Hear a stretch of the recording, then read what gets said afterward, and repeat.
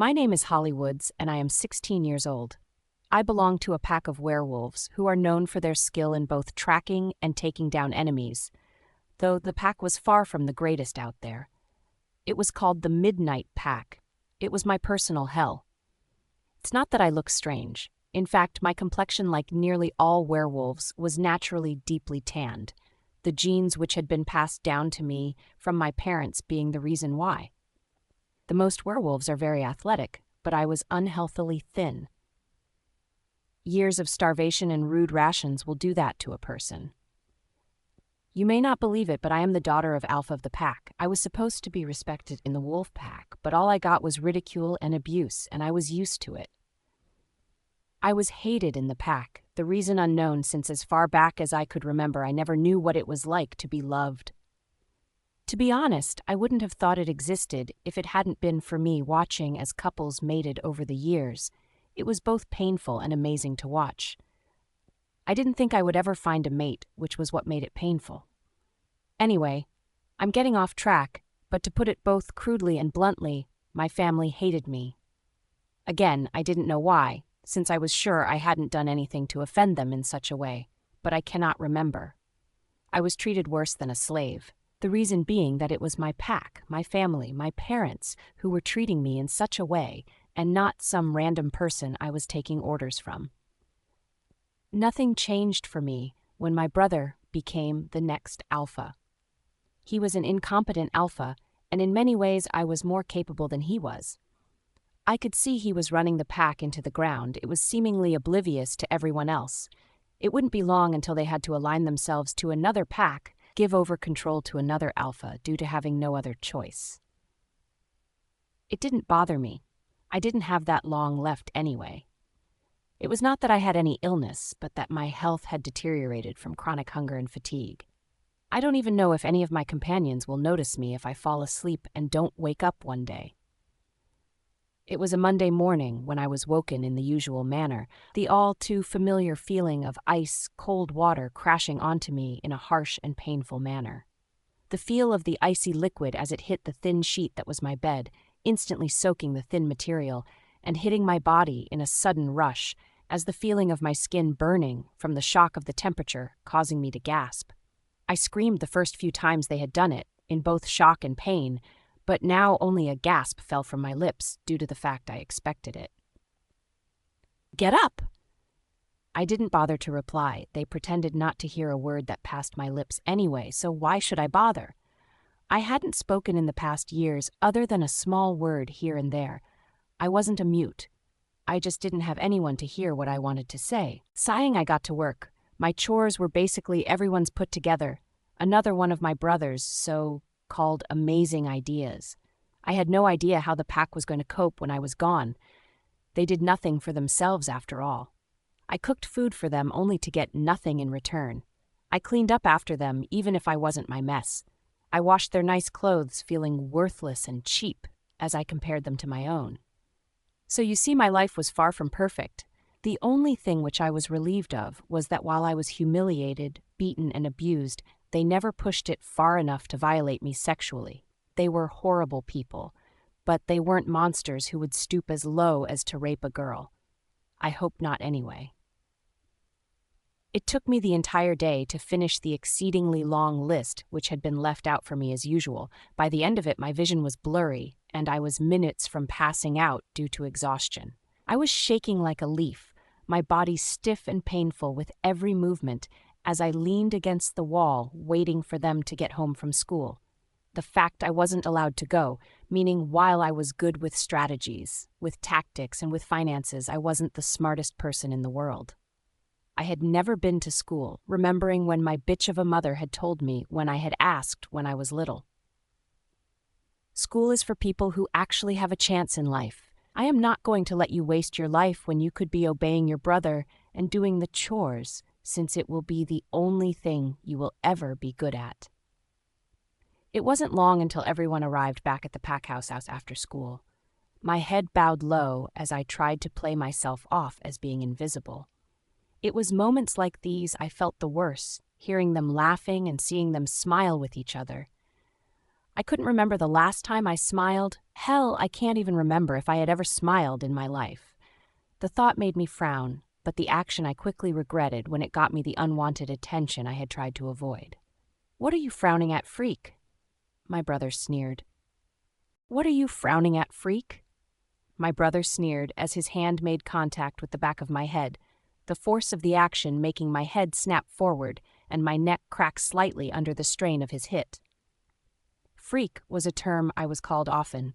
It didn't bother me as much as it probably should have. I didn't reply to his question, my lips firmly shut, as I knew the best and safest way to get out of this was to not respond at all. You must be thinking why that didn't make matters worse, but strangely it didn't. He liked it when I didn't respond. I think it gave him a sense of power over me which he craved. He was a bad and useless leader, not to mention both power, hungry, lazy, and greedy. He may have been only a year older than me, but he acted like a child who couldn't take no for an answer. "Oh, is the freak not answering me?" he continued to taunt, it being nothing I hadn't heard before, as I ignored the sniggers which erupted from all around the room. Surprisingly, though, it didn't seem to be as loud as usual, even though everyone was present. Perhaps they were growing up after all, and seeing that picking on an unhealthily thin girl who was only at the young age of 16 was nothing more than pathetic and cruel. Again, I didn't answer, knowing that all he wanted to hear was the silence. "Go get dinner ready, bitch. And don't think about eating anything, either you're fat enough as it is," he snapped before shoving me in the direction of the kitchen, my hand reaching out to steady my heavily shaking form as I held onto the doorframe for dear life, not wanting to lose my balance and collapse onto the ground. I knew no one would help. Like I said, I was the runt of the pack, the one that nobody wanted around but heavily depended on to run their lives. It was pathetic, but I didn't have long left to suffer through it before my health finally caught up with me and I was buried 6 feet under. After making everyone their food, it taking longer than expected due to my shaky hands making it practically impossible to use a knife safely, meaning my hands were raw and bleeding by the end of it. Thankfully, I didn't get any crap for it, though. But then again, it wasn't until it was time for me to go to bed. It's my form of near collapsing that the thin cord I was hanging onto snapped. The pack seemed to think that it would be funny to ruin the one thing that I cared about, the one thing that brought any kind of happy thoughts into my mind whenever I thought about it. It was my happy place, but the heartless bastards destroyed it without a second thought. It was a single flower that I had growing in a pot in my room. I had managed to keep it alive for years, which was an accomplishment in itself. It was a large white daisy. Nothing special, but it was mine. I loved flowers, how beautiful and free they were, how they provided the bees with pollen to help them make honey. I thought they were amazing, bringing brightness to my day every time I stared at it when I sat alone in the tiny room which represented my bedroom. I remembered the first time I saw it when I ran through the woods, sneaking it up to my room as I brushed the petals of the large daisy whenever I was in a particularly bad mood. It was my safe haven, you could call it. Yet when I saw it smashed on the floor in the center of the room, I knew there was nothing left holding me here. I heard everyone downstairs laugh at my reaction to destroying such a stupid object. I know I couldn't do this anymore. I knew I couldn't stay here any longer. So with that, I grabbed the rags which I had no choice but to call my clothes, and waited until everyone was asleep. I didn't bother to leave a note as I dashed out into the snow. They could rot in hell for all I cared. It was late at night, and I felt very sick with cold and hunger, but the thought of my imminent relief gave me new hope. So with that, I carefully tied the ratted material to my ankle before crying out as I shifted into my pure white wolf, the only color on my thick coat being that one of my paws and my right ear was a deep black, making me look anything but dangerous. It unfortunately hurt me as I shifted formed. Phasing shouldn't have been painful for a wolf, but with my poor health and the fact it had been a while since I had been in this form, it was expected under the circumstances. The pain I knew wouldn't fade. I was far too weak to heal, but my wolf kept me company even if she was her usual quiet self. Unlike myself, she wasn't broken, though she craved a mate, so she had the will to live. Knowing it was impossible to hope for something so perfect, I hobbled through the woods and thick snow, my form unstable as I looked into the distance in front of me through my wolf's eyes. It was so much clearer when I was in this form, everything looking so magical, covered in snow. I kept running, though my speed had slowed, and I knew I was entering the territory of another wolf pack, and that this meant danger. I didn't want to stop. It wasn't until I heard the familiar sound of paws crunching through snow at an alarming pace that I knew I didn't stand a chance against the approaching pack mates. In my state, I couldn't even fight against one, let alone the sound of the 3 wolves who were quickly approaching with aggression in their steps. Their growls rumbled through the woods as the sound seemed to rattle of the trees surrounding me, clearly intending to instill fear on any rogues which ran through the territory I now knew to be theirs. I suppose I was technically a rogue now, considering I didn't belong to a pack due to leaving mine, but I knew I wouldn't have to worry much longer. I hoped they would make it quick and relatively painless when they took me down.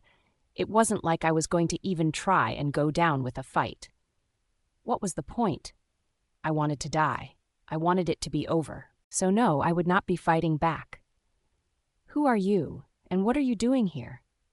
A harsh voice suddenly cut through the air as my ears twitched as they picked up the sound. The low tone of the boy's voice for some reason caused my wolf to whimper at how he had spoken to us. It was confusing. Why was she whimpering? Slowly, I backed myself towards a tree before I could help myself, my legs suddenly collapsing under me as I tried to get as far away from them as possible. For some reason, the thought alone of whoever the owner of that low and husky voice being the one to end me broke me in a way which had me whimpering. It wasn't until I caught sight of him, though, that I was momentarily distracted by his looks. But even so, I continued to try and move as far away from him as possible, as 2 others still in wolf form stood behind him, growling at me with vicious and dark stares. He was tall, I noticed. The fact he not only had an 8-pack, but he practically extruded danger, power, and authority, meaning whoever this boy was, it was clear he was an alpha. He, like all werewolves, was tanned deliciously, his hair pitch black and cropped short as it only slightly swept over his eyes. He was dressed in a simple pair of shorts, clearly just having phased as his previous cold gaze suddenly turned wide in surprise as he took a cautious step forward, causing me to whimper loudly at the sudden movement. What was he doing? I didn't like it. Hey, I'm not going to hurt you, but I need you to phase back into your human form, he said, soothing, his mood doing a completely 180 as even his packmates seemed taken aback by his drastic change in attitude.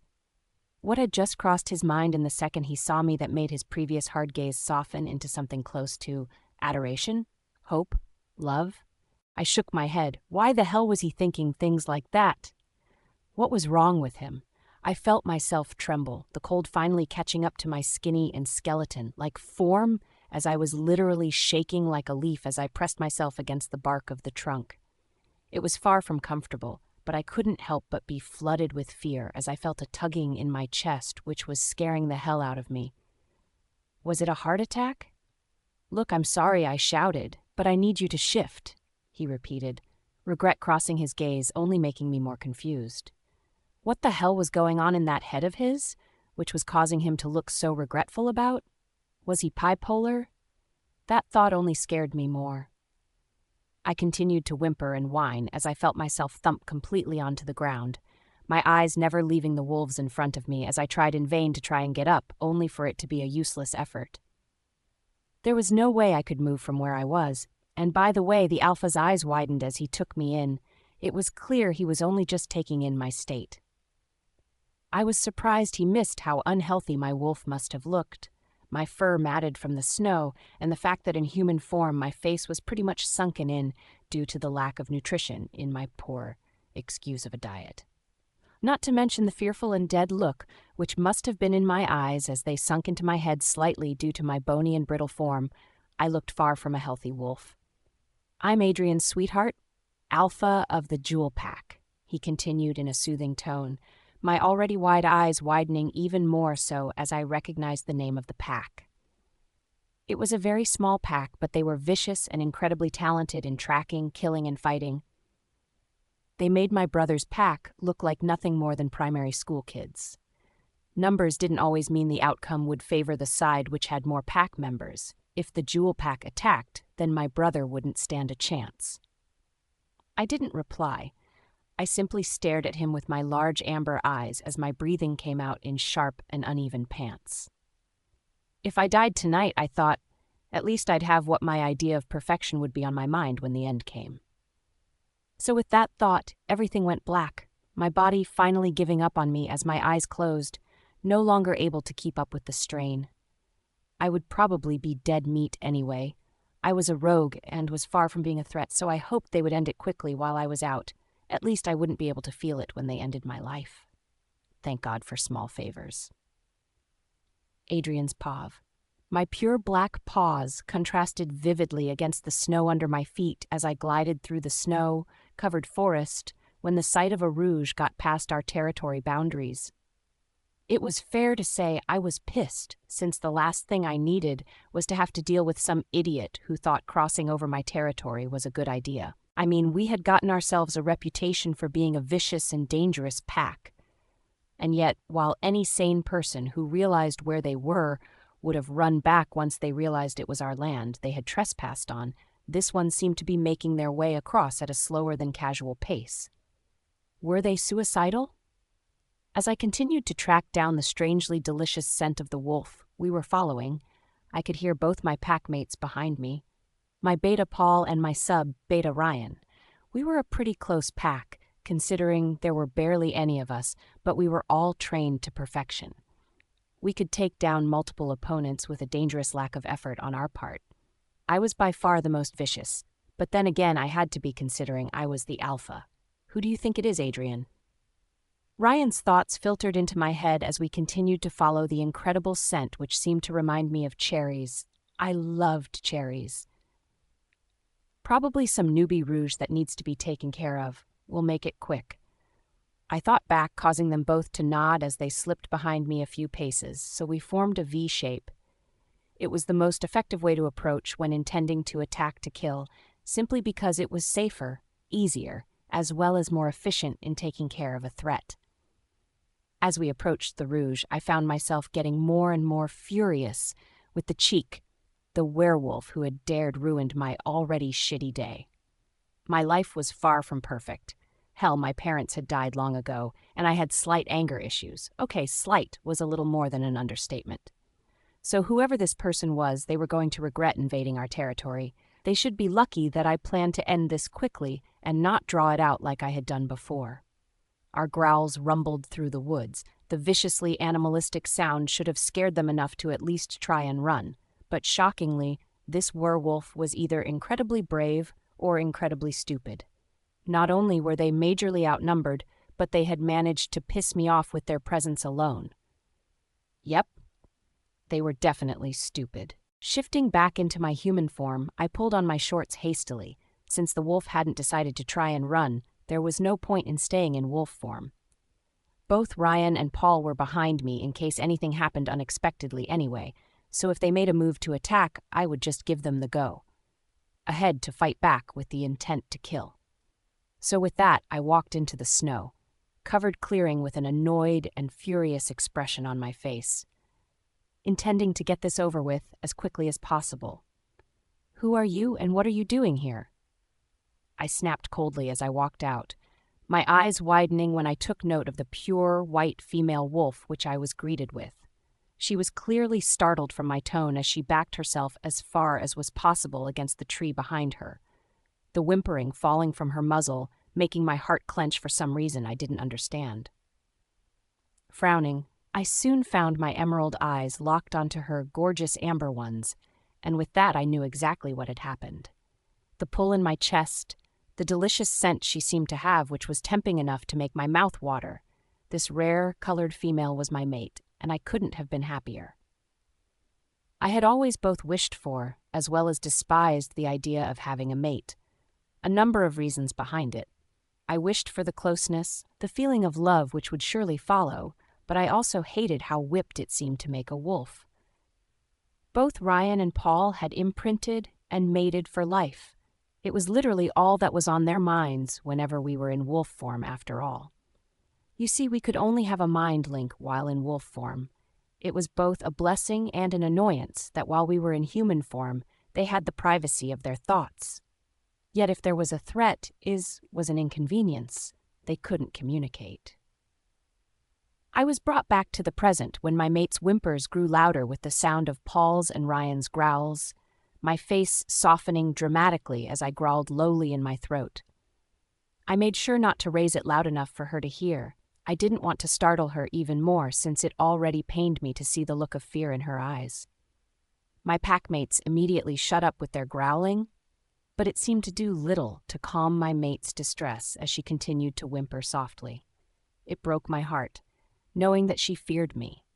Hey, I'm not going to hurt you, but I need you to phase back into your human form," I said in what I hoped to be a soothing tone, wishing to see the gorgeous girl who was hiding behind that incredible wolf of hers. I could tell she had alpha blood in her system due to her impressive size. She would still look petite compared to my own massive black wolf, but she was larger than the average female. I quickly froze, though, when her whimpers grew more and more startled when I tried to step closer, my form instantly freezing to the spot. I couldn't help but gaze at her with adoration and hope. I couldn't believe I had found my everything, and I would not be letting her go anytime soon.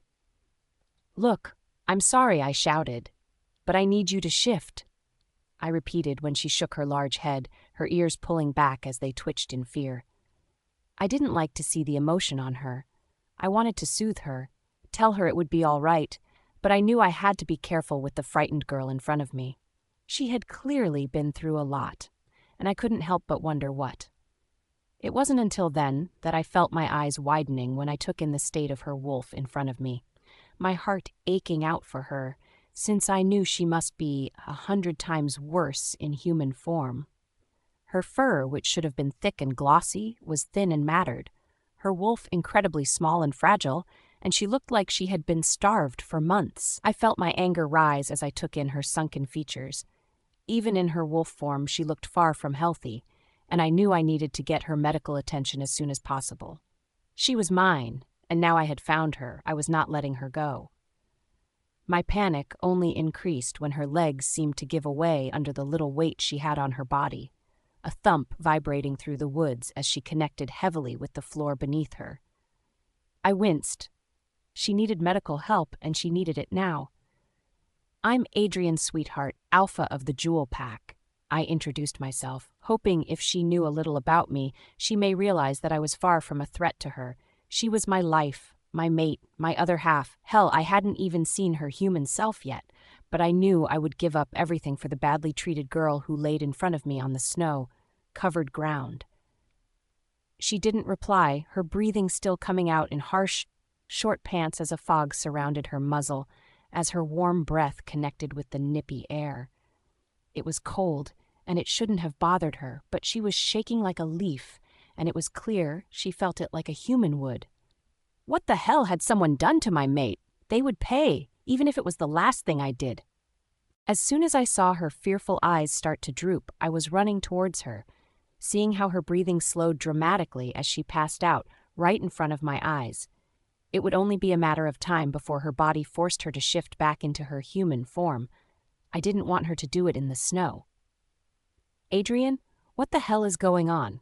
Paul asked as both him and Ryan phased back into human form, identical looks of shock and confusion on their faces as they stared at me in shock. It was obvious to me why I was a grumpy and snappy alpha who lost his temper easily, and while they respected me and I treated them fairly, it didn't mean they had no fear for me. So seeing me fall to my knees and reaching out to run my fingers lightly through my mate's fur had come as a great shock to them. Hell, we had come to kill her. And yet now, I was petting her. "She's my mate." I found myself whispering aloud as I gazed at her, my heart breaking as I took note that I could count each and every rib she had in her body due to her being so thin. What the hell had she been through? The wet snow had washed away any scent, so she could have come from a pack, but I couldn't tell. But why would she risk her life to run across our territory in the bad state she was obviously in? Well, shit. Ryan gaped in surprise, though both him and Paul were grinning widely until they took in the state of my girl. What the hell happened to her? I don't know, but we need to get her inside. Call the pack doctor, I ordered, as I easily picked up her light from, careful not to hurt her when I jolted her massive form to get a firm but soft hold on her. Even in wolf form, she was way too light for what she should be. I didn't even have to strain when I gathered her large form in my arms, which wasn't good news. It may have looked slightly amusing if we were spotted by a human, how an apparent half-dressed boy of 18 was carrying a wolf that was roughly the same size as a horse with no effort at all. Yep, we looked quite the sight. As my order ran out through the woods, both Paul and Ryan immediately shifted and sprang into action, as I gently jogged behind them with the mystery girl who was my mate in my arms, wishing I could go faster, but I knew she was incredibly fragile right now, even in her wolf form. Reaching the pack house, I ignored the curious pack members who were staring wide-eyed as I dodged past them and into the pack house, heading straight for my room as I did so. I knew they were frozen in shock. It isn't every day a temperamental alpha such as myself brought home a passed-out female in wolf form with the intention of mating with her when I had gained her trust. Yep, definitely not what they would have expected when they woke up this morning. Reaching my large room, I kicked open the door before laying her down on my sheets, not caring that she was soaked through, as my black sheets were immediately going damp. She was more than worth it. Hell, she was my everything, and she didn't even know it yet. It didn't take long for the pack doctor to come running up, the young woman gasping as she took note of the young wolf lying on my bed. I was thankful that she was a female. I wasn't sure I could let a male near her when she was in such a weakened state. Oh my, Lisa breathed as her eyes scanned over the matted white wolf, my fists clenched and my form stiff. She looked at me for permission to approach her, and I quickly nodded. The faster she got to work, the faster my mate would wake up and I could get to know her. We need to wait until she shifts back into her human form. Shout me if she shows signs of phasing back. I need some warm water, she stated in a soft but firm tone, causing me to nod. Right then she could scream orders at me and I would follow them through without a second thought if it was to do with my mate's health and safety, but it would be the only time. Knowing this, I nodded, watching as she bounced to her feet before sprinting down the stairs, the sound of a tap turning on being brought to my attention. As soon as she was gone, I was at my mate's side, my fingers lightly brushing her fur as it felt thin and wiry under my fingertips. What had my angel been through to come out like this? It clearly wasn't good, and I planned to find out as soon as she trusted me enough to tell me about herself. Hopefully it would be sooner, rather than later. "Lisa?" I ordered when I felt her start to shimmer and shake under me, the realization that she was about to phase causing my alpha order to rumble through the house, causing a number of packmates to gasp. They, much like Ryan and Paul, knew not to approach. My room was on the top floor and they knew to avoid it at all costs. Hell, whenever I felt or heard them approach the floor, growls rumbled in my chest, instantly causing them to freeze and scurry off as they should. I didn't want them disturbing my mate, so they didn't. Holding open the door for Lisa when she came running in, warm water sloshing from the bowl in her hands, as her hastiness caused my plush carpet to grow damp, much like my sheets. She shot me an apologetic look, but I waved it off, like I cared about some bloody carpet when my mate was in the state she was. "You poor girl," I heard Lisa breathe as my breath caught in my throat, my eyes glossing over and my hands clenching tightly into fists as my mate suddenly appeared in her human form as she laid on my sheets still unconscious. She was beautiful, but she was far from being what anyone would consider healthy. She had thick, raven-colored hair, which was strangely the same color as mine. Her skin tone, the usual tanned complexion, but it was far from a healthy color due to it being paler than it should have been. She had to be around the age of 16, maybe 17, so she was a few years younger than me, but I wasn't bothered. She was my angel, like age mattered. And it wasn't like it was illegal. It was her body which had me shaking in rage, though. She was practically a skeleton which had a thin layer of skin stretched over it. Her bones poked out at all angles, telling me that if she had a lot more meat on her bones, she would be deliciously curvy. Her legs, while thin, were incredibly long, and while I would practically tower over her since I was taller than 6 feet, that again didn't bother me. She would be mine to look after, to protect, and I wouldn't be taking my responsibility as her mate lightly. I watched Lisa with keen eyes as I followed her every movement as she looked over my mate. My eyes trained on each and every action she made. I could tell I was making her nervous, but she didn't complain, rather going into doctor mode as she continued to do the job which she had trained for. A pack doctor was a respected and learned profession. Due to not being able to be taught in doctor skills by a human, both our blood and body's healing and being different meant it was pointless. Instead, the elders taught and passed down the knowledge to the pack, but only a few, such as Lisa, who were interested in it enough to learn more to be a pack doctor. She was incredibly respected and looked after within the pack, and while she wasn't our only pack doctor, but she was by far the best, meaning it would be her job to teach others the knowledge of healing. It was where most packs went wrong, not passing down the knowledge and such, meaning it would affect the entire pack later on. There weren't many of us, but we made sure to look after her own. "I need some more water," Lisa stated as the bloody and dirty bowl sat near her knees as she propped herself up over the bed to run the cloth over my mate. My eyes trying to avoid the fact that while my mate was injured and unhealthy, she was still incredibly naked and lying on my bed. Nodding, I was in the kitchen in no time, ignoring the looks I received as I grabbed another large kitchen bowl and waited impatiently for the water to heat up. What the hell was up with our plumping? Some sane part of my mind knew that I was being impatient, but my wolf wanted to return to me unconscious mate, and to be honest, so did I. "She all right, mate?" Paul asked as he watched me fumble around with the water, my head snapping in his direction as I gave him a cold look which had him flinching. I didn't feel guilty. They were used to it by now after all and knew what to expect when I wasn't in the best of moods. You could hardly blame me, though, considering my sick mate was upstairs in my room with no one other than Lisa. I was a little bit on edge. "When I find the pack who did this to her, I will slaughter them," I snarled out, causing Paul to instinctively push a confused Lily behind him. It was by instinct he was protecting his mate, and even though there wasn't a threat, just the thought that there could be one was enough to explain his protective actions. "I take it she's in bad shape, then?" he asked with a wince, my cold looking telling him what he wanted to know. "You need anything, then, tell us, Adrian," Lily said softly from behind Paul, my eyes staring blankly at her before I nodded in thanks.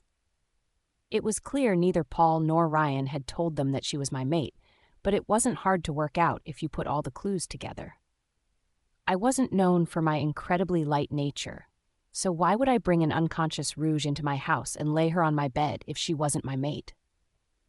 Grabbing the bowl, I sprinted up the stairs, careful to try not to spill any, but I knew I would have to make a mental note to wipe down the stairs if nobody else came across the mess before me. Reaching my bedroom, I entered only to find Lisa in tears, the bowl completely forgotten as I tensed in alarm. I knew my angel was still alive. I could hear her heartbeat, so why was the pack doctor crying? What the hell was going on? "What?" I snapped out, both worried and angered. Worried for my mate's well-being and angered that I had left when Lisa had clearly found something. Why hadn't I just gotten one of my pack mates to get it for me? Oh, that's right. I refused to let any of them even close to my room at the moment due to my mate. Being an alpha, I would be even more protective of her, but I was naturally quite possessive anyway, so my emotions weren't coming as a shock to me like it would most. "You're not going to like it, Alpha," Lisa whispered as she grabbed the bowl I was holding, soaking the cloth before pressing it against my mate's forehead in a soothing manner. I couldn't help but growl at her comment. What wouldn't I like? If it was something to do with my mate, then I needed to know. She was my life, my everything, and if something was wrong, then it was my business to know. "Tell me," I demanded, causing her to flinch. I couldn't bring it in myself to care when she knew something about the state of my mate's health. If she didn't tell me, then I would force it out of her. She may be a friend and a pack doctor, but when it came to my mate, she was nothing. Harsh, I know, but ask any other mated couple, and they will tell you the same. You can live without a pack, you can't and won't want to live without your mate. She isn't healthy alpha, far from it. It looks like she has not only been starved, but worked to the point of exhaustion. If you hadn't found her, then she wouldn't have survived the night. She whispered through glossy eyes, my fist colliding with the wall, causing it to break under the force I applied to it. I couldn't believe what I was hearing. Someone used my mate and then just tossed her aside like an animal. What the fuck was wrong with some people? Yep, they would definitely pay for ever harming what was mine. I would be seeing to it personally. Will she be okay? I asked, actually fearing the answer. Her heartbeat sounded stronger, yet she had yet woken up. To be honest, I didn't know what I was going to say to her when she did. Clearly, she had been through a lot, and while I wanted to know why and what she had been put through, I knew that getting her better and gaining her trust was a lot more important at the moment than revenge. I could live without revenge.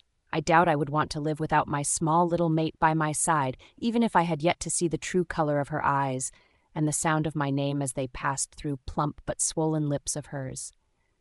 Yes, I could wait. It was a few days that my angel had been with me and she had yet to wake up. I had started to worry until Lisa said it was normal and that my mate was just recovering from her shifting. Apparently, it hadn't been the best thing my mate could have done, shifting requiring a lot of energy and such, meaning her body was trying to pull itself together. It wasn't until a few hours past midnight on the third day that she was out that her breathing pattern suddenly changed, it instantly having my attention as I threw the book I had been reading on my floor and stared at my mate as her breathing increased slightly. I hadn't left her since she had first arrived at my home. I had done nothing more than watching her as I dressed her in one of my shirts and the smallest pair of my boxers I could find.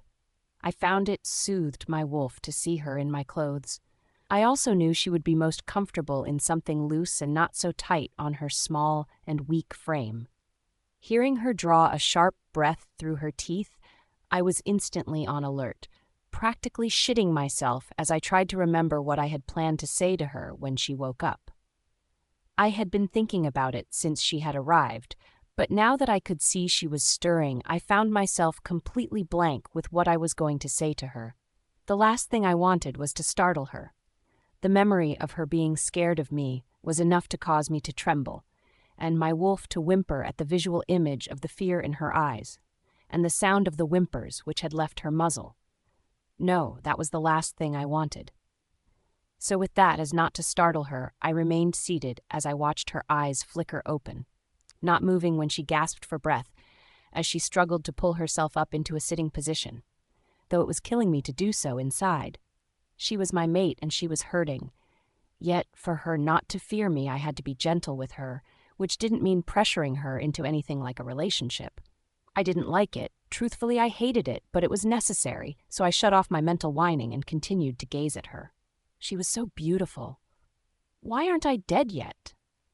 Okay, that was not what I expected to hear my mate say when she first spoke, and while I took note of how deliciously soft and airy her voice sounded, I couldn't help but feel my grip on the chair I was on tighten drastically, and my eyes to darken to a near black. Was she serious? Did she want to die? What the fuck was going on? Since it was clear she hadn't noticed me yet, I stayed quiet, even if it killed me to do so. I still couldn't believe what I had just heard. She couldn't wish for death, could she? I mean, she was my mate. She was mine. I watched as she finally seemed to snap out of it, her tiny form looking smothered in my clothes. But she did nothing but frown slightly as she took in my room before a startled yelp left her mouth when she saw me sitting in the corner on one of my large chairs, my eyes trained on hers. You're, She stuttered out, her voice hoarse, and my concern only grew as I took note of her rapidly shaking form. It was far from cold in here, so why was she shaking? I had made sure to light the fireplace in my room as soon as I had brought her here. She shouldn't be shaking. I'm Adrian, sweetheart. I smiled softly as I gazed at her, wondering what was going on in that pretty little head of hers. the nickname again just slipping out before I could help myself. She didn't seem to mind, but I couldn't help but take in the confused expression on her face as she scrunched up her features in the most adorable way. God, I was already sounding like a sick puppy, and I knew nothing about her. "Why aren't I dead?" she asked bluntly, causing me to growl lowly. I didn't like her talking like that. "Please stop saying that, sweetheart," I pleaded as I slowly rose from my seat, watching as she scrambled away from me, causing me to raise my hands in surrender, my heart aching at the startled look of fear in her eyes. "I don't understand," she whispered as she continued to back away before she could go no further, her back hitting the headboard of my bed, preventing her movement. I couldn't help the purr which vibrated from my chest as I tried to soothe her shaking form, watching as she jumped slightly at the sound before slightly relaxing from her previous stiff position. It was a relief. "You passed out, sweetheart. I brought you back to my pack house," I stated, trying to work out whether it would be a good idea to tell her we were mates. It was clear she hadn't figured it out yet, so was it better to tell her out, right, or to wait till she figured it out on her own? Fuck, I wasn't good at this sort of thing. When she didn't reply, I slowly made my way towards the bed, relieved that I'd thought to put on a shirt, since if I had been half naked, I was sure I would have startled her. She was already timid. I didn't want to make it worse by her thinking I was pressuring her into anything. I would never harm her. She was my life, my everything, my mate. "Are you hungry?" I asked, my eyes moving over her too thin of a form as I did so. It would only take me minutes to get her something to eat. I didn't like seeing her so thin. Whatever I must have said seemed to shock her to her core, her eyes wide and mouth open as she just stared at me. To be honest, her reaction confused me. All I was offering her was food, so why did it seem to shock her so much? "Your food," she stuttered out. I would have thought it was adorable if I wasn't still confused by her reaction. Gently, I sat on the edge of the bed, taking note that she didn't seem to notice as she continued to stare at me, her stomach rumbling, telling me she was more than a little hungry. "I'll get you some. You sound hungry," I stated as I jumped off the side of the bed, her face still a picture as I quickly headed to the door as to provide for my mate. She was hungry, and it looked as if she had never had a proper meal in her life. It was a shame I didn't know just how right I was. Running down the stairs, I took to them 2 at a time as my heavy feet pounded with each step I took, my packmates literally jumping away from me as I headed straight for the kitchen, where Ryan sat with a few others, his own mate vising her parents at the other pack house. "I heard she woke up, mate. How is she?" Ryan asked as he munched on a piece of toast which looked like it was more than a little well done. I ignored him for the moment before cursing when I realized I hadn't asked her what she wanted, but then again she looked so hungry I doubt she would mind. The thought both pained me and pleased me. She wasn't healthy.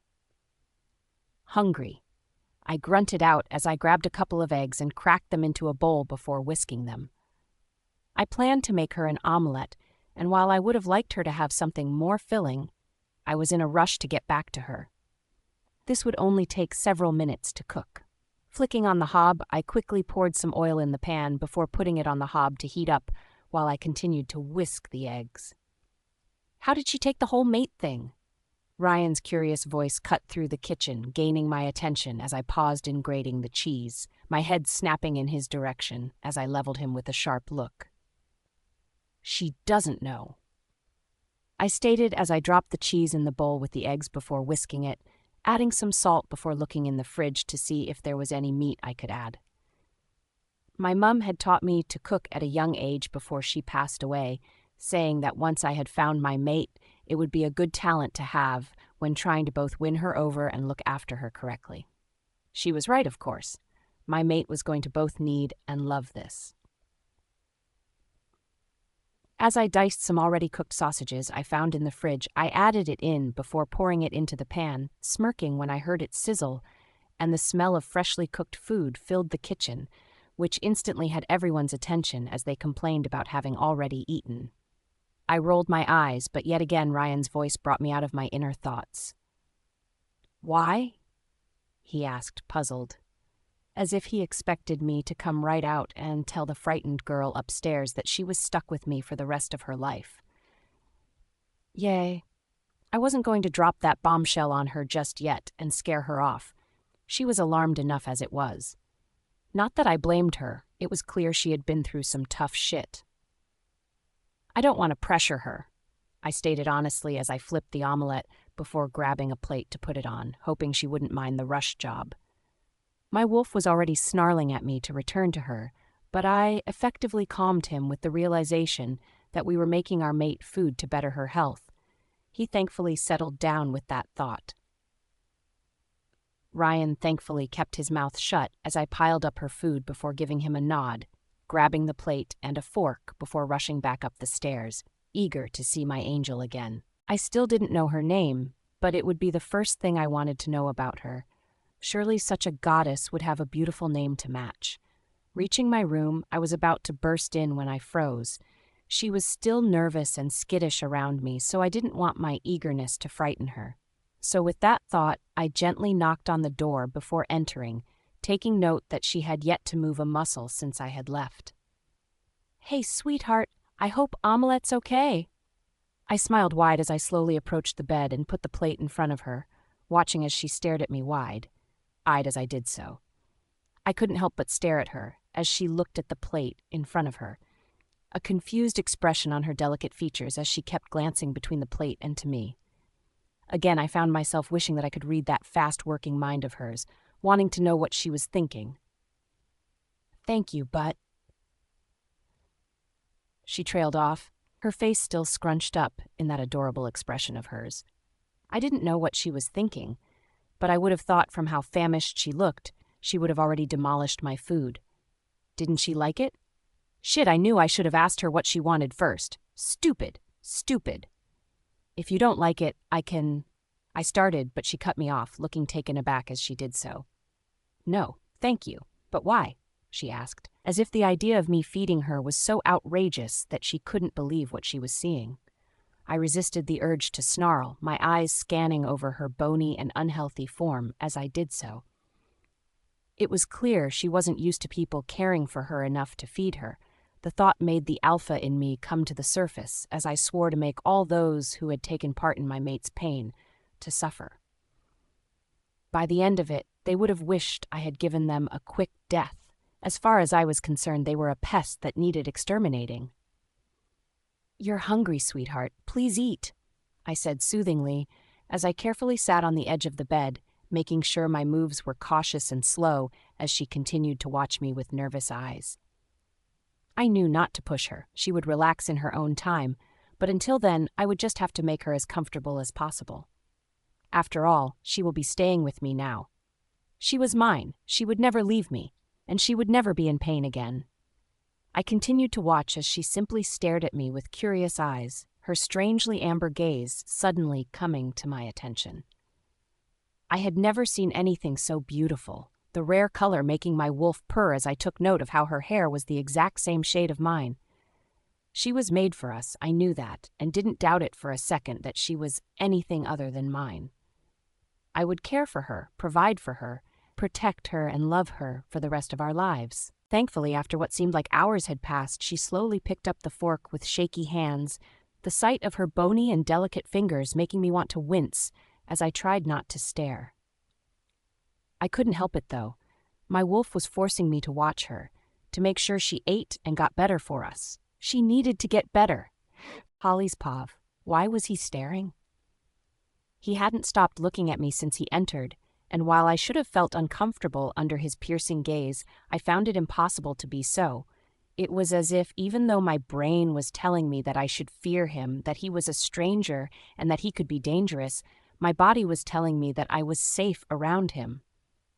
I didn't know what to think, but all I knew was when he offered me food, I was stunned into complete and utter silence. I couldn't help but scrunch up my features in confusion as I stared at him, the fact that he had returned with food only minutes ago only increasing my confusion. Why was he doing this? He had to have an alternative motive, right? People just didn't go around helping rouges they had planned to attack, especially not an alpha like himself. It was a few long minutes after he took a seat at the edge of the bed that I slowly reached for the fork, watching him with keen eyes in case he changed his mind. I expected him to snap, to say it was all a joke before he attacked me, but again my body, my wolf, wouldn't allow me to. Surprisingly, she was quiet, as if she was contemplating what was going on and why she suddenly felt almost at peace with herself. What was going on? When he didn't make a move to stop me, I breathed in deeply, the heavenly scent filling my senses as I nearly moaned at the aroma coming off the food. While his cooking was nice, it being the first full meal I had ever been given, I found his own natural scent smelt better. It was musky and masculine, making it clear that he was a powerful alpha who meant business. Again, I found myself wondering why he was being so nice to me, my body accepting it, but my mind was whirling due to never having been treated like this before. Even if it was a joke before he attacked, it would be a nice memory before everything went black, I thought. "Please eat, sweetheart," he breathed with a smile, watching my movements as he did so. He hadn't stopped staring at me, his amazing hazel eyes, which looked so much like caramel. I was shocked to find that there wasn't that much different between the colors of our eyes, mine just slightly more vibrant, making them look amber. It soothed me, knowing how gorgeous his eyes were. I rapidly shook my head at the thought as soon as it had crossed my mind, feeling shame and self-loathing set in, as I realized that such an alpha would never look at me in that way. I was put on this earth to be unloved and hated. I had gotten used to it by now, and I knew that nothing was going to change that. He will have his fun with me, trying to raise my hopes of something better from life before taking it away from me when he was bored. Taking a shaky breath, I continued to stare at him, not being able to help myself as I did so. What did such a beautiful and handsome man want with me? I could tell he looked to be a few years older than me, maybe 18 or so. I wondered how long he had been alpha for.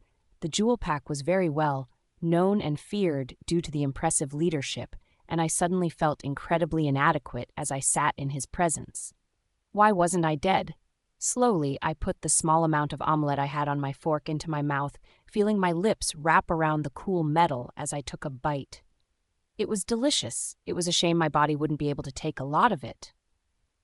Due to being starved for as long as I have, your body can no longer accept large amounts of food without making you feel sick. So as I took a small bite, I knew that while it tasted so good, I wouldn't be able to enjoy as much of it as I would have liked to. Even though I found myself smiling at him, something which, while took a lot of effort, seemed to come naturally to me as I looked away shyly. It seemed to please him, though.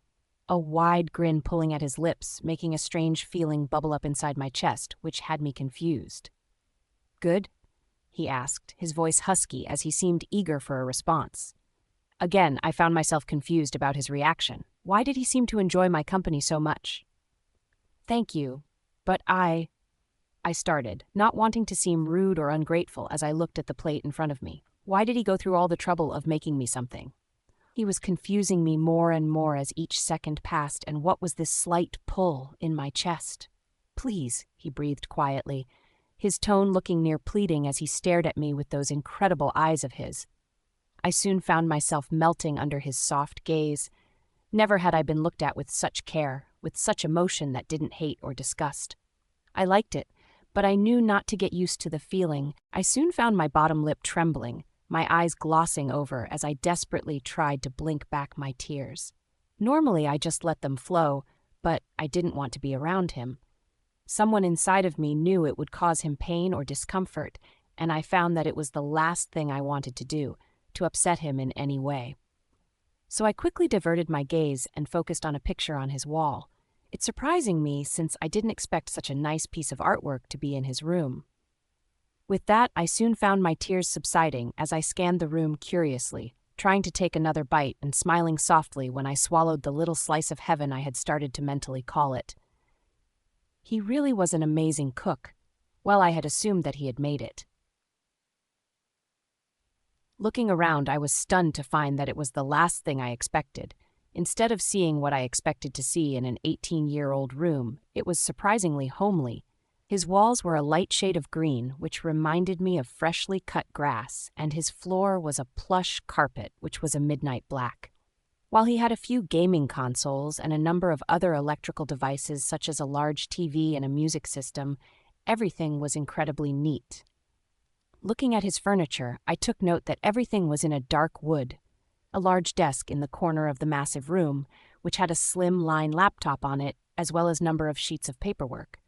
It was clear he used his room as his office as well, my eyes continuing to take in the room in front of me as I continued to feel his curious and intent gaze on me. Again, it didn't bother me. Strangely, it actually made me feel kind of safe. I suddenly couldn't help but smile when I saw that he had a large flower sitting on the windowsill in his room, my eyes trained on the bright yellow petals as I did so. I couldn't help but tilt my head to the side as I continued to take it in, my fingers twitching with the urge to touch it, but I didn't dare. He may have been unusually kind to me so far, but the last thing I was going to do was push my luck. "You like flowers?" he asked as he suddenly pulled me out of my thoughts, his question catching my attention as I snapped my head in his direction before wincing at the strain it put on my neck. I love flowers," I said in an almost dreamy tone as I returned to gazing at it, suddenly feeling a whole lot more comfortable here as I slowly crossed my legs as I continued to stare at it. While the petals were a bright shade of yellow, the center was a vibrant orange, the inner part of the petals the same color as they came out from the bud. I had never seen anything like it. It was incredibly exotic as well as beautiful. "It's an orange and yellow gazania," I heard him say in that deliciously husky tone of his, causing me to nod, suddenly finding my form relaxing. Flowers and plants had always seemed to have that soothing effect on me, as if it made my life seem a whole lot brighter as I stared at the attractive colors. "It's beautiful." I found myself sighing dreamily, a soft smile on my lips, but I still ached to touch it, to stroke the light petals in a soothing manner. I swore I heard him say, "So are you," but I knew I must have been hearing things. I was anything but beautiful. I didn't kid myself into thinking that I was. I had been reminded enough to know that I was far from pretty. "Would you like a closer look?" he asked after a few seconds, again seeming eager to talk to me.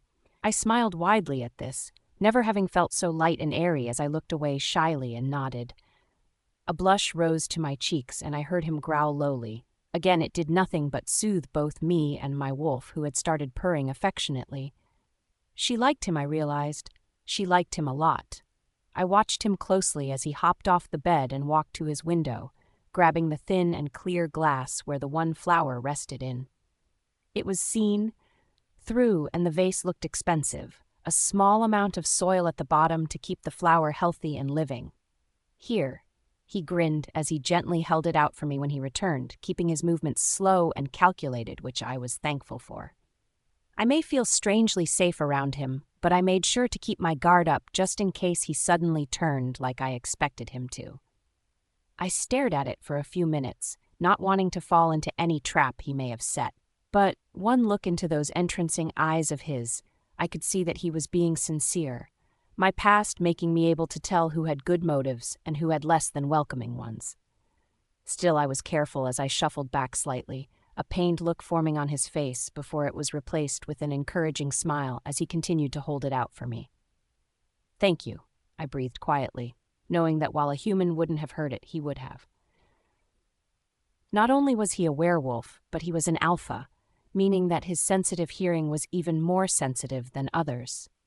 With me, being a daughter of an alpha, mine was similar, but it wasn't always a perk since I had been forced to listen to years of taunting, which I wouldn't have had to listen to if I hadn't had alpha blood running through my veins. Slowly, I reached a shaky hand out to reach for it, a smile still on my face as I felt my fingers brush against the coolness of the glass. It was when my fingers accidentally brushed his thought that a yelp left my mouth as I hurriedly backed away from him as quickly as I could.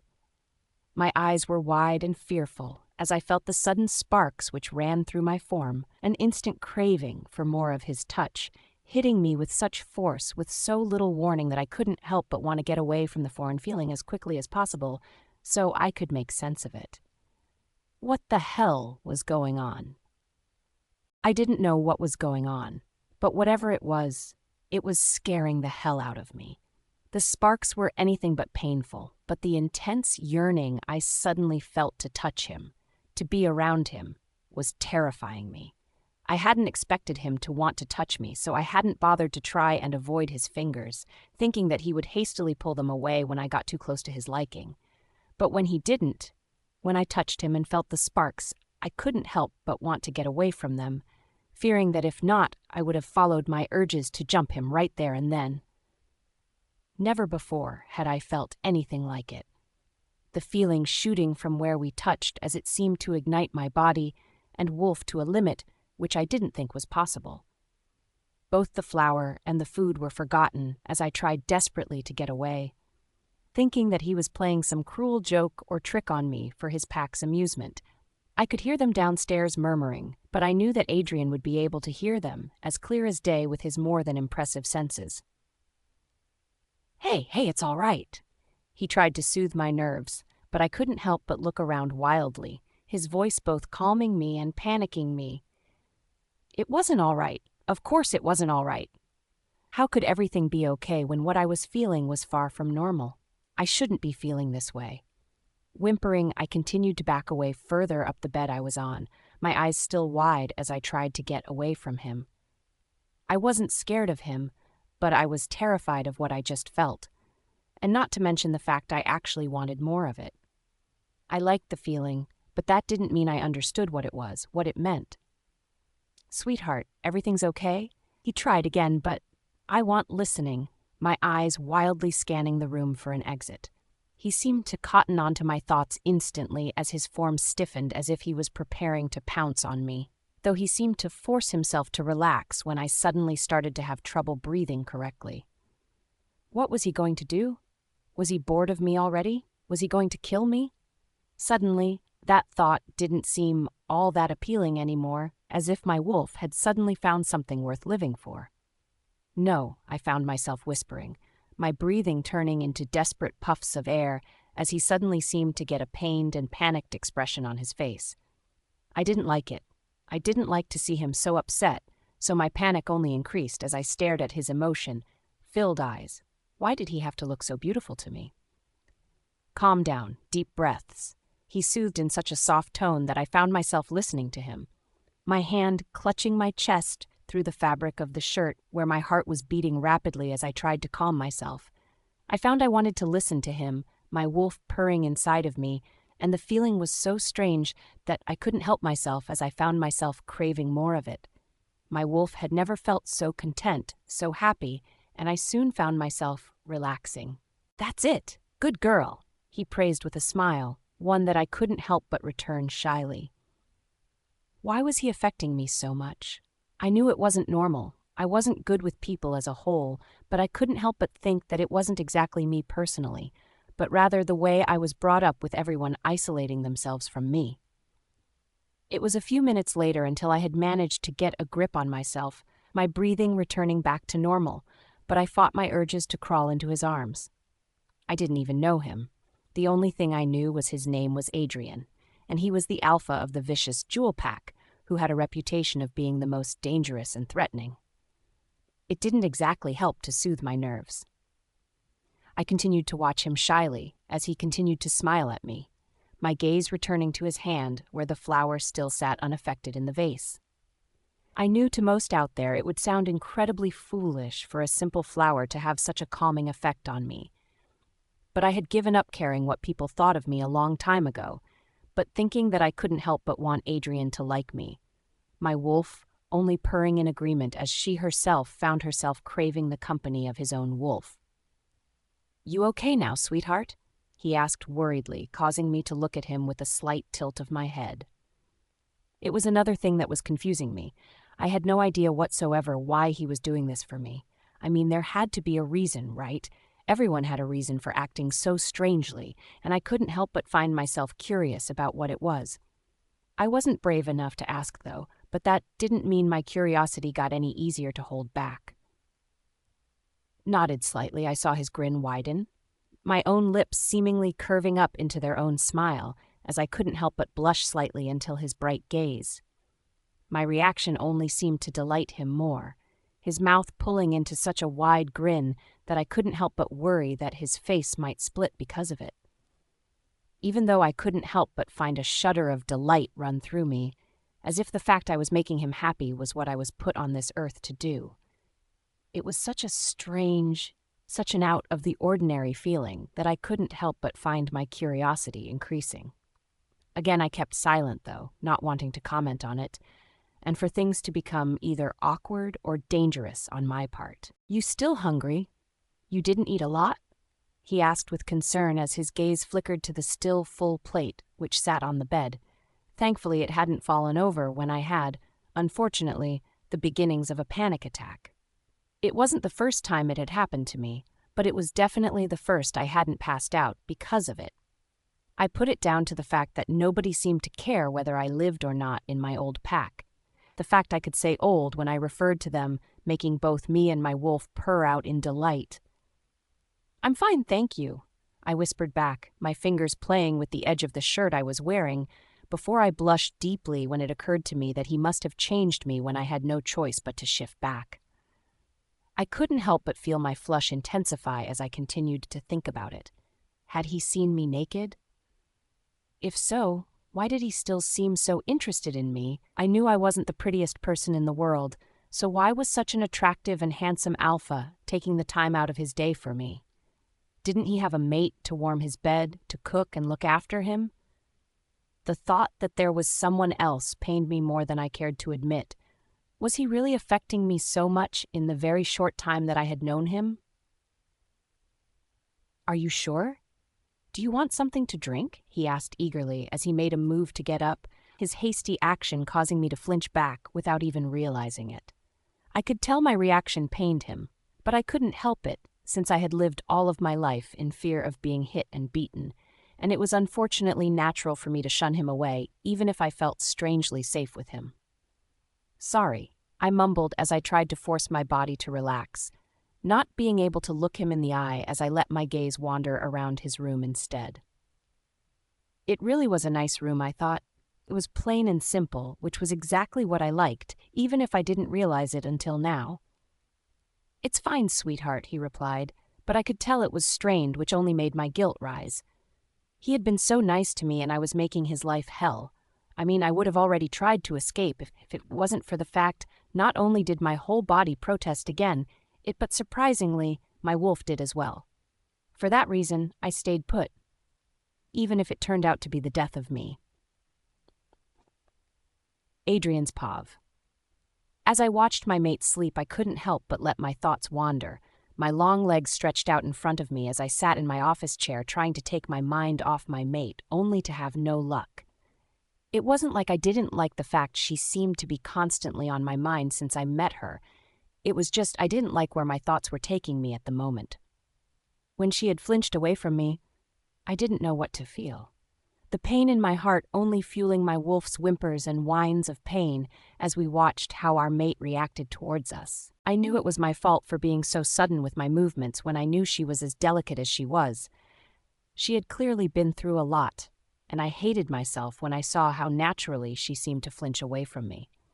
I knew not to take it personally, but the fact that sometime in her life she had been treated so barbarically only seemed to fuel both my curiosity and anger at who had harmed and damaged my mate in such an unforgivable way.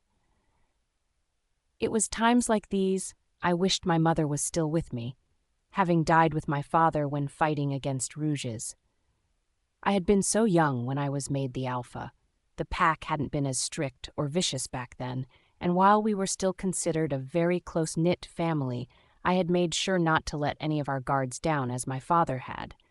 He had been too lenient with them all. He had been a brilliant alpha and father, but his kind and forgiving nature led to the death of him. I didn't blame him for my mother's death. She died fighting for the man she loved, and I respected her for that. I was an only child, so I was alone when they both passed, but as I grew close with the pack, I knew we had to seriously toughen up. Sighing quietly as not to disturb her, I couldn't help but lean back in my chair as I rubbed my face with my hands, my eyes yet again wandering to my mate as she laid curled up in the sheets. She had been both stunned and taken aback when I told her she could sleep in the bed and I would go elsewhere, only to return as soon as I heard her breathing even out, letting me know that she was asleep. I knew it would help her sleep if I was near her. Well, that was the excuse I was using anyway, as I continued to gaze over my beautiful but severely unhealthy mate. Who could do this to such an incredible girl? I knew that I had to reluctantly address the pack and let them know about my mate, my brows pulling into a frown when I realized I still didn't know her name. Why hadn't I asked her that first? Oh, that's right. Not only was I too distracted with the sound of my mate's beautiful voice, but I was too eager to get some food into her system to ask her. I made a mental note to bring it up as soon as possible, wanting to know the name of the girl I wanted nothing more than to spend the rest of my life with. With pure reluctance, I heaved myself out of my office chair and headed towards the door, my hand gripping the handle as I glanced at her one more time before leaving. Her face was buried into my plush pillows, her raven black hair sprawled out around her, making her look nothing short of magical. It may have sounded incredibly cheesy, but I found it hard to care, especially when I was finding it suddenly difficult to leave her side, even though I knew it was necessary for me to do so. Sighing, I heading downstairs after shutting the door as gently as I could, holding my breath as I heard her stir in her sleep. Thankfully, she didn't wake up, though, mumbling something about flowers which brought a smile to my face. I had already made a mental note to fill the pack house with them. It was clear they had a calming effect on her, and that's exactly what I wanted. I didn't want her to fear me. I wanted her to love me, but I knew not to rush things with her. If I pushed her too hard, then she would freak out and isolate herself. That was the last thing I wanted her to do.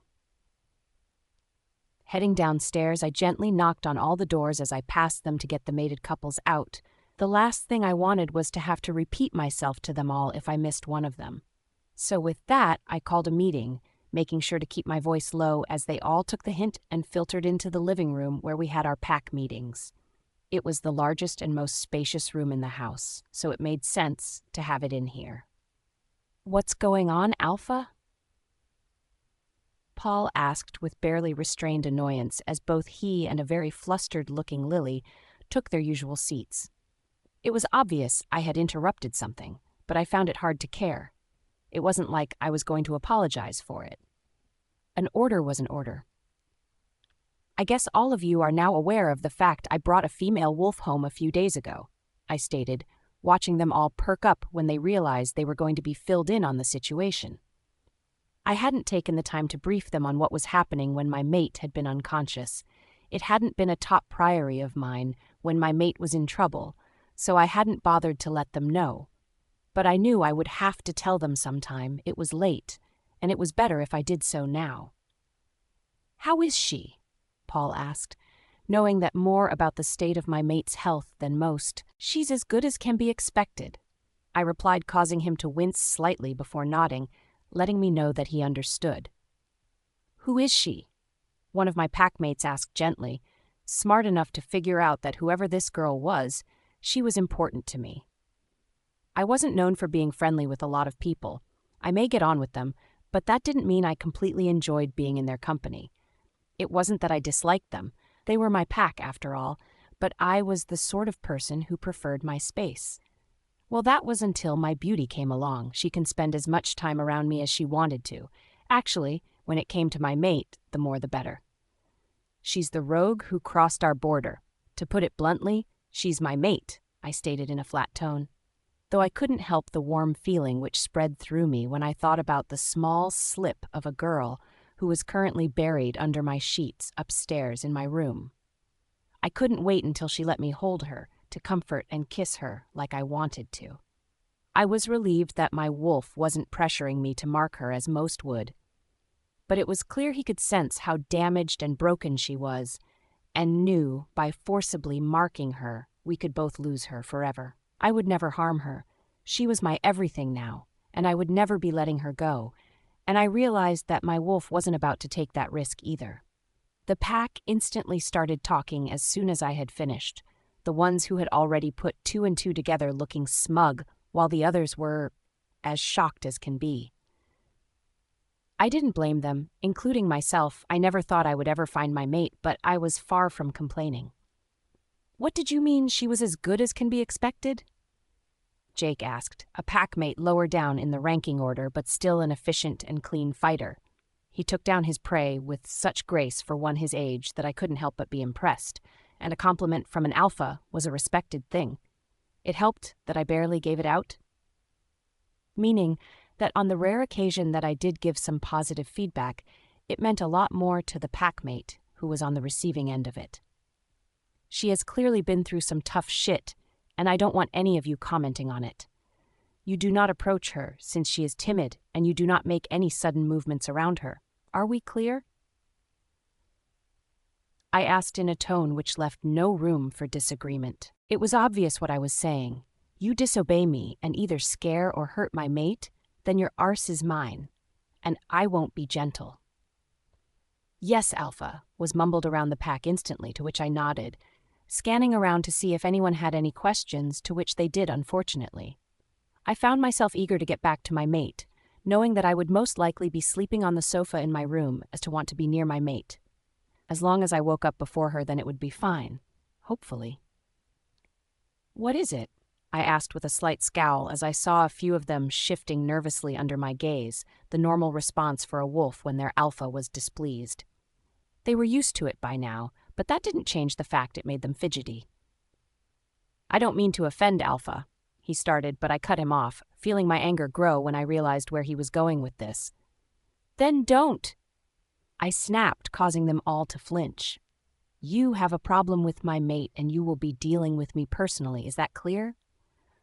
I snarled out, watching them all nod as they replied with a "Yes, Alpha." I knew they were worried in case my mate was a spy for another pack or a threat, but they should trust my judgment. There was no way in hell my mate was anything other than kind-hearted. If she was a spy, my wolf would have sensed the deceit on her, my even more sensitive senses picking up on her emotions if she was being anything other than honest. Frankly, the fact they thought my mate was anything other than pure pissed me the fuck off. "Sorry, Alpha," he mumbled, causing me to nod with narrowed eyes, pleased that he had learned his place. Sending everyone back to their previous activities, I rolled my eyes as I watched Paul sweep a giggling Lily in his arms before bouncing up the stairs before freezing when he heard my warning growl. Let's just say everyone was a lot quieter afterwards. Holly's Pav. I never used to sleep well, always fearing that I would be violently awoken or the nightmares would cause me to wake up screaming. It was something I had gotten used to, not being able to risk closing my eyes in case horrible images flashed behind my lids when I let myself relax. Things I remembered which I wanted nothing more than to forget. It was painful for me to see them again, to recall the unforgettable aspects of my life that my innocent self had been forced to witness and endure as I was growing up. Surprisingly, I didn't pity myself. I knew that somewhere out there someone must be worse off than I was. It was what kept me sane, trying desperately to look on the bright side of life, even when I look back on it now and want nothing more than to cry my eyes out. So when I didn't normally sleep well, I couldn't help but realize as soon as I started to wake from my sleep that it was the first time in my life that I have ever slept without waking up screaming. I couldn't help but tense, wondering if I had been drugged in my sleep only to relax my form slightly when I realized I was surrounded thickly in a scene which had my wolf purring in delight. I knew whose it was. I would be able to recognize it anywhere now. Adrian. I still had no idea what he wanted with me. Why he was wasting his time with a broken girl who had nothing to her name.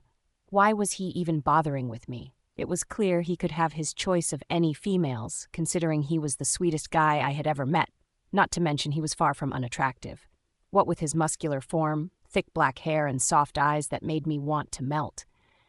But I knew I didn't stand a chance. I mean, what would he want with a skinny and unhealthy-looking girl who could probably break with the gentlest of touches?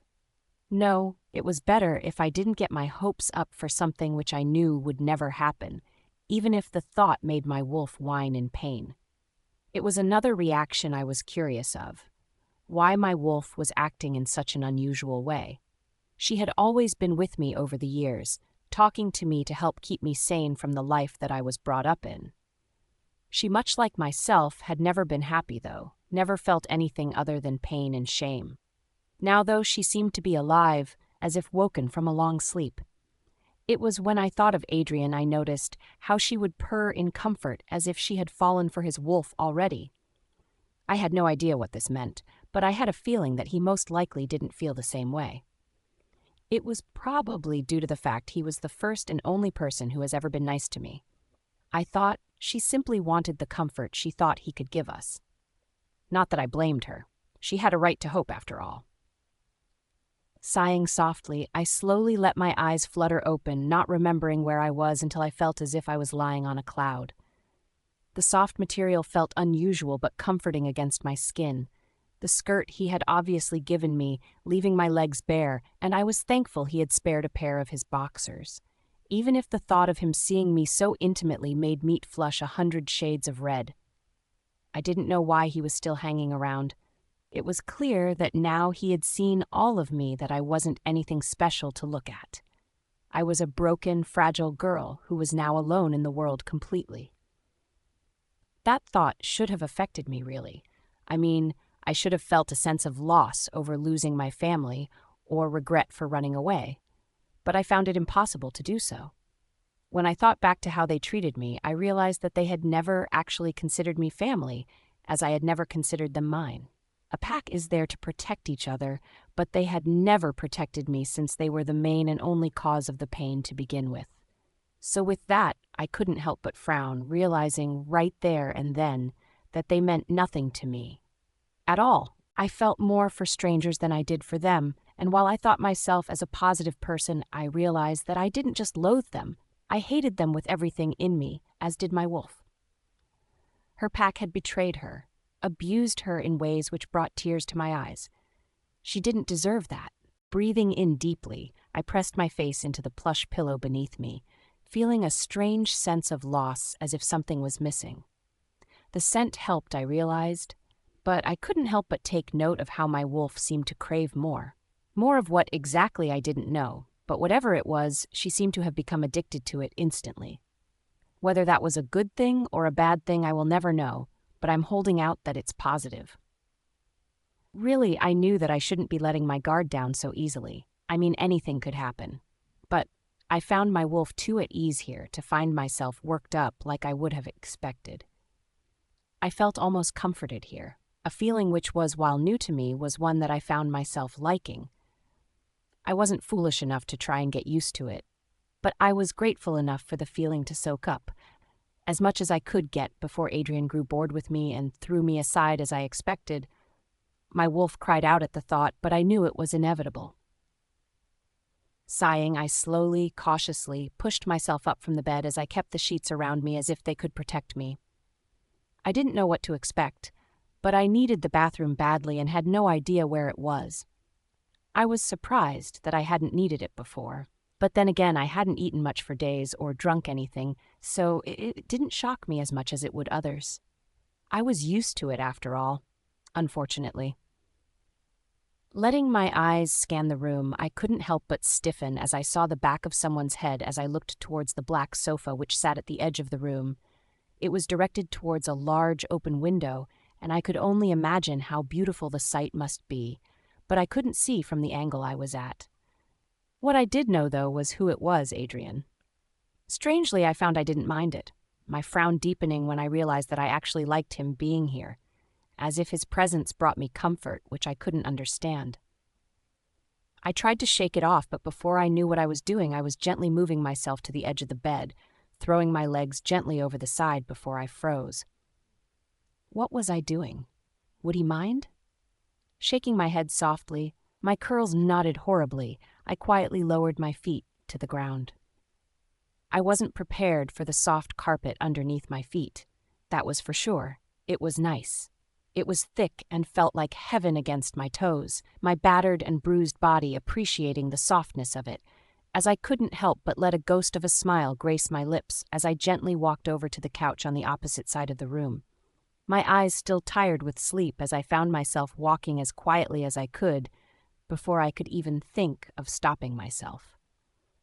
Reaching him, I couldn't help but stare as I stood in front of him, my eyes taking in how unguarded he seemed in his sleep, as his large muscular form seemed to be crammed uncomfortably on the couch. I didn't know why he let me have his bed for the night when he clearly needed it. I wouldn't have minded sleeping on the sofa, since it would have been a luxury compared to the blanket I had at home.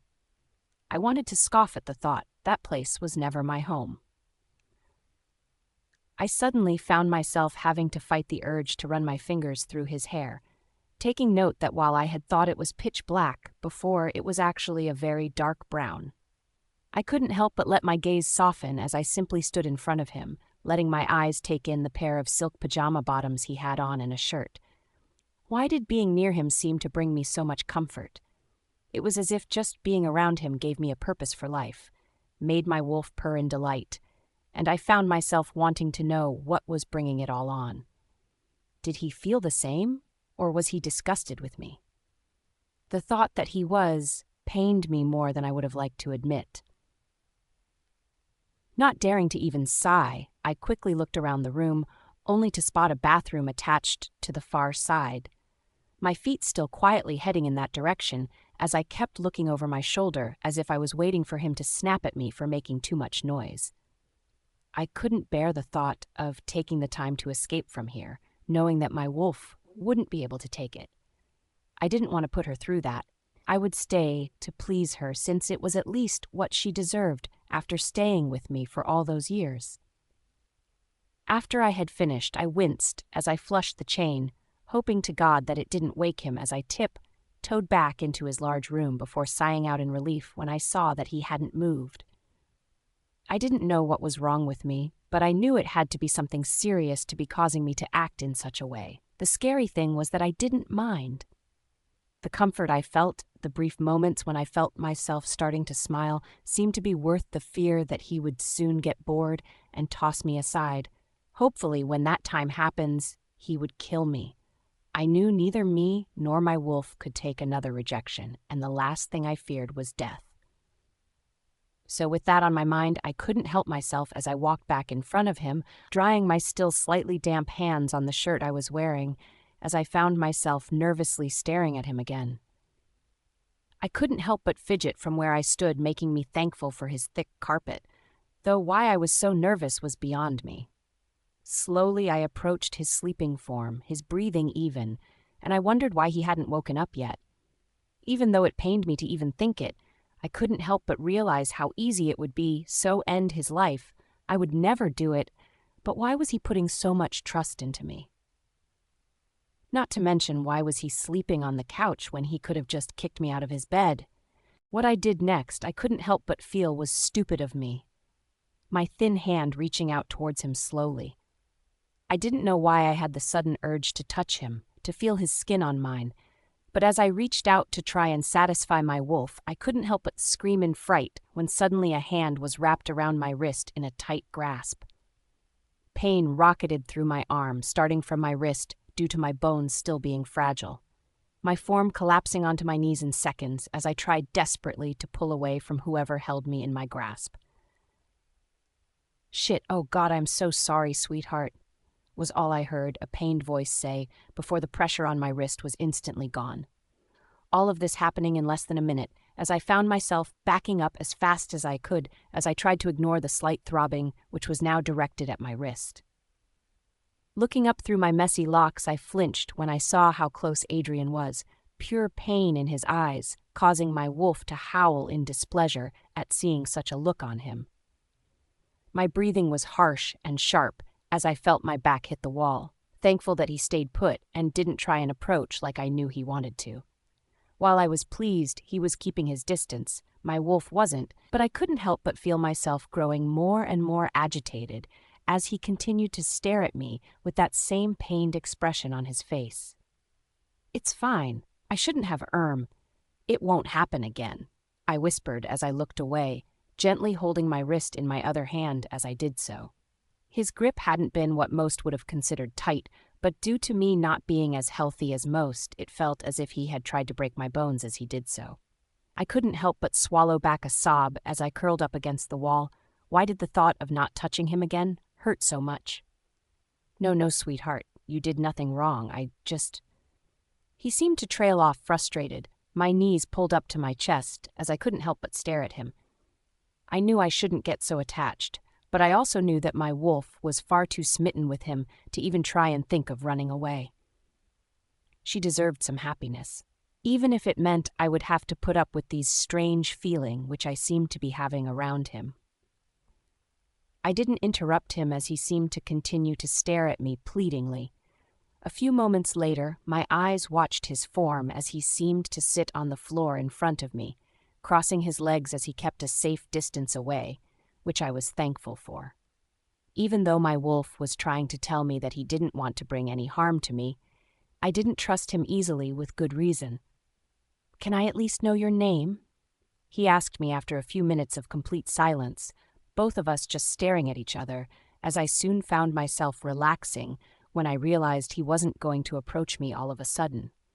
I was foolish when I had tried to touch him, a mistake which I didn't want to make again so soon. It was the pleading in his tone which made me cave. The fact that a vicious and well-known alpha was sitting in front of me, pleading to know my name, was surreal enough for me to find myself speaking before I could stop myself. "Holly," I whispered gently, but I knew he would have heard me as clear as day, as his whole face seemed to brighten up with the new knowledge he had on me. I couldn't help but smile softly, pressing my face against my knees in an attempt to hide my reaction, but I knew he had seen it anyway. Why else would his smile turn into a full-out grin? "Holly," he seemed to say to himself, the spark in his eye making my wolf purr and my form relax almost completely. Why did he seem to have such an effect on me? Even though I knew it wasn't a question, I nodded gently anyway, pressing my lips against my bare knees as my bare toes curled into the soft carpet, seeking the soothing sensation I had found previously. It was nice, I found, being on the receiving end of such a soft gaze. "Such a pretty name," he muttered, causing me to blush. I knew that he was only saying that it wasn't true, but still it was nice to pretend that I know someone that wasn't completely disgusted when looking at me. We again seemed to lapse into silence, neither of us saying a word as we continued to stare at each other. It wasn't until my stomach rumbled that I found myself wincing slightly at the loud noise, ignoring it with ease like I had done over the years, as the uncomfort I felt with the feeling of being hungry was one I was all too familiar with. I flinched slightly when Adrian jumped to his feet, his face giving me an apologetic look as he took in my startled reaction to him. I couldn't help but shrug gently. It wasn't like it was his fault that I was as jumpy as I was. I was brought up with having to flinch away from hits and beatings, so now it was simply an instinctual reaction, even if I wished it wasn't due to the pain and regret it brought to his eyes. "You hungry? Breakfast?" he asked quickly, the regret still in his eyes making me frown. I didn't like the fact he seemed to be regretting something that wasn't even his fault. It made my face fall and my wolf howl in displeasure and pain. So to please him, I gently nodded, watching his face light up, making it seem worth it somehow. It didn't take him long to get back, carrying what looked like a tray with more heavenly food placed on it. I knew he must have rushed since food took time to prepare, and he was barely gone minutes before returning, making me think that he might have just grabbed whatever was out. I didn't mind, knowing it would be a struggle for me to eat a few bites, since the last thing I wanted was to bring it back up again. "Here," he smiled, as he slowly returned to his sitting position, putting the tray on the floor, but I didn't look at it.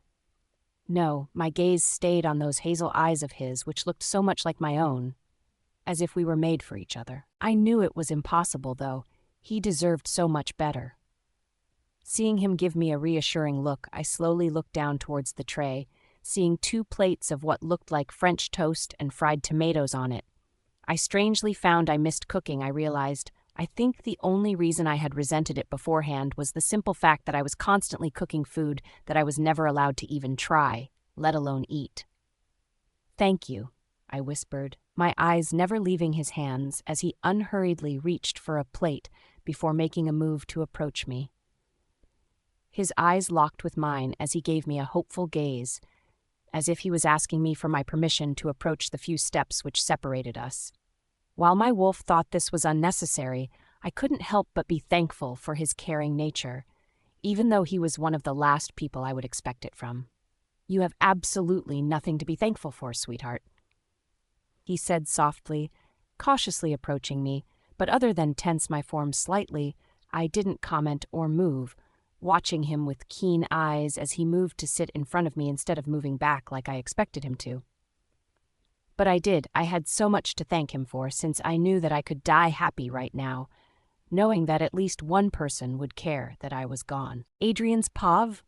I was a fucking idiot. It was the bluntest and most honest way I could put it, repeatedly kicking myself internally at both gaining and losing so much progress with my mate in seconds. Why did I have to react like that to her? It was my own foolish fault, but I had been snapped out of my sleep when I felt someone approaching me.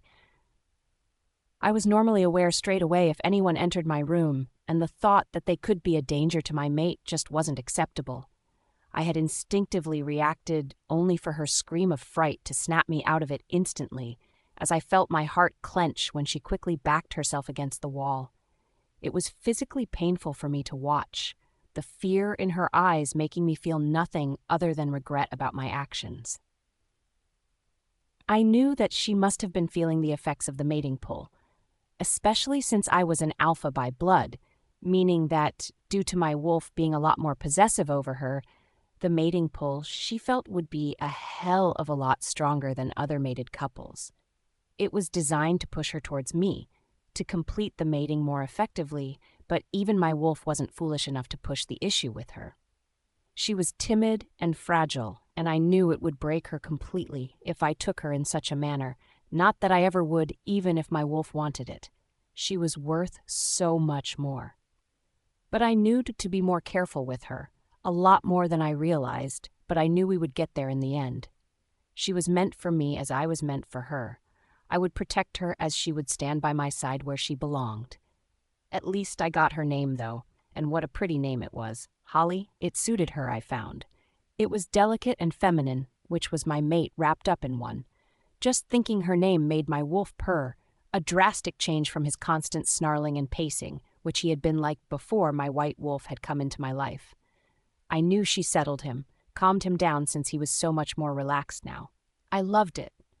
Hell, I knew I was already falling for my angel. I only hoped she was doing the same and falling for me, but I knew not to push. I was currently sitting on the floor opposite her as we ate, my gaze taking in every detail of her delicate and soft features as she ate, tiny bit by tiny bit.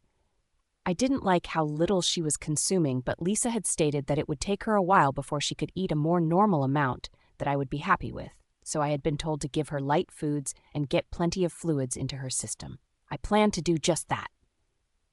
"Here you go, sweetheart.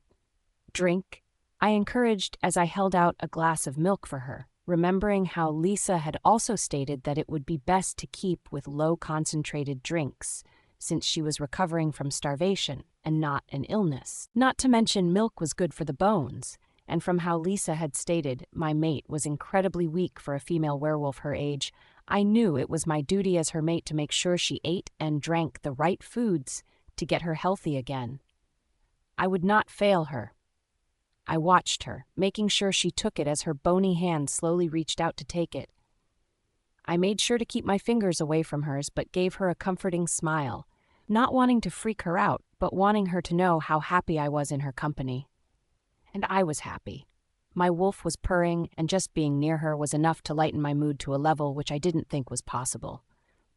So yes, I was more than a little happy to be here with her.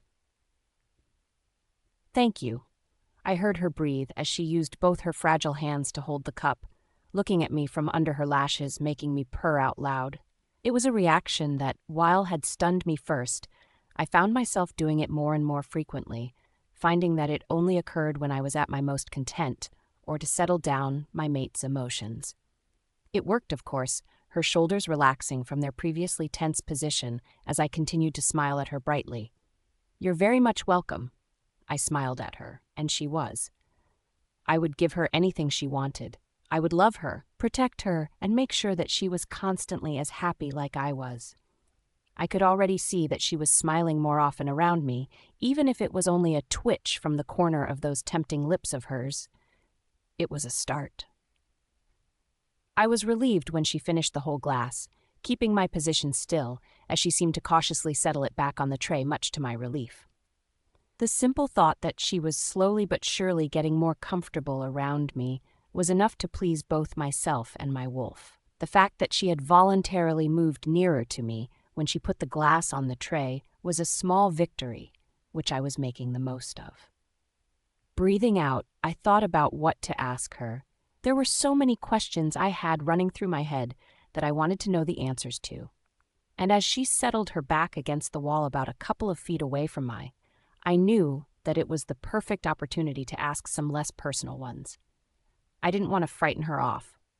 Not when she was staring at me with those incredible amber eyes of hers that had me reeling. She was so beautiful. Making up my mind, I decided to ask her some basic questions about herself just to get her talking, wanting nothing more than to hear that soft voice of hers as I heard the others downstairs getting ready for school. I didn't go anymore.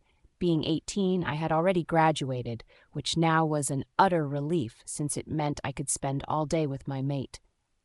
I knew not to push her, but I also knew that as it did for me, being in the company of your mate kept you relaxed, so I was doing this for her benefit. Well, that was what I was telling myself anyway. So, how old are you, Holly? I asked softly as I moved my legs slightly, stretching them out in front of me as not to get cramp from being in one position for too long. I could see her eyes following my every movement, but I found myself pain at the thought that she was only doing it since she was still fearful of me. I didn't like it, but I could understand where she was coming from. She had been through some tough shit, but I would help her through it. She deserved that much, considering she was my mate. My question seemed to surprise her, her eyes widening fractionally as she seemed to relax even more thankfully. I was still purring, pleased with myself that I had asked her a simple and easy answerable question to try and get her to open up to me, as my mate should.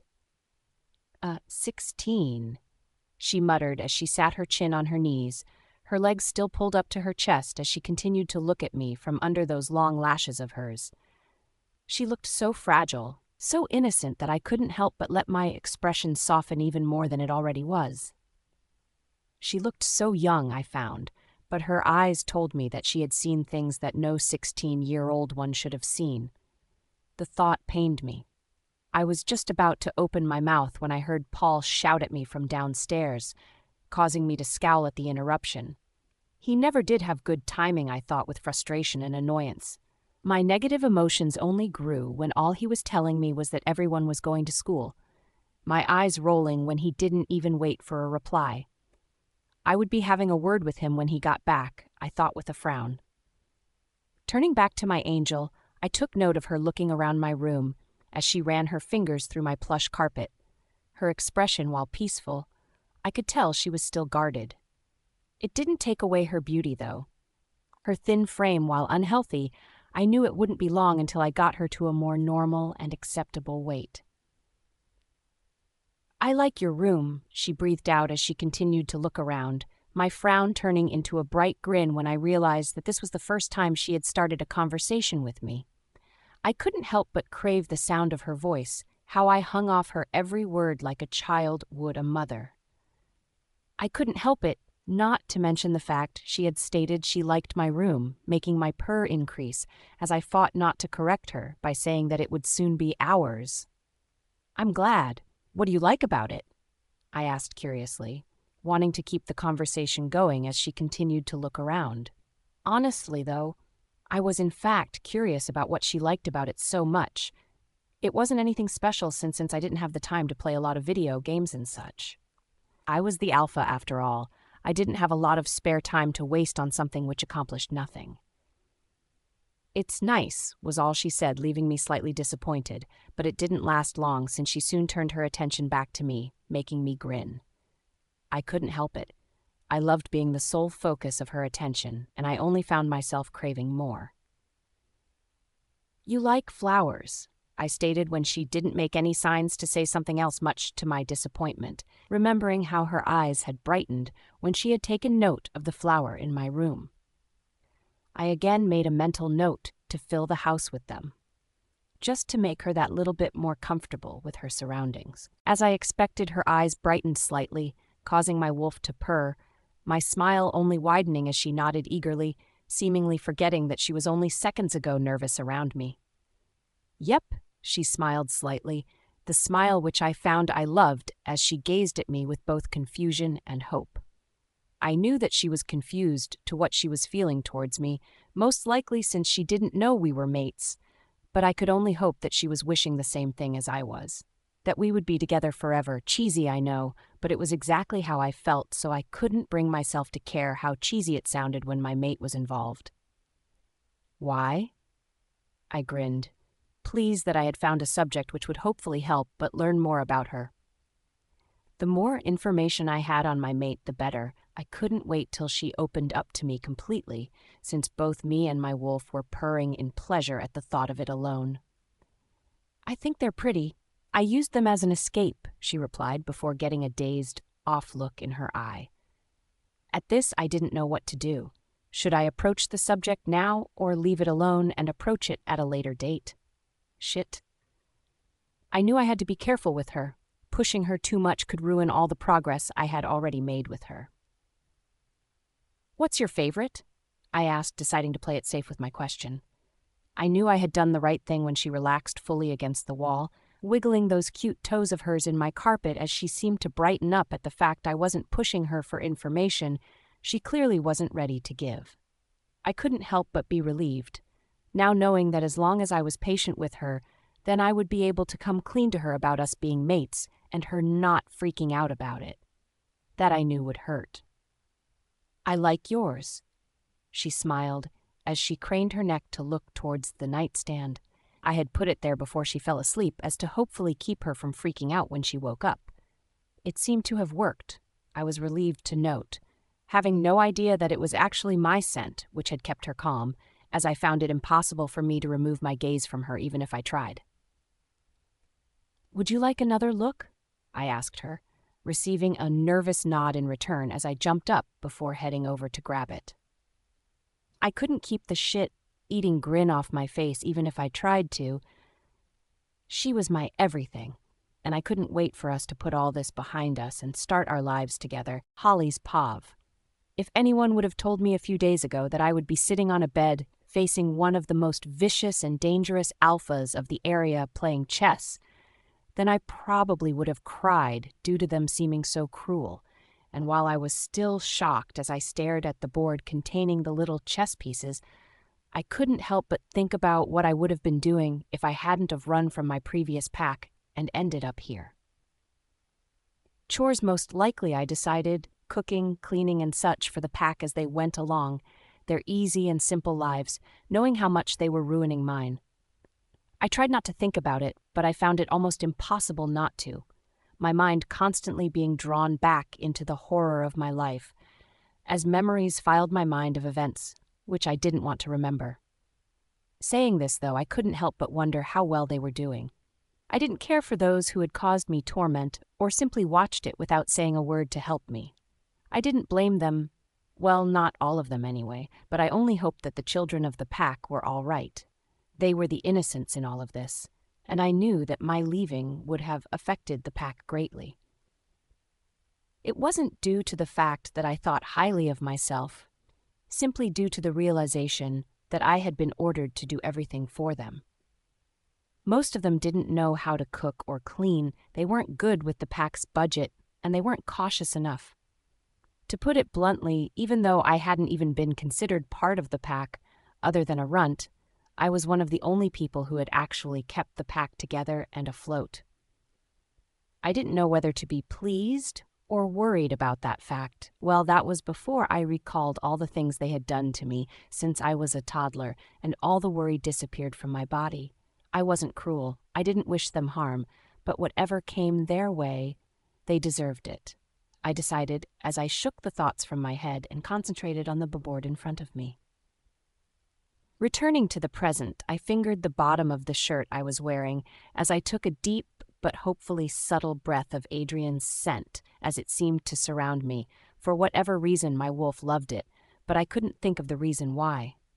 I had never met him before, so my wolf couldn't love the familiar scent of him. So why was she reacting so strongly towards him? I was drawn back to the present when Adrian made his move, my head tilting to the side as I stared at his actions confused. I had never played it before. Hell, I had never played any games before, but I found this one particularly difficult. I just couldn't seem to grasp it. I got how it worked, but I was too hesitant to make a move.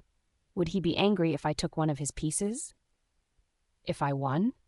As if sensing my confliction, I saw him frown, his expression making me look away from him, as not to look at the negative emotion that was present on his face. My wolf didn't like it, and to be honest, neither did I. "I'm not going to hurt you if you win, sweetheart. I could never hurt you," he stated, though he seemed pained as the words crossed his lips, as if I had hurt him by simply thinking it. I knew I was being very cautious, but I couldn't afford to let myself trust him as much as my wolf seemed to. But then again, what else did I have to lose? I literally had nothing to my name. Hell, I would be nothing but a memory if he hadn't found me when he did, even if he had scared the absolute shit out of me back then. "Okay," I whispered, as I cautiously moved a piece on the chessboard, cringing when he took it instantly. I could tell he didn't know whether to let me win or not, but I gave him a small smile, telling him that I would rather lose every single game than win one due to him letting me. He seemed to relax at my small gesture, settling back on the other side of the bed as we continued to play. It was fair to say I didn't win, but to be honest, it was the first time I had ever played and I still didn't know what all the pieces meant. I knew that the queen was important as well as the bishop, but other than that I didn't have the foggiest. Did the knights mean a lot or not? "Too hard?" he asked, slightly amused, which captured my attention instantly, making me look up to him with a slight pout which had him chuckling. I didn't know why, but the sound rolled over me like a caress, making me shiver as a slight blush flooded my cheeks. "Kind of," I muttered as I looked away, staring at the chessboard again before frowning. When he had brought up playing a game, I thought he was joking at first, but when the look in his eyes turned hopeful, I didn't have the heart to refuse. I didn't know how or why he was affecting me like this, but I still wasn't sure whether I liked it or not. He was nice, but I knew not to get too attached to him. "Want to play something else?" he asked, that same eagerness in his tone causing me to melt. Again, I didn't know whether I liked how he affected me or not, but I knew something was going on that I didn't know about. It would only be so long until I figured it out. I had a feeling that even if I asked, he wouldn't want to tell me the cause. Nodding, I watched as he packed away the board before grabbing another one, my eyes watching him as he set it up before explaining the rules of checkers. It was a lot simpler, I found, simply moving the pieces from one side to the other, removing your opponent's pieces while trying to get to the other side. I didn't know how long we played for, game after game, since I actually won some of these, much to my enjoyment. I didn't realize how much I was letting my guards down until I heard a door slam shut downstairs, my form stiffening instantly as I used my senses to try and track down who it was and whether I needed to try and make a run for it. The thought pained my wolf, though, and again I found myself wondering why she had suddenly gotten so attached to the well-known Alpha.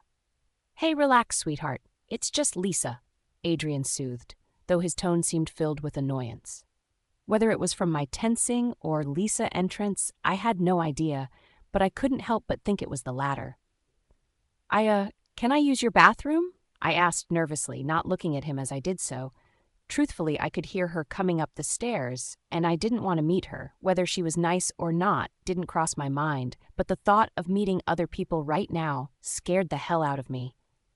Adrian, I could handle it. He may be a hell of a lot stronger than me, but I could always keep my eye on him. I couldn't keep my eye on more than one person at once here, and due to that, I couldn't help but find myself shaking slightly with fear at the thought. "Of course, sweetheart, you don't have to ask," he stated softly, caringly almost. As soon as it passed his lips, I gently got off the bed before almost sprinting to the bathroom, shutting and locking the door behind me before I slid against it until my bottom touched the floor. I couldn't help but curl into myself, my forehead resting on my knees as I tried to take deep, calming breaths to settle my increasing nerves. It was a few minutes later I heard a gentle knock on the door. Having heard Adrian tell Lisa to go, it was clear he was the only one in the room again. It calmed my nerves, I found, even my wolf being anxious around other people, especially those I had yet to meet. "Holly, are you all right?" His worried voice filtered into my sensitive ears, instantly calming my pacing wolf as I swallowed harshly. I didn't know what the hell was going on with me, but it was scaring the crap out of me. I didn't reply to his question, not being able to find my voice as I didn't move from my position on the floor. Well, that was until I heard his next words anyway. Pain and concern dripping from each and every word, making my heart bleed for him. "Holly, sweetheart, she's gone, please come out." He seemed to beg to make my wolf whine in protest, not liking how pained he sounded. It was for that reason why I slowly got up from my seat on the floor, catching my reflection in the mirror, and again asking myself why he was being so nice to me. I wasn't anything special, far from it, and he must have better ways to spend his time than to spend it with me. Slowly, cautiously, I let my fingers grip the cool metal of the handle before unlocking the door. I couldn't help but take a deep breath, collecting my nerves when I heard his sigh of relief on the other side of the door. Would he be angry with me? Would he ask questions? Not knowing what other options I had, I gently opened the door, my moves calculated and slow as I peered out from behind it. I didn't know what to expect, but I didn't plant to see an extremely panicked Adrian pacing the room as he ran his hands through that delicious hair of his over and over again in a nervous gesture. "Oh, thank God!" he breathed out when he spotted me. Half of my form still hidden behind the door as he stopped pacing and made a move to approach me. Strangely, I didn't shun back as much as I expected to, as he stood a few feet in front of me, his eyes scanning me as if he was looking for any injuries. I also didn't miss the way his fingers twitched by his sides, as if he was fighting the urge to keep his distance and not touch me. I was both relieved and disappointed I found myself feeling, not knowing what else to think on the subject at the moment. "I'm sorry," was all I could bring myself to say, finding the urge to want to step into his strong arms for comfort. My wolf purred at the idea of it, the thought of being enclosed in his muscular arms where I knew I would feel safe. "Holly," he started, but I cut him off, my eyes glossing over as I stared at the boy in front of me while biting my lower lip, a nervous habit of mine. "Why am I feeling like this?" I asked quietly, but I knew he could hear. The fact the color seemed to drain out of his features clued me in on that little fact. I now knew that whatever it was, not only did it affect me, but it was more important than I had expected it to be. A lot more important. I couldn't help but shake in fear at what it could be, as I stared into his hazel brown eyes that seemed to sparkle with nervousness and hope. Adrian's Pav. As soon as those words, that question passed her lips, I felt myself go pale as my blood ran cold at the realization that I would have to come clean with her. It wasn't that I didn't want her as my mate, so wanted to hide it from her. Far from it, actually, since I was so bloody thankful that she had been chosen for me. I was terrified of how she would respond. Would she freak out or accept it? One could only hope that it was indeed the latter. When Lisa had entered the pack house and started to jog up the stairs, I wanted to murder the woman. When I saw comfort and fear cross my mate's incredibly soft features, the previously relaxed and smiling mood having been shattered when it was clear she wasn't ready to meet new people. It made my wolf snarl in protection over her, the fear in my mate's eyes triggering the alpha wolf in me as Lisa had literally run from the house when she had seen my face when I had gone down the first flight of stairs to get rid of her. Stupid woman. I knew that I really shouldn't blame the woman. It wasn't exactly her fault since she didn't know, but when my wolf was out, each and every pack member wanted to flee. It was a natural reaction from their wolves.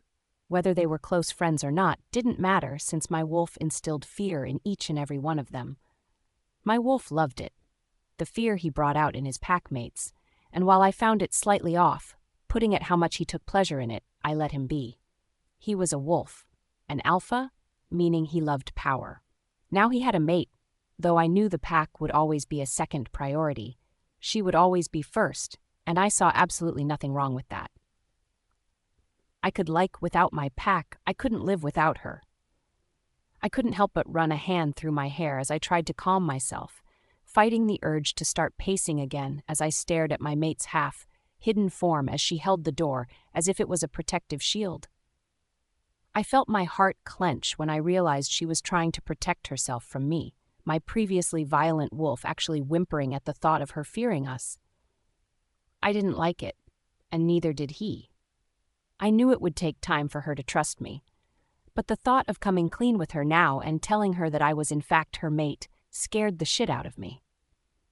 I didn't know how she would react, how she would take the news, and for that reason, I found my body stilling in fear as I seemed to freeze as I stared into her bright amber eyes, which were swirling with nervousness and concern.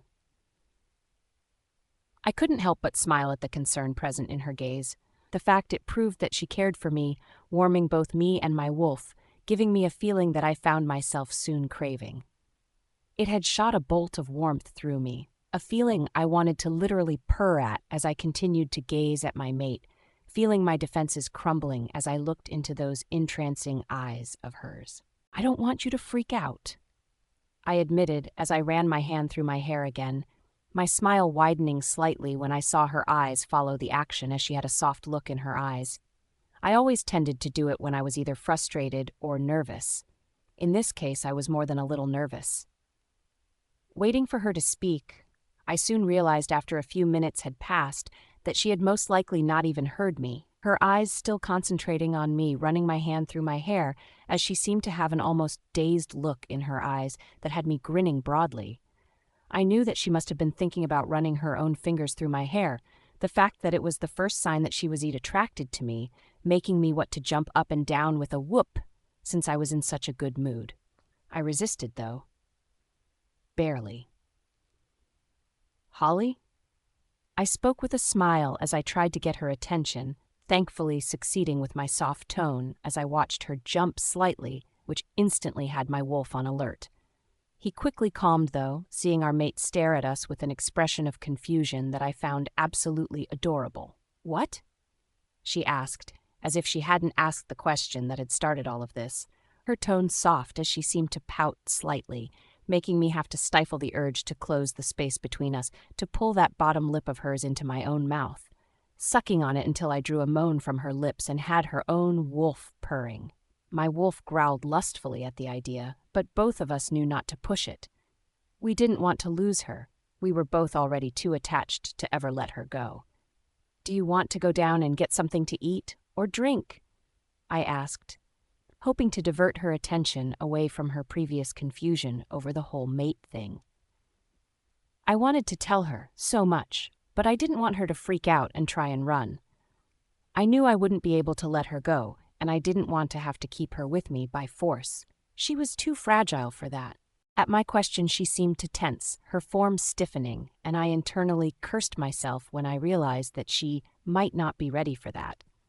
But I knew that even though I had to be careful with her, I did need to push slightly, just to get her more used to the situation and bring her out of her closed, off shell. I knew not to take it too far, though. I didn't want her to fear me any more than she already did, that was for sure. "No one's home. They're all at school and won't be back for a few hours," I continued, wondering if that what she was so nervous about. I grinned in triumph when I realized that I had hit the hammer right on the nail. It was clear Lisa must have startled her before, and I took comfort and pleasure in the fact that she didn't seem to mind my company. The feeling the thought provoked was heaven. "Okay," I heard her whisper as she opened the door the rest of her way, her movements slow and calculated as I watched her small form appear from behind the door, making me smile at how cute she looked. Reaching out, I slowly held my hand out for her, her form tensing slightly before she raised her own hand before slowly placing it in mine. It was official. "I want to purr," I thought, as I felt her jump from the sparks which shot through the both of us. She made a move to take her hand back, but I gently but firmly held it in place, wrapping my larger hand around her delicate fingers and hoped beyond hope that I hadn't made a mistake. "Good girl," I praised, as I felt her relax slightly, her eyes staying on our joint hands as I entwined our fingers with a broad grin on my face as I felt her skin against mine. It may have been something as simple as holding hands, but for me it was a big step that she was willingly touching me like she was. Not wanting to push my luck, I gently tugged her outside my room, feeling her hesitate but follow closely. She was so close to me that I could feel her hot breath through the fabric of my thin shirt, it sending shivers down my spine as I led her down the stairs and into the kitchen. It took longer than expected. I mean, of course it would, since I was having to stop every now and again while she had a curious look around the pack house, as she seemed to be interested in whatever was around. Her grip on my hand remained tight as she scanned her surroundings, me finding it incredibly endearing, as I couldn't wipe the large grin off my face even if I wanted to. She was just too perfect. About a quarter of an hour later, we appeared in the kitchen, my sensitive hearing making sure to constantly check that the house was empty. My mate was delicate at the moment, and I knew the only reason she was willing to be around me like this when it wasn't in my room was pure because of the fact we were alone. I didn't want anyone ruining that. If they did, then blood would be shed. "Are you hungry?" I asked as I looked down at her, finding her staring at the large display of flowers on the windowsill of the kitchen, and I made a mental note to thank Lily for taking the time to put them in the room, pleased that Paul's mate had done a good job of helping my mate feel at home here. At my question, my angel shrugged, clearing not knowing what to say. Luckily, her stomach seemed to do all the talking, it rumbling loudly, causing her to flush the most delicious shade of pink as she pressed her forehead against my muscular arm as if to try and hide her reaction from me. My wolf roared with delight at the willingly touch from our mate, even if she didn't seem to be aware that she was doing it. The mating pull was doing its job, I thought. She craved comfort and found it around me, which I was more than a little thankful for. "Sit down," I told her gently as I pulled out a chair for her, not wanting to let go of her hand but wanting to get some food into her system. She did as I asked, gently slipping out her hand from mine with reluctance that made me smile. At least she wanted it as much as I did, I thought. We were definitely making progress. Holding her chair as she took a seat, I made sure to offer her the one closest to me at the table, it being positioned so that she could keep her eyes on me as I got to work making her something to eat. I liked her looking at me, I found. It made me feel wanted, needed. "You want anything special, sweetheart?" I asked her as I crouched down to her level, her pink tongue darting out and running along her bottom lip before she trapped it between her teeth in a manner which had me swallowing harshly to try and resist the urge to kiss her. "Could I have a drink of water, please?" her soft voice asked, causing me to smile and nod. I had meant food, but if my angel wanted a drink, then my angel was going to get a drink. Searching the cupboards, I grabbed a tall glass before grabbing a jug of water out of the fridge, thinking that she would prefer it to be cold and fresh, as I poured her a glass before turning around to give it to her. I couldn't help but grin when she smiled thankfully at me. She had nothing to be thankful for, but the small smile tugging at the corner of those plump lips of hers was enough to make me grin. "How does a sandwich sound? You're not allergic to anything, are you, sweetheart?" I asked her gently, only just thinking of it now that she might be allergic to something. If she was, then it would be cleared out of the pack house quicker than anyone could blink. I would not have the increased risk to my mate's health if I could prevent it. Putting her in danger was completely unacceptable. She was my life, and I wasn't going to be letting her out of my sight any time soon in the near future. "No, I'm not," was her reply, obviously referring to the fact she wasn't allergic to anything. I breathed a breath of relief, thankful since it was something I didn't have to worry about. With a nod, I got to work making her a ham sandwich, deciding that going simple would be best since I doubted she would have told me what she liked even if I asked. She seemed really touchy around the food subject, But then again, Lisa had stated that it was obvious that my mate had been starved, so the amount of food that she was now being offered would shock her. I wanted to rip into those who had denied my mate anything, managing to soothe my wolf with the thought of tearing them down at a later date when my mate grew more confident with me. Hopefully, it would be sooner rather than later. Putting the plate in front of my mate, I sat next to her, turning my chair so I could watch her as she slowly picked apart the sandwich with her fingers, eating slowly but surely as she didn't look at me as she did so. I found myself disappointed, but I didn't comment, just thankful that she was eating and getting some food into that small body of hers. Finding the silence not exactly uncomfortable, but not brilliant either, I found myself wanting to learn more about her, to hear that voice of hers as she talked in that tone that had me purring in delight.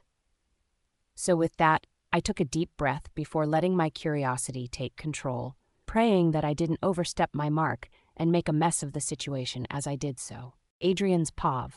Wanting to take it slow, I started with a simple question, knowing that it was more likely that she would open up and answer more of my questions if I started with some less personal ones before building my way up. My body was practically humming with the thought of learning more about her, wanting to know everything that was possible for me to know about my timid mate who I unfortunately knew so little about. "How did you sleep?" I asked. That was a simple question, right?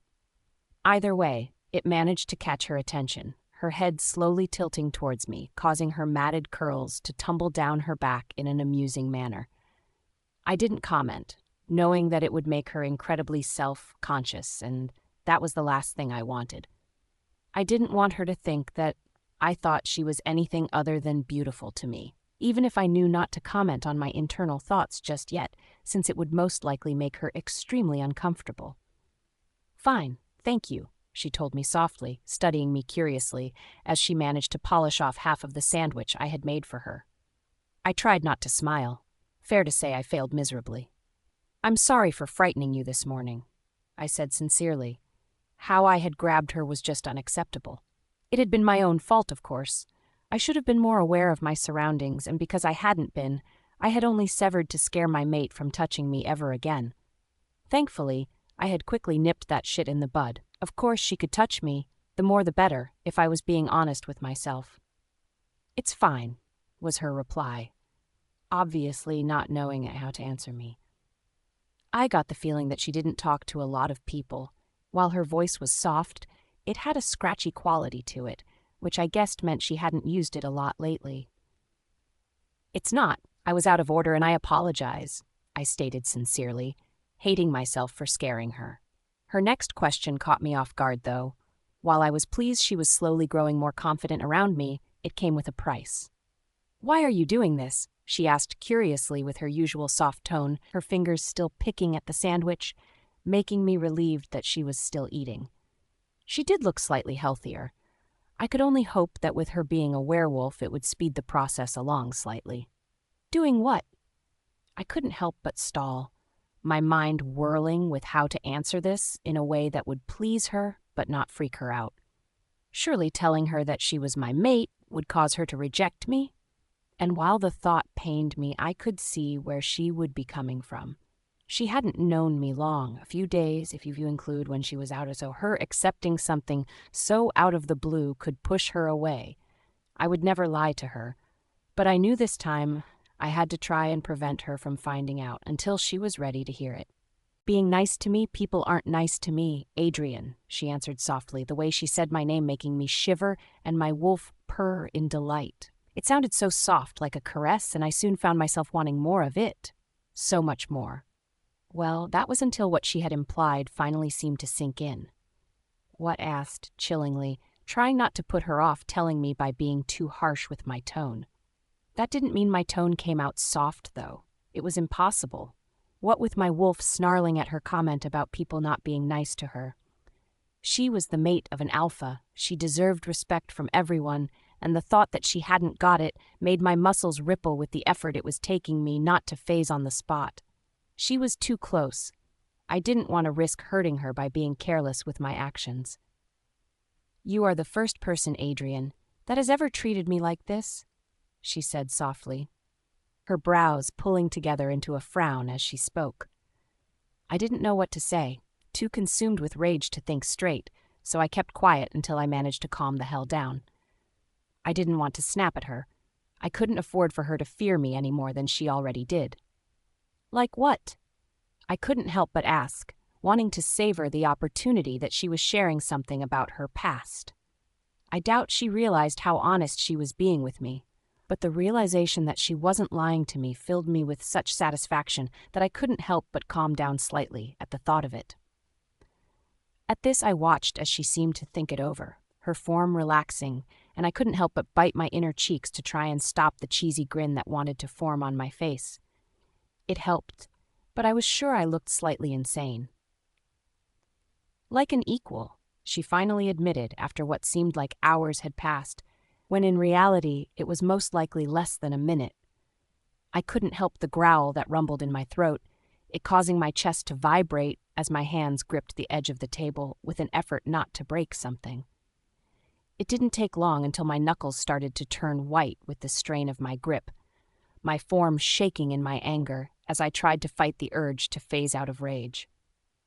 It wasn't until I felt the softest touch on top of my hand, though, that I felt my wolf settle down almost instantly, my head snapping in my mate's direction, only to see her nervously circling her thumb on top of my hand, sending pleasurable tingles through me.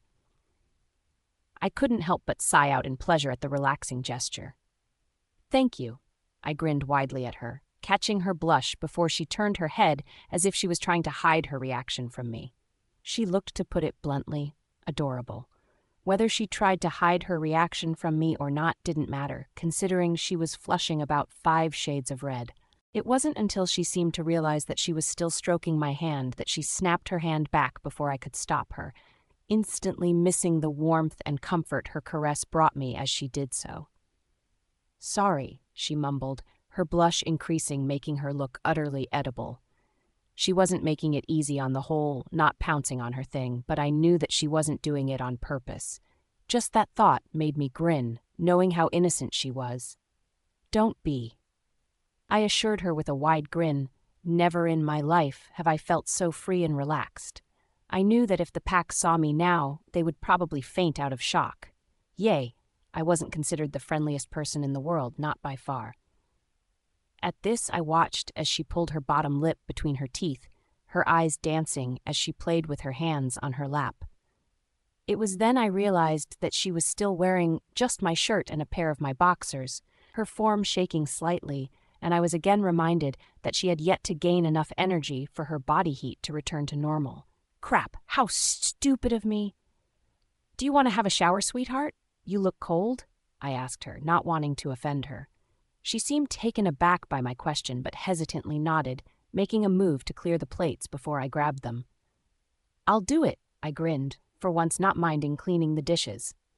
With her slight nod, I quickly placed them onto the counter, deciding to deal with them later as I held out my hand for my mate to take.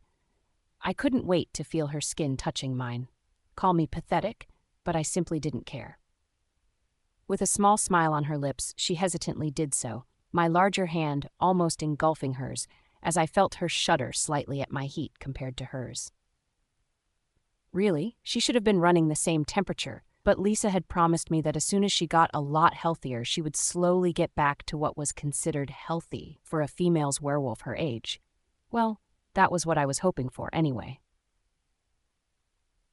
"Come on," I smiled as I gently guided her up the stairs, not bothering to hide my grin as I felt her stand impossibly close to me as to absorb my heat as it radiated off my form.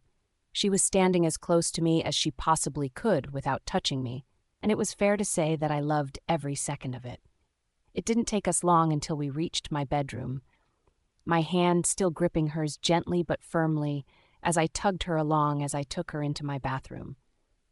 It wasn't like I minded her using the hall one, but to put it honestly, I just wanted her scent in my own.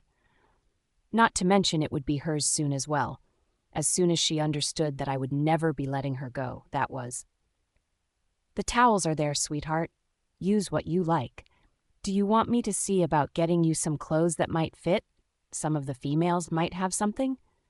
I asked her, not telling her that everything would probably hang off her skeleton-like form. I also didn't tell her that I liked her in my clothes, surrounded by my scent, as my shirt and boxers seemed to dwarf that fragile little body of hers. Can I keep these?"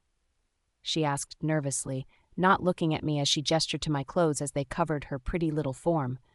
I doubted she realized just how much her question pleased me, my grin widening as I nodded. I couldn't deny her anything. I didn't want to. "You want me to get you some fresh ones?"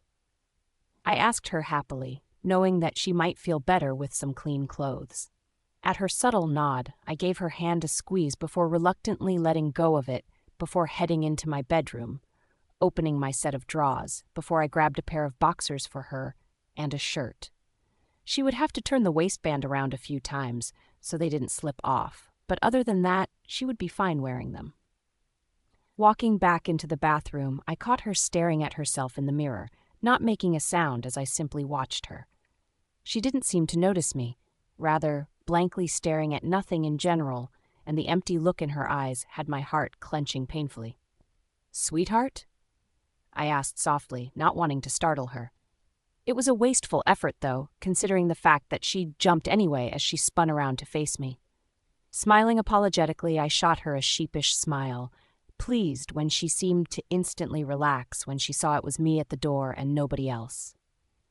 "Thank you," she muttered sweetly as I held out my clothes for her, watching as she gently took them from me before holding them against her chest. Smiling at her, I reached around to turn the shower on, giving her one last look before heading for the door. "Call me if you need anything," I made sure to tell her, getting a nod in return before I reluctantly shut the door behind me. I didn't like letting her out of my sight, but I wasn't going to appear controlling and make her uncomfortable by staying. Though I couldn't help but think of a time where she would be completely comfortable with me. Hopefully then she would be up for the idea of saving water and showering together. I couldn't help but grin at the thought. Something to look forward to. Adrian's POV. It wasn't long until I heard the water cut off, my sensitive hearing picking up on the slightly squeaky sound that was made by the shower door opening. I couldn't help but think about how she was standing right now, most likely as naked as the day she was born, or in nothing but a short, fluffy towel. I couldn't help but groan at my thoughts, knowing I needed to tamper down on my lust as not to scare her away if she thought I was pressuring her into anything. The sound of clothes and fabric being moved and put on was next to catch my attention, my breath catching in my throat as I tried desperately to shake away the image of my naked mate from my mind. It didn't help that I had seen her completely bare before, even though she was nothing but skin and bones. I could tell that once she got some meat on her bones, I wouldn't be able to keep my hands off her. I could barely hold back now. After a few more minutes, I heard the door open, the fact she hadn't locked it not missing my attention, and I grinned when I realized that she trusted me enough not to barge in and take advantage of her. I growled at the thought, but loved how slowly but surely she was becoming more comfortable around me. "Adrian?" Her soft voice caught my attention, my head snapping in her direction as she peeked her head around the door. "Yay?" I smiled, seeing her eyes flicker with an emotion which flashed too quickly for me to fully grasp onto what it meant. "Could I borrow your brush, please?"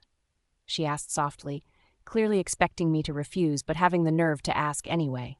I quickly answered her, not wanting her to think anything other than what's mine was hers. "Of course, sweetheart. Brush away."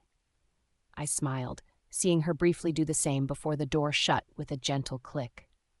I couldn't help but fall backward on the bed, landing on my back as I breathed in her scent as it surrounded my sheets. It made my wolf purr in delightful pleasure. A few minutes later, telltale sign of the door clicking caught my attention, rising onto my elbows as stared at the door as it opened. My breath caught in my throat as I took in my freshly groomed mate as she stood by the door, playing with the sleeve of my shirt as she stared at her bare feet as she clearly felt my eyes on her. I couldn't stop, though, my eyes raking over her slightly healthier-looking skin as it had a slight pink tint to it due to the heat of the water. Her hair neatly brushed as she had to pull over one shoulder as it seemed to be a lot longer than I expected. Not that I had anything against it. In all honesty, she looked beautiful. I found myself breathing, seeing her flush deeply as she shifted on her feet. Sensing that she was uncomfortable, I pulled myself into a sitting position, deciding to ask her a question that would hopefully get her to relax. "Do you want to bake a cake?" I asked before wincing at how cheesy it sounded. Totally random, but trust me when I say that it sounded a lot better in my head than it did when I spoke it out loud. My fear of seeming stupid, though, was a waste of effort. What with considering the way my adorable mate nodded eagerly as she slowly approached me while being dwarfed in my clothes. She looked tiny. It only fueled my urges to protect her and keep her safe. "That would be nice."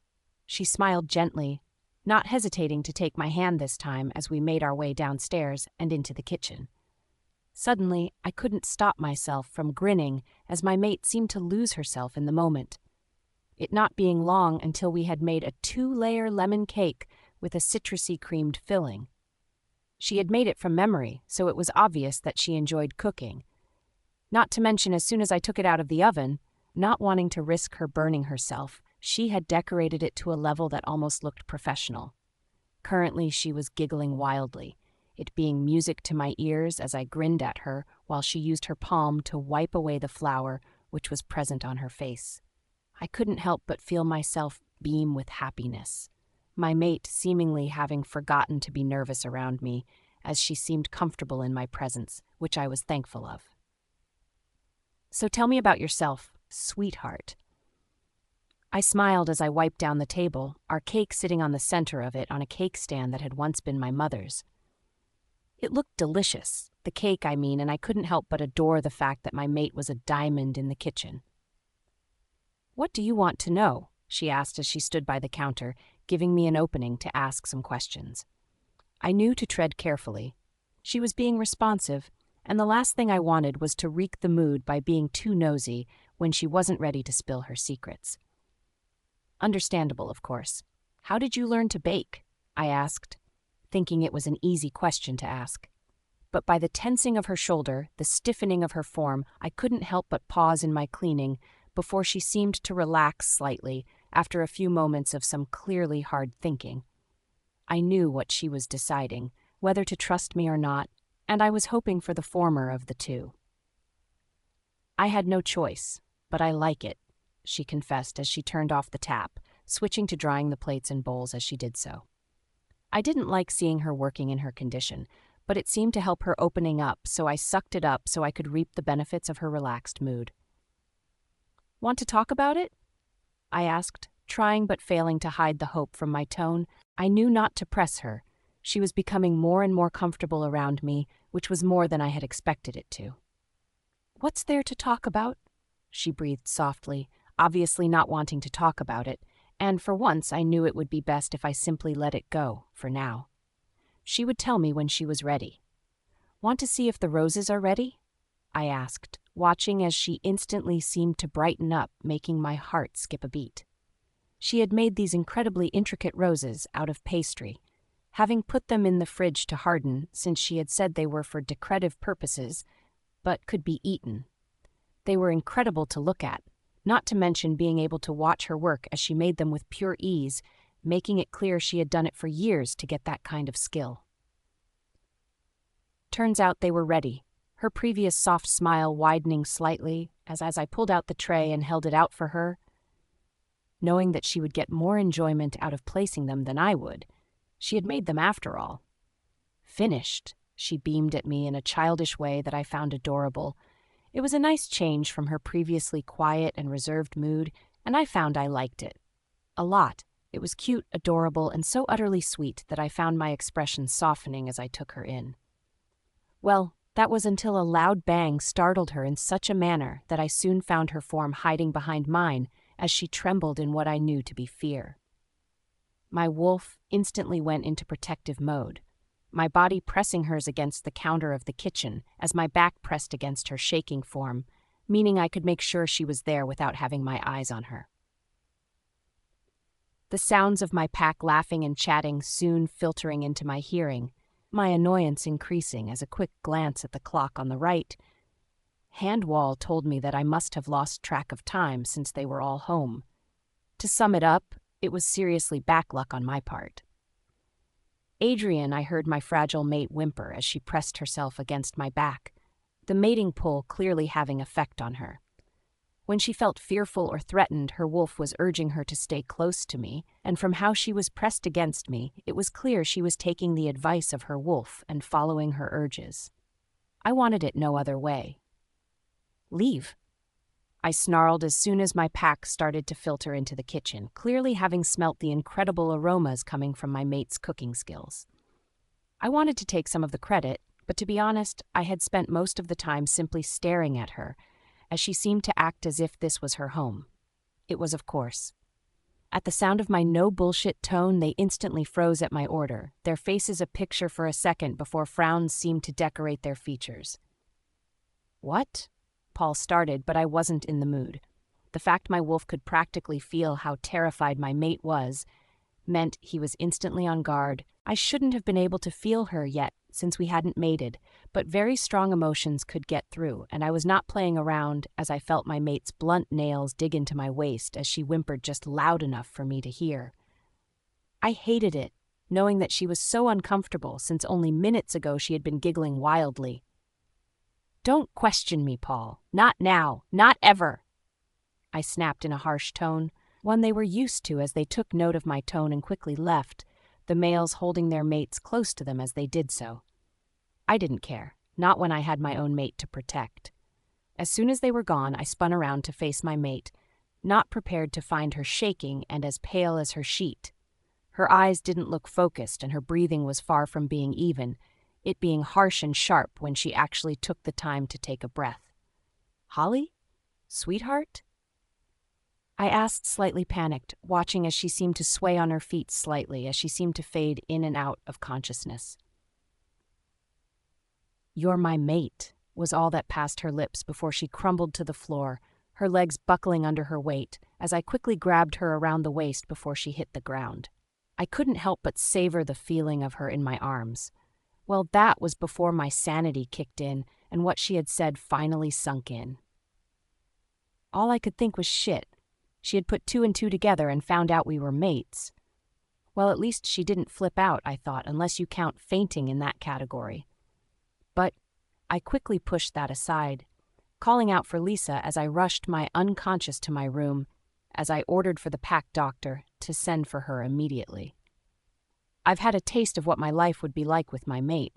I was not losing it any time soon, that was for sure. Holly's pav. My head felt as if it was pounding, the sharp sensation causing all the air in my lungs to leave me in a huff, as I felt myself suddenly become winded. I couldn't help but whimper at the painful, but unfortunately from new sensation. I had felt this before after all, and the thought that something similar had happened in this place before everything went black had my form stiffening in fear. I knew I shouldn't have trusted him, but I couldn't help it. He was so sweet, not to mention my wolf was begging me to give him a chance. Trying to fight the sob which wanted to bubble up from my throat, I tried to think back to what had caused me to be knocked out, but found my brows pulling together in a frown when I realized that I couldn't remember. What the hell?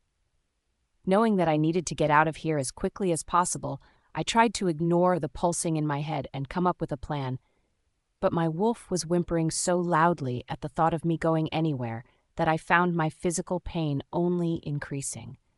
It was as if the mere thought of running was too much for her, that she would be nothing again if I didn't stay. Taking a deep breath, I tried to settle my nerves, my eyelids not cooperating with me at the moment, since they felt as if they had been glued shut since they were so heavy. If it wasn't for the fact my sensitive hearing was working perfectly, I would have feared that there was something up with my senses. Deciding to listen to my wolf, not having any other choice, I forced myself to relax. I knew from experience that the more I relaxed, the quicker it would pass. If I strained myself, then it would only hurt me more in the long run. I may not have been a doctor of any kind, but I've had to deal with and fix my own injuries since I was a child, and you can't help but pick up a few techniques. Unlike most now, I could fix a broken leg or see to a dislocated limb with ease. It just sucked that it wasn't due to be being taught by others, but due to having no choice but to learn from trial and error if I wanted my injuries seen to and fixed to prevent any future problems. With that decided, I let my body relax, my head feeling like it had been plugged with cotton wool, as I couldn't help the slight groan which fell from my lips as I squeezed my eyes together in an attempt to deal with the pain. Strangely, though, it wasn't as bad as it had been in the past. Not by far. I didn't know how many minutes had gone past until I felt a gentle sensation brush against my forehead. The action surprised me enough to flinch, but I soon recognized the husky sound of the owner as my wolf whimpered in delight as a soothing sensation was spread through my head at the touch alone, instantly making me crave more as I leaned into the caress since it was an escape from the pain. "It's just me, sweetheart. I'm so sorry," he breathed as he continued his soothing caresses on my forehead. He made me feel safe, protected, and dare I admit it, happy. Letting my eyelids flutter, them finally not feeling as if they weighed a ton, I let them flicker open after a few moments of hesitation. I didn't know what I expected to see, but the fear and panic in his deep brown eyes wasn't what I expected. I didn't like it, neither did my wolf. His words caused me to frown, his fingers still running gently across my forehead in a gentle caress that had me craving more. I didn't know why, but as I slowly sat up, I couldn't help but feel loved when I felt his hesitant touch on my back as he kept me upright. It was that simple, soft gesture that had it all rushing back to me in one go. How we had made a cake, me giggling his charming smile, how scared I was, and "You're my mate," I whispered so softly that I worried for a second that not even he would be able to hear it. But from the widening of his eyes, the fear and nervousness present in them, it was clear he had heard me perfectly fine. I didn't know what I wanted him to say. His pleading gaze clearly told me that I was 100% right with my assumption, and it left me breathless. My throat was dry as I tried to ask myself whether this was what I wanted, whether it was worth me letting myself become so vulnerable again like before. But after simply asking myself, what did I have to lose? I knew that I had answered my own question, because the honest answer was absolutely nothing. I had nothing to my name. I hadn't smiled so much in years, and his presence brought both me and my wolf so much comfort that I had instantly started to crave it. "Yes," he confirmed what I already knew, my hands shaking in my lap as I continued to gaze at him with blank eyes. I knew now why he was doing this, why he hadn't let me die that night he found me with those two others wolves, why he was being so nice to me. I was his mate, but why on earth would he want anything to do with me? "I'm sorry," I sobbed out quietly, biting my lip as I felt my eyes turn glossy with my tears when I realized that I had condemned him to this. He deserved so much better than me. I was nothing, and he deserved a nice girl who wasn't so broken. I wasn't even sure if there was anything left of me to love, or if there had ever been. I could tell that my apology was the last thing in the world that he expected to hear. Why, I didn't know, but I had a feeling I was about to find out. But I couldn't get past the raw guilt and shame I felt for putting myself in this poor boy's path. He was an alpha, not just any alpha, but one of the most vicious and powerful alphas in the area. I didn't deserve to be an alpha's mate. I still didn't believe I deserved to be breathing right now, instead of being in heaven where I had planned to be only a few days ago. For what? His soft tone interrupted my internal thoughts, my hands still shaking as I wrapped them around myself. I couldn't help but bring my knees up to my chest, wrapping my arms around my legs as I tried to make myself as invisible as possible. Fair to say it was a pointless effort. "You deserve better than me," I whimpered, both me and my wolf hating how this was planning out, but knowing it was true. I had always wanted a mate to save me from my previous uncomfortable life, but now I had it. I knew that I had been selfish in wishing for it. No one deserved to be bound to me, especially in such a personal way as this. "No, sweetheart, look at me," he pleaded, my wolf whimpering loudly enough for me to obey his request, since I didn't have it in me to refuse him anything. Now I knew that he was my mate, my life. I knew that he was literally the only thing that was keeping me breathing. Without him, I would lose all hope and wither away as I had first planned the night my flower had been crushed along with my hopes and dreams of finding love. "What, Adrian?" I asked softly, wanting nothing more than to reach out and brush the loose strand of hair from his face as it seemed to fall against his eye. I couldn't help but take note of how attractive he looked, again wondering why on earth he wanted anything to do with me in the first place. "Of course I want you, Holly. How could I not? You are so beautiful, so sweet, so gentle and caring, and I want nothing more than to be in your company like I am now," he stated, his tone filled with such honesty and sincerity that I couldn't help but believe him. His words were so kind, so soft that it wasn't only me that was affected by them, but my wolf. "Why didn't you tell me?" I couldn't stop myself from mumbling as I diverted my gaze to stare at my bare and bony knees as they were positioned in front of me like before. I couldn't help but feel the stab of pain in my heart at the thought that he didn't want this. I mean, why else would he hide the fact we were mates from me? Didn't he want me to know? Was he ashamed? If he was, I could hardly blame him since it wasn't like I was anything special. "What do you mean, sweetheart?" he asked, confused. The nickname he had called me right from the start, sending a bolt of warmth through me, making me have to resist the urge to shiver in delight at the sound of it. "You knew, but you didn't tell me," I asked, my heart only breaking more at the possibility that he had kept it from me simply because he didn't want me to know. The thought pained me more than I would have liked. Was I really that ugly, that unlovable, that he wanted me to remain oblivious? At my comment, I watched as his eyes widened almost comically, confusion present before realization took its place, as he rapidly shook his head, his slight fringe moving almost amusingly with the action. "No, of course not, sweetheart. I just didn't want to scare you off," he stuttered, running his hand through that dark hair of his, as I again found myself captivated in the action. I couldn't help it. My wolf was entranced, which meant so was I. "Oh," was all I could manage to get out at his confession, a slight blush staining his slightly tanned cheeks, making him look anything but threatening. The thought that he cared enough about me to worry about my feelings warmed me to my core, but I couldn't help but be anxious that it seemed too good to be true. Almost as if he knew exactly what I was thinking, he quickly spoke up, as if he saw the emotions and hesitation in my eyes as his tone was rushed. "Please, look. I know this seems really rushed, but don't you feel it? The sparks, the pull, the comfort?" he asked nervously, my eyes blinking as I tried to make sense of all of this. It was going too quick, but whether I wanted to change it or not was beyond me. All I knew was that the simple fact that I knew I couldn't leave him, it was the last thing I wanted, since I knew he was my happiness wrapped up in a tempting package of muscle and kindness. It was with that on my mind that I took a deep, encouraging breath, my lungs filling with air as I, shaking, got on my knees and crawled the small space towards him. I could tell he didn't know what in the world I was doing. That was until I hesitantly crawled into his lap with a bright blush on my cheeks as I sighed out at the contact. It was pure and utter heaven. I couldn't help but close my eyes as I pressed my face on his shirt, covered chest, breathing his scent in deeply, as I prepared for him to throw me off. He didn't, though, rather hesitantly wrapping his arms around my small form as he pulled me closer.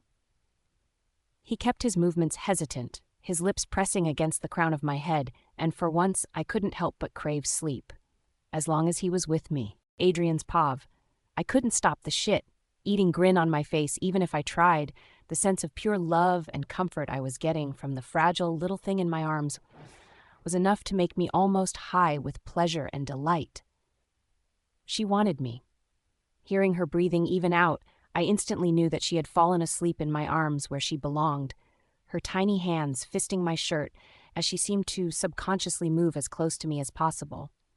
I couldn't help but wrap my arms around her bony form, frowning again when I was reminded of how she was nothing more than skin and bones. I would have a word with Lisa tomorrow, perhaps ask her if there were any sort of fatty foods that would get her to put on weight quicker. I didn't like seeing her looking fragile enough that one touch looked as if it would break her. Pressing my lips against the top of her head, I savored the physical contact she was allowing me, knowing that I was pushing my luck with my next actions, but not being able to help myself. She was with me. She had willingly crawled into my lap, and there was no way in hell I was letting her go. Not wanting to risk removing myself and waking her, terrified that she would change her mind, I slowly wrapped an arm around the back of her legs as I winced when I moved her, praying that she didn't wake up. Thankfully, she didn't. Already in dreamland, as I laid us both down with her curled up against my side, I couldn't help the sigh of relief and pleasure. I wanted it to always be like this. When she had brought up me, not telling her about us being mates, I had tensed instantly, never having thought of it like that, since I was more worried about her rejecting me than how she would see it if she found out. But now she knew I couldn't find anything wrong with how everything had worked out. I knew it didn't magically make everything all right. I wasn't that naive, but it was a start, and for now I was fine with that. Sighing, I continued to stare at my mate as she pressed herself against me. Our legs entwined, and I hoped to God that she didn't feel just how much pleasure I was getting out of this position against her thigh. I may know that was she wasn't ready, but that didn't mean her soft body pressed against mine. The fact she had clearly accepted me, and her edible aroma didn't have an effect on my body. I was a male after all, a teenage hot-blooded male whose soulmate was currently wrapped around me like she was. I didn't know how long I simply gazed at her, brushing her soft curls from her face so I could gaze at her sweetheart features until I joined her in the world of sleep, dreaming of my mate as I did so. I woke up with a start, swallowing harshly as my eyes snapped open when I felt my mate still pressed firmly against me. Surprisingly, that wasn't what had almost moaning out loud, though, not what had my wolf practically purring in lust and delight, but the fact that I could feel every part of my mate's chest against mine. Literally. It seemed that sometime in the middle of the night we had both gotten too hot, what with me having gone to sleep in my clothes, under the covers, as well as running naturally hot. I knew that Holly was still too underweight to get her temperature back to normal, but even I knew that even she would have been too heated, what with her pressed against me as close as she was. Not that I was complaining, not at all. Anyway, back on track. The reason why I was practically panting was not only had some time in the night had I removed both my loose jeans and shirt, but it seemed that my mate had stripped down as well. I doubt she even realized. Hell, I knew she hadn't realized, since the shirt of mine that she had been wearing was thrown hazily on the end of the bed as her naked and very bare chest was pressed against my side. I was in both hell and heaven. Taking a deep breath, I couldn't help pulling her closer. The feeling of her naked chest against mine, pure and utter heaven. If I died now, I would die more than a little happy. Knowing that she would be not only embarrassed but self-conscious if she woke up like this, I stayed put with her wrapped in my arms. I could sense that the sun was only just coming up and the rest of the pack were all still in bed, apart from those patrolling, of course. I couldn't blame them. They did have school this morning after all. Sighing, I shifted slightly before burying my face in my mate's curly locks, breathing in her scent of cherries as I felt my wolf purr in delight and pleasure at the delightful aroma she was giving off. Never had he been so relaxed, felt so calm and loved as he did right now. Due to an alpha's wolf being more dominant, possessive, and vicious, it was clear that the only person who would be able to calm him down was the little thing in my arms. I couldn't help but smile. I would have it no other way. I awoke to the sound of the exact words, "Holy crap," much to my amusement, but I desperately tried to keep the amused expression off my face as I pretended that her exclamation hadn't brought me any kind of pleasure. I knew what she was talking about, of course. It was obvious to anyone that it was clear she had just realized just how stripped down she was. It wasn't long, though, until I had to fight the urge to tense my form as I tried to keep still. My humor instantly fading when I realized that this could all go wrong. If she overreacted, then I could be in deep shit. Not only she may not want to sleep next to me again, but she may think that I was taking advantage. Shit! This was not good. Now I had tasted the pleasure that her being by my side brought me. I did not want to go another night without her in my arms. Just no, it wasn't acceptable. I needed my mate. I was holding my breath as I felt her freeze against me, not liking how stiff she was as my wolf snarled and whimpered at the thought of her leaving us. I knew I wouldn't allow it. After sleeping just one night with her in my arms, I knew that as long as I could help it, then it would always be this way. She was my mate. In my arms was where she belonged. Oh God, I heard her whimper, moving out of my arms, and I reluctantly let her go. I didn't like it, but I had no choice. Hopefully she would think I hadn't noticed. That was what I was going for anyway. Playing my part, I rolled over onto my other side so my back was to her, hating the distance I put between us, but knowing it would make her more comfortable. It did, her sigh of relief telling me that much. It wasn't long until the sound of ruffling could be heard by my sensitive hearing, it being clear that my shy mate was quickly rushing to put my shirt on her, and I tried to stifle the groan of disappointment that wanted to leave my lips. What? It wasn't like it was my fault. She was my mate, after all. Not knowing what else to do, I slowly let myself appear to be waking up, rubbing my eyes as I tried to appear still half asleep when I reached for her. Truthfully, I was already missing the feel of her in my arms and didn't want to let her go. I knew that now I could touch her more, craving the physical contact, that both I and my wolf would think it would be unacceptable that she ever removed herself from my sights. The more attached I got, the more I would hate her being away from me, so at my side she would remain. Hopefully that was. She came willingly back into my arms, clearly deciding that I didn't realize about her having been half naked apart from a pair of my boxers as she settled back down by my side. I couldn't help but smile softly. It was still early in the morning, and I couldn't help but remember Lisa mentioning something about making sure my mate slept as much as she possibly could to help her gain back her energy. So with that on my mind, I brought her closer, making sure I was constantly aware of just how fragile she was.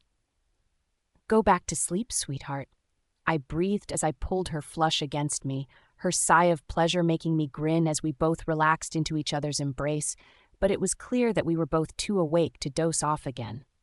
Still, that didn't mean I wanted my mate over, exerting herself if I could help it. So with that, we stayed in each other's arms for the next hour and a half. The only movement she made was the slight stiffening of her form when I heard Paul shout that they were heading off. I couldn't help but roll my eyes at him. Not only was the pack incredibly curious about what my mate looked like as they had yet to see her, but they couldn't seem to grasp just how skittish my mate was around them all. But I knew that as soon as they caught a glimpse of her, they would understand instantly. She was more than a little timid, but I was pleased beyond belief that she seemed to be growing more confident and comfortable around me. Waiting until they had all left, the parents of them all having another pack house to live in, I shifted in my bed before craning my neck to look down at my mate, a purr rumbling in my chest as her fingers lightly traced my stomach and lower abs almost absently. My purr seemed to shock her out of her daze, though, her jump telling me as much as I grinned her way when she looked up at me with wide, innocent eyes. "You want to go get some breakfast since they're all gone?" I asked her, though I wasn't going to take no for an answer. She must have sensed this since she nodded slowly before getting up, her cheeks flushing adorably as she took note of my sudden lack of clothing as she looked anywhere but at me. I chuckled. She was just too adorable. Grabbing a pair of silk sleep pants, I quickly tugged them on, deciding not to bother with a shirt since she didn't seem uncomfortable around me. Shy, of course, but not uncomfortable. "Come on then, sweetheart," I grinned as I cautiously reached for her hand, my grin only widening when she quickly latched on and held me tightly. Now this was the life. Making our way down to the kitchen, I couldn't wipe the smile off her face even if I tried to, the sound of her feet pattering on the floor as she plodded behind me making me have to resist a full-out grin. I couldn't help it. Never had I felt so relaxed and happy as I did when I was with her. "Where's our cake?" Her small voice filtered into my hearing, my wolf purring as I turned to face her, before glancing at the table with a snort. "It seems the pack got hungry," I stated as I took note that the tray had been cleaned and put back on the center of the table, minus the cake, of course. I couldn't help but shake my head, seeing Holly tilt her head to the side before shrugging. I hated to admit it, but I was glad she didn't seem upset by it. But then again, it was only a cake, but I would be having words with the pack later. Honestly, I had wanted a piece, and they didn't even think to save us any. Greedy pigs, the lot of them. "Oh," was all she seemed to say, looking at her utterly adorable self, as she tightened her grip on my hand, much to my enjoyment. "So what do you fancy?" I asked her as I tugged her along to the fridge, opening it to see what we could work with. I wasn't a brilliant cook, but my mother had taught me the basics before she had passed, and for that I was more than a little thankful. "I don't mind," was her vague reply, it causing me to frown before she spoke up. "Can I cook?" she asked hopefully, my brows rising, but I couldn't deny her, not with the hope in her tone. Well, that was what I was telling myself anyway. Honestly, I simply wanted to taste her cooking. Her cake had looked and smelled incredible, plus it might be the perfect opportunity to get her to open up to me more. "Sure," I grinned, causing her to smile brightly as she moved to look inside. I knew I had made the right choice the moment her eyes had lit up. Hell, if my mate wanted to cook, then my mate would cook. Leaning against the counter, I watched as she worked, taken aback with how skilled she seemed to be in the kitchen, as she seemed to move with shaky grace. I frowned, not liking her overexerting herself, but I didn't have the heart to stop her from doing something she obviously took pleasure in. "Sleep well, sweetheart?" I asked her, wanting, no needing the conversation, as she seemed to tense slightly before flushing at least 10 shades of red. I tried not to smirk, not wanting to make her even more embarrassed over something that had had my wolf panting and me nearly moaning out loud. "Yes, thank you," she blushed, looking as adorable as usual. "I like you sleeping in my bed with me," I confessed before I could stop myself, expecting her to tense, but all that happened was her blush deepened, making her look more than a little flushed. I grinned. "Me too," I heard her admit, her own confession making me beam so wide that I could feel the strain of it in my cheek muscles. Watching her, I couldn't help but stare, her long legs looking incredible in my boxers, as she didn't seem to notice my staring. I couldn't resist.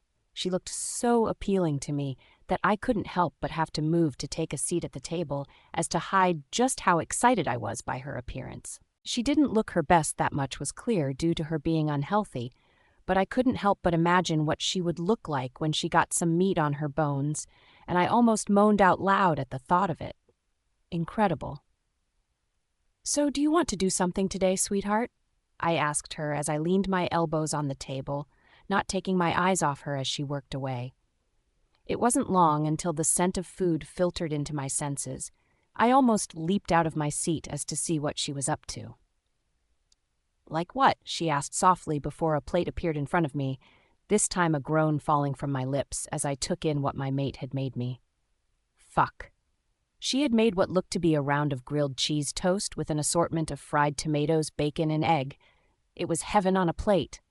"Where's yours?" I asked, my mood damping when I took note of my mate sitting on the opposite side of the table with nothing but a glass of water. I stared at her. There was no way on earth that she was not eating. I needed to fatten her up, not having her wasting away.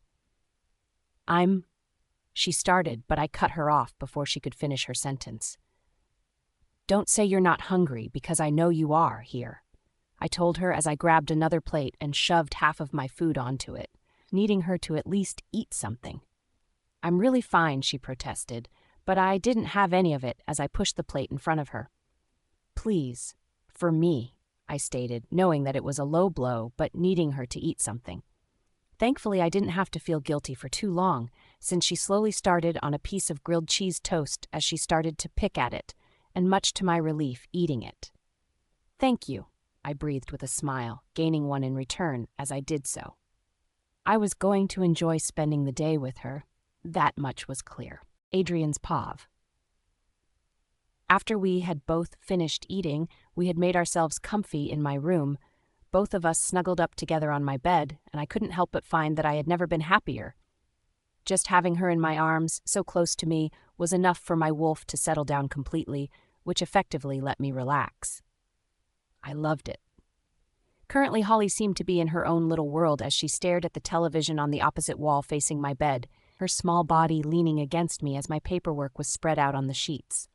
Unfortunately, however much I wanted to, I couldn't afford to let my alpha duties drop. But I found having my mate here helped prevent me from becoming stressed like I usually did when I sorted out this sort of thing. Yet another perk to add to the list. With a smile constantly on my face, I flickered through the number of papers as my eyes scanned them over before I made slight changes when needed, my mate giggling at the comedy I had put on as I did so. She seemed entranced by it, her eyes never leaving the screen as she crossed her legs in front of her as she stared at the screen animatedly. "Good, I take it?" I asked her with a cheesy grin, having to give her shoulder a slight bump with my own to gain her attention. Was the reply I got, the fact she seemed so comfortable around me making me grin. I asked if it was good, I repeated for her benefit, not being able to help the chuckle as it fell from my lips as I shot her a wink when she looked at me. The result was a bright blush appearing on her cheeks, it only making her look even more adorable, as I found myself shifting slightly to get closer to her before I realized what I was doing. "Yeah, it's all right," was her mumbled reply, chewing on her bottom lip as she had me yet again entranced. If I didn't know that it was obvious that my mate wasn't doing it on purpose, I would have called her a tease, but I knew my mate was far too innocent in that aspect to be one. "How would you feel about meeting my pack?"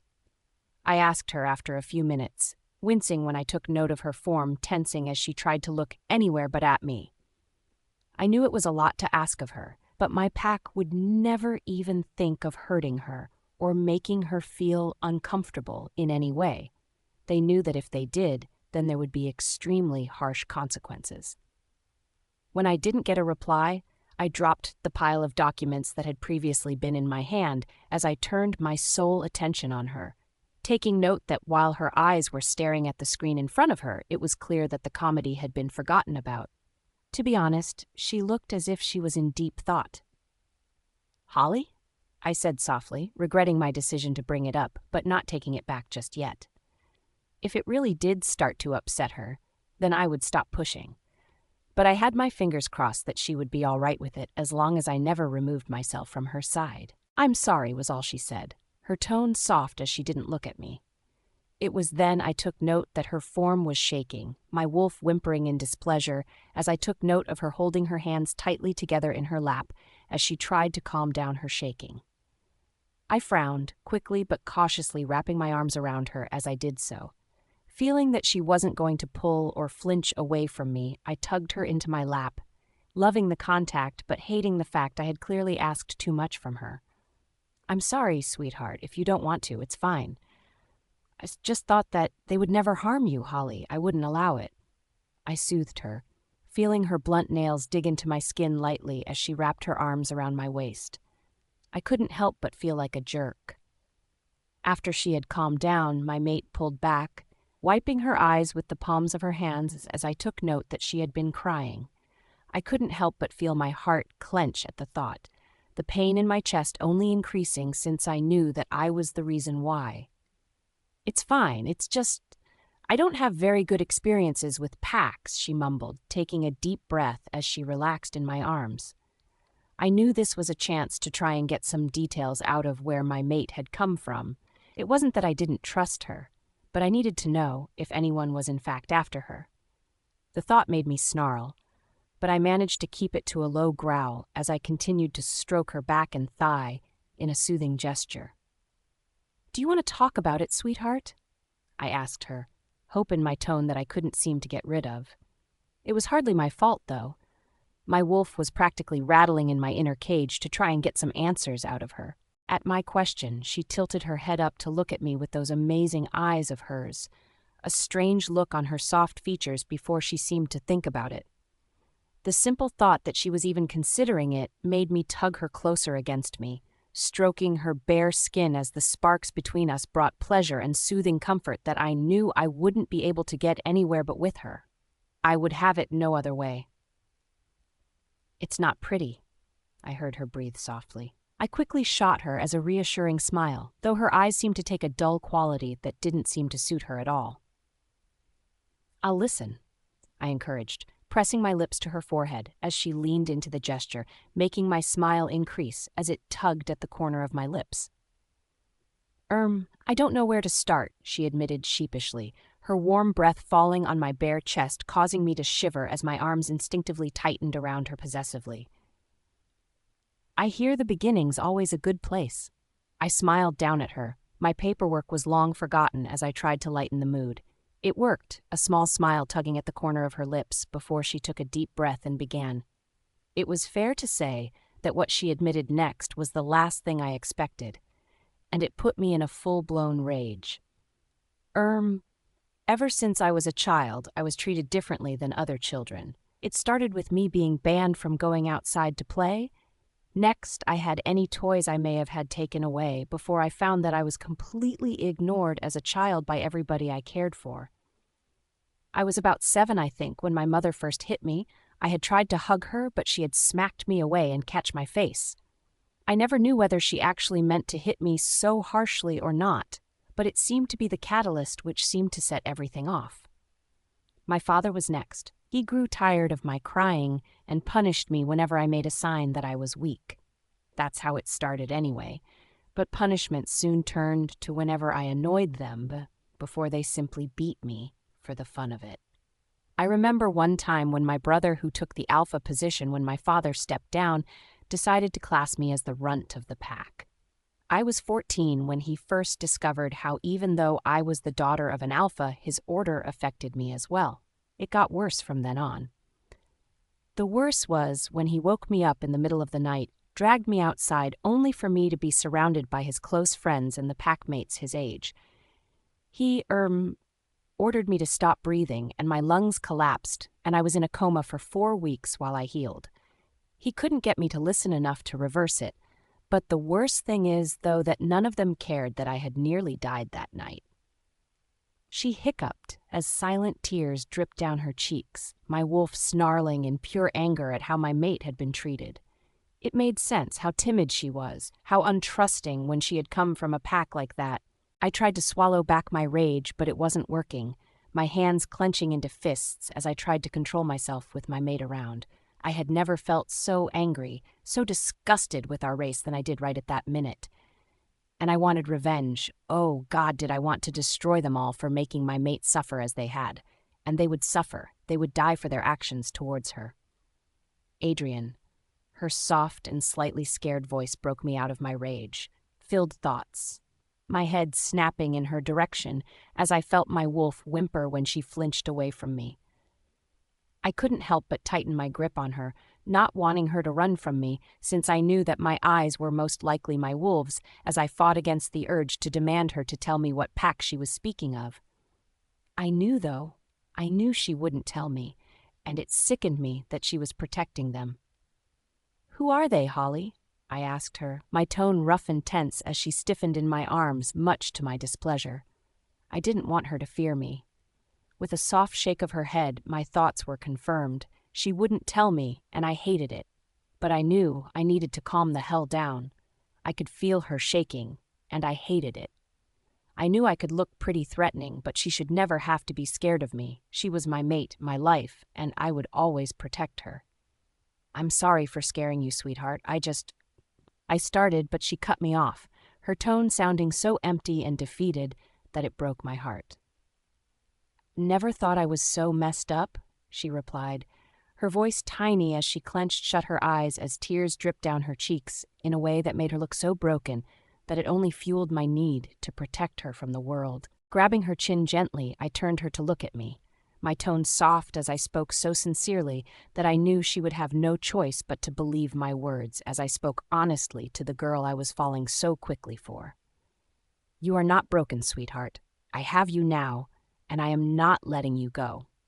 I smiled before bending down, wishing so much that I could press my lips against hers. Not knowing how she would react, I settled for her cheek, feeling her flesh heat up under my touch as she blushed brightly and looked shyly away from me, making me grin broadly. "I'll meet your pack?" She finally caved after a few minutes, the whoop that left my lips leaving me flushing in embarrassment as she giggled childishly, making it worth it. I knew that it would be hard on her, But I also knew that it would be worth it, since my pack would do everything in their power to make her feel as welcome as possible. I knew that once they caught sight of their soon-to-be female alpha, that their wolves would instantly become attached to her. The more protected she was, the better. She was my mate, and I would not risk losing her. With that in mind, I brought her into a deep hug, my arms wrapping around her small form as I mentally thought about the best time to introduce her to everybody. Today sounded like a good plan. It was only the beginning of the afternoon, so we had a while until they came back from school, so I would have to try and make her as relaxed as I possibly could. I didn't want her regretting her decision to put her trust in me, like she was clearly doing. "You won't regret it," I mumbled into her hair, feeling her squirm as she tried to get comfortable. I grinned, lessening my grip long enough for her to take up residence between my legs with her back against my chest. "I hope not," I heard her whisper to herself, my lips brushing her cheek again lightly, causing her to flush to deepen in its red. As I hugged her loosely against me, I couldn't help but take note of the fact that she was wearing my clothes still. Not that I minded, but I made a mental note to take her out to get her some things which she could call her own. All she had on her when I found her was some rags. What purpose they were for, I didn't know, but I had thrown them away. My mate deserved better than some useless scraps of fabric which I was scared to even think of as being the type of clothes she had been wearing. She deserved so much better. "I want to take you shopping, get you some things," I muttered to her, seeing her frown as she looked at me strangely before blushing when she caught me staring at her deep red cheeks with interest. I couldn't help but purr, loving how sweet and beautiful she looked to me, because she was so beautiful. "I don't need," she started, but I cut her off, wanting her to understand that I was here to look after and care for her whether she liked it or not. That would never change as long as I had anything to do with it, that was for sure. "Now hush, you are my mate, Holly, and I want what's best for you," I whispered against her ear, resisting the urge to take her earlobe into my mouth to try and draw a moan from her lips. I didn't press my luck, though, both me and my wolf knowing that she was far from ready for anything like that just yet. Hopefully, in the near future she would be, but definitely not right now. At my comment, she seemed to go quiet, her bright amber eyes looking off into nothing as she seemed to be deep in thought before shaking herself out of it.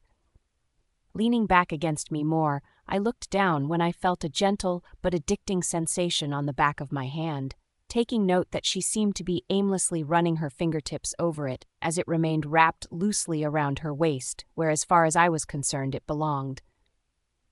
"Thank you," she breathed softly, turning around in my arms as she hesitantly straddled my waist, much to my delight. I made sure she didn't sit directly on my lap, though. If the bulge in my jeans became aware to her, I worried that it would cause her to shun me away, and that was the last thing I wanted. "For what?" I asked her curiously, reaching my hand up to brush away one of her curls that had gotten loose as I tucked it behind her ear, my eyes remaining locked with hers. "For being like this, for being nice, understanding," she explained before leaning forward and pressing her lips gently but quickly against mine, leaving me stunned. I quickly snapped out of it, though, looking at her nervous and blushing face as my hand reached up to touch my tingling lips. "You're more than welcome, sweetheart." I beamed, my smile so wide that she couldn't seem to help the giggle which escaped her, much to my pleasure. I couldn't help but grin. The realization that my mate had kissed me, however brief, made my wolf purr and howl in absolute delight. Suddenly I felt whole, happy beyond belief, that it was clear that my mate had accepted me. I had never been happier. Adrian's Pav. I could practically feel how nervous my girl was, her hands wringing in front of her as she kept close to me as we walked down the stairs. The pack had come back a few hours ago, but it was only now that Holly had worked up the courage to follow me down the stairs to meet them, her body pressing so close against mine that I couldn't help but love the contact. I knew that everything would be all right. It was the only reason I was giving her the gentle push to do this, since I knew that it would work out better for everyone, including herself. "You ready?" I asked her, watching her eyes widen in nervousness and fear as she pressed herself further against me. I didn't like seeing her acting so scared, but I was hoping beyond hope that it wouldn't last long. "They won't hurt you, sweetheart. They'll like you, I promise," I continued, seeing her nod hesitantly before we reached the last step. Reaching out, I helped her down even though it was unnecessary, just wanting the touch she allowed me to have as I wrapped my arm around her waist and led her towards the living room where everyone was already waiting for us. "Adrian," I heard my mate whimper, the sound making my heart clench as I paused mid-step and gently took her face between my hands. Running my thumbs soothingly over her cheeks, I looked her in the eye, giving her what I hoped to be a reassuring smile as I did so. "You'll be fine. I'm not going to leave your side, okay?" I reassured her, getting a blank look in return, much to my disappointment. I hid it from my face, pressing a gentle kiss to her forehead before tugging her into the living room where she was suddenly center of attention. She squirmed, trying to hide behind me as I took note of each and every packmate staring at her like a wolf would their alpha female, with protectiveness, concern, and hope that she would pay them some attention. It was just how it worked. Her being the female alpha of such a closely knit pack meant that their wolves would be silently begging for her attention. Apart from the feelings a wolf felt for its mate, this was the next most addicting feeling, and she had just become their drug. "Everyone, this is my mate, Holly. Holly, this is our pack," I introduced, the fact I used the term "our" seemingly missing her attention as she continued to stay behind me where she clearly felt safest. I could feel her face buried into my bare back, the fact I was shirtless no longer bothering her as she pulled me closer. I didn't mind, but I disliked how uncomfortable she seemed. "Hello," I heard her whisper as a greeting, though she didn't move from behind me as the sound of her soft voice caused a number of my pack to smile reassuringly at her in return as they all replied with a hello or a hi. "Good girl," I breathed for only her to hear, turned around slightly to wrap my arms around her as I pulled her in front of me. Thankfully, she went without much resistance, but I could tell it was getting to her, and suddenly, I didn't feel so confident in my actions. "Hi, I'm Paul's mate, Lily. It's nice to meet you," Lily introduced herself to try and break the tension, Holly slowly turning to look at her with wide expression-filled eyes. It was silent for a few minutes until my mate spoke again, her tone not as shaky as it had been before when she had first greeted them. "I'm Holly." She clued them in on her name, my arm squeezing her briefly around the waist as a sign that I was proud of her for making an effort. "Well, we are going to get on great, Holly," Lily grinned, her smile infectious, but Holly didn't return it. She looked incredibly uncomfortable, looking as if she wanted to be anywhere but here. "Okay, could this get more awkward?" "So, Holly, you're a great cook, by the way," Paul stated, obviously trying to make her more comfortable, much to my relief. It worked, though I did not expect the next thing that came out of her mouth, and by everyone's reaction, I doubted they did either. "You ate my cake," she seemed to blurt out, it being silent for exactly 4 seconds before grins broke out on everyone's faces as the tension was successfully broken with her comment. She flushed adorably in embarrassment, quickly muttering a sorry as she buried her face in my chest again as my body vibrated with silent laughter. "To be fair, it wasn't just me, and we thought Adrian made it," Paul stated, grinning proudly at the fact that he had been the one to get her talking more than a few words since she had joined them. I couldn't help but roll my eyes, but I let him soak in his personal achievement. Idiot. He helped. My angel muttered against my chest, causing me to grin, giving my beta my own smug look as he rolled his eyes in my direction, much to my amusement. "Sure he did," he muttered sarcastically, getting a smack on the arm from Lily as she silently told her mate off for being cheeky. "Bugger off, at least I didn't scoff it down without saving us a piece." I clipped back with a raised brow, not expecting a guilty look and not receiving one either.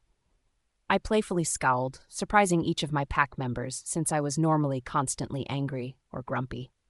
To be honest, though, I found it impossible to put a damper on my mood, heck, certainly not when I had my mate in my arms. "Whatever, it just gives you the excuse to make more," he continued. the pack laughing as a comfortable banter settled over the pack as everyone started talking. I knew that they were keeping an eye on Holly, though, not being able to help themselves, as I tugged her gently towards a spare comfy chair and pulled her onto my lap, pleased when she eagerly did so. I didn't know how long we sat there with everyone, but I couldn't wipe the smile off my face even if I tried to. Holly had added her bit to the conversation. She wasn't chatty by any means, but she seemed to be relaxing more in their presence when she realized that they were nothing like her old pack. Just thinking about how she had been brought up made my wolf both rage and whimper, both wanting to kill them for harming her in such a way, as well as feeling terrible that I hadn't gone out looking for my mate when I clearly had the chance to. To be honest, it had just never bothered me. I had been used to being alone since my parents died after all, and having a mate just didn't seem like a possibility until now. Now I had her. I regretted not seeking her out sooner, wondering if I had done, whether I would have saved her from any of the pain she had been forced to endure. My anger, though, increased when I thought back to when she had told me part of her past, the reason for why she was so timid and cautious all the time. The fact that not only was an alpha meant to protect their pack, but the fact that it was her brother made my blood boil. It was bad enough for a family member to just sit by and watch, but for him to actually be the reason why made me sick. The fact her parents were involved as well only helped to fuel the rage I was in, internally seething when I thought about how a parent could do that to their child. My parents had died when I was in my early teens, leaving me with no choice but to take over the position of being alpha. But even so, they had loved me like a parent should a child. I quickly shook my head, rapidly trying to clear my thoughts and concentrate on the small girl in my arms as to try and calm my suddenly raging temper. The last thing I needed was to disturb my mate with my anger. I didn't want her regretting telling me a bit about her past, since someday I wanted to hear every part of it. I may not like what I hear, but I wanted to hear it nonetheless. Relaxing back against the chair, my gaze was drawn back to my mate when I felt her shift in my lap, hearing her groan slightly under her breath as she shifted into a more comfortable position against me, making my mind haze over briefly with lust, before I quickly shook it away. That was the last thing I needed on my mind right now. "You okay?" I asked her gently, looking down only to see that she had curled herself around me and her eyes had drifted shut. Using my sensitive hearing, I picked up on the fact that her breathing had evened out, her cheek pressed against my bare chest, making me purr out loud at the contact she was allowing me. Knowing that while we had yet to eat, my mate needed to catch up on her sleep, much like Lisa had stated, so I carefully swept her into my arms, remembering how Lisa had also told me that the more rest she managed to get, the quicker she would get back to a normal health. So with that, I tried to be as careful as possible as I stood from the chair, hating how light she felt in my arms, but loving the fact she was in them. "You want me to bring you something to eat, Adrian?" Lily asked, probably knowing that I wouldn't be turning down the opportunity to lay with my mate for something as simple as food. I could go without a meal. I didn't feel right eating anyway when my mate wasn't, and she clearly needed feeding the most. "I'm fine," I grunted. "Thanks," I added as an afterthought, not wanting to seem rude or ungrateful. "We like her mate. She's good for you," Ryan stated as he sat with his arm around his own mate, gesturing to my sleeping angel as she curled her form around me, much to my delight and enjoyment. With a nod, I didn't reply, not wishing to take the risk of waking up my drowsy mate as I turned and took to the stairs.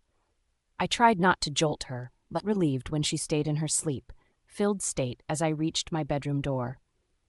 Wincing at the noise it made as I opened it, I looked down at my mate, only to breathe a sigh of relief when her breathing remained slow and even, a smile appearing on my lips at how cute she looked. Because she was more than a little cute, and she was all mine. With a soft smile on my lips, I quietly shut the door behind me, walking over to the bed as I laid her on the sheets. She refused to let me go through, whimpering when I tried to untangle her fingers with pure reluctance, but I needed the toilet almost desperately. "No, Adrian," she mumbled, her grip on me tightening with her words. However, Much I didn't want to leave her when she was in this sleep-filled state. I really needed to go. "I'm not leaving you, sweetheart. I'll be back in a few minutes," I soothed, feeling her tense, before letting me go and rolling onto her side away from me. I could see her form sink slightly into my thin covers, not being able to have thick ones due to the amount of heat we wolves ran on. Quickly jogging to the bathroom, I finished my needs as quickly as possible before entering the room again, drying my wet hands on my sleep pants, only just then realizing that I hadn't changed out of them since this morning. I shrugged, seeing my mate still curled up on the sheets as I looked towards my bed. Knowing that it would still be too early for me to get some sleep, I grabbed some paperwork from my desk and a pen, deciding that I could get some work done while I laid with my angel so I could look over her when she slept. I found I was most relaxed in her company, no longer finding doing paperwork on the pack's finances so stressful as I had found before she came into my life and improved it for the better. I knew it was down to the fact my wolf was relaxed, internally purring with his mate so close to my side. I smiled at the thought. Moving to sit on the bed, I had to admit I was slightly disappointed when my mate stayed where she was, her face buried in my sheets as she curled up her body in an effort to stay warm. I quickly moved her to slip under the covers as soon as I saw her shaking slightly, breathing a sigh of relief when she instantly curled towards me, though she didn't touch me in any way. I had to admit I was slightly disappointed that she wasn't, but I didn't move nor comment, not wanting to wake her. Flickering my eyes back to the matter at hand, it didn't take me long to get it up to date. My eyes looking for the clock only to find that it had taken a lot longer than I had expected. Getting off the bed, I quickly filed my now finished work in my desk drawers before heading to the bathroom, instantly feeling my wolf come alive when I let my mate out of my sight. I couldn't help but frown, rushing with having a quick shower and changing my clothes only to walk back into the room and for my eyes to instantly seek out my still sleeping mate. I was more than a little pleased that she seemed to be catching up on her sleep. I wonder if she would mind having Lisa take a look at her to see how she's doing, since the thought of something happening to her was too much to bear.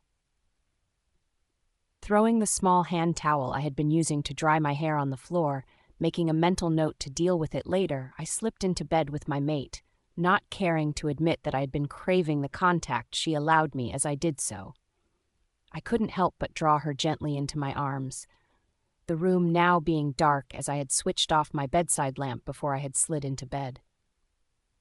The breath I had released was pure pleasure as she turned in my arms, her warm breath hitting my chest, making a shiver run through me that I couldn't hold back. Not that I wanted to. I wasn't afraid of hiding how she affected me, but I didn't want to make her uncomfortable, since she still clearly wasn't ready for anything like that yet. As I shut my eyes, trying to drift off with her, I couldn't help but think back to the shy and brief kiss that she had placed on my lips, the corners of my mouth pulling up into a grin that I couldn't prevent, even if I tried to. I couldn't help it. It had felt so good, so right and perfect, that I couldn't help but think about what it would feel like, what it would be like when she allowed me to touch her, to ravish her, and treat her like she deserved. I couldn't wait.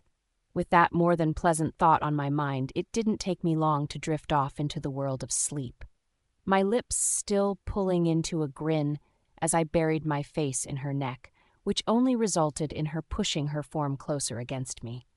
I was far from complaining, the closer the better as far as I was concerned. Waking up, I let out a shuddering breath when I felt something on my thigh and groaned. My body still as my form tensed, causing my eyes to snap open when I felt myself becoming more and more excited. It didn't take me long before I figured out that it was my mate's leg. Sometimes in the night, she had seemed to have wrapped herself around me, much to my delight and pain. The pain being that while I wouldn't mind her helping me with my situation, I didn't know how she would react if she suddenly woke up right now. Shit. Taking a deep breath, I winced as I grabbed the sheet and moved it off us, swallowing harshly as I cautiously lowered my hand to her knee with the intention to gently remove her leg from my very awkward problem. Luck seemed to be on my side, though, the others all getting up as a number of alarm clocks all went off at once, causing Holly to jump slightly. While I didn't like to see her startled, it made her jolt enough for her to turn on her opposite side, leaving me instantly missing and craving the contact and comfort she brought. I didn't protest, though, needing to think of disgusting and vile images in my head to tame down the problem that rested between my legs. Knowing that I couldn't get back to sleep, I rolled on my side as I gazed at the back of my mate's head, her breathing still soft, and even as she seemed to still be in her dream world, as she pulled the covers up her body further as she snuggled in my sheets. It made me curious to how she had lived before I had found her that night, when she was running in the woods, making a mental note to try and bring it up, since I feared that her living conditions were anything but good. Since she seemed to be unaware of my staring, I took the time to take her in, her thick mess of unruly curls sprawled out on the pillow she lying on, as I resisted the urge to run my fingers through it. To be honest, I was worried that it would wake her up. The more rest she got, the quicker she would get back to the state that she should be in for a female werewolf of her age. I liked a woman having curves after all, and I knew that once my mate had some meat on her bones, she would be more than a little perfect in my eyes. She must have felt my eyes on her, burning a gaze into the back of her head since I heard and felt her stir. I watched her carefully as she turned over to look at me, her eyes half lidded with sleep, and she'd never looked more adorable than she did right then. "Morning, sweetheart," I greeted her, getting one of her rare bright smiles in return, making it utterly worth it. "Morning," she smiled, it being wider than she had before, making me mirror it with my own matching grin that had her giggling adorably. "So what do you want to do today, sweetheart?" I asked her curiously, wanting to know her thoughts on the matter, since the more time I spent with her, the better. I only got a shrug in return as she rose to sit on that cute bottom of hers, reaching her arms above her to stretch, only to wince and grab her shoulder when both of us heard something crack. "Ow." I heard her mumble. She tried to roll her shoulder, only for it to make a grinding sound that didn't sound too good at all. My arm quickly snapped out to stop her from moving it, her eyes locking with mine as they seemed to water slightly. It broke my heart. "Can I have a look, Holly?" I asked, knowing I was going to have a look whether she liked it or not. I only asked to be polite, but I was more than a little pleased when she agreed with a slight nod of her head, causing her messy curls to bounce slightly. "Good girl," I praised, my wolf gloating with pride that she trusted us so much. "What's wrong with it?" she asked in a mumble after I had gently let my fingers touch her shoulder, my wolf crying out in pain, and my brows pulling together in a harsh frown when I took note that it seemed that the bone in her shoulder had cracked. It would heal in no time, but the fact she was that fragile made my protective instances flare as I looked into those bright amber eyes of hers. "It'll be fine. How about we get you some food? Does it hurt still?" I asked her, helping her to her feet as I wrapped an arm around her waist in case she lost her balance. She didn't, but I didn't let go. "Not much," she stated. It wasn't the answer I was after, but I didn't comment as my gaze again found her shoulder as I kept an eye on her as I led her downstairs and towards the kitchen. It wasn't long until I had her seated at the table while I put something together for us to eat, my gaze drifting to her now and again, only to see her staring at my mobile phone with interest as it sat on the table. She looked as if she had never seen one before. "You all right there, sweetheart?" I asked with an amused grin, her gaze snapping to mine as an all-too-familiar blush coated her cheeks in a manner that had me biting my inner cheek as to stop from groaning out loud at how utterly edible my mate looked. Because she looked so bloody edible that it should be considered sinful. Yeah, sorry," was her flustered reply, my interest piquing as I walked towards her and leaned on my knees in front of her, instantly having her sole attention. I loved having that effect on my mate. "Why do you look so interested? Surely you've had a phone before." I couldn't help but ask, getting a gentle shrug out of her before she winced at the discomfort it must have put on her shoulder. I frowned, remembering to ask Lisa having a look at it if Holly would let her. That was something I wouldn't push Holly at, If she didn't want to be touched in that way by anyone, then she wouldn't be as far as I was concerned. I was never allowed one. She replied as if it was nothing. I was internally kicking myself when I remembered how she had been brought up. They barely fed her. Of course, they wouldn't have given her something like a phone. "You want to look at it?" I asked, seeing her eyes brighten up. I shook my head at how easily my mate was amused, passing her the phone as she took it hesitantly from me, as she held it as if she was afraid it would crumble in her hands. It was another thing I had noticed, how everything I had given her, whether it was a shower, clothes, or food, as treated as if it was precious. I knew it was down to her upbringing, and I knew it would most likely always be that way. It made me realize how much I and my packmates took the simplest things for granted. "Thank you," I heard her mumble as she stared at it in rapt fascination before hesitantly pressing away, testing both the touch screen and the buttons as she seemed to become completely absorbed into it. "What did you have, Holly?" I asked her gently as I took a seat next to her on an empty chair, knowing that when she was distracted she tended to be a lot more generous and open with giving away things of her past. I was correct, of course, my wolf purring at how I was beginning to be able to read my mate with more ease than I had beforehand. "Huh?" she asked off, handily. Clearly the distraction was working. "You said you weren't allowed a phone. What else didn't you have?" I repeated, keeping my tone anything other than demanding. I didn't want her to feel pressured to answer me, but I was too curious to let it go completely when I had the opportunity to learn more about it. "Not a lot," she answered vaguely. "Then didn't have belongings, so it wasn't like I was losing out on anything since I never had it to begin with," she continued, still staring at my phone as it made a few beeping noises that clued me in on the fact she was most likely on the game app that I had downloaded onto it. I shook my head, beyond amused. "Didn't it bother you?" I asked with a frown, it only deepening when I saw how unaffected she seemed by my questions. "Did what bother me?" she asked, glancing up briefly with confused eyes before looking back at my phone. "Not having anything? Being alone?" I continued, hating having to talk about this with her, but knowing that it needed to be said. She was quiet for a few moments, terrifying me that I had gone too far until she spoke, her tone flat and lifeless.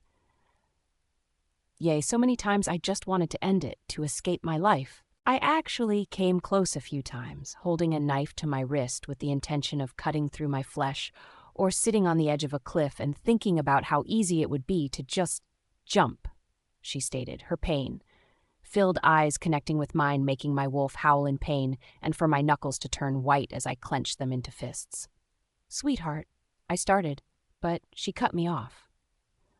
But something was always stopping me from just escaping a world of pain, from seeking a way out of the fate I had been dealt with.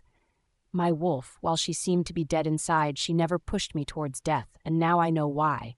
"She was waiting for you, Adrian," she finished, her eyes still staring into mine as I instantly had her in my arms. "I am so sorry, sweetheart. I should have, if I had."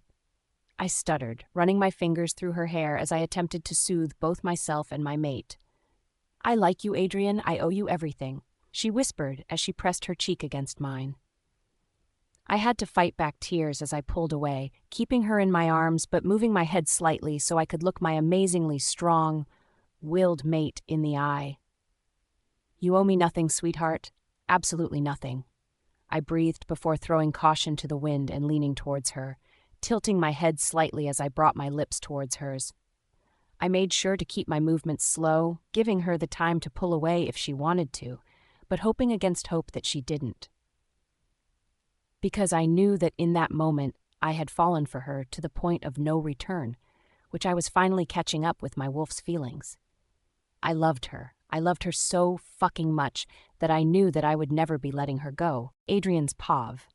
The kiss didn't last long before she pulled apart, leaving me instantly craving more, my eyes slowly opening just in time to catch her staring at my lips while she chewed at her own. She looked more than a little flustered. I grinned, knowing that I was the reason why she was in such a state. It had been a simple kiss, but it had meant so much more. It meant that not only did she accept me, but it was obvious that my mate liked me in a manner that wasn't just friends. I knew she wasn't ready to love me yet, what with her past and all, but I knew that it was a start, and that was what I was concentrating on. Hungry? I grinned. Not even bothering to hide how happy and delighted I was as her flush deepened. She nodded hesitantly, obviously trying to hide how much the kiss had affected her.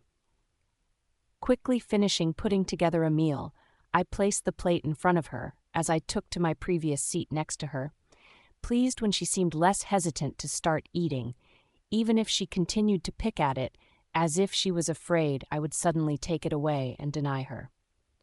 I frowned at the thought, though quickly pushed it away when I saw her look in my direction. "So how do you like the pack, sweetheart?" I asked her, wanting to hear her voice as she seemed a lot less nervous around me than she had when I had first started to speak to her. She was still edgy around the pack, but after knowing about her past, it wasn't like I expected anything else from her or blamed her for acting how she did. "They're nice," she confessed almost surprisingly, clearly not having expected them to be so different from her own pack. "They like you." I couldn't help but tell her, seeing her look away shyly as she concentrated on her food as it sat only slightly touched in front of her. "So what do you want to do today?" I asked when it was silent for a few minutes. Clearly she didn't know how to answer my statement about them liking her. "I don't mind," was her reply, causing me to pull my brows together as I thought about how we could spend the day. I had caught up with my paperwork, so I didn't need to worry about that. We had the whole day to ourselves, and I wanted to make the most of it. "How about we go get you some clothes?" I asked. Most girls liked shopping, right? At my suggestion, she seemed to get uncomfortable, instantly having me wondering whether it was anything I had said to have her mood change so quickly. Hearing her mumble something under her breath, I couldn't help but ask her to repeat it, it being so quiet that not even I could pick up on it, and I had the enhanced and sensitive hearing of an alpha male werewolf. "I don't have any money," she muttered, clearly embarrassed, making me sigh out in relief that it wasn't anything more serious. "Well, I do. However much I like you in my clothes, don't you want any of your own?" I asked her, wanting her to know what money was no problem. Unlike most packs, we didn't spend it stupidly. I didn't allow them to. We had cars, yes, but they weren't anything severely expensive like most packs had, since I thought it was a complete waste of money. I also wanted her to know that money wasn't an option when it came to her. I was her mate and her provider, so money was the last thing she should be worrying about. "It's yours," she said softly, looking at me with those gorgeous amber eyes of hers as she was clearly talking about money again. I stifled the urge to roll my eyes. She needed to learn that it was my job and duty to look after her, and that was never going to change.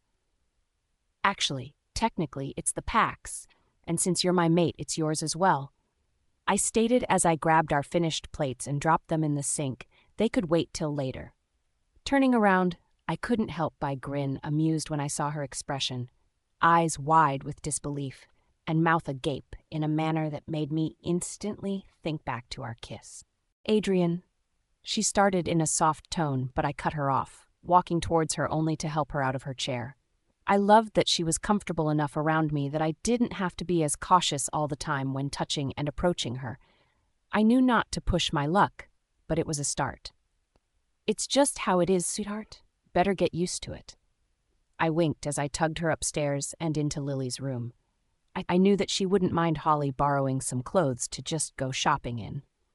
While I did like Holly wearing my clothes, surrounded by my scent, I knew that she couldn't go shopping in them.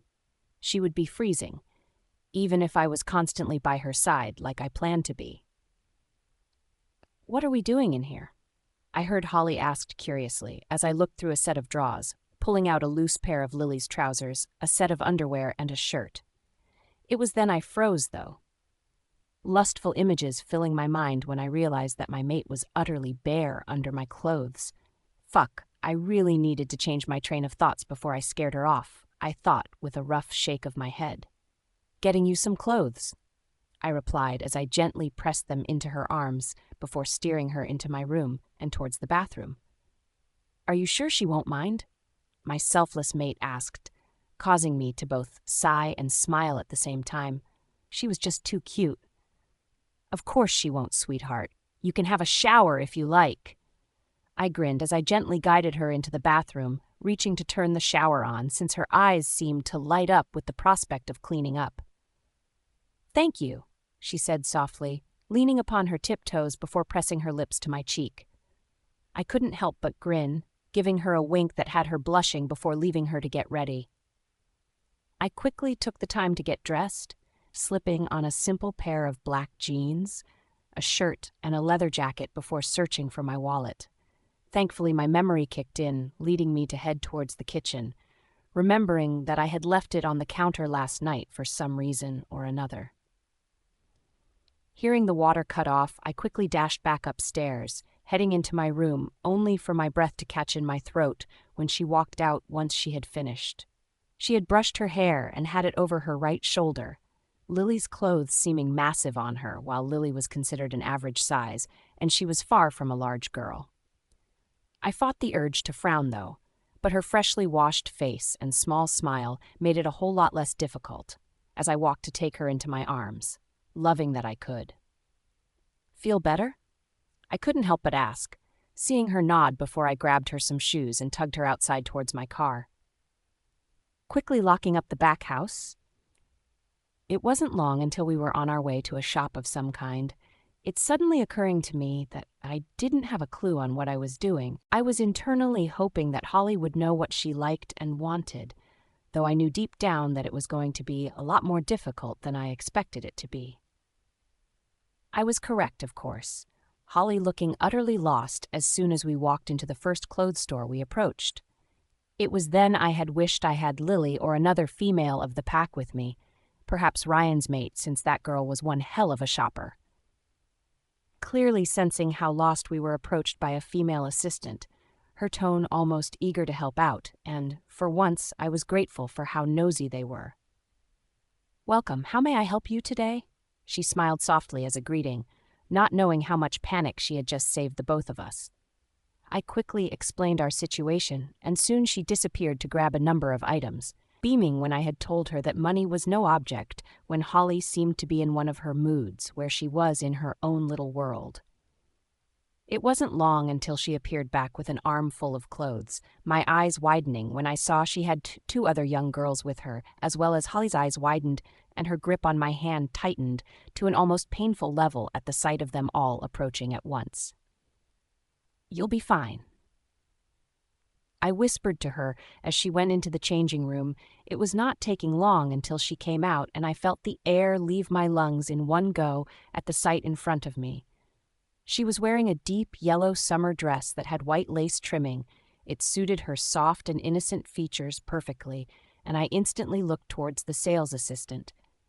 "Definitely," I nodded as soon as I managed to find my breath, the woman smiling gleefully, and I had an idea it was due to the fact she would be getting a large paycheck considering she was on commission.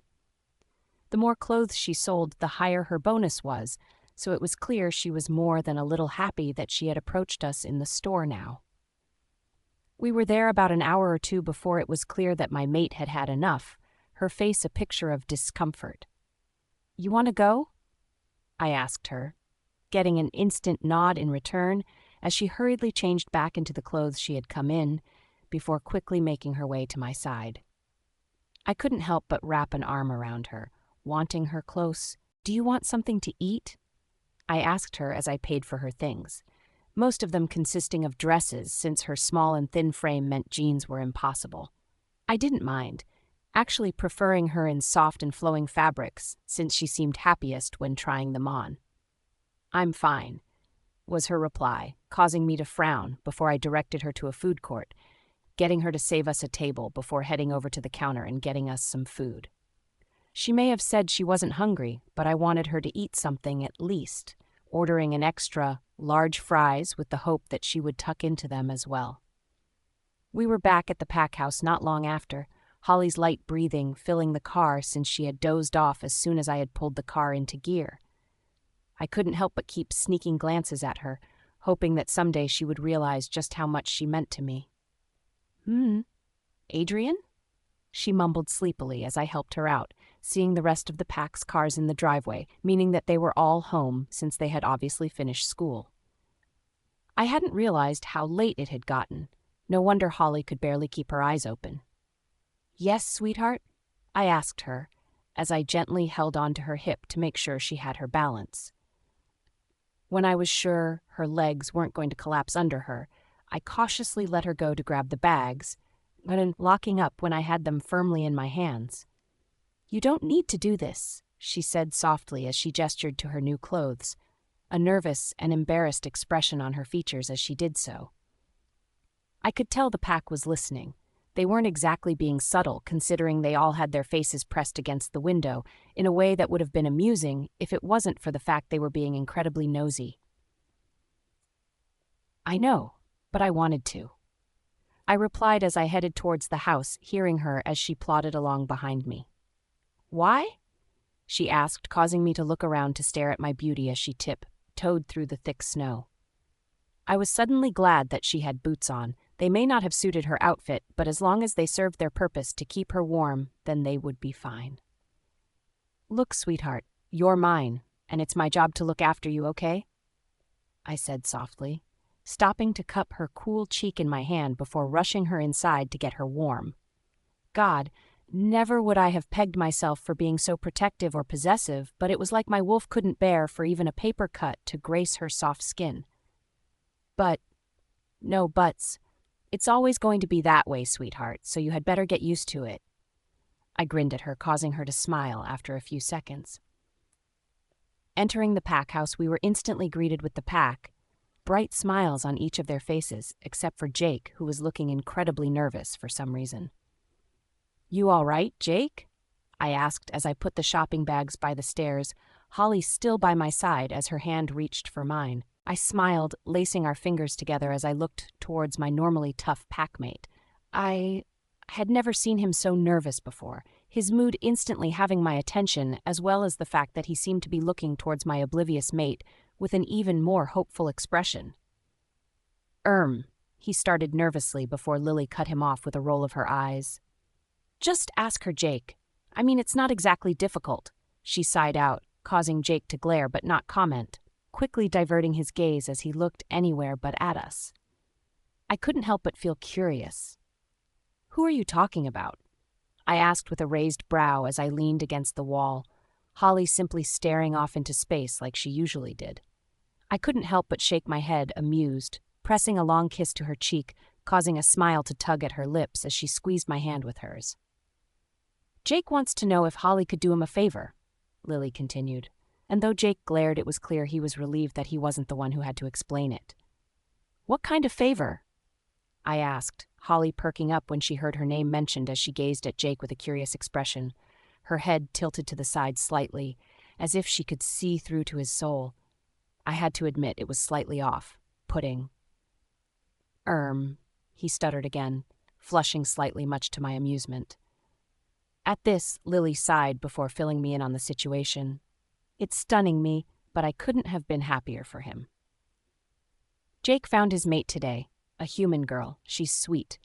Anyway, wanting to be close to her, he offered to help out with a bake sale she's organizing, only he can't cook," Lily stated, causing the packmates who didn't know to whoop at another packmate being mated.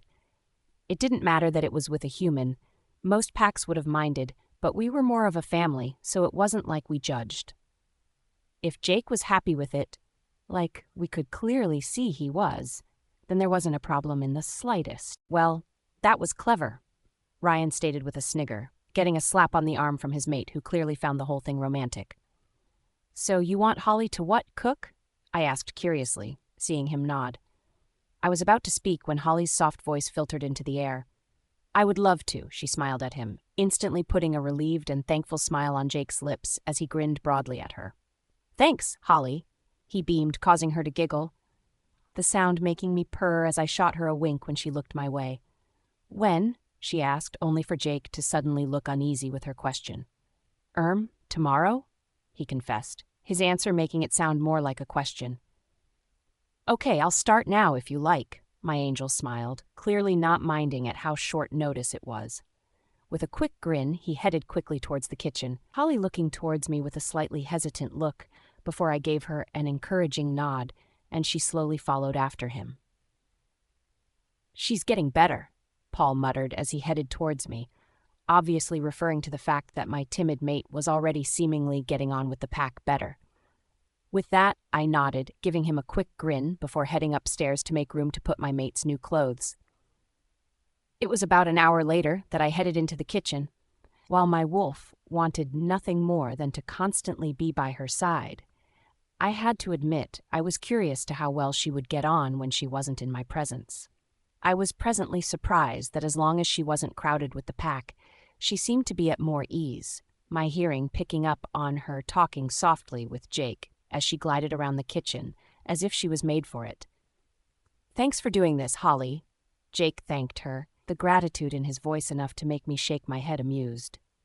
"It's fine. I'm happy to help out." There was my mate. It was strange how just hearing her voice made me want to appear by her side, already missing her even though it had been only an hour at the most. "So what's she like?" "Her name is Annie. She's a year younger than me, so she's about your age. She's really sweet. He started to ramble off excitedly, causing my mate to giggle. Taking that as my cue to enter, I walked into the kitchen, my eyes widening when I took note of how much my mate had managed to cook. Bloody hell. I couldn't help but swear under my breath as I took note of the delicious aroma in the kitchen, the table actually covered in different types of desert treats, which meant my mate must be one hell of a good cook when it came to cooking more than one thing at the same time. "Hey," I grinned at the sound of my mate's voice, quickly walking over towards her as I wrapped my arms around my flower, covered mate, and pressed my lips against her cheek. "It looks like you've been busy," I grinned, looking over her shoulder to see her adding a number of strawberries around the edge of a cake which smelt of cinnamon. Damn, my mate could really cook when she put her mind to it, not to mention it looked incredibly professional. "I got carried away, I guess," she mumbled, embarrassed, as she added the final touches to the cake, adding 3 strawberries in the center before adding this strange chocolate homemade swirl in the middle. I had to admit, I was having trouble not devouring it myself. "They look great," I commented, as looked towards Jake, who was nodding eagerly, obviously pleased that he would be able to impress my mate. "You really are a lifesaver, Holly," Jake admitted, his tone thick with gratefulness. "I don't mind. It's been a while since I could do my own thing," she smiled, making me instantly curious. There was still so much I didn't know of my mate. "What do you mean?" I asked, helping her move the cake onto the table when she seemed to struggle and getting a kiss on the cheek, making it worth the effort.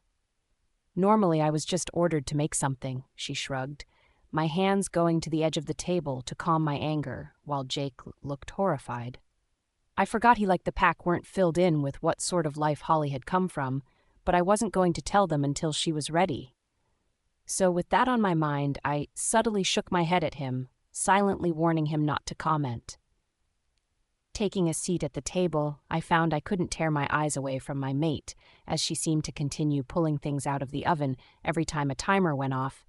It was impressive to say the least, since everything seemed to be different, but smell just as good. Literally, my mouth was drooling when she got to the double chocolate cupcakes, which seemed to draw most of the pack into the kitchen, only for them to freeze when they saw the delectable sight in front of them. Holy cow! Believe it or not, but it was Paul who made the comment. It wasn't exactly a secret that the boy was an utter pig, and that was putting it lightly. I mean, due to us being wolves, we did have to eat a lot to keep up with our shifting and extremely high metabolism, but Paul took it to a whole other level, and it was almost fascinating that the guy wasn't fat or even large except for the muscles that came with the package of being a werewolf. "Oh God, cinnamon cake," Kelly moaned, Kelly being Ryan's mate. Really, you would have expected Paul and Kelly to be put together by the spirits when it came to food. They were both animals when it came to tasty treats. "Hey, don't even think about it," Jake threatened through narrowed eyes, clearly sensing their motives.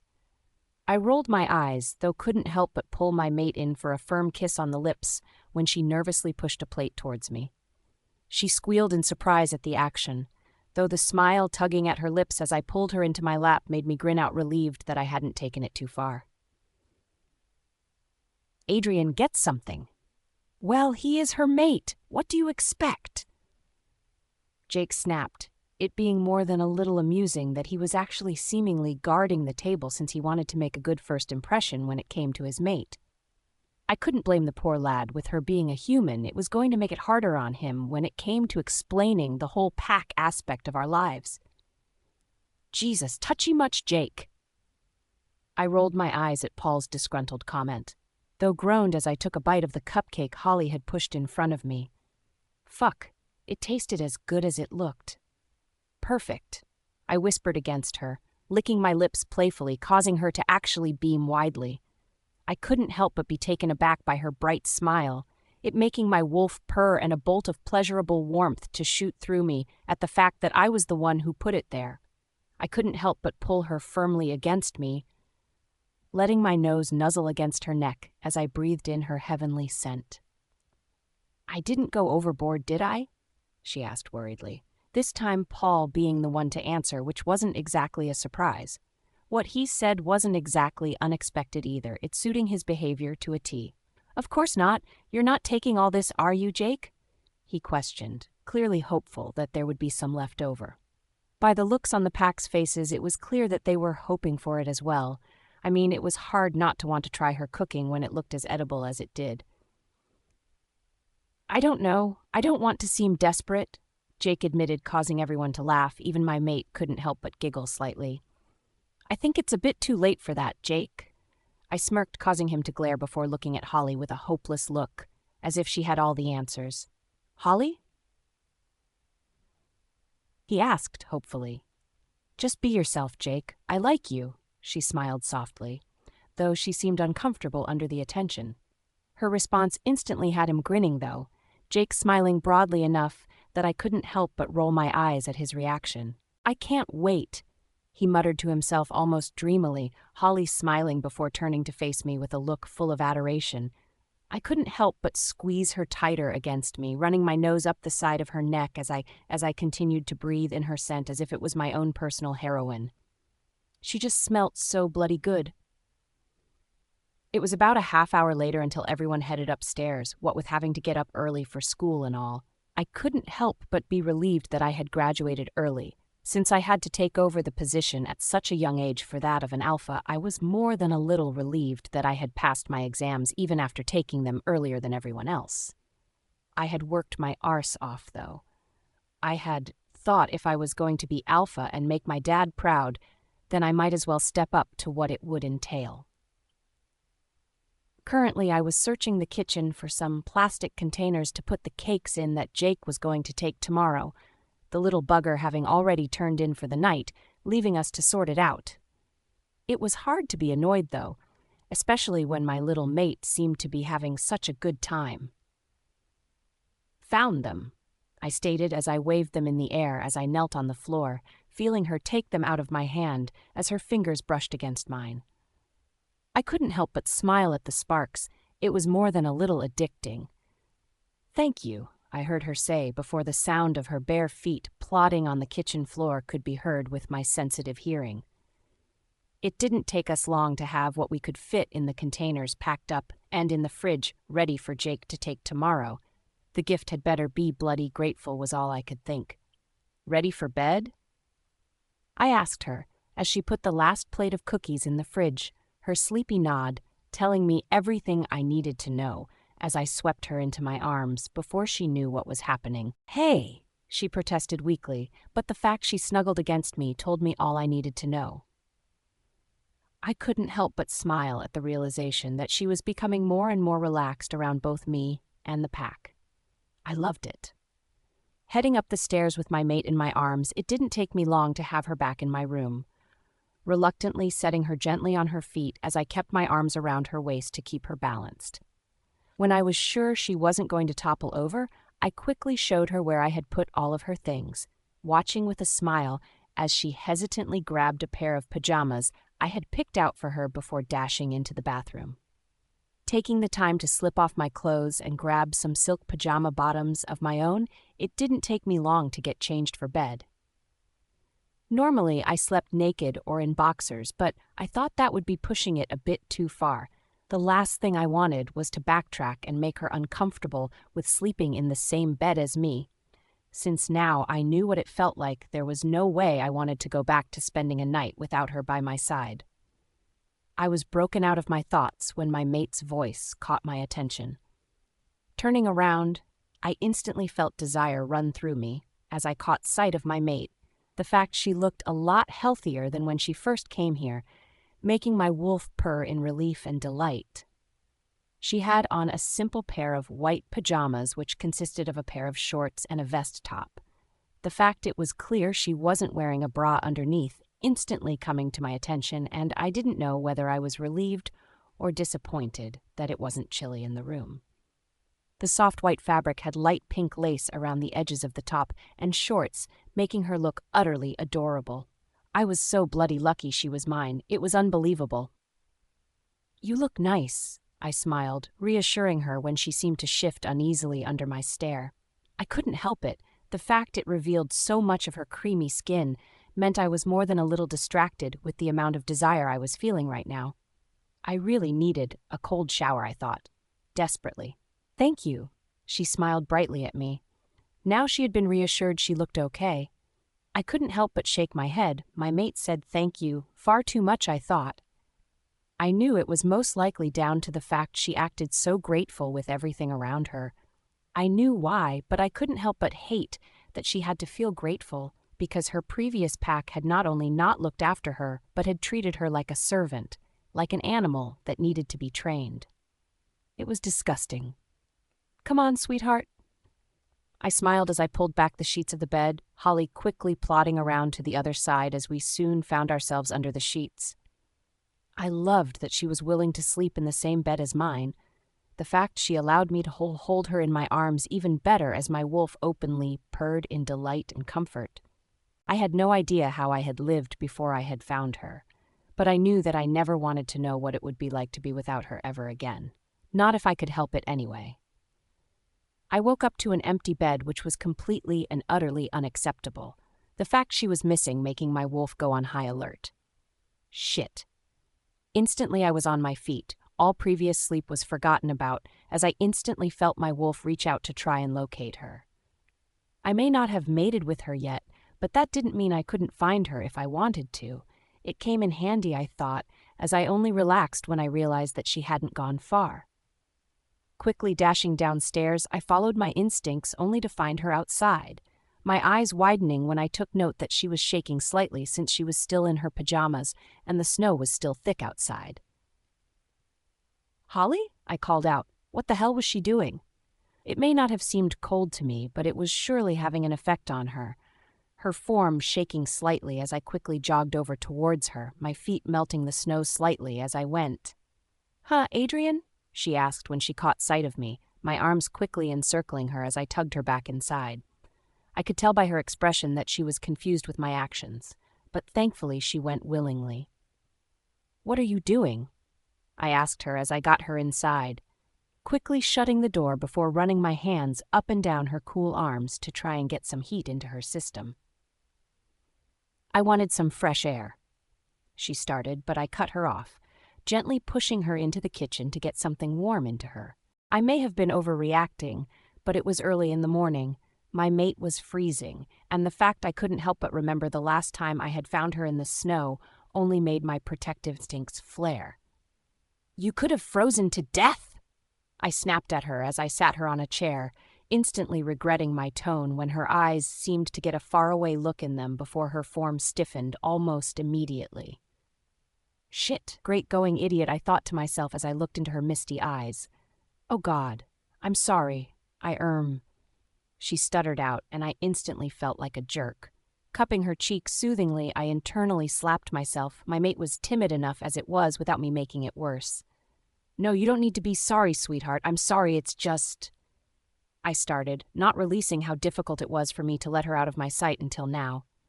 Shit, I was so whipped it was unbelievable. I'm being overprotective, aren't I? I smiled at her, hoping to lighten the mood. Thankfully it worked, her form relaxing as she looked at me with those big, amber eyes of hers making my heart skip a beat. I'm sorry, I'll wake you next time. She smiled sheepishly.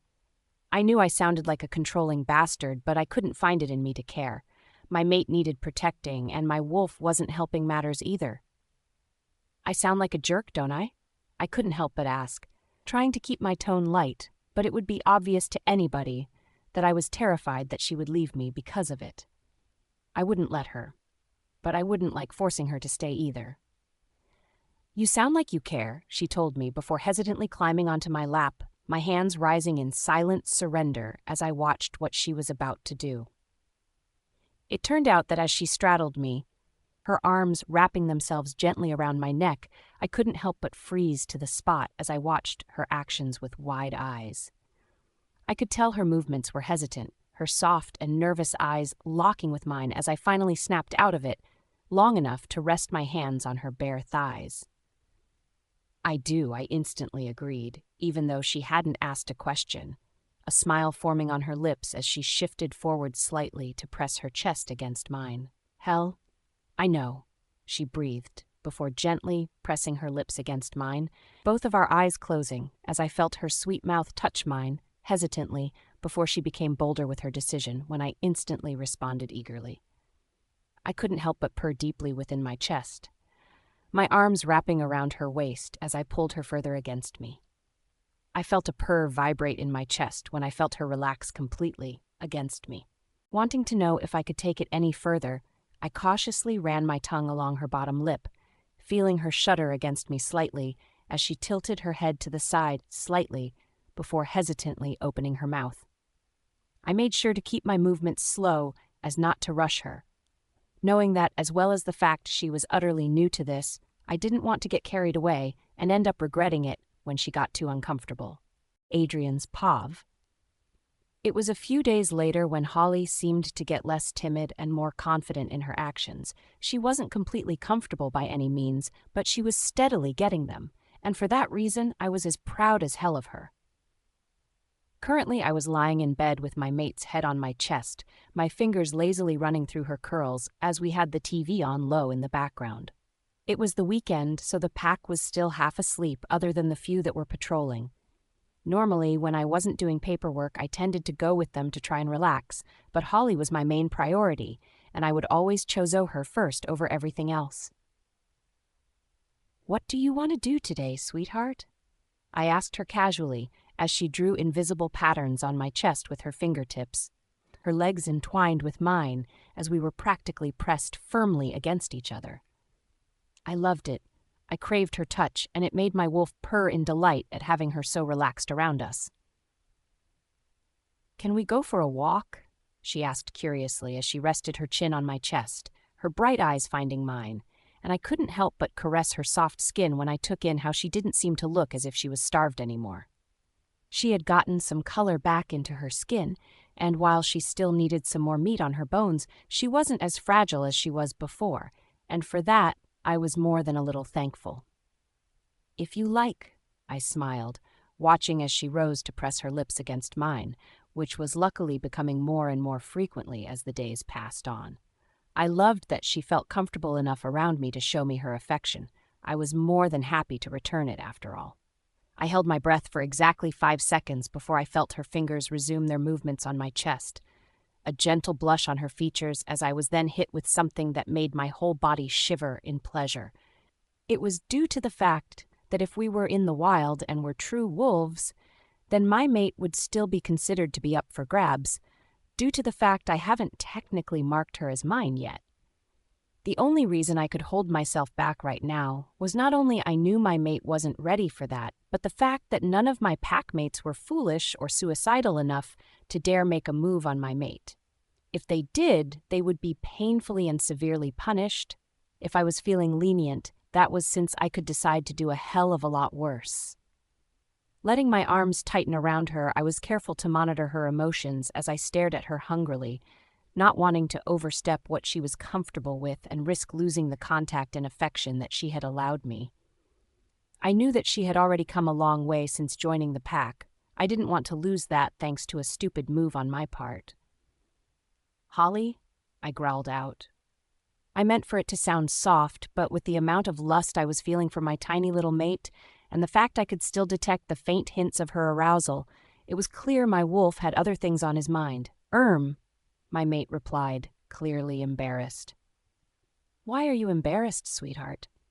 I asked her with a frown, letting my grip loosen slightly as I cupped her burning cheek with my hand. "No reason," she mumbled, clearly not wanting to let me in on her sudden mood change. I didn't push her, rather propping myself up on my elbow as I brought my lips softly against hers again, wanting the contact and pleasure she brought me. Call me selfish, and I would agree wholeheartedly with you in that exact moment as I claimed her lips with mine. Thankfully, it seemed to be the right thing to do. Her response eager, and I couldn't help but grin against her lips as my other hand wound itself into her hair as my fingers playing with her long curls. Never had I felt so whole, so at peace with everything, and I loved it. Feeling her start to respond more heatedly again, both of us back in the previous lustful mood, I gently rolled us over so I was on top of her, her body flushed with mine. I made sure that my weight didn't crush her, not wanting to bring her any pain while looking into her bright amber eyes to make sure she didn't feel cornered with me on top of her. She didn't. "You're so beautiful," I found myself breathing as I trailed my fingers over her cheek, her already deeply flushed face becoming a more vibrant shade of red, making me smile at how easy it was to get a reaction out of her. "I'm not," I heard her mutter under her breath, making me frown. "Look at me, Holly, look at me," I told her, grabbing her chin slightly to make her look at me. I didn't like what I saw when looking at her, her eyes misting over as the previous mood was shattered as she looked so vulnerable under me, it actually broke my heart. "Sweetheart, you are the most beautiful girl I have ever met. I am so glad that you're my mate, that you've been destined to me to love and protect," I said so honestly and sincerely that I mentally pleaded that she would believe me. After having a life of her being told she was useless and worthless, I knew it would be hard for her to accept, but I spoke the complete and utter truth, and always would. I watched as her eyes seemed to go even glossier before her tears dripped down the cheeks. It would have been painful for me to watch if it wasn't for the smile on her lips as she wrapped her arms around my neck and buried her face in my shoulder. I instantly had her wrapped in my arms, pulling us into a sitting position as she wrapped her legs around my waist and pressed her face against my bare chest. We didn't say anything for the next few minutes, simply enjoying each other's company, until the sound of everyone getting up for the day could be heard, causing Holly to stir. It wasn't until then that I realized she must have fallen asleep again, her hands forming into fists as she wiped the sleep from her eyes in the most adorable manner. "How about we go for that walk?" I asked her, seeing her eyes lighten up as she nodded eagerly before practically running to grab some clothes and heading into the bathroom. I couldn't help but laugh at her eagerness, though I could hardly talk since I was already up and getting ready by the time the door had shut with a click. Holly only seemed to take about 10 minutes before appearing out the door, a red wool dress on and a pair of thick tights. I didn't like her wearing clothes with such little protection from the cold wind, but practically everything else fell off her skinny frame, so it was the best I could do to wrap her up warm while making sure she was still comfortable. She didn't seem to mind, a bright smile on her face making my heart skip a beat. "Here," I smiled as I passed her a green coat that I brought her, knowing it would help to keep her warm even though I wouldn't be letting her out of my sights. It would also make her easier to see, just in case. "Thank you," she smiled as she slipped it on. Stepping forward, I helped her do it up, just wanting the excuse to touch her, as I ran my hands over her now slight curves making my wolf purr. "Come on," I told her as I tugged her downstairs and into the living room where a few of the pack sat watching some humorous show on the screen. Turning to face her, I cupped her cheeks slightly before speaking. "I'll be back in a few minutes, okay, sweetheart? I just need to get something," I told her. Getting a nod in return, I pressed my lips against hers briefly before quickly heading out the room and into the kitchen where Paul sat with Lily. Good, just who I needed to see. "Morning." He started to greet, but I cut him off, already wanting to get back to Holly as quickly as possible. "I need you to get me the pack's updated finances. The previous numbers don't add, I told him, keeping an ear out so I could keep an eye on Holly, who was in the other room. It seemed Jake was filling her in on his meeting with Annie, his tone full of excitement and gratefulness when he told her about how well her cakes had worked as an icebreaker and that he has a date with her next week. "Are you sure I gave them to you straight from the mail?" Paul asked with a frown, my own adding to the mix as I continued to stare at him.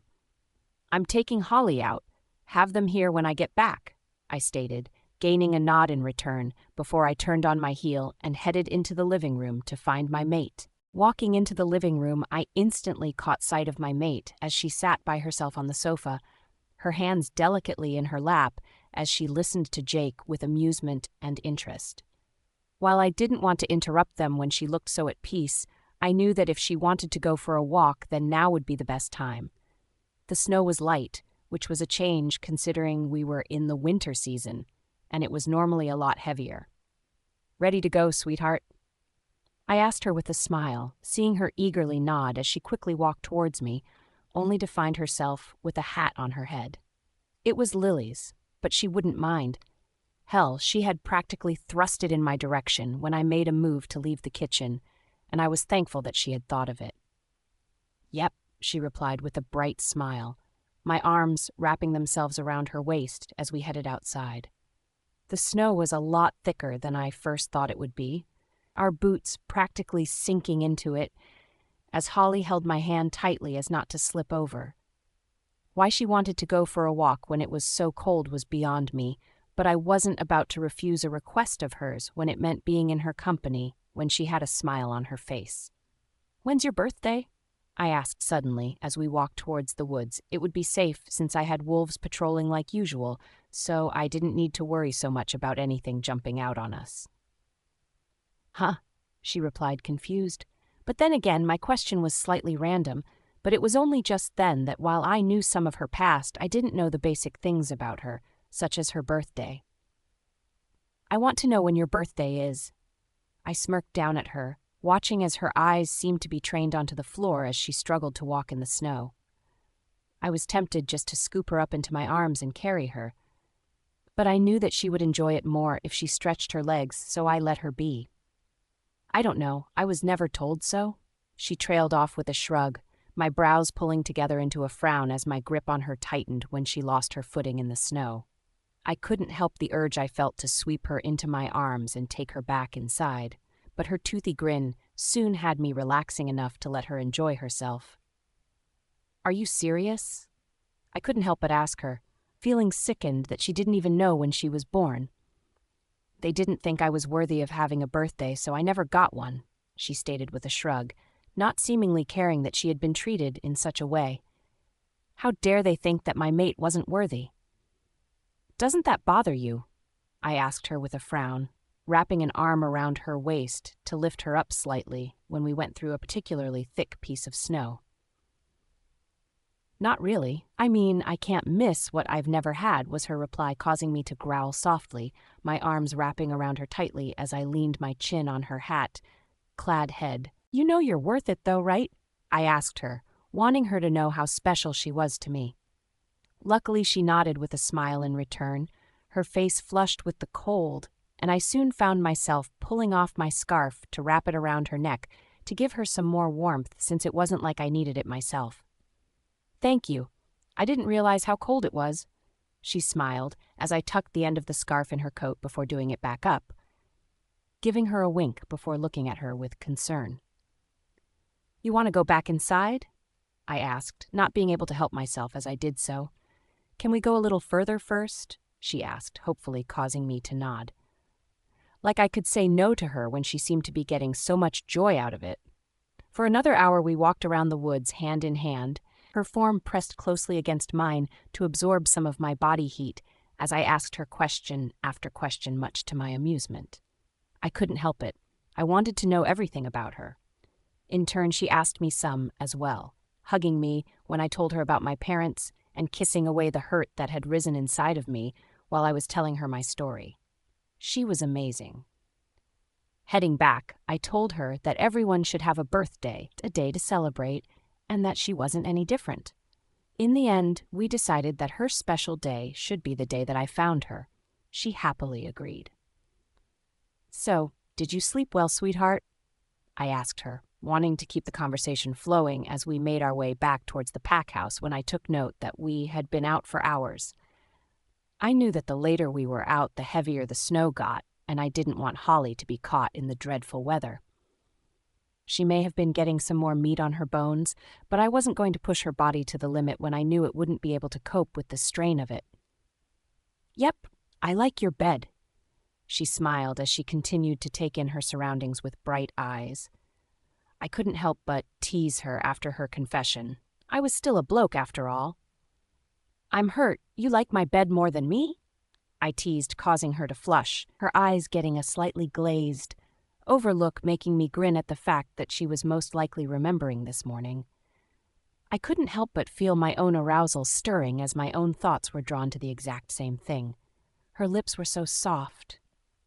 Hearing my mate giggle snapped me out of my lustful thoughts, my brows pulling together into a frown when I took note that her hand was no longer in mine, as she seemed to have trailed away from me slightly, much to my displeasure.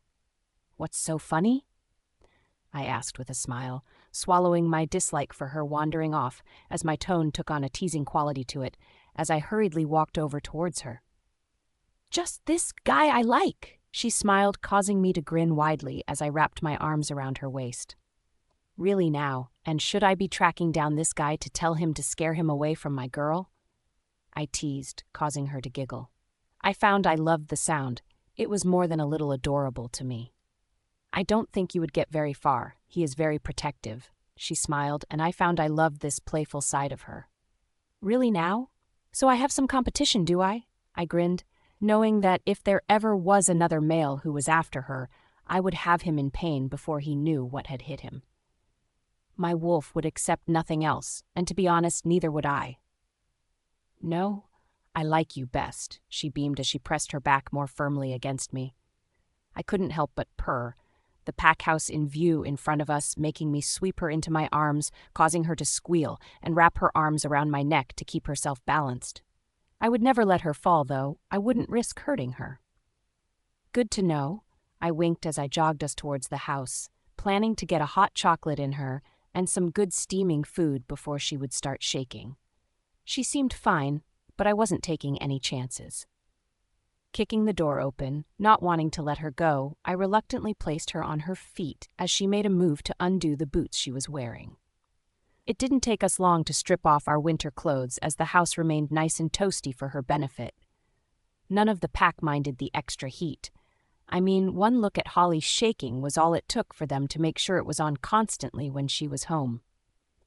"That you, Adrian?" I heard Paul shout from the living room, my eyes rolling as I helped Holly out of her scarf and coat while answering him at the same time.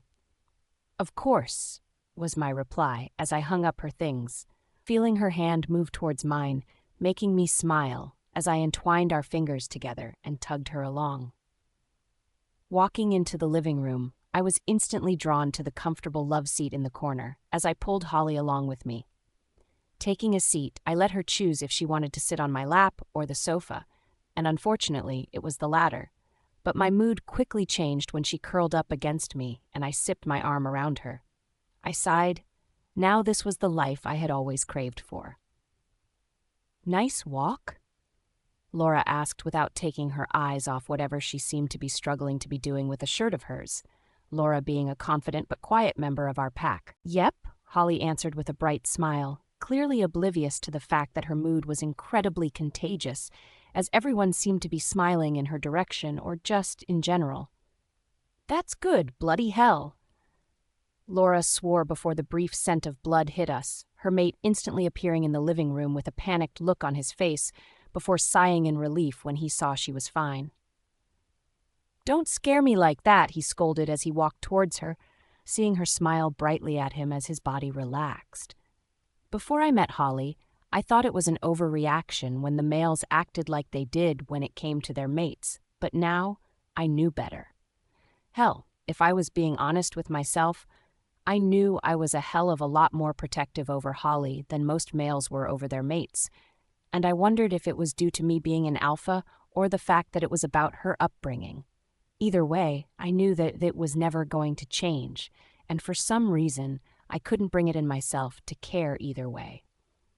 "Sorry, I just can't get the hang of this," she gritted out, frustrated, both me and Holly seemingly leaning forward to try and cure our curiosity, only to see that she was trying to sew up a top of hers. It would have been an understatement to say that she wasn't having any luck in doing just that. "Would you like me to have a go?" my generous mate asked nervously, Laura looking up with a hopeful expression on her face before nodding eagerly. "If you wouldn't mind, do you know how to sew?" she asked, as she held out her shirt and the sewing box, my body tensing slightly at the thought of her getting even the slightest pinprick on her skin, but I passed them along to her without complaint. "Yep," was my mate's only reply, as she seemed to look over the tear in the shirt before getting to work, her body still curled against me, making me purr in delight as I kept her eye on her before asking Paul whether he had got the finance sheets I had asked him for a few hours back. "Yay, I went to the main office as soon as you left. If there's something off about these, then it isn't just a paper error," he stated as he got up to get them for me, my nod telling him that I knew it wasn't his fault if something was wrong again. It was roughly a half hour later that Holly had finally finished. It had taken longer than expected, but by looking at it, I couldn't even see where she had fixed it. She was that good. It was clear that it was yet another talent of hers, and I had a feeling that if she had wanted to, she could have had it finished a hell of a lot quicker. But she had wanted to do a good job. "Here," she smiled as she handed it back to Laura, who had a megawatt smile on her face, as her eyes assessed my mate's work. Her mate smiling at Holly, thankfully, as Laura seemed to restrain herself from giving her a hug. I didn't know if Holly was quite there yet. I mean, she was still tense when I wasn't around with the pack, so hugs from them were pushing it, I thought.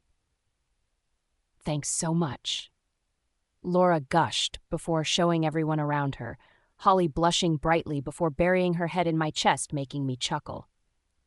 I couldn't help but press my lips against the crown of her head as I thought about how much my life had changed since I had met her. I found I couldn't help but be more than a little excited about the future. Adrian's pav.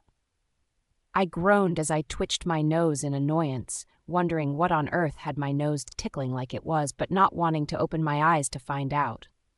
I had gotten to sleep late last night since Holly had wanted to watch this film, which had been on a later show on the TV. I had told her we could just get it on DVD, but she had hushed me while muttering something akin to the fact it was a waste of money. I would have rolled my eyes if I didn't know that she was completely serious. I mean, she had told me before that she had nothing to her name, so I didn't push it. Holly had officially been staying here for a few weeks, much to my pleasure. She may still be slightly skittish around the pack when left along with them, but she was doing a hell of a lot better than when she had first arrived here when I had found her in the snow. Her confidence was slowly growing, and I made sure I was there every step of the way. I couldn't help but smile in my still sleep-filled state when I thought about her, the fact she was constantly on my mind not bothering me as much as it probably should have. The reason why I didn't mind was down to the fact she was absolutely perfect for me in every way possible. I loved her, and I didn't bother to hide it. I was brought back to the present when the annoying sensation on my nose continued, causing me to shift slightly to try and get rid of it. Any normal person would have simply scratched the itch, but that would mean removing one of my arms from my mate. And that was just unacceptable on my part. I managed to try and ignore it for a few minutes until I knew getting back to sleep was pointless, my eyes snapping open, only to find my own brown eyes staring into my mate's bright amber ones. I grinned, giving her blushing form a wink when I realized she had been the one behind my incessant need to scratch, as she had been flicking my nose playfully until I woke up. "Morning," I grinned, loving it when she did the same. "Morning," she greeted before trying to wiggle out of my arms, the fact I had unintentionally tightened them around her while I slept, only then becoming aware to me. "Adrian," she whined slightly. It was utterly adorable. "What's wrong?" I asked as I instinctively tightened my grasp, making her squirm. "I need to pee, and you won't let go," was my mate's blushing reply, causing me to quickly let her go with an amused smile. Though it soon turned into a frown when I panicked that my incessant cuddling of her may put her off sleeping next to me. I was quickly reassured when she sent me a killer Watt smile, though, before she hurried into the bathroom. The fact she didn't bother to lock the door when she was in there, making it impossible for me to keep my smile hidden. I doubt she even realized how much trust she was actually putting in me. I loved it. While she was in there, I flicked on the TV, not bothering to get out of bed as I folded my arm beneath my head for relaxing against the pillow. It was the weekend, and while I didn't go to school anymore, that didn't mean I turned down the opportunity to be lazy and literally just slouch about all day. It didn't take long for me to hear the flush of the toilet, and for Holly to come back into the room, her small pajamas again, having a reaction on me as I swallowed harshly at the delicious sight of her as she plodded back over towards the bed before sliding under the sheets. "Feel better?" I asked, causing her to flush a bright red. "Uh-huh," was all I got as a reply, my arm moving to stretch out on the bed as she curled up against my side. My arm went around her as she landed her head on my chest, glancing at the towel as she breathed in deeply. I smiled as she took in my scent. It was only a few minutes later that I could hear footsteps up the stairs, my brows pulling together into a frown as there was a sudden knock at the door. "What?" I snapped, slightly annoyed that the quality time I was spending with my mate was being interrupted. "Sorry, Alpha, it's Paul," my beta replied. "We have a problem," he continued, causing me to frown before sighing. "Is it urgent?" I asked with a groan. "It's to do with the Elder's pack house," Paul continued, causing me to sigh. "Give me 10 minutes," I scowled back, hearing his retreating steps as he headed back down the stairs. The Elder's pack house was where the older members of the pack lived.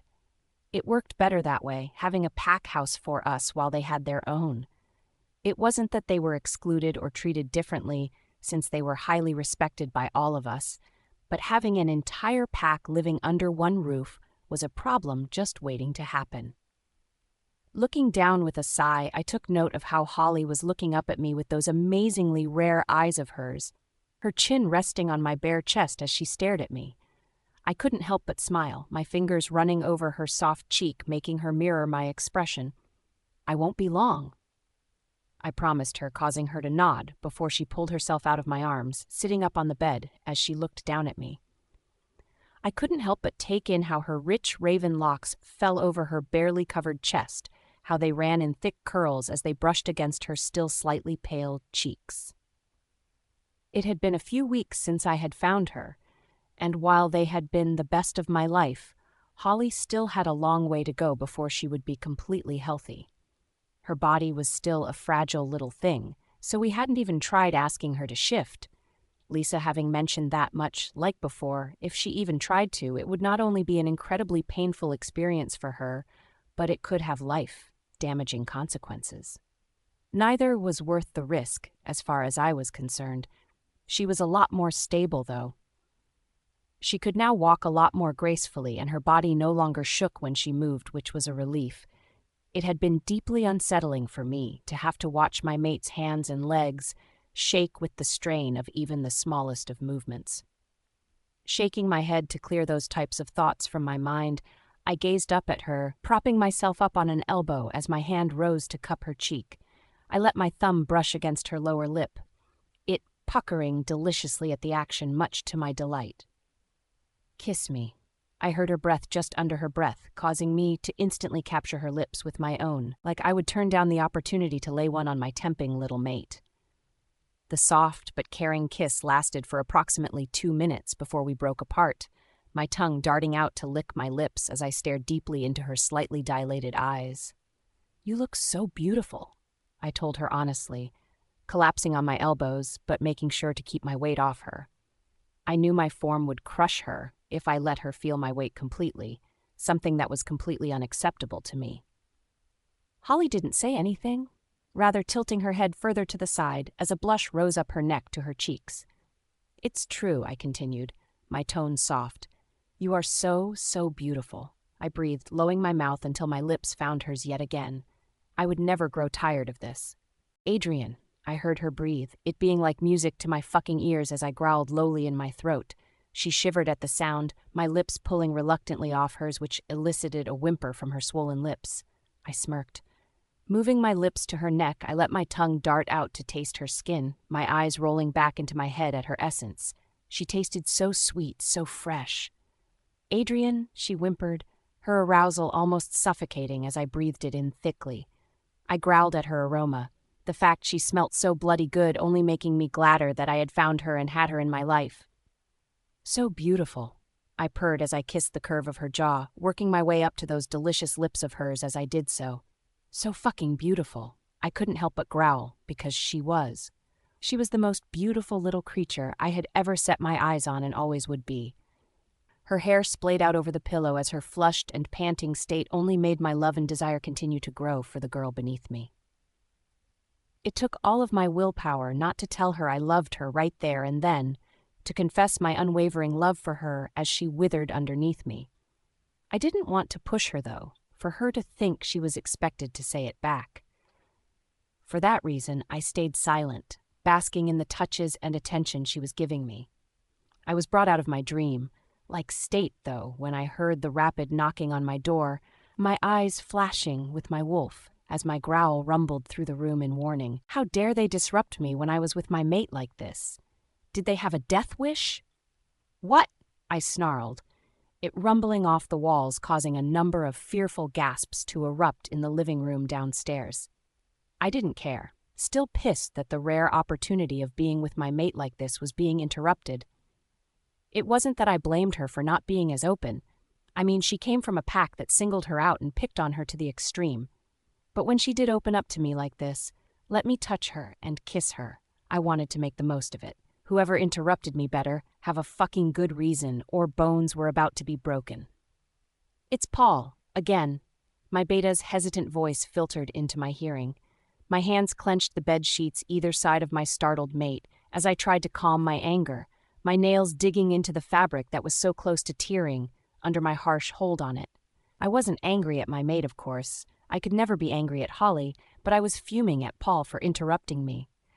"This had better be a good reason for interrupting me, Paul. I said I would be down in a few minutes." I growled out threateningly, relieved beyond belief that I smelt nor felt any fear coming from my mate. Thank God, I couldn't help but think. I didn't know if I could take it if she feared me after all the time we had spent together. "Sorry, Alpha," Paul squeaked out, causing me to roll my eyes. "But that was a half hour ago," he muttered, causing my eyes to widen as I looked down at my wide-eyed maid, who shrugged. A quick glance at the time told me that my beta was in fact correct, unfortunately. "I'm now coming," I snapped back, my tone no longer as angry, but that didn't stop Paul from basically sprinting back down the stairs. I sighed, rolling my eyes as I turned back to my mate. Leaning down, I pressed a soft kiss to her puckered lips, her hands slowly dropping from my form as my hands cupped her cheeks before I reluctantly separated. Both of us were breathing deeply, out of breath from the hot make-out session. "Sorry," I told her, giving her a few more quick kisses before pulling away with a scowl. The last thing I wanted was to leave my mate when she smelt so delectable, but Paul wouldn't have disturbed me if it wasn't necessary. I sighed again, dramatically this time. "It's okay," Holly breathed softly, her hands moving to my face as her fingers pressed against my cheeks as she smiled softly. "I'll only take a few minutes," I told her, adding, "hopefully," in my head as I smiled in her direction. Giving her one more kiss on the lips, not being able to help myself, I reluctantly got out of bed before stretching. Feeling my back muscles pull with the strain, I didn't bother to get dressed as I headed towards the door, looking back to see my mate curled up in the sheets as she watched me leave with those big eyes of hers. I so hated Paul right now. Walking down the stairs after shutting my bedroom door lightly, I ignored the curiously faces of some of the pack who looked out of their own rooms, giving them a glare which had them instantly diverting their attention. I was not in the mood. "Paul," I called as I reached the ground floor, the flustered sight of my beta quickly coming into view with my call. To say he looked nervous would be an understatement. "Look, Alpha," he started, but I cut him off. "Just tell me what the problem is." I scowled, as I leaned against the door frame, crossing my arms across my chest in what I guessed to be a threatening pose. Apparently, Paul stuttered, causing me to raise a brow. Look, it's not my fault. You've suddenly gone back to scaring the shit out of me when you look at me like that. Paul rambled nervously. Paul, I warned, not in the mood for his stalling. Okay, he sighed, running a hand through his hair before facing me. There's a nearby pack that's collapsing rapidly, as in like the alpha doesn't have a clue in what he's doing. Paul explained, causing me to frown. It wouldn't be the first time it happened, an alpha not being up for the job of leading a pack and it falling apart. The only way in which it can be saved is for another alpha to take over, to lead it back to its old self. Only then would the alpha decide whether to return control or not to the previous pack leader. It was a long process that most would shield away from if need be. So? I asked with a shrug, not wanting to bother with some other pack. Call me heartless, but I didn't want the fuss. I had enough on my plate at the moment, as well as not wanting to put Holly in a stressful situation. She had been through enough already. Introducing her to another pack while she was still so edgy around mine wasn't on my to-do list. Look, I know now might not be the right time to. He started, but I cut him off. It isn't, I scowled. I know, but why are you pushing this? I asked him curiously. It wasn't like he knew many people from other packs. I mean, we tended to keep to ourselves, so why he was telling me this was beyond me. And why didn't I hear about it first? I added with a scowl. I was the goddamn alpha after all.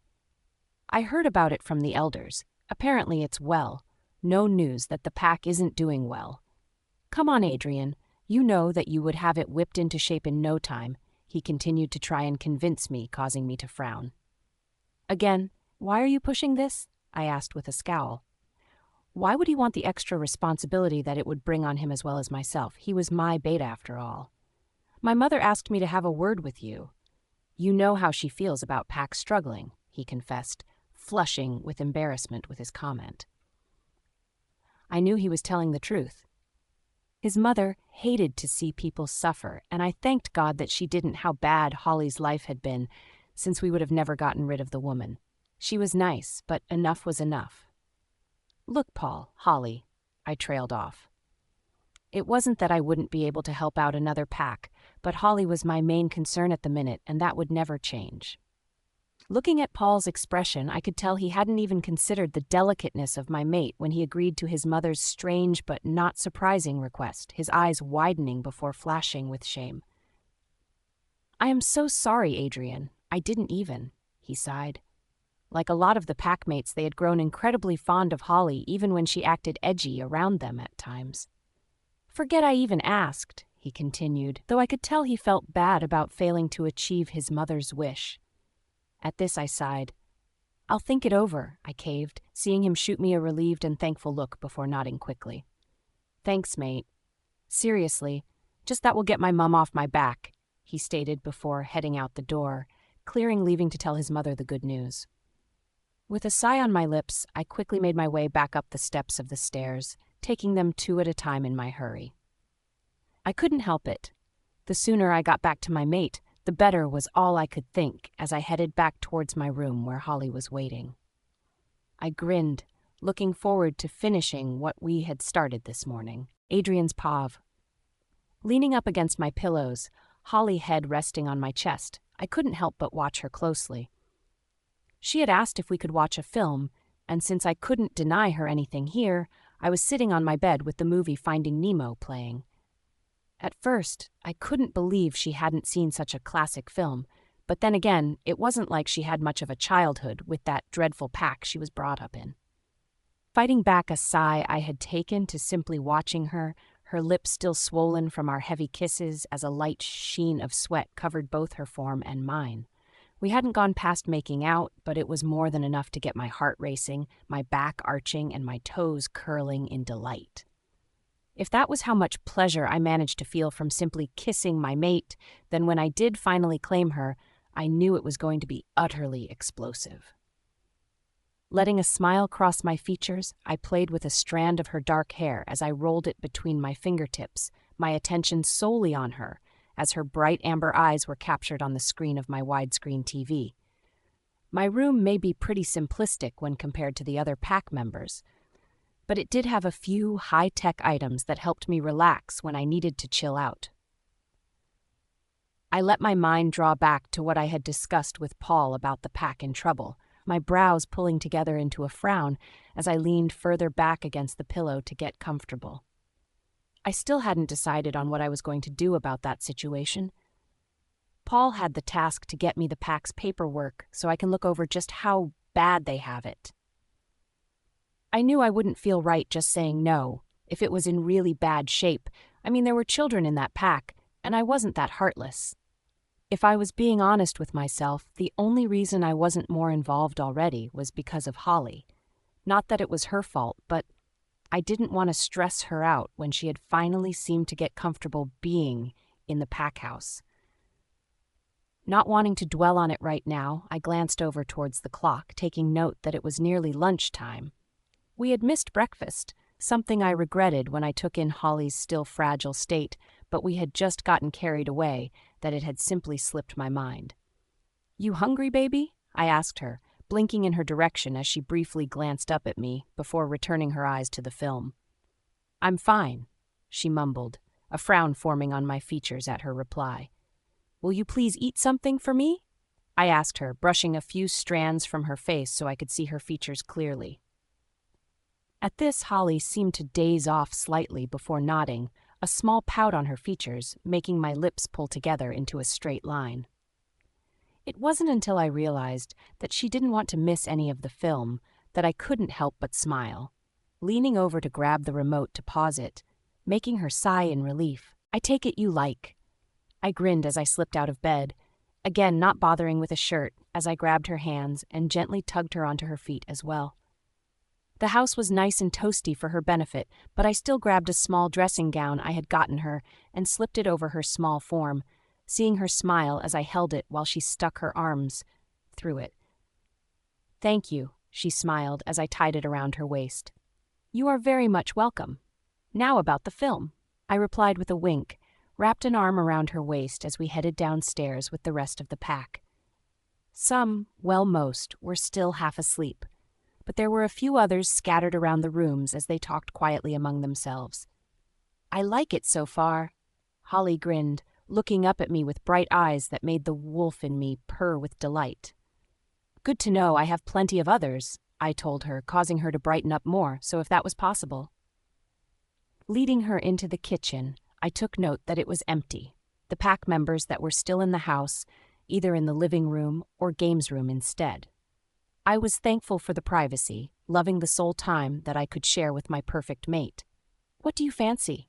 I asked her as I gestured for her to take a seat, surprised slightly with her reply.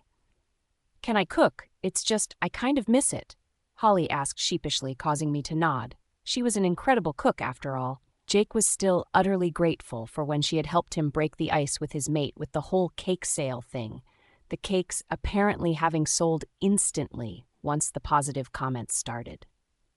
"Sure, I'll help," I told her, causing her to beam.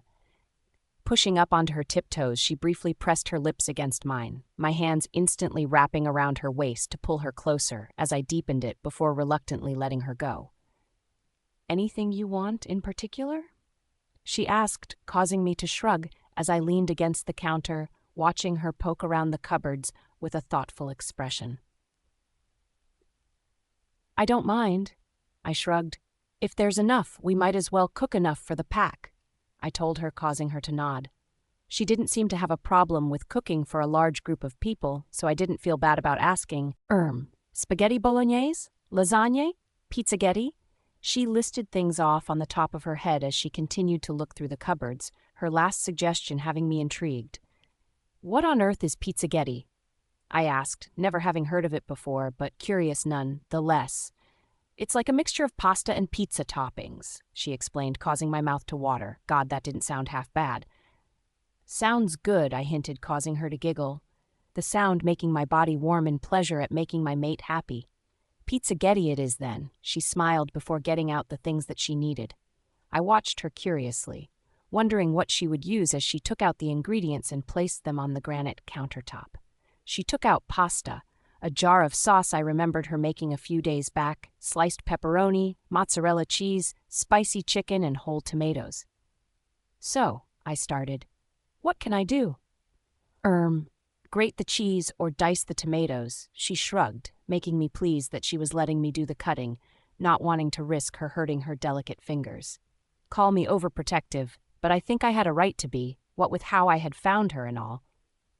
"Sure," was all I said as I got cutting, my eyes glancing at her ever so often to take in what she was doing. I watched as she added a pinch of salt to the boiling water before tipping in the pasta, another saucepan having the jar of sauce already simmering as she stirred it with a wooden spoon before grabbing a large tray that was definitely big enough for the entire pack. Thank God we had big ovens. Finishing with the grating, I went on with dicing the tomatoes, watching her as she added the peeled and chopped red fruit into the sauce before mixing it in. "What now?" I asked her curiously as I washed my hands, reaching out for the tray when she seemed to struggle with it. "Thanks," she smiled, relieved. I watched as she drained the pasta before pouring it into the tray, adding the simmering sauce before mixing it in and evening it out. The cheese was next, the grated mozzarella being layered on the top before it was decorated with the slices of pepperoni and spicy chicken. I had to admit it smelt and looked incredible. "Done," she smiled as she wrapped tin foil over the top, gesturing for me to put it in the oven before she set the timer for 20 minutes on a low heat as not to burn the cheese. "Where did you learn to make that?" I asked her curiously as we washed up, me washing while Holly dried. "Experimenting with recipes," she shrugged. "I've only tried small bits, though, since I wasn't allowed full meals," she continued, causing my hands to shake with the effort it was taking me to rein in my anger. How could she speak about this so casually? "I wish you would tell me who they were." I gritted out through my teeth. They deserved to suffer for what they had done. "Violence isn't always the answer," was all she said in reply. "No, but it helps you feel better," I muttered, rolling my eyes when only a few minutes later, the pack members filed into the kitchen as soon as the delicious scent of my mate's cooking hit their senses. "God, what smells so bloody good?" Ryan asked as he walked in with his own mate, Jenny. "You cooked enough for us, right?" Paul asked as he followed in behind with Lily holding his hand. "Unfortunately," I teased in a gruff tone before thrusting a pile of plates and cutlery at them. "Here, make yourselves useful." It didn't take long for the rest of the pack to squeeze in around the table, Holly sorting out drinks while I grabbed the hot tray from the oven since I didn't want Holly to risk burning herself on it. I healed quicker, not to mention the thought of her in pain was just unacceptable.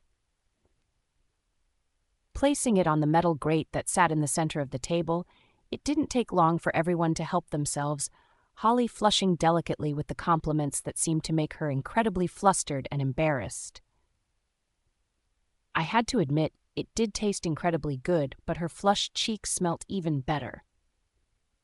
After lunch was finished, I hurriedly followed Holly up the stairs, my excited mate bouncing up the steps in front of me as she was clearly eager to finish watching the rest of her film. I laughed at her eagerness, watching the firm rump of her behind as she took each step one at a time.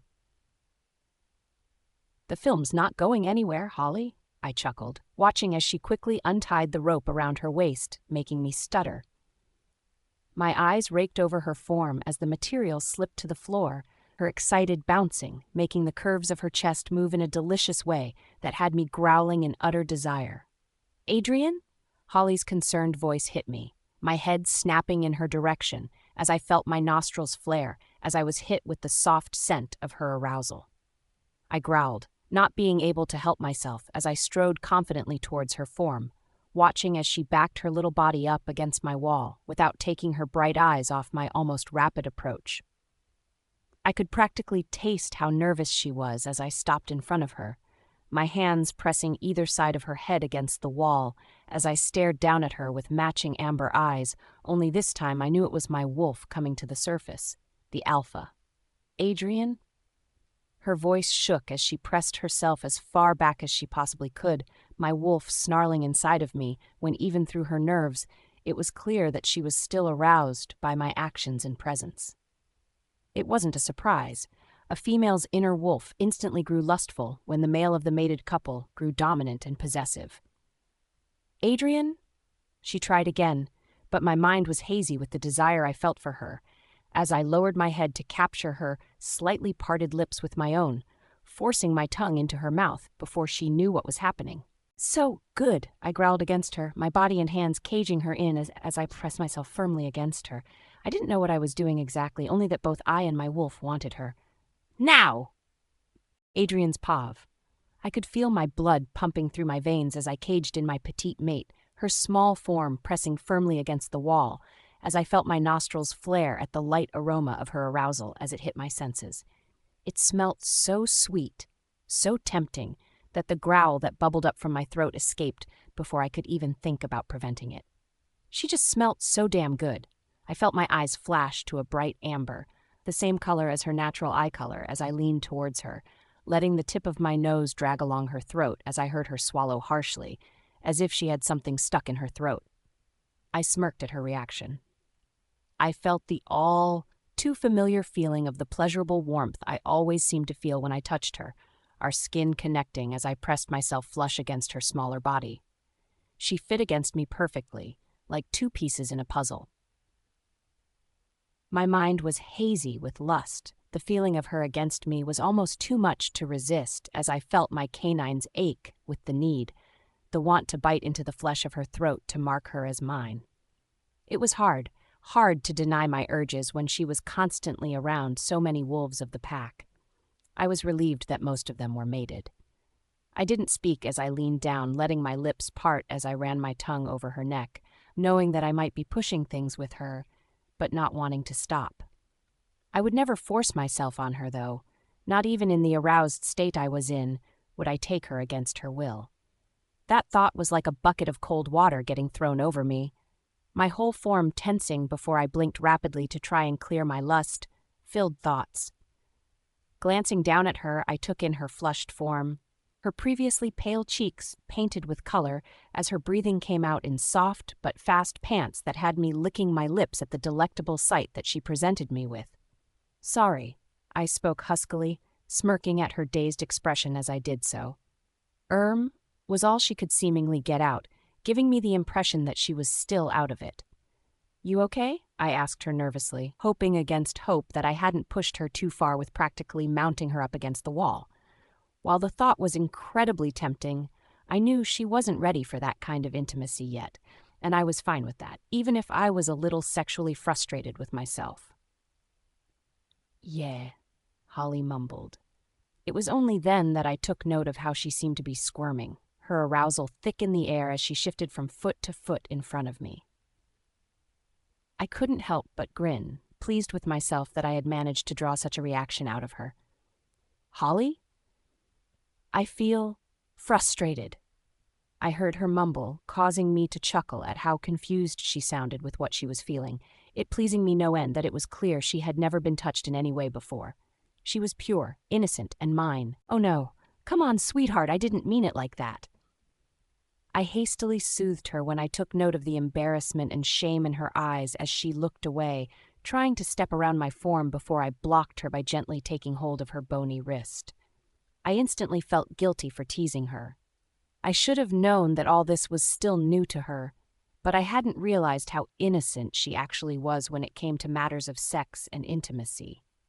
I had to admit I liked it. I liked it a lot. "I'm sorry," she started, but I cut her off.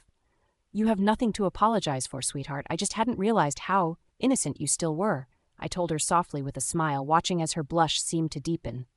"Sorry?" she repeated again. "You shouldn't be sorry, sweetheart." I breathed as I raised my hand to cup her hot cheek. "I like how innocent you are," I told her honestly, my inner wolf purring at the thought of being the only one to touch her. Us alphas were extremely territorial after all. Hell, even a male touching her would be enough to elicit a growl from me in warning.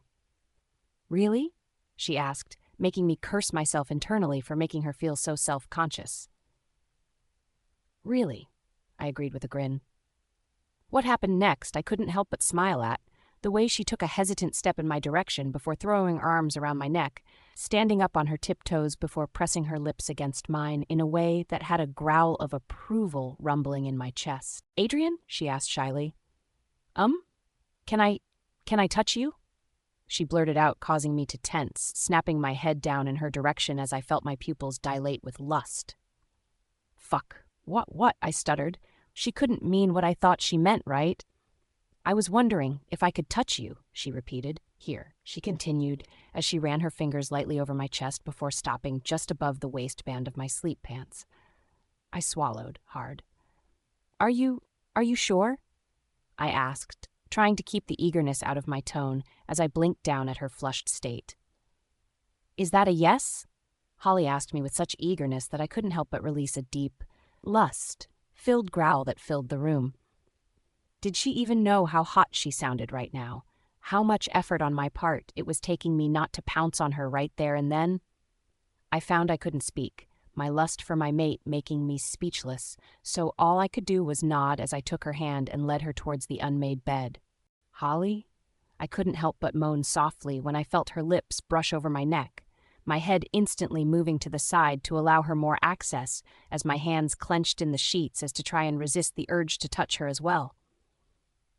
I didn't want to push her. We were making progress, and I didn't want to ruin that, when there was a knock at the door that had a vicious snarl rising from my chest in warning that had the smell of fear instantly hitting my senses. "Ow," I heard Holly cry as she fell off the side of the bed, my growl clearly having startled her as she hit the ground with a harsh thud that had her crying out in both surprise and pain. I was instantly at her side, crouching down as I quickly assessed the situation in front of me. I felt my heart clench when I took note of how she was holding her arm, clearly having fallen on it in her surprise. "Let me have a look, sweetheart," I told her gently, reaching out to touch her arm only to have her shielding away from me. I wanted to cry.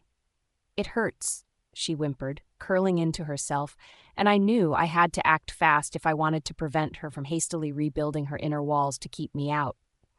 I had tasted what it was like to be with her, and now there was no way in hell I was giving it up without one hell of a fight on my part.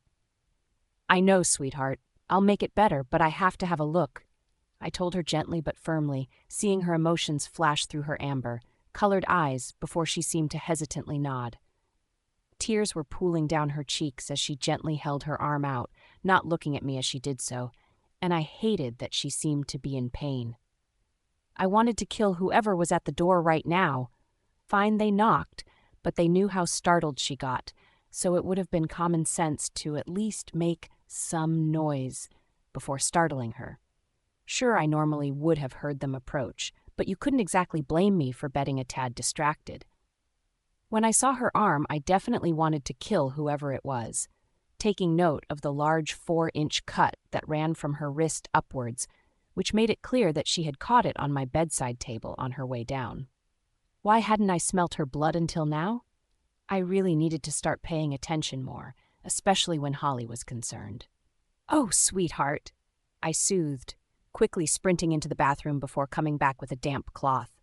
I wanted to cry when I heard her hiss of pain when I pressed the cool, damp cloth on her arm, but when she tried to pull her arm away, I held on gently but firmly, knowing it needed to be kept still as I tended to it.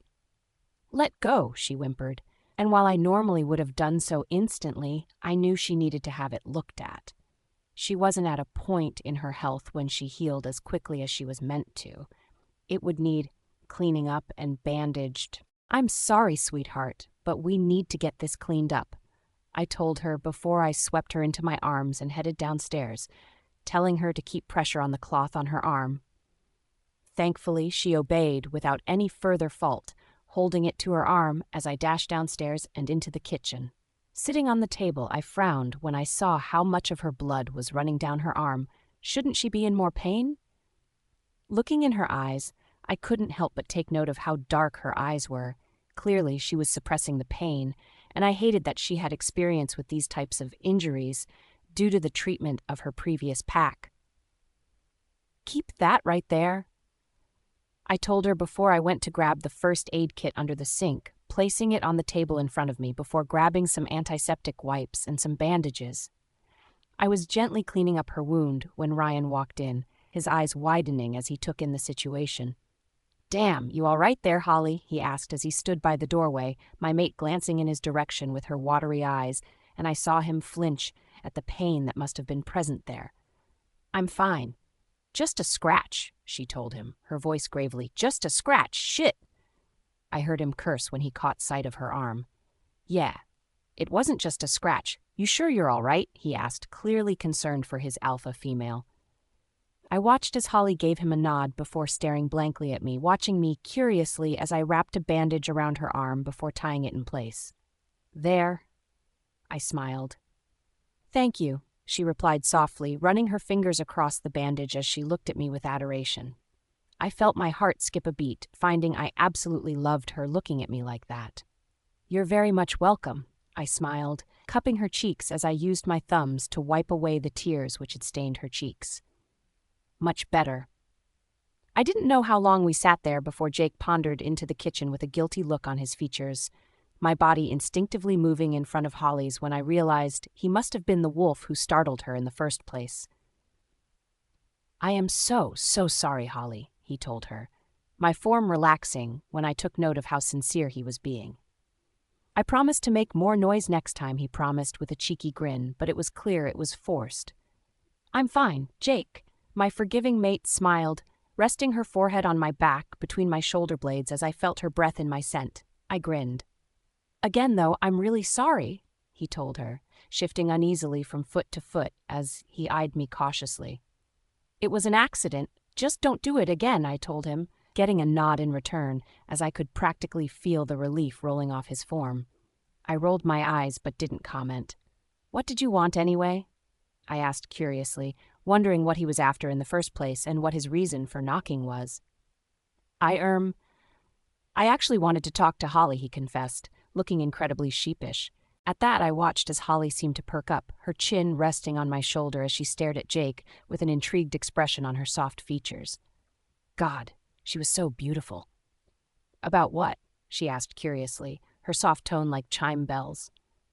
"I know it's probably not the best time to ask since I scared you and all, but I was sort of wondering if you would kind of help me bake again?" He winced, my brows raising at the favor he was asking from her.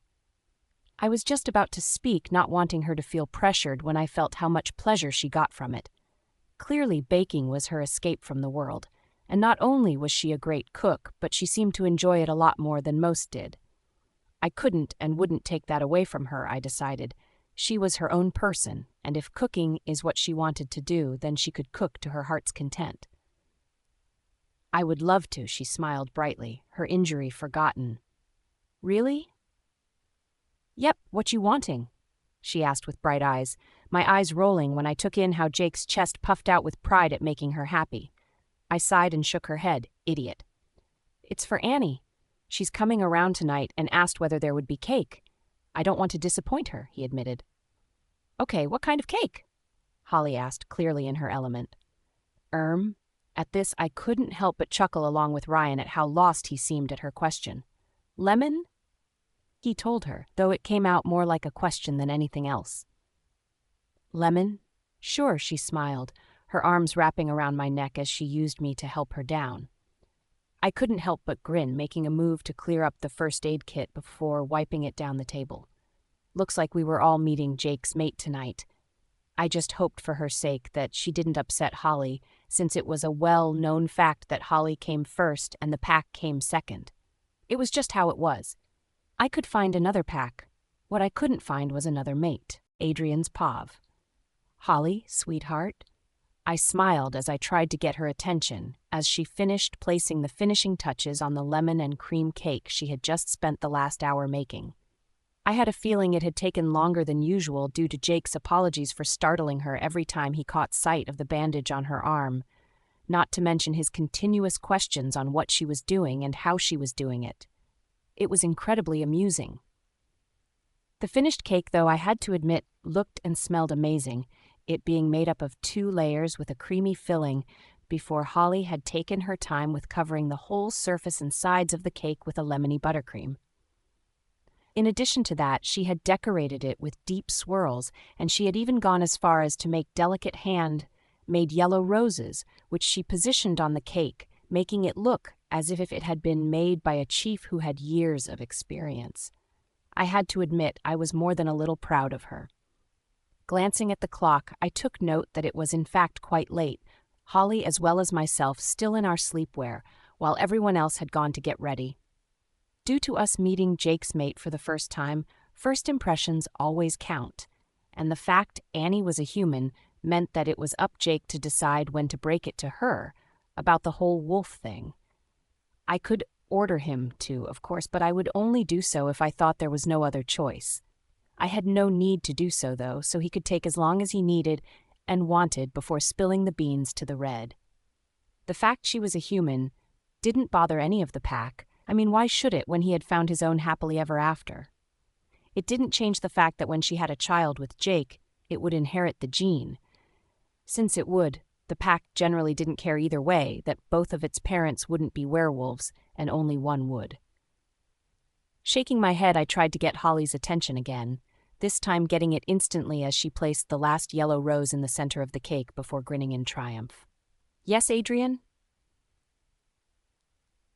"Come on, sweetheart, we need to get dressed," I told her as I got out of my seat, holding my hand out, which she instantly took hold of. "Okay, you may want to put that in the fridge, Jake," she told him with a smile as I wrapped my arms around her waist, hearing her giggle as I nipped at her neck. "All right, thanks, Holly." Jake grinned as he did just that, growling at anyone who came within an inch of him as they laughed at his careful actions. I had to admit it would be a shame if he ended up dropping the cake, especially when Holly had gone to the effort to make it for him.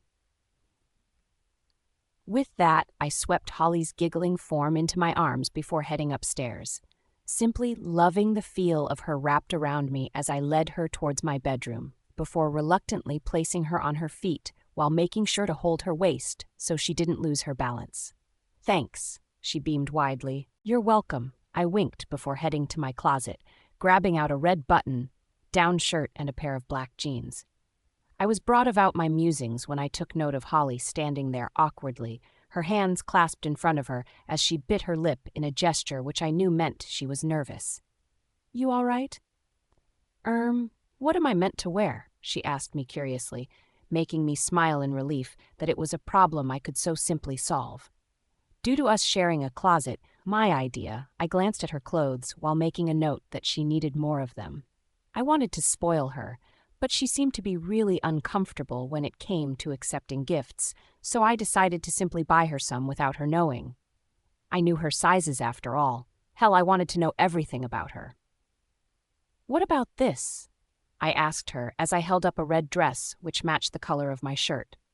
The dress, I had to admit, made her look adorable, especially since it flared out heavily at the waist, making her look incredibly cute. The bottom of the dress had a black border around it, and the waist was also decorated with delicate black flowers, which wrapped the whole way round. It suited her personality perfectly. "Okay," she said softly, reaching forward to grab it before still standing in front of me.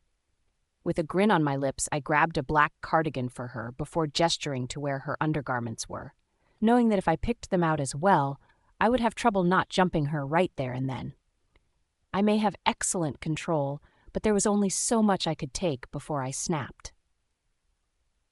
With that, Holly grabbed her clothes before slipping into the bathroom, the shower turning on a few moments later, giving me the chance to quickly shrug on my clothes before grabbing my phone and slipping it into my pocket. It reminded me that I needed to get Holly one. I didn't like the idea of not being able to contact her. With that on the forefront of my mind, I heard a knock at the door, already knowing it was Lily and Jenny who were most likely here to help get Holly ready. Chapter 61. "You look nice, the both of you," I told them honestly when I opened my bedroom door, seeing Lily in a soft blue dress while Jenny was in a red pantsuit, which I had to admit she pulled off amazingly. Still, they paled in comparison when it came to my own mate. "Thank you, Adrian," they both said in unison, leaning around me as they tried to see where Holly was. "She's in the bathroom," I told them, seeing them nod before they looked slightly nervous. "What?" Are you sure she won't mind? I mean, I don't want to offend her by making her think there's something wrong with the way she looks, Lily whispered, and for the first time I found myself panicking concerning this night. Shit, I hadn't even thought about that. Truthfully, I saw nothing wrong with the way she looked. She was the most beautiful thing in the world to me. And yet here I was trying to change that. I was just thankful Lily had pointed it out. Maybe it would be best to wait until my mate asked to do such girly things. With that, both Lily and Jenny left with bright smiles, and I turned around only for my breath to catch in my throat when I caught sight of my nervous mate. Right there. And then I realized that she didn't need to make up or her hair done up in a special way to have my heart thumping and my wolf purring in both delight and want. She was perfect. She had tied her hair into 2 low ponytails which brushed against the swell of her breasts slightly, only adding to how cute she looked. Because she was absolutely adorable. You look beautiful, I told her sincerely, licking my lips as I took in her appearance, making her blush. Thank you. Smiling, she quickly hurried over to me, smiling wide as she seemed to bounce on my feet with her excitement. I couldn't help but soak it up, loving the feel of her emotions, which only made me look forward to after we had mated, as I would be able to feel them so much stronger. Come one, I told her, throwing an arm around her shoulders after I checked her bandages. At least she wasn't bleeding anymore, I thought, trying to calm my wolf from the sight of his injured mate. Heading downstairs, we were greeted with the rest of the pack sloughing around the house, Jake not being present, making it clear that he had gone to pick up his mate from her home. Walking into the kitchen, we were instantly greeted by Lily and Jenny, who rushed to compliment Holly on her dress, much to the shock on my mate, who was looking more than a little startled. She continued to surprise me how innocent she was, especially since she came from such an abusive pack. Drink, Adrian? Holly? Paul asked, causing me to shrug. Sure, Holly? I asked, looking down at my mate, who nodded eagerly. It wasn't long until everyone was slouched in the kitchen, me being thankful that it was actually big enough to contain us all. Roughly an hour had passed when I picked up the sound of Jake's truck pulling onto the gravel at the front of the house, his excitement practically rolling off him in waves. Are you sure this is a good idea, Jake? I heard Annie ask Jack, clearly nervous. I mean, who wouldn't be? She was walking into a mansion, like house which was home to not only a vast amount of females, but nearly each and every male looked as if they stepped out of a model catalog. Yeah. Gotta love those wolf genes. They'll love you, Annie. They're like family. You'll get on like a house of fire, he encouraged her, all of us hearing the door open as he gestured for her to step inside. Her heartbeat filled the room heavily as it thumped rapidly, Holly squirming in my lap as she made a sound of nervousness before saying she needed to use the bathroom. I reluctantly let her go before getting up to follow her, not having realized until now that she may not be confident with meeting new people. Why hadn't I thought of that until now? What was wrong with me? As I went after my mate, bypassing both Jake and Annie, who looked startled to see me hurrying by, I made a mental note to apologize when I saw them next. However, right now, I knew my mate needed me and she would always be my first priority. I found her huddled in the corner of my room, her form shaking, and I was instantly on my knees as I wrapped my arms around her. Neither of us saying anything as I held her tight, soothing her with my presence alone as I purred for my mate. When her answering purr hit my ears, I couldn't help but pull back to grin down at her widely, seeing her staring at me with adoration, and I couldn't resist pulling her into a kiss as I pressed myself further against her. We stared there silently, me having pulled her almost instantly in my lap as I rubbed her arms soothingly and breathed in her scent. Want to talk about it? I asked her, nuzzling her neck when I felt her tense slightly. I'm sorry. You need to stop apologizing, Holly. I know you've had a tough upbringing. I should have known this may be hard for you. I started, but she cut me off, shaking her head as she gazed into my eyes with her own golden amber ones. It's not that, she told me, making me raise a brow in question. What's wrong then? I just had a flashback, I guess, she mumbled as if she would be able to get away without me hearing it. Fair to say, she didn't. About what? I asked curiously. knowing the best way to get her to open up to me was not to push her. She seemed to close up even more if I pushed, which of course was the last thing I wanted for us. "Do you really want to hear about this now?" she asked softly, obviously hinting at Annie being introduced to the pack downstairs.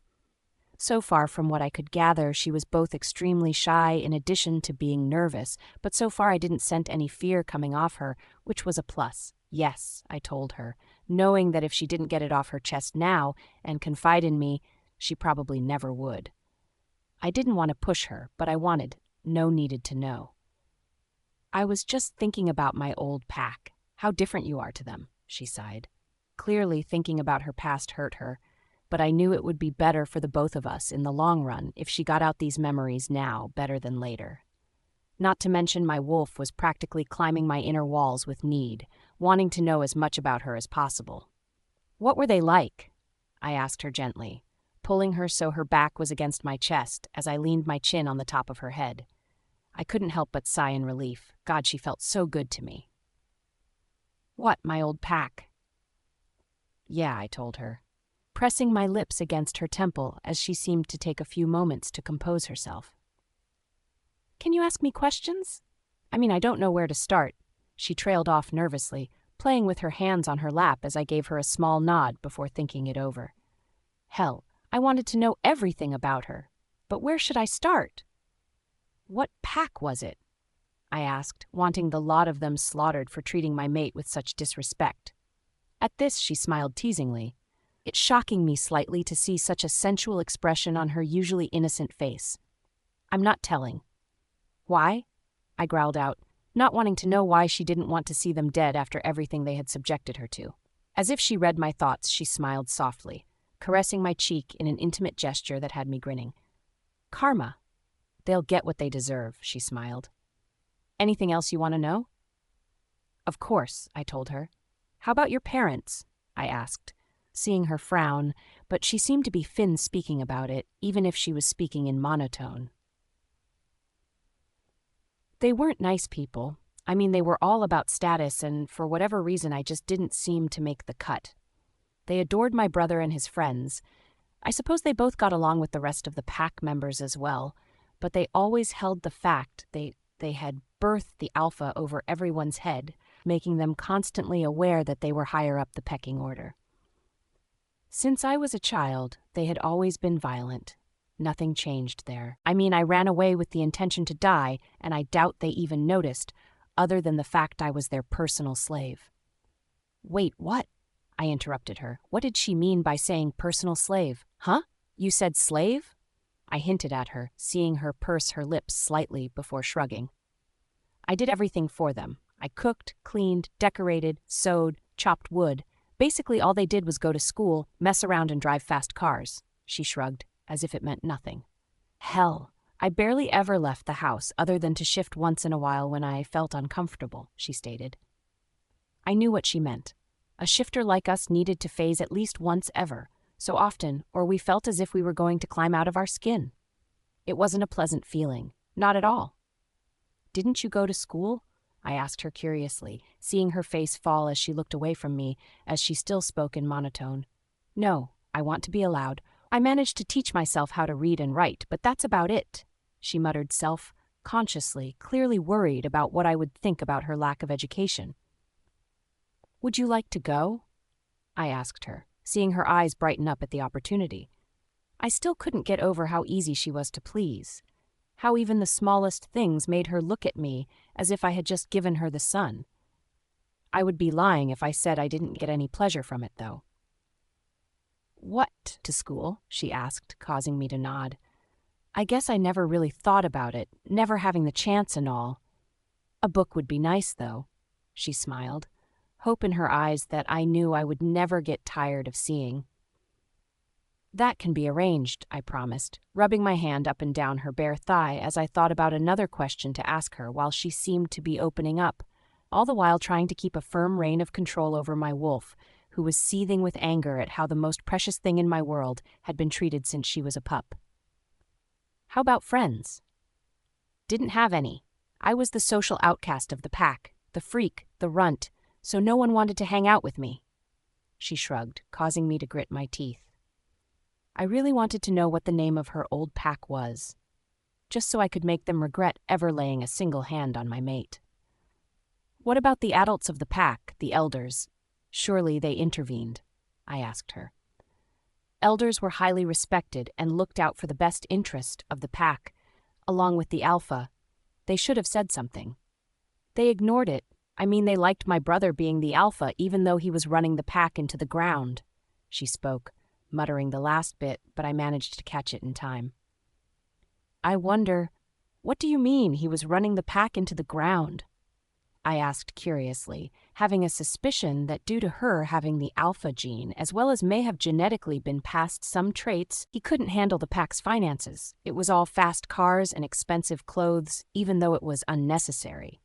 He had a taste for expensive food, and when I wasn't ordered to cook for them, they tended to go out a lot, partying, and generally acting like children with no responsibility. It got worse when he dumped all of the pack's jobs and chores on me. What with them not being as independent as you would expect a young wolf to be, as well as the fact my brother was all about greed and power. Thankfully, he never tried to attack another pack for their territory.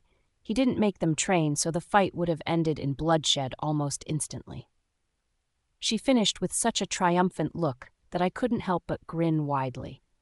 If there had been any doubt in my mind that she wasn't the perfect female alpha, then it would have gone in that instant, because she was perfect. Not only was she kind and pure at heart, even with all that she had been through, but she was tactical as well as having so much love and care to give out to the pack that they all instantly loved her. She was selfless, and she was mine. "You are so special, Holly," I muttered as I leaned my head back against the wall. "You are so special." Adrian's Pav. Holly was slowly becoming more accustomed to the way we do things in a pack such as ours, a family where everyone cared for everyone. I could tell it made her both happy as well as nervous, as if she was terrified to hope that this was the real deal. As for how intimate we were, we still hadn't gone past the lustful kisses, and on some nights some grinding that I couldn't help but feel myself get lustful over, especially the small moans and gasps which I seemed to elicit from her. I loved it. I loved her. I knew I loved her. Hell, I hadn't let myself this close to anyone since my parents died, and that was years ago. Though I had to admit, it was nice having someone who cared about you as deeply as I knew Holly cared about me. It was why I wasn't going to rush her, even if my wolf was snarling at me to mate with her and my dreams of me claiming her were getting more and more frequent. I couldn't and wouldn't push her. This had to be her decision, and on her terms. Since the night when Jake was stupid enough to scare the shit out of Holly, she hadn't asked to touch me again. I was terrified that I may have missed my chance. I mean, she had to know how much I wanted her, right? I mean, I was always touching her. I couldn't seem to help myself. Trying to will away the lustful thoughts, I took in a deep breath, full of air, as I turned over to lay on my front, pressing the tent in my pajama pants into the bed as I tried to will away all thoughts of claiming my mate. It didn't help that I had already seen her naked, what with carrying her to my bed when I found her in the woods the first time we met. And the fact that I knew, thanks to her having some more meat on her bones, she would only look more and more enticing to me. Growling, I buried my head in my pillow, enjoying the feel of Holly pressed against me as her heartbeat thumped in sync with my own. I really needed to try and approach the subject, I thought. Perhaps she was waiting for me to make a move. I mean, I knew she wasn't the type of girl to jump me, so maybe I should seduce her instead. With that in my mind, I went over how I could do it, knowing that it wasn't just one night stand since this girl was going to be with me for the rest of my life. She was going to have my pups in her belly. She was going to grow old with me as soon as we stopped phasing. She was mine. Knowing that I needed to get up soon, having been told yesterday that 2 new pups had shifted for the first time, meaning that I needed to accept them into the pack and give them the option of living in the pack house. We had plenty of room, and it helped if they were around kids their own age, even if most of them happened to be slightly older. I think they were roughly 16, a little late for a first shift, but nothing to worry about. Apparently, they had managed to turn into a wolf for the first time in their parents' kitchen, almost giving the poor woman a heart attack. I couldn't help but think of my own shift. I was a hell of a lot younger, but still, it had been quite eventful. I had shifted out of anger, my father having been in the middle of an argument with a bloke I couldn't quite remember. What I could recall, however, was how the man had the nerve to try and strike my father, an action which was considered both foolish as well as disrespectful. I remember how angry I was, how disgusted that that man would dare hit his alpha, that I phased mid-stride and nearly took his arm straight off. Sigh. Good memories. Knowing that I couldn't afford to sleep in much longer, I turned on my side to gaze at my mate. Her lips slightly parted as I felt her warm breath dancing across my face. Wanting her with me when I went to meet the younger wolves, wanting them to know who their alpha female was, I roused her in the gentlest way possible. If anyone would have told me a month ago that I would ever be so soft to another, I would have laughed in their face outright. But now I wouldn't change it for the world. "Holly, sweetheart," I soothed, watching as her eyes fluttered open before she stretched out like a cat in front of me. I may have moaned. Okay, I definitely moaned. "What's the time?" "About 7:30, I told her. "Remember, we have to go introduce the pups into the pack," I reminded her, seeing her frown in confusion for a few moments before nodding in realization. It didn't take us long to get ready, Holly slipping on another one of her dresses, but thankfully she had a thick pair of tights on underneath as well as a thick coat. It was still chilly outside. She still had a while to go until I had her at a heath, which I felt was acceptable, but until then I would make sure she was wrapped up tight. "Ready?" I asked, amused, as I watched her grab out a container of cookies from the fridge, which she had baked yesterday for this sole purpose. "You laugh, but I bet that poor woman is going out of her mind," Holly said smugly, causing me to chuckle as I held the door open for her. "She already knew about wolves, Holly. Hell, her mate's one," I told her with a grin which I still couldn't quite hide. Still, in one night her babies turned into wolves, and the following day they are meeting their alpha, moving into the pack house as well as having a whole new responsibility when learning to fight and patrolling comes into question," Holly stated in one breath. I looked at her surprised. "What?" "Nothing," I grinned, wrapping an arm around her shoulders as she leaned into me. "Just thinking about how clever my mate is," I told her, seeing her blush brightly as she buried her face in my chest, causing me to chuckle loudly. Reaching the house, I instantly took in the sense of the soon-to-be new pack members, imprinting them into my memory as I watched, pleased as Holly seemed to instinctively do the same. Shaking my head, I took in the house in front of us, the small but well-kept property being surrounded in flower beds, which I took note instantly had Holly's attention as she pulled out of my grip to have a look at them. Suddenly having an idea of how I was going to seduce my little mate, I headed up the steps to the house and knocked on the door, calling Holly, who instantly came jogging up as she appeared at my side with a wide smile as she held the container of cookies in her hands. She looked so cute I couldn't help but smile, pressing my lips to her cheek just as the door opened and a panicked young woman peeked out. I guessed this was the new pup's mother. "Hello, I'm guessing you are Mrs. Penny's." I smiled reassuringly, seemingly shocking her.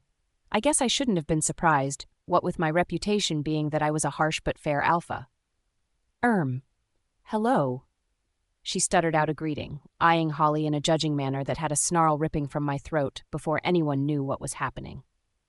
"Be nice," Holly scolded me playfully as she slapped my arm when the woman nearly jumped out of her skin, her eyes widening when she took in Holly's actions towards me. "I'm Holly." It was clear Mrs. Penny's didn't have a clue how to react to my smiling mate who was holding out a container of double chocolate chip cookies. I had to admit it did look kind of surreal. "This is my mate, Holly," I introduced, seeing her eyes widen in realization before she finally seemed to open the door as she gestured us inside. "Thank you." You're welcome. Sophie and Liam are out at the minute. They'll be back in a few minutes, though, I promise." She rushed out, clearly panicked, and I was thankful that my smart little mate had thought ahead. I knew it was a good idea to bring her with me. She just seemed to have this soothing effect when it came to matters such as these. Why don't we sit down? Holly smiled at the woman, watching as Mrs. Penny's headed towards the living room before offering us a seat. Taking the love seat along with Holly, I watched as she charmed the young woman instantly, her smile warm and inviting as she offered the shocked lady a cookie, which had me chuckling. I didn't refuse one when she offered, though. Why would I, when my mate was an incredible cook? Thank you, I winked at her, seeing her roll her eyes but blush brightly when I moaned after shoving the whole treat in my mouth in one go. Probably not the best thing to do when making a good first impression, but it was worth it when Holly burst into fits of giggles before calming herself. So, Mrs. Penny's, I started, wanting to get down to business. It's Rebecca. You can call me Rebecca, she rambled on, clearly nervous and not knowing what to make of the both of us. Well, Rebecca, I know this is a lot to take in, and if you have any questions before your children arrive, then I will happily answer them as honestly as I can for you, I stated as I reached for another cookie, seeing Holly roll her eyes before she jumped in surprise slightly when Rebecca shot to her feet. I am so sorry. I forgot to offer you drinks. Crap, would you like a drink? The woman panicked, clearly not knowing how she was meant to act around me. Honestly, it wasn't a rare occurrence. Everyone apart from the pack seemed to feel uncomfortable when presented with their alpha. I'll have a tea, if you don't mind, I told her with what I hoped to be a relaxing smile. Rebecca looking towards Holly, who seemed to be staring at the flower arrangement on the windowsill. Holly? Watching as Holly seemed to snap out of it, she gave an apologetic look towards our host before shrugging and saying that she was fine. I didn't miss how her eyes seemed to stray towards the bright yellow flowers, though, my mind working a mile a minute as I soon found myself grinning. While Rebecca rushed out the living room to the kitchen, I couldn't help but find myself staring at my mate again, watching as she surveyed the room before smiling brightly in my direction. What are you grinning about? I asked her, smirking at her innocent expression. Nothing in general, she shrugged. Want another cookie? Never denying the opportunity to pig out, I grabbed another and finished it just in time for Rebecca to arrive back, the cup trembling on the saucer as her hands shook with her nerves. Thank you. Taking a seat after I had reached over to take my cup of tea, I watched as she played with her hands, Holly thumping me on the shoulder when I realized I must have been staring blankly at her from the moment she sat down. So, did you have any questions? Holly asked, my head shaking when I took note of how she seemed to relax under my mate's soothing tone. I wasn't that scary, was I? I'll be able to visit my children, right? She asked nervously, her eyes wide with panic. Of course, they may reside at the pack house, but in their free time, they can do as they wish. As long as they appear for any pack meetings, training sessions, and whenever I call, they can live their own lives how they like it, I stated, seeing her relax at the realization that she wouldn't be prevented from seeing her children. I frowned. I wasn't that cruel. Good, that's good, I heard her mutter, opening my mouth to comment when she blurted out another question. Will they ever be, punished? She asked nervously, like most parents incredibly protective over their children. It was understandable. If they step out of line, I spoke bluntly, literally smelling the fear coming off her in waves. Wait, what? She stuttered, clearly not expecting my honest answer. They step out of line, they get punished, I repeated with a roll of my eyes, seeing Holly frown at me out of the corner of my eye, much to my distaste. What? Be nice, she frowned before looking over at the almost crying woman who was trying desperately to hold herself together. I managed to hold back a shrug. Ignore him, Rebecca. He is just being crude. Holly smiled, causing my eyes to widen. What? I know this must be hard for you. Your children are growing up and all, but you don't have to worry so much. They are in safe hands.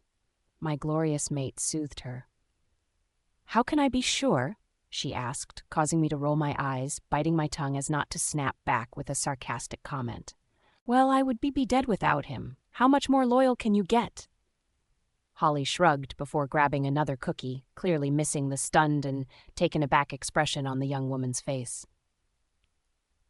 The room was silent for a few minutes before the back door opened, my eyes rolling when I heard the two pups enter the room before their eyes widened in unison as they caught sight of me and Holly. Mum, the girl asked nervously, playing with her hair in a coy manner that had me frowning. "Who's that?" She tried to purr.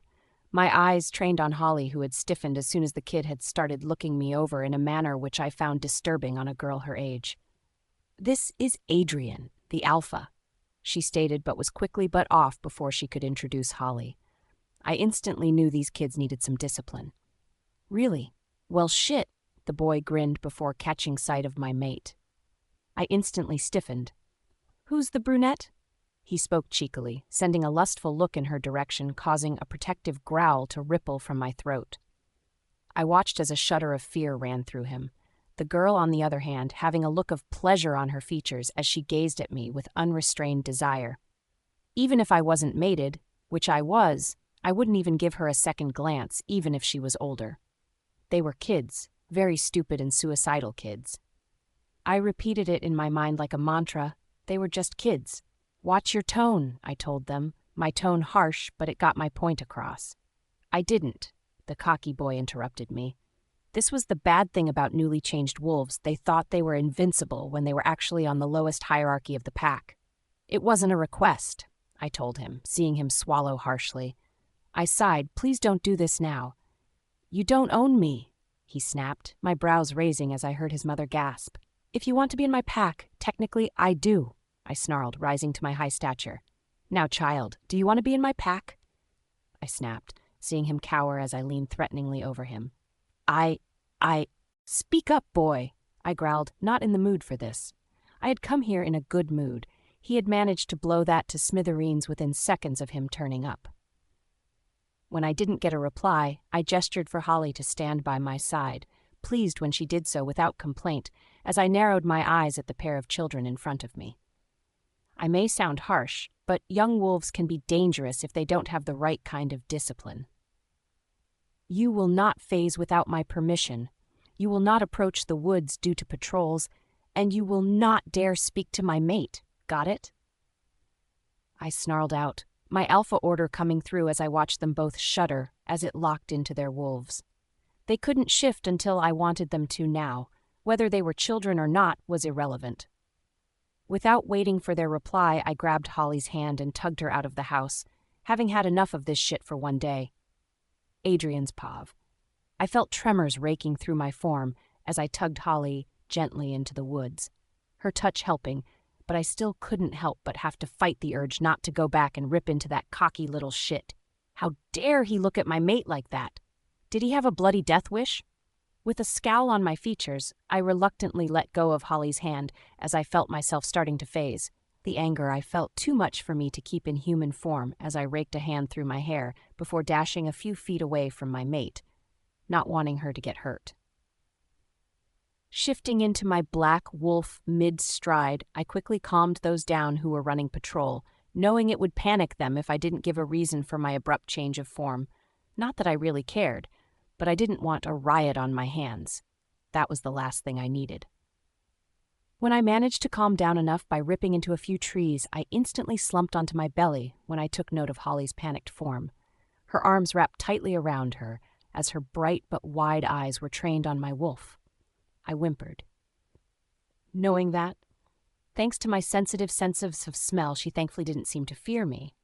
I approached her slowly. I made sure to keep on my stomach as I whined when she took a few steps back, wanting her to be close to me and not further away. Never further away. I didn't know how long I laid there until she hesitantly approached, her hand shaky, reaching out to run through the coat of my muzzle. I eagerly pressed further into her, feeling my wolf purr out in pure pleasure as a bright smile appeared on Holly's lips as she quickly ran her fingers through my fur. I was in heaven. "Adrian?" She suddenly spoke, her tone shy but hopeful, which meant she instantly had my attention like she always did, like she always would. I whined as a reply. "Do you think I could, phase? I miss my wolf," she whispered, hopefully, my wolf growling lustfully at the thought, but I couldn't help but worry. Was she healthy enough? I didn't want to push her, knowing that if anything went wrong, Lisa lived nearby. I slowly nodded my head, seeing her face light up before she hurriedly took off her coat.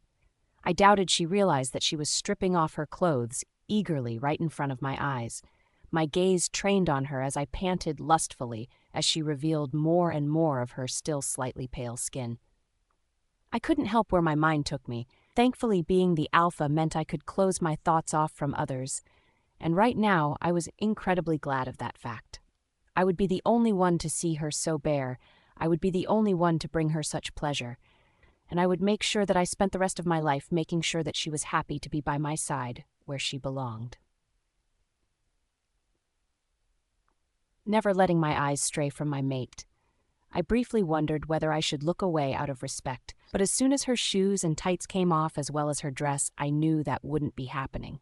Fuck, she looked so good to me. Jumping? She glanced at me as if she only just realized she wasn't alone. I didn't know whether or not to be offended by that. My thoughts, however, soon turned to excitement when I felt the air around her start to shimmer. Jumping to my feet, my tail wagging excitedly in my good mood, I couldn't help but feel my wolf purring in delight as only seconds later a bright white wolf stood in front of me on shakily legs. She was magnificent. Her bright white coat shimmering in the light, her bright amber eyes locked onto my own, she was perfect. I was brought out of my fucking, however, when a slight whine left her muzzle before her legs seemed to give away underneath her, my lust soon turning to panic and worry as I bolted to her side in an instant, as I cursed the fact we needed to be mated before I could hear her thoughts. Whimpering, I buried my nose into the thick pelt of her neck, breathing in her musky female scent as I lapped at her face lovingly, wanting to know if she was all right. I couldn't bear her to be in pain, but apart from her slight, heavier breathing, she didn't seem to be in any agony, and for that, I was grateful. After lying down for a few brief moments, I backed up slightly when she made a second attempt to get up, her whimpering increasing in volume for a few seconds before she was shakily on her feet, leaning against me for support. It wasn't long until she attempted to try and walk. Obviously, her not being able to shift previously meant that she was clearly getting used to the feeling of walking on all fours again. I couldn't blame her. Her wolf was still too thin for my liking, but at least the condition of her coat seemed to be back to normal, thank God. At least there was some kind of improvement in her health. Growling out playfully, I couldn't help but internally grin as I took note of my mate's suddenly playful mood, her arse in the air as her thick bush of a tail wagged rapidly before she sprung off further into the woods, leaving me to follow her. I was gone in a second, following the flash of white that was my mate as I let my tongue loll out of the side of my mouth, as I couldn't help but let my excitement take over me.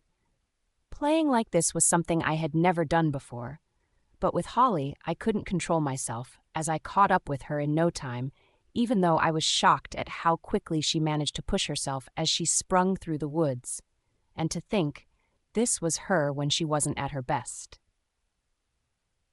I didn't know how long we played for, chasing and ducking away from each other when I joined her panting wolf on the floor, nuzzling my muzzle into her thick coat as I purred in delight. I found I loved being with her in this form. It made me feel closer to her, and I had a feeling it was due to my inner wolf being nearer to the surface when I was in this form. With my chest panting heavily, we simply laid together. Our coats pressed side by side, we petted and nuzzled each other comfortingly. I had no idea how long we were out, but when it started to grow dark, I knew we needed to start heading back. I was starving, and if I was, I knew Holly had to be as well. Rising to my paws, I gently nudged her up before we trotted back to where our clothes were, my mood soon turning sour when I realized I had phased with my clothes on, meaning I would have to walk back naked. I may not care, but what I was worried about Holly's reaction, not wanting her to think that I was pushing her for sex even if I wouldn't say no if she offered it. No, I had a whole other plan on how to seduce my little white wolf, that was for sure. Shaking my large head, I watched as Holly Trolley trotted towards where her dress was, scooping it into her mouth before dashing behind a bush and so away from my hungry eyes. I sighed, but didn't make any indication that I was disappointed at not being able to see more of her creamy skin. Watching as Holly plodded out in her human form, her hair a mess and her dress crumbled, she looked at me curiously. Well, that was until she saw the scraps of fabric on the forest floor that was once my clothes. "Don't you have any clothes?" she asked with a frown, my large head shaking before I slumped on my belly. "We going home?" she continued to ask, my heart melting when she referred to the pack house as home, because it was where she belonged now. Nodding my wolf's head, I watched as she approached me without hesitation, her small body looking even more delicate as she stood by my large wolf. "Do you want me to ride you?" With a yip from me, I watched as she blushed about 10 shades of red before ducking her head, another yip coming from my muzzle causing her to jump slightly before her small hands gripped at my coat. I knew I shouldn't. I knew I was taking advantage of the situation, but I couldn't help but press my nose further against her heat, feeling her tremble as her small fingers gripped my coat tighter in her hands. What I hadn't expected, however, was to hear her deep pleasure, filled moan as a growl of lust rumbled in my chest. Nope, definitely hadn't expected that. Not that I was complaining, of course, not when the sound alone set my whole body on fire with the desire and want I felt for her. No, the last thing I felt was disappointment at what was occurring right in front of my eyes. Not at all. Adrian's pav. Her scent was thick, swirling around my senses, leaving me to feel nothing other than the urge to mark her as mine. The fact I could tell how aroused she was, how turned on I made her didn't help with calming down my wolf. Now he knew that she felt it exactly the same about us as we did about her.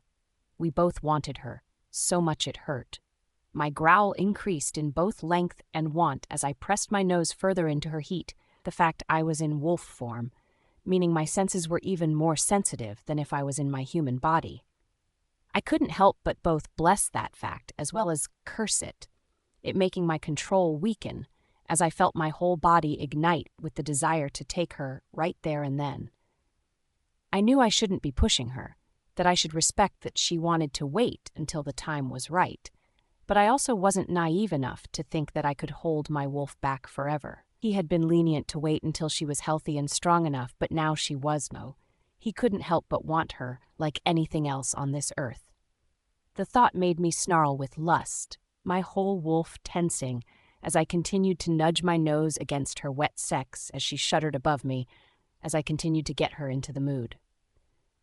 My mind was blank, other than with the lust that I felt for her, my thoughts on pleasuring her, as well as making sure I brought no harm towards my delicate little mate. It was as if my body knew instinctively how much she could take, how rough or how gentle I needed to be with her without a second thought. I was thankful for it. I would never intend to hurt the one thing that mattered the most to me. "Adrian," she moaned as a particularly large shudder ran through her, her small hands still gripping at my thick coat as she held herself against me as not to fall. Not that I would let her anyway. I would always be there to pick her up. With that on my mind, I thought about the best way to approach the situation, knowing that I had two choices. I could let her down, and the both of us could go unsatisfied, or I could push this as far as I dared, and hopefully the both of us would come out of it both satisfied and happy. The latter sounded a hell of a lot more appealing than the former, that was for sure. With a permanent grin on my lips, I approached the pack house, taking note that everyone seemed to be asleep as I opened the door with the spare key before heading upstairs for both of us to get a quick shower and a change of clothes before I got us some food. Gently sitting her on the bed, I reluctantly asked her to wake up, seeing her try to resist, which I had to admit was adorable. She needed to eat, though. I didn't want her to get into the habit of skipping meals. "Holly, wake up, sweetie," I purred at her, seeing her slowly open her eyes as I held her upright. "I want to sleep," she moaned out, my throat swallowing as her moan brought back memories before I managed to shake myself out of it. "I know, baby, but do you want a shower first?" I asked her, seeing her shrug much to my amusement before I swept her into my arms and headed towards the bathroom. I had never been so happy, and I found myself wishing that my parents were still here so they could have met her. I knew they would have been proud of my strong little mate. With that on my mind, I kept whispering sweet nothings in her ear as I kissed and touched her soothingly, wanting to show her how much I adored her. "Here," I told her after I had dried the both of us off, giving her a shirt of mine, since I couldn't help but want to see her wearing my clothes. Call me possessive, but I wanted her to smell completely of me and me alone. Thanks, she replied with a yawn, slipping it over her small form before heading over to her set of drawers to pull on a pair of panties. I saw lace. I growled, "Come on." I smiled, trying to prevent myself from jumping her again so soon, since I knew she would be sore. The fact she had been a virgin was another thing that made my wolf moan. Knowing that we would be the first and the only to ever touch her like that made me shiver to my very core. Sweeping her into my arms, not being able to resist touching her, I headed downstairs before placing her in a chair at the table.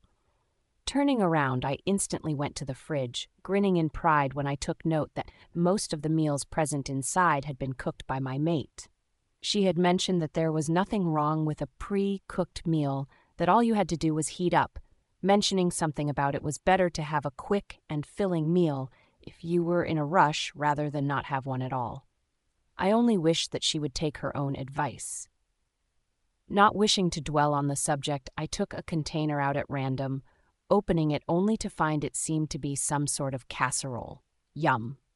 While I was heating it, I was once again reminded of how good of a cook she was, as delicious smells started to filter into the kitchen, the sound of a pair of feet coming down the stairs causing me to growl as I instantly stood in front of a sleeping Holly, who had practically face-planted the table. "What smells so good?" Jake started only to snap his mouth shut when he caught sight of my sleeping mate, shooting me a sheepish look which I shrugged off before heading back towards the now-finished microwave as it dinged. "What are you doing up so late?" I asked as I grabbed 2 plates, a glance at a hungry-looking Jake making me roll my eyes, but I grabbed another anyway. "Was waiting for you to get back. You didn't get to meet Annie," Jake pouted. "Sorry," I muttered, knowing that it meant a lot for a packmate to introduce their mate to their alpha. I couldn't help but feel slightly guilty. "Maybe next time you bring her round, if you haven't scared her off already, that is." I grinned, seeing him roll his eyes, but reply anyway. "I haven't scared her off, thank you very much. She was nervous, but she seemed to get along with everyone," he admitted, taking a seat at the table before I watched as he took in my sleeping mate. His eyes widened when they caught sight of her neck, or more specifically the bite mark that now graced her previously flawless skin. "Well, shit, congrats, mate," he grinned, sending me a wink before saying thank you when I shoved a plate in his direction. "So how did the meeting go?" he asked curiously, referring to the younger new members of the pack who had yet to move in. "Badly. Cocky little shits," I muttered. Just thinking about how that boy had looked at Holly was enough for my grip on the plates to tighten, not to mention how uncomfortable the girl made Holly with her disgusting looks of lust pointed in my direction. Just yuck. At this, Jake winced, grabbing the cutlery before digging into his own plate of food with moan. I was again filled with pride that it was my mate's cooking that had him moaning out in delight. "Really? What did they do?" The bitch eyed me as if I had a "for sale" sign around my neck, and the boy had enough guts to eye up my mate. I growled out in anger, Jake jumping at my tone while my mate didn't even stir. "She's mine," I snapped out in anger. "They are only 16, Adrian." Jake winced, knowing how stupid the pair had been with making my mate uncomfortable. "Like I give a shit, Holly's not that much older, but she didn't piss me off," I muttered, seeing Jake roll his eyes before replying. "Technically, when she first ran onto your territory, you were pissed off. But to be fair, she's your mate, so I doubt you'll find anything she does annoy," he stated bluntly, my own eyes rolling before I gently shook Holly awake. "Holly, sweetie," I soothed. "Can you eat something?" I asked her hopefully, watching her closely as she woke herself up before blindly reaching for a fork, which I held out for her. "Fine," was all she mumbled, eating with her eyes closed as she leaned her cheek on the palm of her hand. While keeping an eye on Holly, making sure that she actually got some food into her system, I grabbed my own plate before turning my attention back to Jake, who was looking at my mate with amusement. "Really tired her out, huh?" He smirked, my eyes rolling, but I couldn't help but grin smugly as I wrapped one of my arms around the back of my mate's chair. I found I couldn't resist touching her. The fact she was now permanently mine, meaning that I doubted that would ever change. I would always want her around, always want to touch her. Of course, I winked. So what did Paul think of Annie? I asked as I dug into my own food, glancing at the clock before my eyes widened briefly when I took note that it had just gone past 3 in the morning. Shit, didn't expect it to be that late in the night. He liked her. So, are you dating now then? I asked curiously, swallowing a mouthful of food as I awaited his reply. At my question, he grinned broadly, clearly already answering my question with simply a look. Yep, I asked her if she would be my girlfriend, and she said, yes, he said proudly. You decided on when you're going to tell her. Clearly, she must feel the pull? I asked, interested, standing up to grab myself a juice from the fridge before hurriedly returning to the table to gently shake Holly awake. A little bit more, sweetheart, I told her, hearing a groan, but she complied, much to my relief. Due to me being the alpha, Jake would have to come to me first before he told Annie that he was a werewolf, the fact he would be cluing her in on our nature when she wasn't one of us, meaning that he had to have my permission to do so. It wasn't like I would deny him, but it was a formality that he couldn't skip without getting into some serious trouble, and he knew it. I don't know, I haven't even kissed her yet, he mumbled, embarrassed, was cupping his face with his hands before he sloughed back into his chair while running a hand through his hair. I don't want to rush her, scare her off, he confessed. There isn't any rush, Jake. Take as long as you need. It's not like you're on a time limit, I told him, effectively making him relax. I may be considered an aggressive and unsocial alpha at times, but that didn't mean I didn't care about my pack. They were my responsibility. It was my duty to care for them and make sure they were safe. Thanks, Alpha, he grinned, turning his attention to Holly before he seemed to frown when he took in how pale she looked. Something that hadn't missed my attention either. How's she doing? I'm hoping she's just tired. She seems to be getting better, I told him, brushing away some of her hair from her face as I stared at her adoringly. With that, Jake said his goodnight before heading upstairs with a spring in his step. I couldn't help but shake my head, though I didn't take the piss since I knew I was just as whipped with Holly. Let's get some sleep, I told her, already aware that she had fallen asleep yet again as her breathing had evened out. We'll take it easy tomorrow, I promised her as I pulled her into my arms and took her upstairs. I meant what I said. I would make tomorrow about just her, as to make sure she knew that simply because we had mated didn't mean I would be treating her any differently. She was still my little princess, and she always would be, as far as I was concerned. The only change would be that I would most likely feel even more protective of her, what with her being my official mate now, after all. Holly's pav. It was fair to say that I have never slept so well in my life, literally. Never have I felt safe enough to simply close my eyes and let myself drift off to the land of dreams, where I knew I wouldn't be forced awake like I had been for all of those years beforehand when I was at my other pack. That was, if you could even call them that. I certainly had never thought of people who you looked out for since I was singled out all my life. That was what surprised me the most.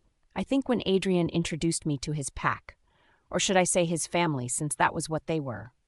They acted and blended together like family, like friends, rather than a group of wolves who needed an alpha to follow to stay on the right track and not to turn insane. I liked it here, I found. I liked belonging for once in my life, and I could only hope that it lasted. I knew that running away from my brother's pack was the best thing I had ever done in my life, how it had led me to Adrian, which was something I would never change. He made me feel loved, an emotion that I used to think was only a fairy tale and nothing more. He elicited emotions from me which I never thought I would be able to feel, and I loved him for it. Last night in the woods was something that I never thought I would experience. The trust I felt for him should have scared me, but it only seemed to make me feel alive. He was so soft, so sweet at the start that I couldn't help but smile every time I recalled it. Sure, he got more aggressive in our lovemaking towards the end, but he only did so once he made sure I wasn't in any pain. The fact it seemed to cause him just as much discomfort as it caused me was something that I couldn't help but love him for. Letting out a breath I didn't realize I had it. I let my eyes drift open, smiling again to myself when I took in how Adrian had his arms protectively around me as his chest rose and fell with each breath he took. He was gorgeous, and I could hardly believe that he was mine and mine alone. I had never thought I would find a mate, even if it was something I had hoped for. As far back as I could remember, I had dreamt and wished for my knight in shining armor to come to my rescue. He didn't disappoint. Shifting in his arms slightly, I soon found myself moving so my head rested on his bare chest, the sound of the continuous thumping of his heartbeat soothing me as I closed my eyes and breathed in his scent. It was amazing how simply his presence alone could drive away any negative emotions or feelings I had been experiencing. How every time I saw him smile, my heart skipped a beat, and I felt the pull in my chest encouraging me to stay around him where I belonged.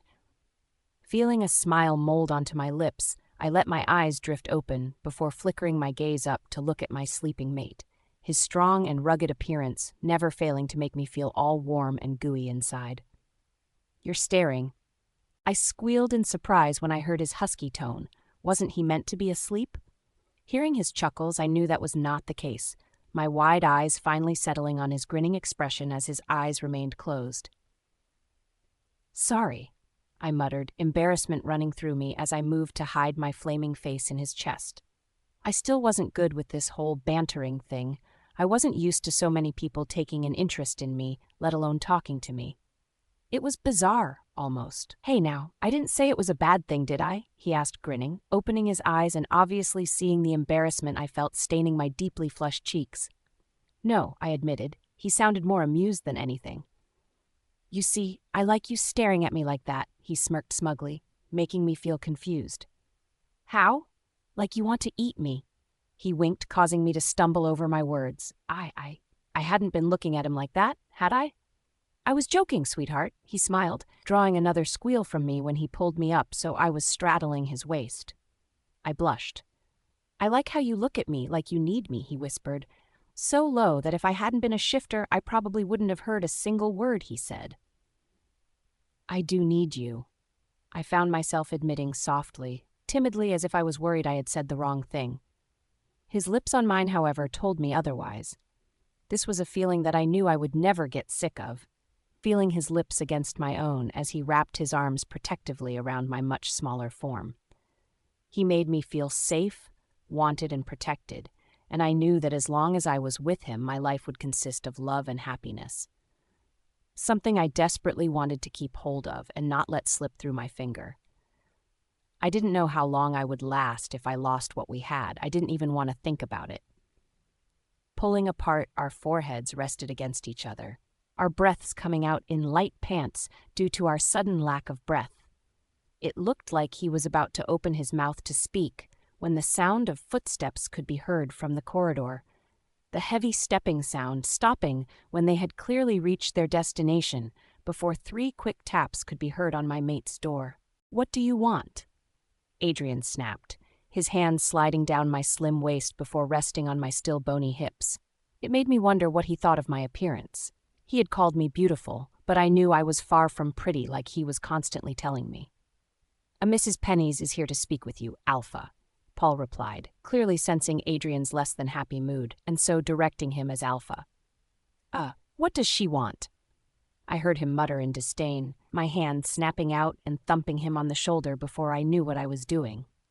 "Be nice," I muttered, though my eyes narrowed when I remembered how lustfully her daughter had looked at my Adrian. Because he was mine, he was my mate, and I wouldn't be stepping aside just to let another girl take my place. I may not be the strongest of people, but I knew that if it came down to it, I had enough experience in wolf form that I could give her a run for her money. My thoughts shocked me, stunned me even at how possessive I sounded. But then again, Adrian was the only good thing that had ever happened in my life. Of course, I would protect that as much as I could. It made perfect sense, making me relax when I saw the logical side of things. "Fine." Adrian sighed out, disgruntled, reaching up to play with a strand of my hair before calling out to Paul once again. "Did she tell you what she wished to speak of?" he asked, although even I could take a guess that it was due to her children's actions the previous night. "She informed me that you would be aware. Do you want me to ask her?" Paul asked from the other side of the door, clearly sounding nervous. No, it's fine. Direct her to the living room. I'll be down in a few minutes, he stated before the sound of Paul heading back downstairs could be heard, due to my sensitive hearing. At first, it is more of an annoyance, but after getting used to the perks of being a shifter, it came in extremely handy. Directing my gaze back to my mate as he lay on his back on the dark sheets, I couldn't help but blush when I took note of how lustfully he was staring at me, his hand moving from my hair to cup my flaming red cheek as he brushed his thumb lightly over my bottom lip, causing me to shiver in pleasure. Come on, he smiled, hopping out of bed with me, still in his arms. I had no choice but to throw my arms around his neck, my legs wrapped tightly around his waist, since otherwise I would have hit the floor harshly. I knew, though, that he would have caught me. I trusted him enough to know that he wouldn't let me fall. Careful, he purred smugly, wrapping an arm around my waist as his other settled against my behind, causing me to gasp and him to grin. After a quick shower, one which, as far as I was concerned, finished all too quickly, I plodded into the bedroom in a towel before digging into my clothes and pulling out a simple light blue dress. I knew that the reason that all I had was dresses was due to me simply being too thin to wear anything else. However, it didn't bother me. I liked dresses, and they were a hell of a lot better than the rags I used to have to wear as clothing. Are you hungry? Adrian asked me suddenly as he held my hand, tugging me gently downstairs as we walked past the living room. I was stunned slightly that Adrian utterly ignored Rebecca, who had made a move to stand to speak to him, only for Adrian to walk straight past her as he headed into the kitchen. A little, but I started, weakly trying to protest as he pulled out a chair for me to sit down on. Was he always this polite? I'll make you something. Do you like toast? He asked me, already pushing past a few other pack members as he shoved some toast in the toaster. He didn't look happy, I took note. He looked tense. I do, but I tried again, not wanting to be on his angry side. Good, he grunted, the pack members that had been present quickly dashing out the kitchen, causing me to squirm uncomfortably. I trusted him, yes, but I had to admit I didn't like seeing him this way. Are you all right? I asked nervously, watching as his eyes softened as he turned to face me. Sorry, he apologized, running a hand through his hair while my eyes followed the action. It's just I wanted today to just be about us. You know, maybe go for a walk or something. But now I have to deal with the mother of two brats who need some serious discipline. I mean, it's ruined my plans for the day, he growled out. Surprisingly, I didn't fear him. His anger wasn't directed at me, so why should I? He was just upset with the situation, the fact he had planned to take me on a romantic walk, making me smile despite myself. Rising from my seat, I made my way over towards him, my arms winding themselves around his waist as I pressed my face against his bare chest as I breathed in his scent. I couldn't help but grin when I felt him calm down with a sigh, wrapping his own arms around me as he pulled me against him. We can still go for that walk, I mumbled, actually looking forward to it since the snow looked like it was starting to melt. Hopefully summer wouldn't be that far away. I liked summer. We both stood there until the sound of the bread popping out of the toaster could be heard, Adrian keeping one arm wrapped firmly around me as he used his other to roughly spread them each a slice before pulling me towards the fridge. What do you want on it? Strawberry jam? Blackberry jam? Marmalade? He continued to list off ingredients, making me smile before reaching for the blackberry jam. Sitting in Adrian's lap, I munched on my toast as he ate his, the both of us sitting in silence as I leaned back against his chest. It wasn't long, however, until he sighed, clearly annoyed beyond belief that our day was being interrupted. Come on, he sighed, helping me to my feet before playfully slapping at my hands when I made a move to clear away our plates. Leave them. But I need to wash them up, I stated, not understanding what was wrong with me doing so. I'll do it later. We need to get this over with as quickly as possible. He rushed out, making me feel all warm inside when he said, we and not I. It was childish, but I couldn't help but grin widely as he took me into the living room, where the tension in the room was almost suffocating. Honestly, I felt sorry for the poor woman who I had a feeling was about to get a lecture from Adrian, which would leave her feeling more than a little nervous. I mean, really, it wasn't her fault. Her children had acted in such disrespect towards their new alpha. Hell, they only spoke a few words each and had already gotten on his bad side. When you think about it, it was kind of impressive in a suicidal way. Holly's pav, letting Adrian tug me along into the living room, I couldn't resist pressing myself against his side, feeling his arms wrap around my waist as he directed the both of us towards where Rebecca was clearly waiting nervously for my mate's arrival. I couldn't help but feel slightly guilty about her having to be patient for so long. I mean, I hadn't rushed with eating my toast, but I knew I could have done. Then again, it wasn't like Adrian had been in a hurry either. And I had a feeling that even if I hadn't taken my time to eat my breakfast, he still would have waited to see her just to calm himself down. I didn't like seeing him so angry. Licking my suddenly dry lips, I stayed close to Adrian as we entered the living room, taking note of the fearful-looking woman who was instantly on her feet when we made our appearance. I knew that she was scared because of Adrian, though. I mean, I hardly looked threatening, did I? Not holding it against her, I slipped onto the love seat next to my mate, pulling my legs up underneath me as I rolled my shoulders to try and reduce the tension that suddenly laid there. I had a feeling it was due to how stuffy the room was, and I suddenly hoped that Adrian did in fact get this meeting over with as quickly as possible. "Mrs. Pennies," Adrian greeted in a rough tone, clearly no longer on a first-name basis with her. From the widening of her eyes it was clear she had worked that out already. "Alpha," she almost whimpered out, my brows pulling together into a frown as I took note of how vulnerable she looked. "What can I do for you?" Adrian asked, successfully gaining a peek on the lips from me. I couldn't help but grin when he seemed to soften his tone when talking to the terrified woman. He deserved a little reward in the shape of a kiss for his efforts. "It's about my children," she stuttered out, finally taking a seat when Adrian gestured her to do so. "What about them? I spoke to them yesterday," Adrian sighed out, his hands flexing as one was still wrapped around my waist while his other rested on the armrest. It wasn't hard to tell that he was both angered and frustrated where the conversation was heading. "I know, and I apologize for their behavior, but something's wrong," she whispered with wide eyes, Adrian actually perking up at this, since whether he didn't like them at the moment didn't change the fact that they were in his pack. It only made me love him more. "Like..." He trailed off, clearly concerned. "They're really agitated, both Sophie and Liam. They keep telling me that they feel really uncomfortable, as if they feel as if they're going to burst out of their skin," she whimpered out, Adrian snorting at her description before slouching back down unconcerned. "They are overreacting. It is a simple side effect that is occurring due to them being unable to phase," Adrian stated calmly, Rebecca's eyes flashing with anger, but she managed to keep it controlled. "They are my children. Can you please revoke the alpha order?" she stated in a harsh but controlled tone. However, even I could tell that she was still utterly terrified, and it made me even gladder that I was Adrian's mate, so his anger wasn't directed at me.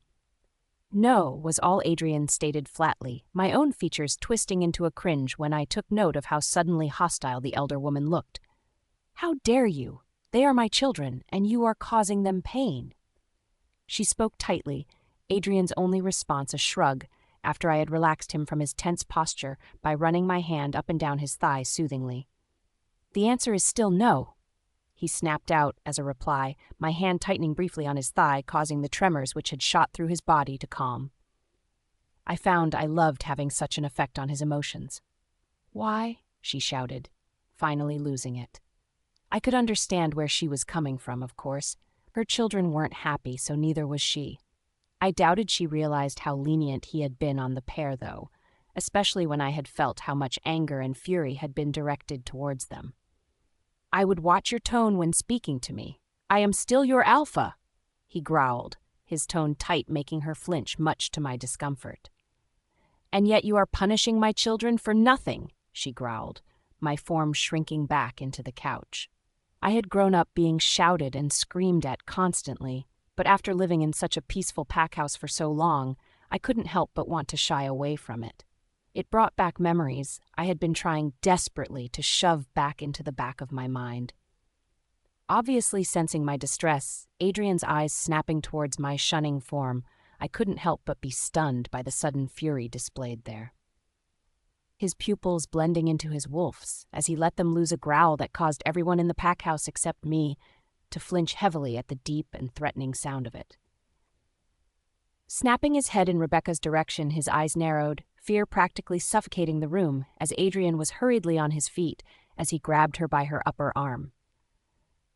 I could thankfully tell that while his grip was firm, he wasn't hurting her. Not yet anyway. "How dare you come into my pack house, interrupt my day, and then insult my judgment?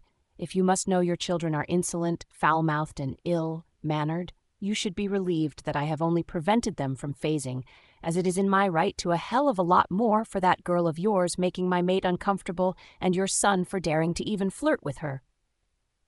Adrian pretty much roared at her, my feet carrying me after them, but I kept my distance. "But There are no buts. Another alpha would have most likely banished them, or at least given them a physical punishment. I had been lenient on them. Do I need to change my judgment call?" He snapped at her, his hand reaching for the front door as he opened it, and pretty much dragged the woman outside. I think it was at that moment that Rebecca realized just how soft he had been on her children, how even though he was considered a ruthless alpha, he was also more than a little fair. I think that was what made her pale, as well as his harsh words and attitude, of course. "Well, do I?"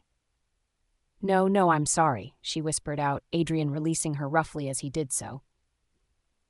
I watched along with my mate as I let my gaze follow the older woman as she dashed back to her car, her cheeks wet with her tears, and I knew it wouldn't be long until her mate came after her. Watching her go, I couldn't help but feel bad for her, my arms moving to wrap around my form as her car pulled rapidly out of the drive. I didn't know why, but I felt my heart clench at the whole experience. How she had acted as a mother should by trying to protect her children. Hell, my own mother was nothing of the sort.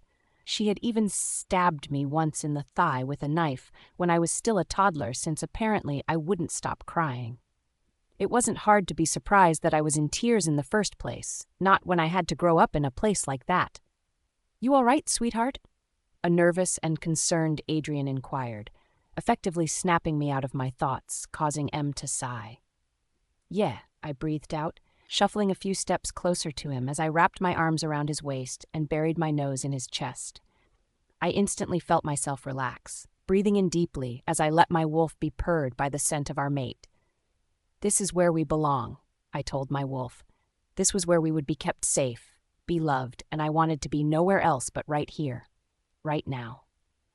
He was my everything. Adrian's pav. I have never been gladder that I had gotten rid of the woman. I knew where she was coming from, of course, her children clearly complaining a lot to her, but she had to trust that as their alpha, I knew what was best for them. I mean, what would happen if they acted like that to the mate of another alpha? They would most likely end up dead or beaten and ripped half to death. Shaking my head, I wrapped my arms around my mate. The both of us staring out at the green, covered fields in front of us as we simply enjoyed each other's presence and company. As soon as the woman had gone, Holly had dashed eagerly upstairs, grabbing her boots and coat before waiting impatiently by the front door for me. I couldn't help but grin when I saw her, how adorably cute she looked as she waited for me to get ready before we took a long walk hand in hand through the woods. As the both of us took a seat on the floor beneath us, Holly sitting between my legs as her back rested against my chest, I took the time to think over what Ryan had proposed to me a while ago, about taking over a new pack for a while. I had a meeting with another alpha in a few days, a simple formality as the alpha wanted some experience, which I was more than willing to give it, for an alliance between us. But I couldn't help but think about whether the right time to decide would be after that. I didn't want any more stress to be on Holly, but I also knew that she didn't like to be coddled too much. Don't get me wrong, she liked to feel loved and protected as she should, but I knew she didn't want to be treated like a child. even if I wanted nothing more than to wrap her up nice and warm and never let her out of my sight. If I did help out this pack, it would be the first time I had done something like this on such a large scale. I mean, the alpha would have to give me full power over his pack, which was a very risky move on his part. While I had no interest in staying in control when I got it sorted out, that didn't mean that another alpha would have had the same view on the matter. I liked my pack. My pack in my eyes was perfect. Of course, we had our faults, but I also had a mate by my side as well as a very loyal beta and sub-beta, so I liked where I was. They didn't seem to have any issues with me, which I was thankful of. I mean, I wasn't power-hungry like some alphas, meaning that the territory which I had already claimed was more than enough for my pack. Anymore, and I would have to step up training and guarding, and to be honest, it just wasn't worth the effort or the increased risk that it would end up bringing down on us. Leaning my chin on the top of Holly's head, I continued to think about it. If I agreed, I would have to move me and some of the pack into their territory while I left Paul in charge here, which, as far as I was concerned, wasn't a problem. It would only be a few weeks for me to get it back on track, give them some tips and advice, and then force them to follow it if they were being difficult. I mean, these wolves weren't my friends, not by a long shot, so I would be there strictly as an alpha and nothing more. The only other option was to say no to them, but while I wouldn't mind letting them sort out their own mess, there would be children in that pack, and I simply wasn't that heartless. I may have been before I met Holly, but now all I could think about was how horrid her pack had been, and me not wanting anyone, especially young and innocent children, to have to suffer through that. I knew as soon as that thought crossed my mind, I didn't have a choice in the matter. I would help them as efficiently as possible before returning to my own pack with my mate. Because she would be coming with me, there was no doubt about that. Beautiful, isn't it? I whispered in her ear, smiling as she shuddered against me slightly. Yeah, she breathed, both of us taking in the sight of the forest as wildlife ran around the both of us as they went on with their day. I knew she would like it here. It was the perfect spot to take her. I love it. I thought you loved me, I teased, pinching her slides lightly, causing her to squeak out in surprise before turning around on her knees so she could face me. You know I do, perhaps too much. She smiled, it lighting up her features as she did so. It was a look I knew I would never get tired of seeing. She was just too perfect. Now, I don't think that's possible. The more the better, I told her honestly, pulling her against me as she wrapped her legs around my waist as she sat her perk little behind on my lap. I grinned. So, what were you thinking so hard about? She asked me curiously, tapping on the side of my head slightly, causing me to chuckle. What makes you think that? I asked her with a raised brow, grinning when I saw her roll her eyes. You were away with the fairies. I could practically hear the gears going in that brain of yours, she told me smugly. I laughed. If you must know I'm just thinking about something Paul was talking about, it's not important right now, but I'll tell you later if you would like. I asked her, wanting to know what her thoughts on the matter were, as well as having my own. She would be coming with me after all. I mean, it wasn't worth it if she would either hate me for it or spend our stay there unhappy. She was more important than anything else in my world, especially over some pack I hadn't even met yet. Okay, she smiled, pressing her lips to my cheek as I felt her breath in my scent. I love the way you smell, she muttered, making me laugh. Really? I teased. And what do I smell like? Musky, masculine. You smell like home, like where I belong, she told me, shocking me slightly with her honesty. Well, you, my darling mate, smell like spicy citrus, a very seductive scent, I purred at her, beaming when she giggled adorably at me before pressing her lips against my own. Her taste instantly exploded into my mouth. Kissing my mate was like nothing I had ever experienced before. Being with her so fully was something that I wouldn't trade in for the world. To know that she had so much faith in me made both me and the alpha wolf inside of me purr and howl out in pure delight. She made me feel whole, a feeling I hadn't felt since my parents had died all those years ago. Really? She asked innocently, looking at me with a twinkle in her eyes. Yep, I smiled, leaning forward to peck her on the lips softly. You smell delicious. I continued, puncturing each word with a quick but passionate kiss. It was then that Holly suddenly looked nervous, my eyes searching hers as I wrapped my arms tighter around her, as she leaned back against them, while looking at me with her bottom lip between her pearly white teeth. She was so much smaller than me that even sitting on my thighs only just brought her face to face with me, but I found I loved how much more dominant I looked over her. My inner wolf loved it too. "What's wrong?" I couldn't help but ask, concern dripping from my tone. "Can I ask you something?" she asked nervously, my lips already forming my reply before I even knew what I was saying. Not that I would have had anything different to say anyway. "Of course." "I don't want to pry," she muttered, clearly uncomfortable. "You are my mate, Holly. You have trusted me with your past, so whatever you wish to know about me, I have no problem telling you."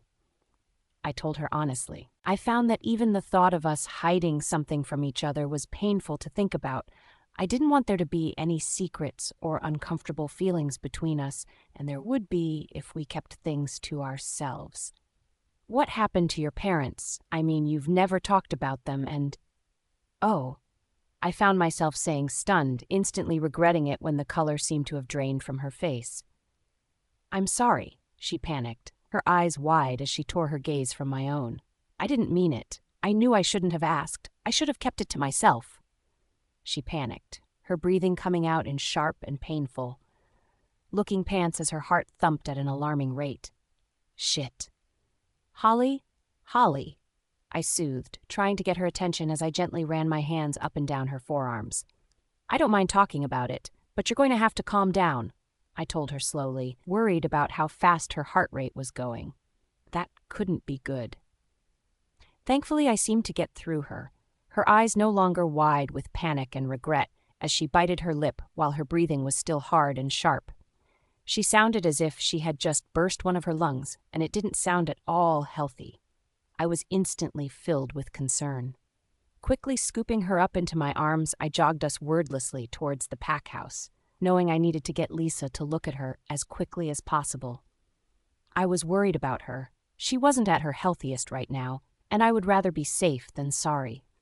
She was my life, and I had only just found her. I couldn't lose her. I just couldn't. So with that on my mind, I took us back to the pack house as quickly as I could with her in my arms, knowing that I was most likely over, reacting but not wanting to take the risk. If anything happened to her, I didn't know what I would do. Adrian's pav. Panicked, I quickly dashed my confused mate into the house, and while her breathing had calmed down, I didn't like how quickly her heart was still thumping away in that chest of hers. It didn't sound right. I knew I wasn't a doctor, but I also knew that something was wrong. Placing her gently on the bed, as soon as I entered my bedroom, I grabbed my phone out of my pocket before fumbling with the keys, quickly dialing Lisa's number as I stared at Holly while she looked at me strangely. It was clear she had no idea that something was clearly wrong with her heartbeat. It was still too fast, and that was when she was calm. "Hello," was all I let Lisa get out before I was cutting her off. "Come over now," I demanded before hanging up, running a hand through my hair before walking into the bathroom. I needed to get a grip. "Adrian? Are you all right?" Sighing, I splashed some water on my face, glancing up towards the mirror before I saw Holly in the reflection. She still looked pale, but the concern on her features made my insides melt at how innocent and fragile she looked. She was too delicate. "I'm fine," I told her with strained grin. "Why did you call Lisa? Are you feeling unwell?"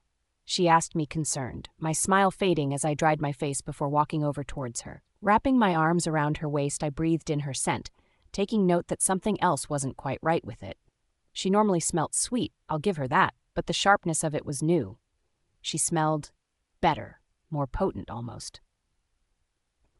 Fighting down how her new scent was making me react, I tried to calm myself, taking deep breaths only to regret the action instantly. It had only furthered my suddenly lustful mood, my mouth salivating as I clenched my fists behind her back as I tried to get a grip. What was wrong with me? Shaking my head, I reluctantly pulled away from her, still startled at how fast her heart was beating as I tugged her back into the bedroom before sitting her back on the bed. She shouldn't be walking around. It wasn't good for her when she was clearly unwell. How do you feel, Holly? Be honest with me, I pleaded with her, crouching down to my knees so I was her level as she sat on the edge of our bed. She looked nervous, confused. I don't know what you mean. Running a hand through my hair in worry, I wondered how long it would take for Lisa to get here. She had better hurry up if she knew what was good for her. Health-wise, how do you feel? I asked her again, seeing her think about it for a few minutes before she shrugged. I've felt kind of tired lately, she confessed, only making me more panic that something was wrong. Is that it? I asked weakly, forcing the small smile to remain on my face as I did so. Again she shrugged. I sometimes have trouble breathing, but only for a few seconds before I catch my breath again.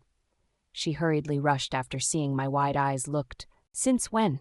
I demanded of her, seeing her bite her lip nervously as she played with her hands in a gesture which told me she was uncomfortable.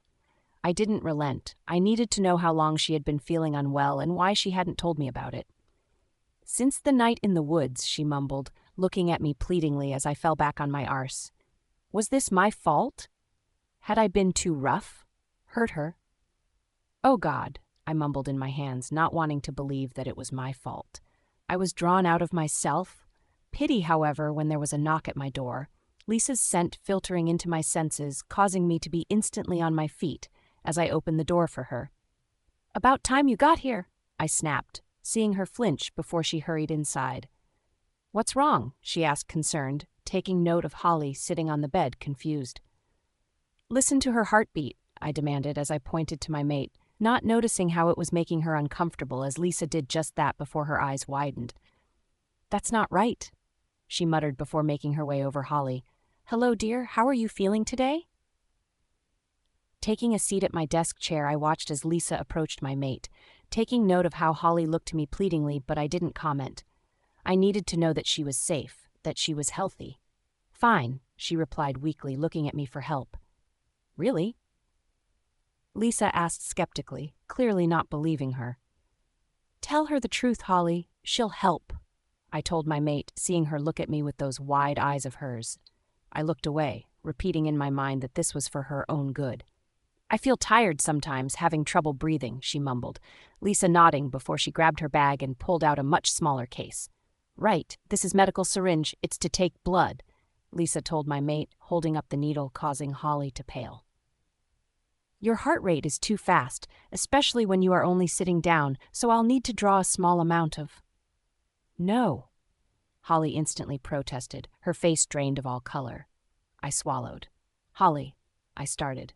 No, I don't want to, she continued to protest, making a move to rise from the bed, only for Lisa to grip her wrist loosely to prevent her from doing so.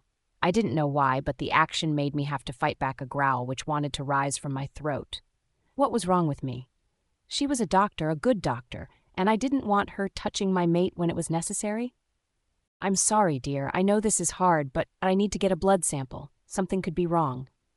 No, Holly yelped, my hands flying to grip the armrests of my chair as I tried to calm myself. I could see Lisa increase her grip on my mate's wrist slightly, the action alone making my wolf come alive with a snarl. But I fought him away. I couldn't lose her. If something was wrong, then Lisa would know, and if blood was what she needed, then so be it. Glancing in their direction, I could both see and smell the nervousness coming off Lisa, her eyes looking at me with question. Hating myself, I nodded, looking away with my jaw clenched, as Lisa nodded with confirmation. Calm down, sweetie. I'll only take a second, I promise. She tried to soothe, my wolf snarling inside me as I heard my mate's pleading tone. No, I don't want to. Please, Adrian, I don't want to, she begged, the scent of her tears hitting my senses, causing me to clamp my teeth together as I tried to suppress my rage.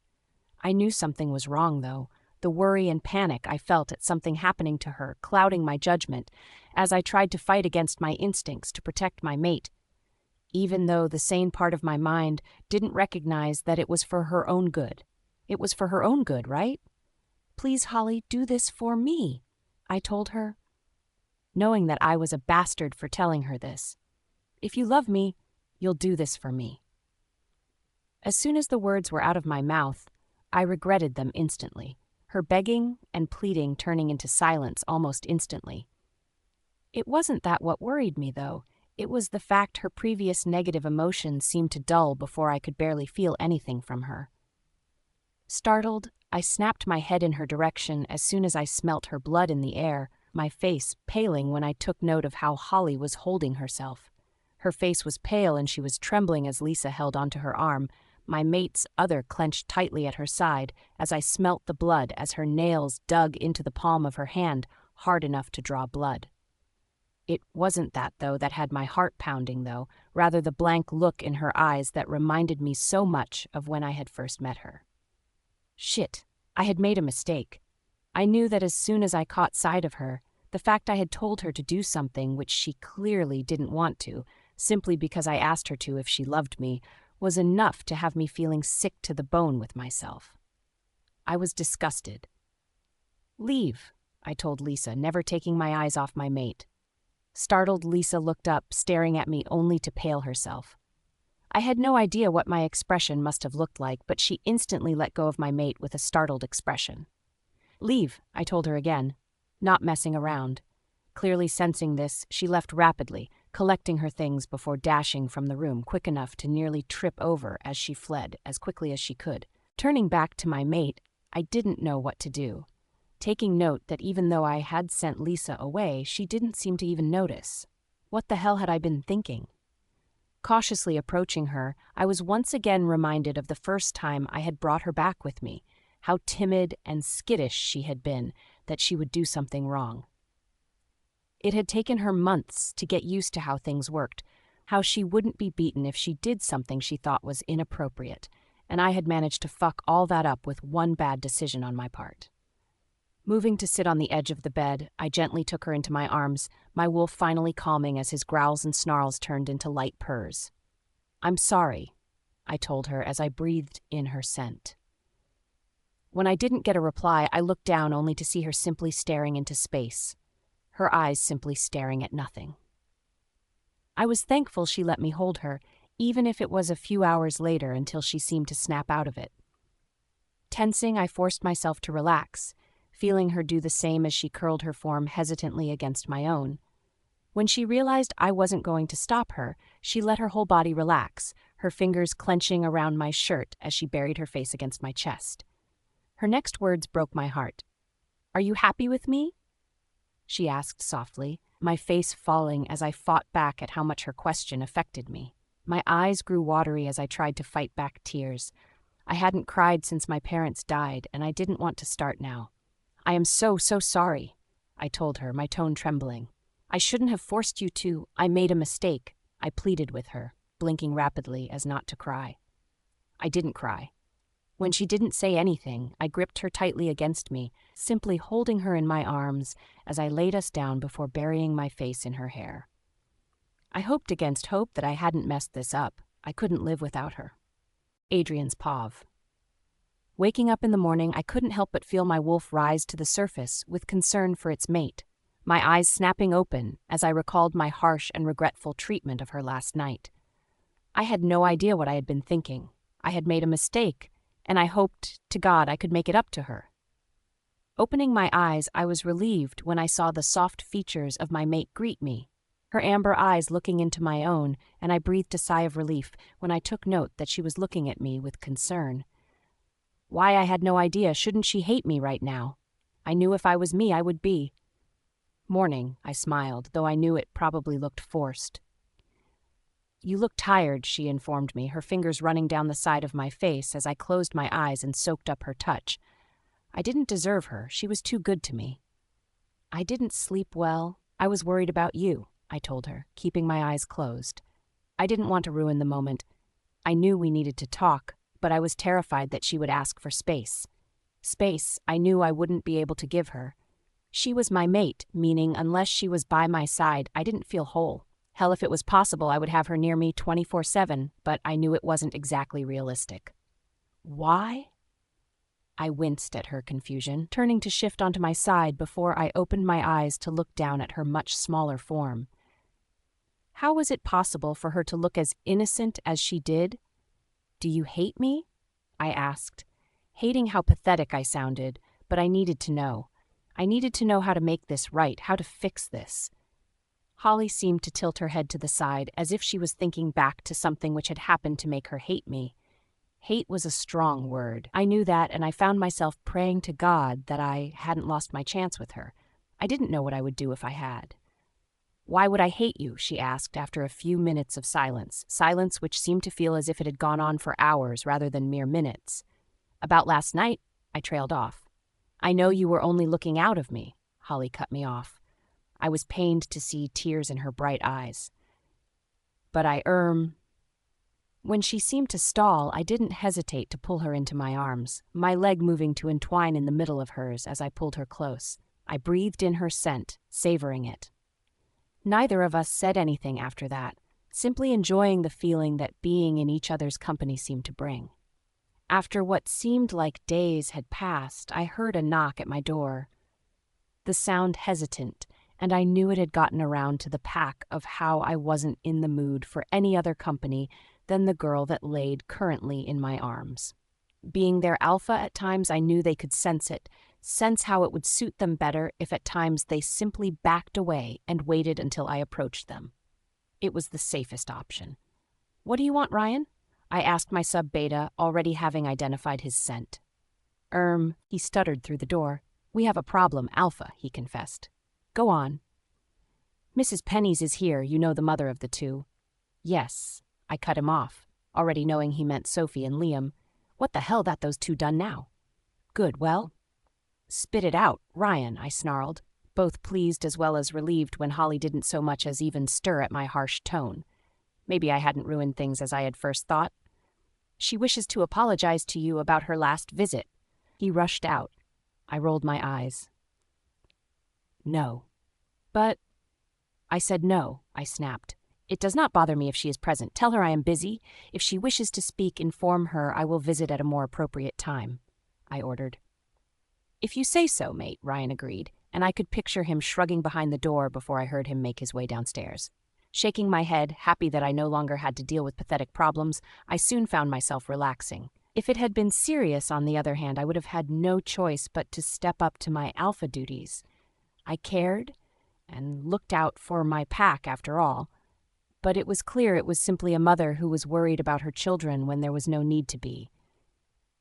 I rolled my eyes at the thought, knowing that even though they would be in some discomfort from not being able to shift, it was for the best. They needed to realize that if they wanted to be in my pack, then they had to obey, no matter what. Plus, the fact the boy had dared to try and flirt with my mate was just out of the question. I mean, seriously, did he have some kind of death wish? Holly's belly rumbling brought my back to the present. "You hungry, sweetheart?" "Oomph." Hearing her huff, I couldn't help but chuckle, her face buried in the corner of my shoulder as she pressed herself further against me. I soon found myself flushing as I remembered the other night, how I remembered having her pressed against the grass, covered forest floor as I made love to her. I smiled at the thought. With that on my mind, I gently swept her into my arms before I slipped out of bed, sniggering at her slight yelp of surprise before she wrapped her arms around my neck tightly. "Adrian, I need to get some food into you," I told her, ignoring her with amusement as she playfully pouted. I knew I still needed to make it up to her about my behavior last night, but I also knew that there was hope, and that was what I was concentrating on. "I'm fine." I snorted at her comment before heading downstairs, keeping her secure in my grasp as we made our way into the kitchen. I was displeased when I found Ryan had seemingly failed to escort Mrs. Penny's out. I was even more so when she seemed to brighten up when she caught sight of me. "Oh, Alpha." Ignoring her, I gently sat Holly in what had slowly become her own seat before turning back to the fridge, smiling when I saw all of the containers of pre-made food. My mate loved to cook. It came in handy since most of the pack didn't even know how to turn an oven on, or they somehow managed to burn water. "What would you like, sweetheart?" I asked gently, seemingly surprising our so-called guest with my soft tone. I stifled the urge to roll my eyes. How I spoke to my mate was my business and not hers. She trailed off. I turned around only to take note of how curiously Holly was staring at Rebecca, her head tilted to the side in an adorable manner I couldn't help but grin at. "Holly?" I snapped her out of it. When she looked at me, her smile was breathless. "Hi," she bit her lip, chuckling at how innocent she looked. Knowing that in her past she had had anything but a nice upbringing, I walked over to give her a kiss. "Hi," I replied just as cheekily. Hearing her giggle, I knew any tension was broken, her fingers running down my bare chest before she lightly scratched the trail of hair which started at my belly button and headed towards my groin. I flinched slightly at the sensation, trying hard not to ravish her right there and then. I could tell her heartbeat was still slightly off. It was faster, though it seemed constant, which I knew to be safer than if it was irregular. Hopefully Lisa would come up with something. "Can I cook?" she suddenly asked hopefully. I was about to decline, wanting to do this for her, when I realized that cooking helped her think. I remembered when she had confessed it to me. It also helped that she was an amazingly talented cook. Jake was still thankful to her after the whole baking for the sale thing where he met his mate. "Sure." Patting her playfully on her rear as she jumped up from her seat, I grinned when I saw her blush, her cheeks flushed a bright red. Grinning widely, I watched as she spun around before she got to work on breakfast, my grin fading into a stern look when I turned to face Mrs. Penny's, or Rebecca, as she had asked me to call her. I watched her shift uncomfortably under my gaze. "Alpha," she nodded respectively nervously. When I didn't say anything, she continued. I know that you didn't want to speak to me, but I really do wish to apologize for questioning your treatment of my son and daughter." I blanked the majority of her apologizes out, and while I was pleased Ryan had in fact told her to leave, I did wish he had taken the time to escort her out. I really didn't want to deal with this right now. I was drawn out of my sulking when I heard the clatter of pans, my head snapping to the right before I couldn't help but shake my head when I saw Holly on her tiptoes as she tried to reach for the very top of the cooking utensils. I had, in the thought of her, moved everything onto a lower shift, but it seems as if I didn't quite get them all. Rising to my impressive height, watching as Rebecca shunned back as if I was coming after her, I headed over to Holly. Pressing my chest up against her back, I made sure to lean myself against her as I reached for the item she was after, grinning when I felt her shudder. "Thank you." Smiling at her light and thankful tone, I bent down to press my lips against her cheek, feeling her heat up under my touch. I loved that even after everything she had obviously been through, she was still so innocent. It made me incredibly thankful. Adrian's POV.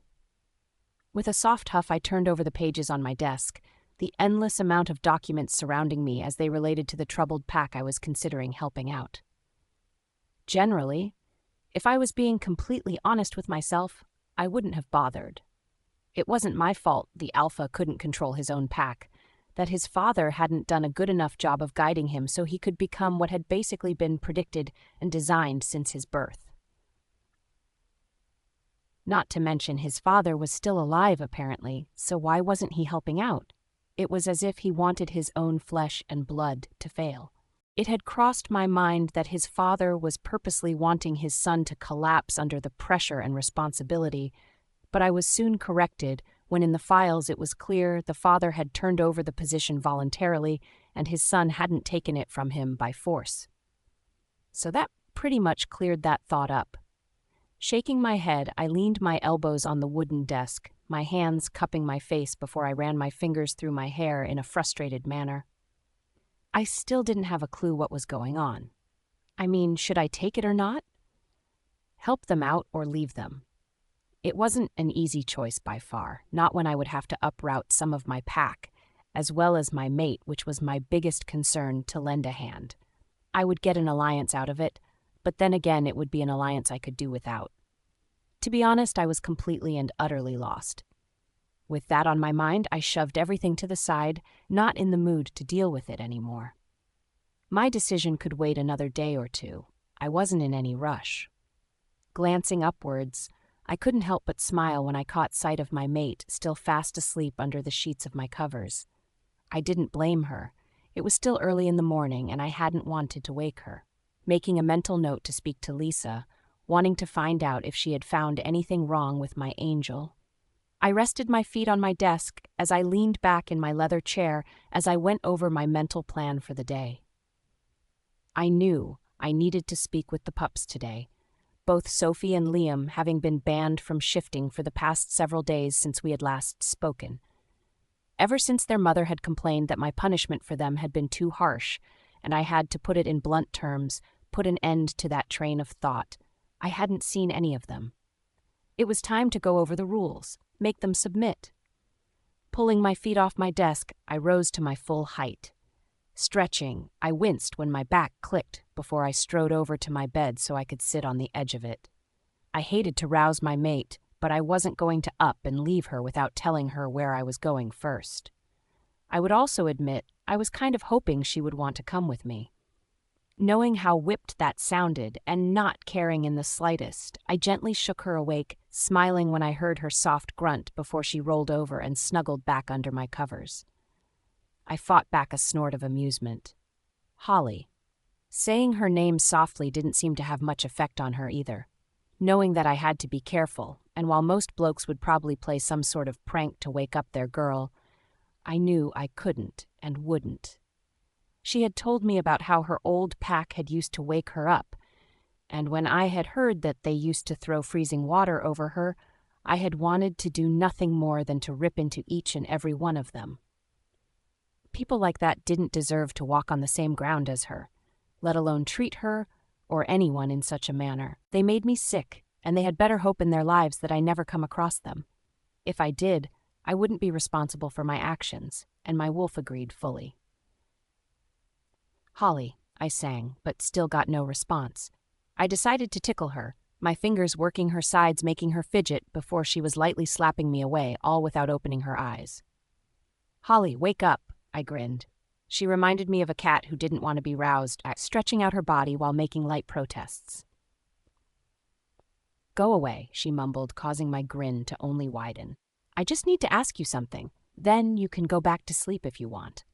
I promised her, internally hoping that she would want to stay by my side. Call me clingy or selfish and I would fully agree with you, but I wanted my mate. This seemed to satisfy her, her body pausing mid-stretch before she rolled over onto her back and opened her bright amber eyes to look at me through a sleepy gaze. What? I have to go see the brats in an hour or two. You can sleep some more or come? I offered, my legs stretched out in front of me as I stared down at her still half-dazed form. I watched her frown. You really shouldn't call them that, she scolded almost playfully. I shrugged. I give them respect when they give it to me. It goes both ways, you know. I winked, seeing her roll her eyes, which pleased me a hell of a lot. To know that she was getting more and more comfortable in her new and permanent home was it was amazing. It made being her mate all the more special to me. Just mind you, don't say that in front of their mum. She continued to frown as she pulled herself upright. I already have, I admitted. When? When she came around accusing me of hurting them, I scoffed. They wouldn't know hurt if it bit them in the arse. When did she come around? Holly asked, confused. You were still sleeping, I thought back. It was a short visit, nothing too lengthy.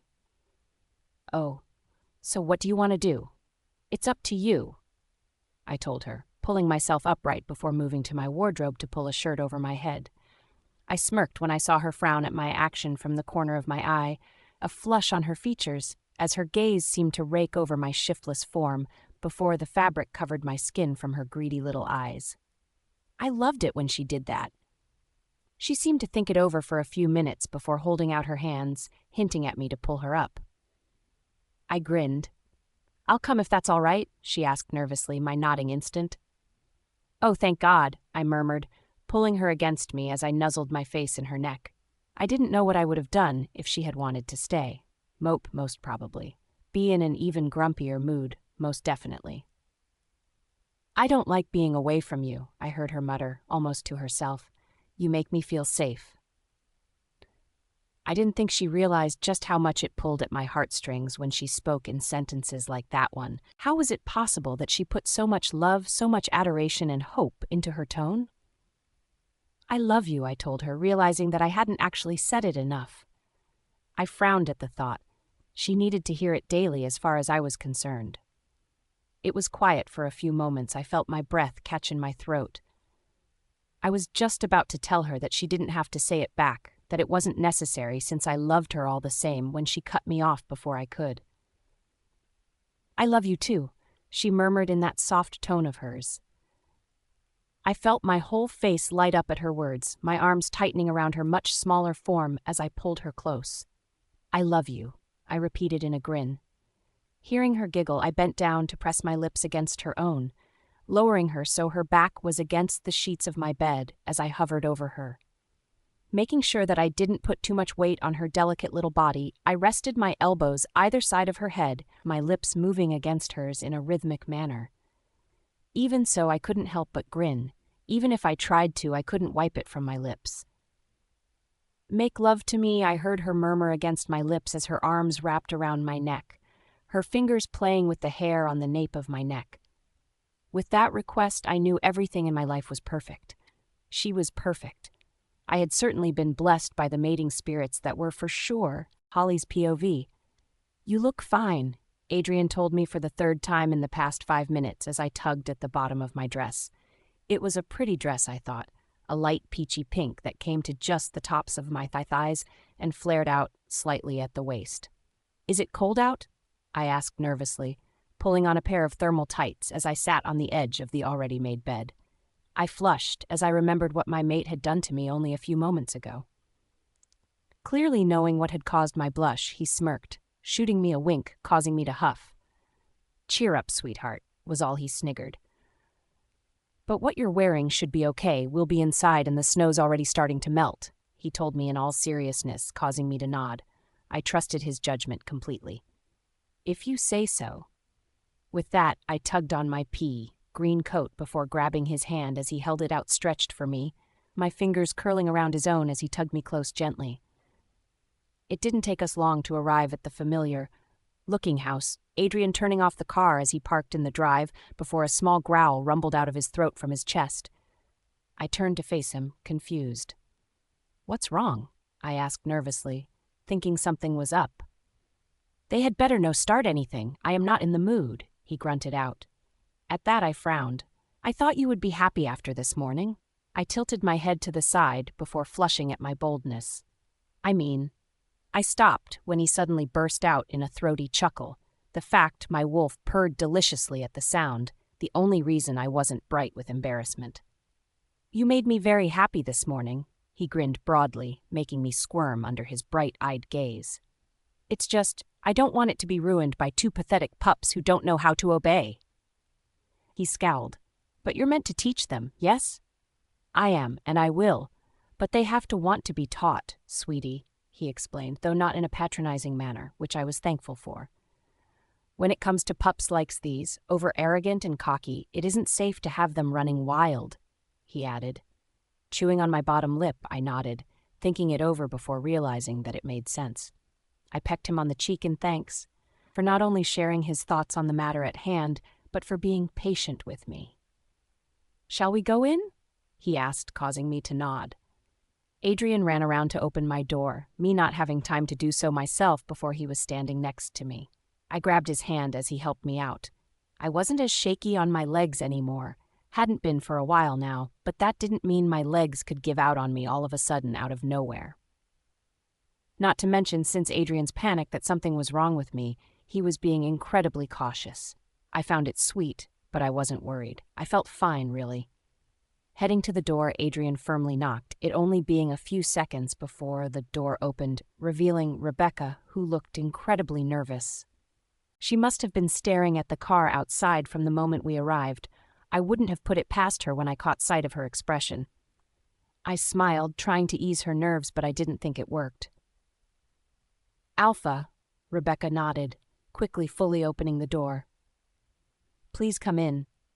Nodding, I watched intrigued as Adrian had schooled his features into a stern expression, though as soon as she turned to head back inside, he turned to shoot me a wink.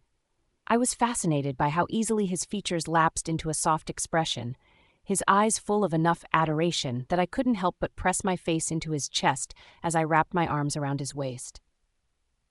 I love you, I whispered, still shocked at how the words sounded coming from my mouth. It was strange, but a good strange. I felt his emotional reaction through our bond, how much he felt about me making me almost tear up. I love you too, sweetheart, he murmured, his lips pressing against the crown of my head, causing me to sigh in content. I didn't know how long we stood there until I felt Adrian wrap his arm around my waist and pull me close to his side, leading us into the familiar house before shutting the door gently behind us. Back to business then, I guess. I didn't mind. I found it all interesting since my old pack, if you could even call them that, had never let me get involved in any of the mechanics of how to run a pack. I was learning so much already. It was nice. Walking into the living room, I immediately felt Adrian stiffen at the sight of both Sophie and Liam sitting on the couch, both frustrated and nervous expressions on their faces. I also felt it as Adrian pulled me closer against him almost protectively, possessively. It was tense for exactly 12 seconds before Rebecca seemed to nervously break the tension. "Liam, Sophie, this is Adrian," she introduced nervously. It was clear she had previously remembered that our last visit hadn't even gotten to introductions before they had successfully pissed him off. "This is our Alpha, and this is— oh God, I am so sorry I forgot your name," she blurted out, trembling. I felt Adrian's hand clench against where it was resting against my thigh, us having finally taken a seat. "It's Holly." I quickly cut in before Adrian could come up with some crass comment. I could tell it annoyed him that she had forgotten, and once again I found it sweet how willing he was to stand up for me. "Of course, and this is Holly, his mate," she stated in a clear, warning tone towards both her son and daughter. They looked like a pair of kids caught with their hands stuck in a cookie jar. "It's nice to meet you, sir." The female spoke in a polite but forced tone. "And you, ma'am?" The boy cut in, making me shift uncomfortably at how his eyes focused on my legs. I didn't like it. I didn't like attention, never had and never will, and unless it was Adrian, my mate who I loved and trusted, who looked at me in such a way it made me want to do nothing more but to run and hide.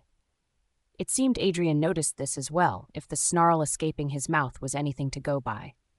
Rubbing his hand soothingly, staying calm while the Penny's family seemed to flinch at the sound, I stayed quiet and let Adrian deal with it. I had to admit I was curious about how things would go from here on out. "I will give you one more warning. Divert your eyes now." His tone really shouldn't have given me delectable shivers, right? Not when the 3 other occupants of the room were trembling at his tone. And I don't think it was from pleasure. It was quiet after that, uncomfortably quiet. That was until Adrian broke it again, his voice firm, but it was less harsh than it had been before. "I want you to tell me why I have prevented you from phasing. I warn you now, it would not serve you well to lie to me," he stated bluntly. It was the girl who spoke first. "I made your girlfriend uncomfortable because I flirted with you?" she asked with a shrug. I frowned at the term. Girlfriend seemed too, vague as a way to describe mates. Turned out Adrian must have thought so too. "Do you to understand what a mate means?" he asked curiously, though his tone was still like steel. I liked it. Made me feel protected, safe. "It's like a long-term partner?" Sophie smirked, clearly happy with herself. "It's permanent. It means that if you offend her, hurt her, lust after her, then you're dead," he stated bluntly, causing me to flush when I realized he was no longer talking about in general, but about me specifically. "Isn't that a bit of an overreaction?" Liam asked with a snort. I could tell he was really testing Adrian's patience. He wasn't the most patient of alphas. My mate's next comment surprised me somewhat, however. I would consider it an understatement. "You see, I wouldn't just kill you. Oh no, that would be far too easy. I would let you run, taunt you so that you would have the false hope of getting away. Then if you so much as hurt her, I would make sure what I would inflict on you was enough to have you in so much pain you couldn't remember your own name." He spoke so icily that even I shivered at his tone. Feeling my reaction, I felt his hand run soothingly up and down my thigh, his lips pressing against my forehead, but he never took his gaze off the 2 pale children sitting in front of him. I had heard he was a harsh but fair alpha, but this was nothing like I had ever seen before. Did it really work? I almost snorted at the thought. Of course it must work. He was one of the most successful packs known after all, and he had to have gotten there somehow. It was impressive to say the least. "You okay?" I heard him murmur, his concern leaking through our joint bond. "Yay," I replied softly, because I was okay, more than okay. When neither Sophie nor Liam seemed to have anything to say, I once again fidgeted under the awkwardness of the situation before I turned back towards Rebecca, who was standing next to her children nervously. "Do you mind if I use your bathroom?" I asked softly, hoping that she would be fine with it. It seemed to snap her out of whatever mental haze she had been trapped in as she hurriedly nodded. "Yes, of course. It's the second door on the left."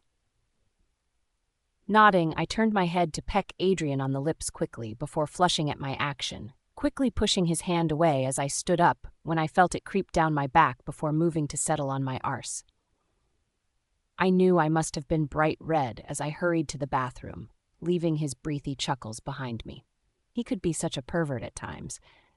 I was surprised how much I liked it. Holly's POV. I found the bathroom with relative ease, walking down the thin corridor before peeking into the room when I thought I had located it. I was correct, thankfully. After closing the door and locking it behind me, I leaned against it in relief, running my hands over my face before slumping my entire weight on it. I didn't realize how much of a relief it would seem when I got away from the tenseness for a few moments. It was nice. After doing my business, I took my time washing my hands, knowing that the time I had spent here would most likely seem like a tad longer than appropriate. I didn't mind, not when it was a welcomed calm atmosphere for a few minutes. When I finally thought I had no choice but to head back, I glanced at my reflection before frowning when I noticed how pale I looked. Had I always looked so washed out? Shaking my head, thinking it was probably nothing, I headed back down the small corridor before taking in the scene in front of me as I entered the living room. What in God's name had I missed? There in front of me was Adrian baring his teeth at Liam, while Sophie was huddled in the corner behind her mother, acting as if the older woman could protect her if the situation aroused. I knew she didn't have a chance if Adrian attacked. My mate didn't get to be alpha simply due to a birthright, that was for sure. What's going on? My soft tone seemed to draw Adrian's immediate attention, his expression softening into what seemed like concern before he held his arms out as a hint for me to go over to him. I didn't hesitate before I was pulled onto his lap while his nose brushed against the column of my neck. I have decided that Liam and Sophie will be spending a day or two at the pack house. Hopefully it will teach them respect. If that does not work, I will have to take a more rough approach.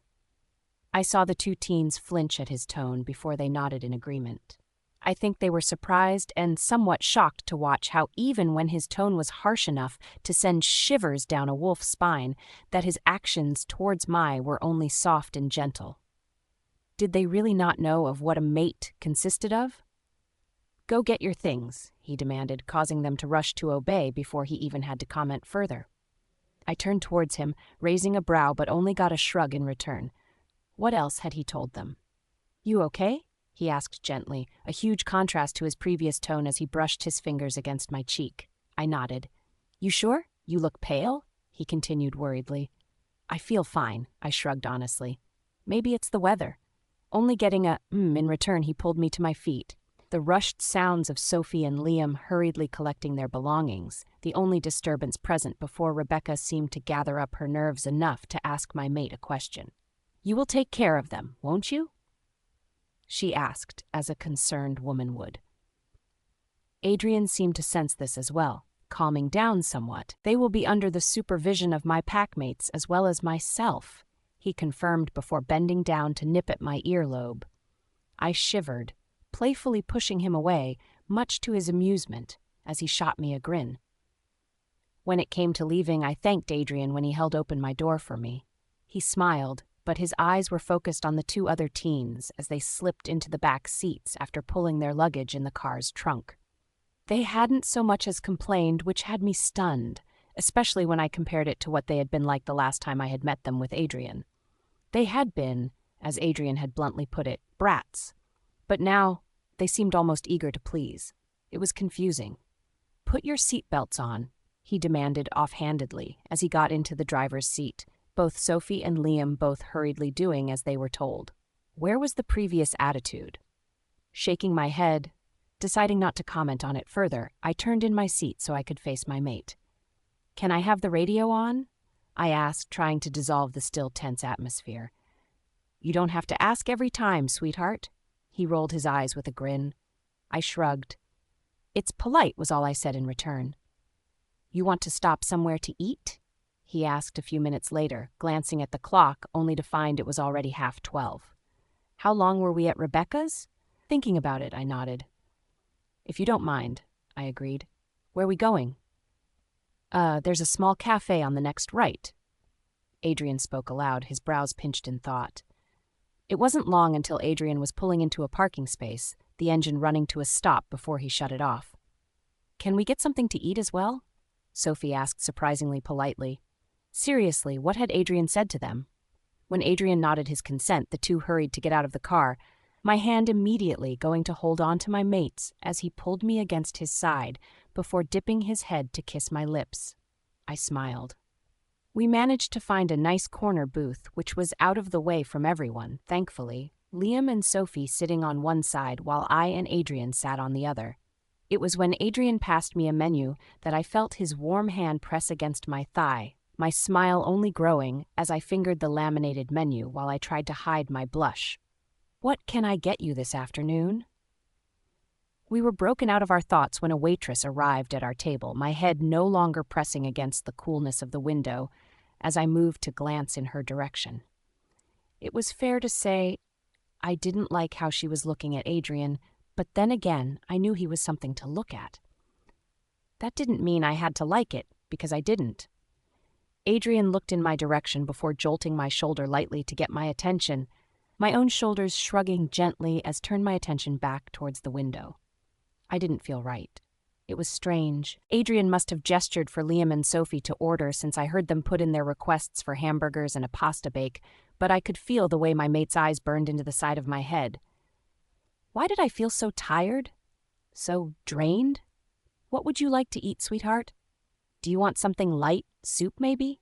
He offered, which I did admit sounded good. Please.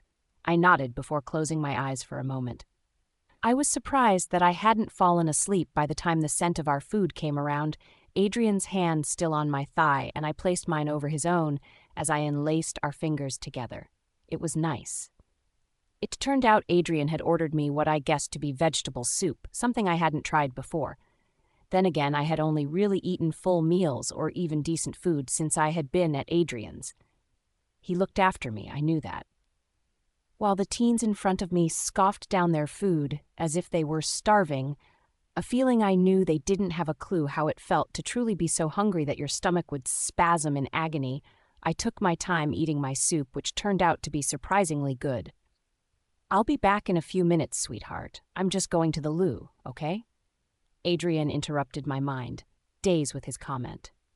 I nodded, turning my head in his direction before closing my eyes in pleasure when I felt his large hand cup my cheek before he pressed his lips against mine. Part of me wasn't surprised when, as soon as he had disappeared from sight, both Sophie and Liam snapped their heads in my direction. I wanted to shrink away under their piecing gazes, but I had long ago learned how to mask my emotions. I looked at them blankly, my spoon resting on the side of my bowl as I waited for them to comment. It didn't take them long. Holly's POV. I didn't know quite what I expected to be subjected to when Adrian had left, but when the politeness and happy smiles instantly turned into scowls, I knew exactly what they were playing at. I wouldn't be surprised if Adrian didn't either. He was too good of a judge of character not to know what they were trying to pull off, and the fact this explained his short temper with them was enough to tell me exactly that. I didn't say anything, though, nor did I mention that they were severely underestimating their alpha if they thought he couldn't hear every word they were about to say. I didn't want to bring harm to them, but I didn't want to disrupt Adrian's way to teach either. It was his duty, as it was mine to stand by his side, and if he was testing them by leaving them alone with me, then so be it. I severely doubted it, though. I knew Adrian's concern and care for me went above and beyond. So Sophie started with a click of her tongue, her mouth still churning food which was slightly off. Pudding. Did they have no manners? You're his mate, huh? She asked with a snort. I didn't reply, rather picking up my spoon again. I was intent on ignoring them, but when a foot suddenly connected with my lower leg, I couldn't help but drop the utensil and release a pain-filled gasp before I managed to cut it off mid-breath. I could see that Liam was stunned by my reaction. His light kick would have felt like nothing to another shifter of my size and age, but the fact I was just as delicate as I looked didn't help matters. He seemed to realize his mistake. Sophie, on the other hand, didn't do much. "Such a drama queen," she muttered under her breath. Pulling my napkin off my lap, I slowly slid out of the booth, my wolf snarling so angrily that I was worried I would shift right there and then. Why she was so intent on killing Sophie, I didn't know, but I didn't want to stick around to find out. Turns out I didn't have the time to head outside for a breather since a concerned Adrian bolted out of the toilets, my fingers gripping the red leather of the booth as he was in front of me in an instant. I was amazed at how quickly and efficiently his eyes were drawn to my leg, even though my tights would cover any mark, though I doubted one would be present. Maybe it would a few weeks ago, but I healed slightly faster now, and I figured a bruise would heal in a matter of minutes at least. Even so, I saw his eyes flash, fear rushing into my senses as I wrapped my arms around his waist, only to be pulled into his embrace. "Get your things, we're leaving now," Adrian growled through gritted teeth, the fear even thicker in the air as it was coming off the pair in waves. What had I done to make them hate me? It must seem strange for the humans to see an 18-year-old act so mature for his age, or to suddenly burst from another room with an anger-filled expression from what they believed had come from nowhere. But they didn't know our life, and that was how it was always going to be. As soon as everyone was in the car, the atmosphere was even thicker. The fear coming from the back seats almost enough to chalk on, and as soon as we arrived at the pack house, I was for once the first one out the car, as I tried to get away from how uncomfortable everything felt. How was I going to be able to live with them? Adrian surprised me when he wrapped his arms gently around my waist, my wolf purring even though I jumped slightly at the action. I hadn't realized how deeply in my thoughts I had been. "Your heart rate's too fast," he mumbled against my ear, the worry in his tone thick and heavy. "Can I go lay down?" I asked softly. "I feel funny." The next thing I knew, I was swept into his arms, a squeal falling from my lips before the next thing I knew I was laying on his thick plush bed, surrounded by pillows in every direction possible. It felt like pure heaven. "What about—" "They are downstairs in the living room. Paul and Ryan are keeping an eye on the both of them. They aren't happy to say the least." Adrian cut me off, already knowing what I was about to ask. "Are you sure you shouldn't be?" "Here with you?" he asked with a grin, finishing my sentence for me yet again. "Of course," he winked, causing me to giggle. I laid back amused as he went to work undoing my shoes for me, my mild protest going unheard until I hushed when I heard his purr. He always managed to make me too relaxed to argue when he made that delicious sound. Feeling him tug off my shoes and set them on the floor, I shivered when I felt his large, meaty hands creep up my legs before gripping the waistband of my tights. It was impossible for me not to get aroused as I felt his delicate touch, saw the way his eyes darkened as he picked up on my scent, and the way his eyes seemed to burn into my flesh as he slowly uncovered more of my tanned, creamy skin. I was naturally a tanned color, but not quite as dark as Adrian, who looked incredibly exotic. "You want me to take your dress off for you?" he asked with a cheeky grin once my tights were off, my coat already on the floor as I stared up at him with wide amber eyes. I nodded. He must have sensed how I was nearly out of it with sleep since he didn't try anything. Not that I would have protested, mind you, but I was partly relieved that I would just get some sleep. I knew I shouldn't be as tired as I was, but I passed it off as me still recovering from my childhood. I found myself asleep in seconds, vaguely aware of Adrian putting me under the covers before he pressed a light kiss to my temple. I moaned in content, burying myself further into the blankets before I was out like a light. Hopefully tomorrow will be a better day. Holly's Pav. I didn't know how long I had slept for, but what I did know was that I felt a whole lot better once I had woken up. I had no idea what was wrong with me, but I couldn't help but think that it must have been related to my lack of energy and strength. I was getting better. I could already feel the difference, and I could only hope that my immune system soon got to the level that I knew was healthy for a werewolf my age. Feeling my lids begin to flutter as I started to rouse from my sleep. I whimpered in discontent as I stretched out my form under the covers, my wolf instantly purring as I took note of the arm that was wrapped around my waist. Smiling, I turned around only to come face to face with Adrian's still sleeping appearance, his expression soft and calm, and it was clear he was still in dreamland. Not wanting to wake him up or disturb him, I gently shifted next to him, moving so I could carefully slip out of his grasp before making a move to swing my legs over the side of the bed so I could stretch my legs, already feeling my legs begin to cramp. I couldn't remember the last time I had slept so well. Due to not feeling ill, I didn't take care as I threw my legs over, my limbs dangling from the side of the bed as I sighed when I noticed my feet didn't even touch the ground. I always tended to forget how tiny I was, which was ironic, considering how Adrian always seemed to tower over me whenever I was with him, which happened to be the majority of the time. I didn't mind. I loved it. Shaking my head, I hopped down from the bed, not expecting in the slightest for my legs to give way under me as soon as my feet touched the plush carpet. What I also didn't predict or expect was how harshly I hit the floor, the sound of my head hitting the frame of the side table enough to send a bolt of pain crashing through my head as I felt my face begin to grow wet with what I knew was the familiar feeling of blood. I cried out, "Holly?" Whimpering, I tried to pull myself up, my form leaning against the side of the cabinet as I tried to blink back the haziness which was stunning my vision. "Holly?" This time my mate seemed even more alarmed as I heard the sheets get thrown back before a pair of warm hands were cupping my cheeks, gently encouraging me to look up at him. "Oh, Holly," he sighed as he took note of my pain-filled gaze. Trying to fight the urge to cry, I felt how much concern and worry he felt for me, but luckily his knowledge of battle wounds, even if it wasn't a result of a fight, made it clear that it was only a scrap. Even so, I could sense how scared he was that something was wrong, and to be honest, so was I. "I don't feel right," I murmured, still in a haze from both pain and sleep. It was strange how only a few minutes ago I had felt perfectly fine, exhausted still, yes, but other than that I felt on top of the world.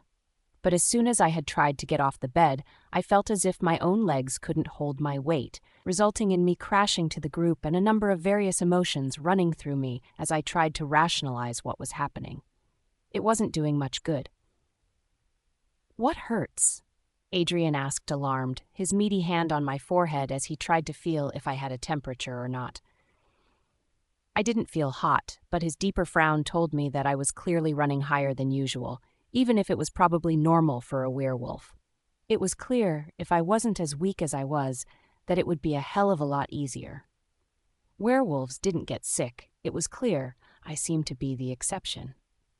"I feel sick," was all I managed to get out before I felt the bile begin to rise up my throat. I hurriedly swallowed it back down, struggling to remain calm as I gasped for breath, even though I knew I wasn't suffocating. "Want me to call Lisa?" he asked as he tucked a strand of my hair behind my ear.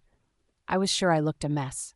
"Please?" he spoke softly when he caught sight of my attempt to say no. It wasn't that I didn't like Lisa, but it was her being so touchy with me that I didn't like. "Okay." Hearing my agreement, Adrian wrapped his arms around me before placing me gently on the bed, feeling around for his phone on the cabinet before grasping it in his right hand. It took him minutes before Lisa agreed to come over, even though I could still see it was dark outside. Feeling my vision begin to blur even more, I closed my eyes, knowing if I tried to focus, it would only bring about a headache. Why was this happening to me? I thought I was getting better. No, I knew I was getting better. So why was I feeling like I was? The next thing I knew, I was back asleep. A strange sensation in my stomach and upper chest making it uncomfortable to lay like I was. Even so, I managed to doze off into a slightly peaceful sleep, vaguely aware of the hands caressing my skin in a soothing manner as I did so. I was also aware of low whispers, a conversation I wasn't awake enough to hear properly nor understand. I couldn't bring myself to really care if I was being honest. The next time I woke up a few hours later, Adrian was by my side, the concern radiating off him in waves as he watched me with pain-filled eyes. "What?" I mumbled as I shifted to press myself against him. I wanted, no needed his touch. Adrian smiled gently as he cupped my cheek.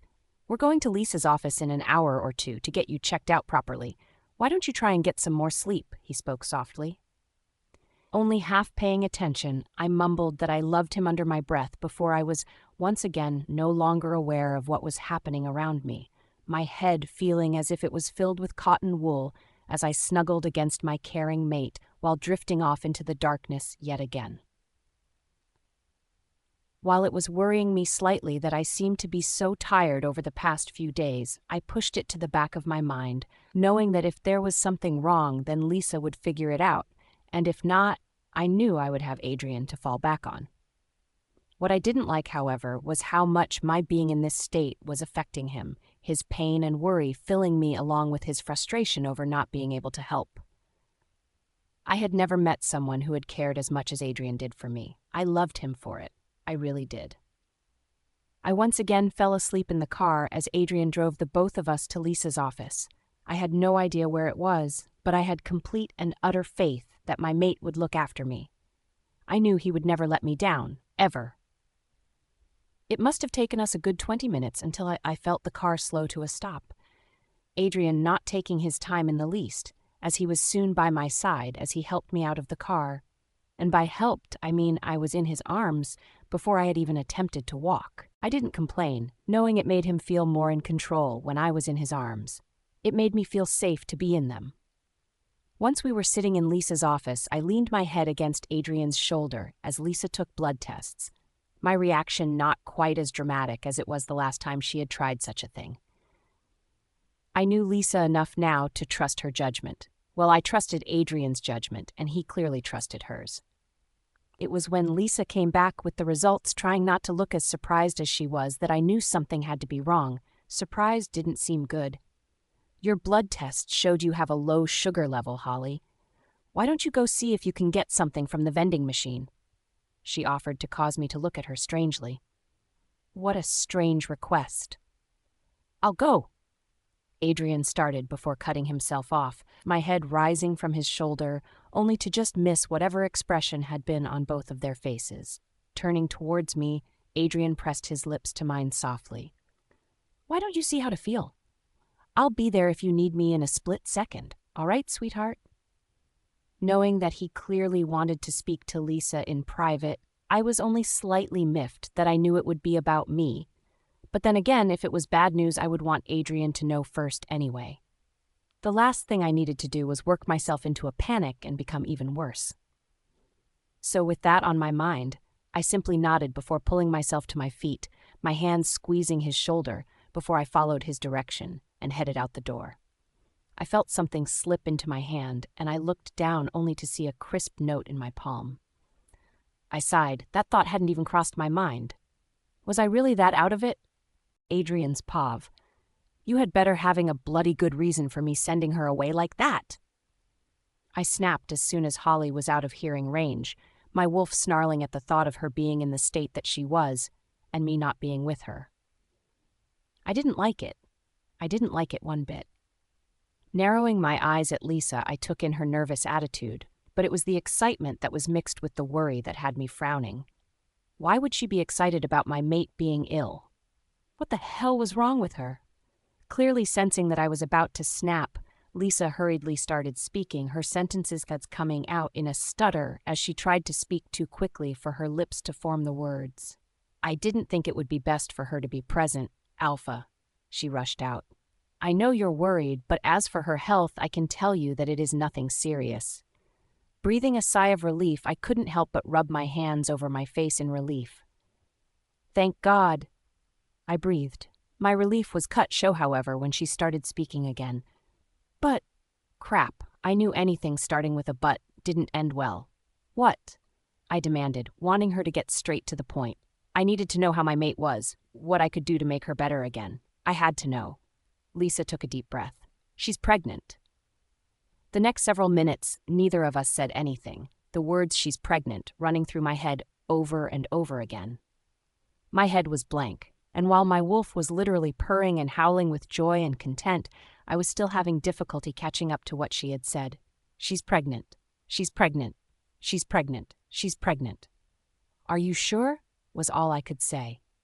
Lisa nodded, trying hard not to smile. I knew what she was feeling, her own wolf humming at the thought of her female alpha being pregnant with my pup. My pup. That sounded so good. As a race, we tended to breed young. What with the fact we were mated for life, we could skip the whole issue of the fear of ending up alone. Once mated, we were sorted for life. We only had one mate, and they would be perfectly suited. Holly wasn't what I expected when I thought about the off chance that I would find my other half, but she was a million times better. She was quiet and controlled, yet when passionate she would speak out. She was eager to learn, her lack of childhood education making her a delight to teach new things to. Even though I hated how she had been brought up, she savored even the smallest thing she was given. Unfortunately, it made it hard to spoil her. But all in all, she was absolutely perfect for me.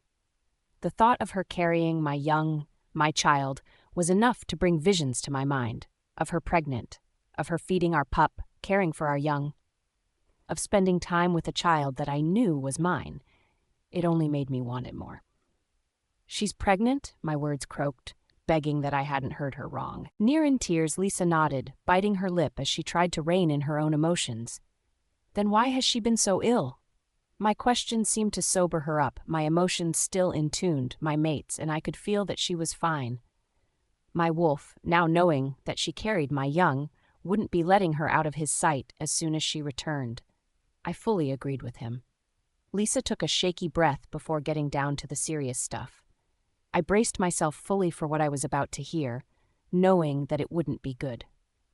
I was still thriving over the happiness of my mate being pregnant, that I knew whatever Lisa told me was only going to bring my elevated mood down a few notches. I was right. In the Heath state that your mate is in now, you need to be careful. The last thing you need is for her to be under any stress which could cause her to miscarry. Make sure to give her only soft foods, yogurt, soup, and such, and make sure she rests as much as possible. I don't want to give her any medication, what with her being a shifter and not a human, but her phasing into her wolf form once ever so often will also do her some good. She will be more in tune with her wolf, who will tell her instinctively what she will need to do to help out her pup. I simply stared at her, processing everything she had just told me.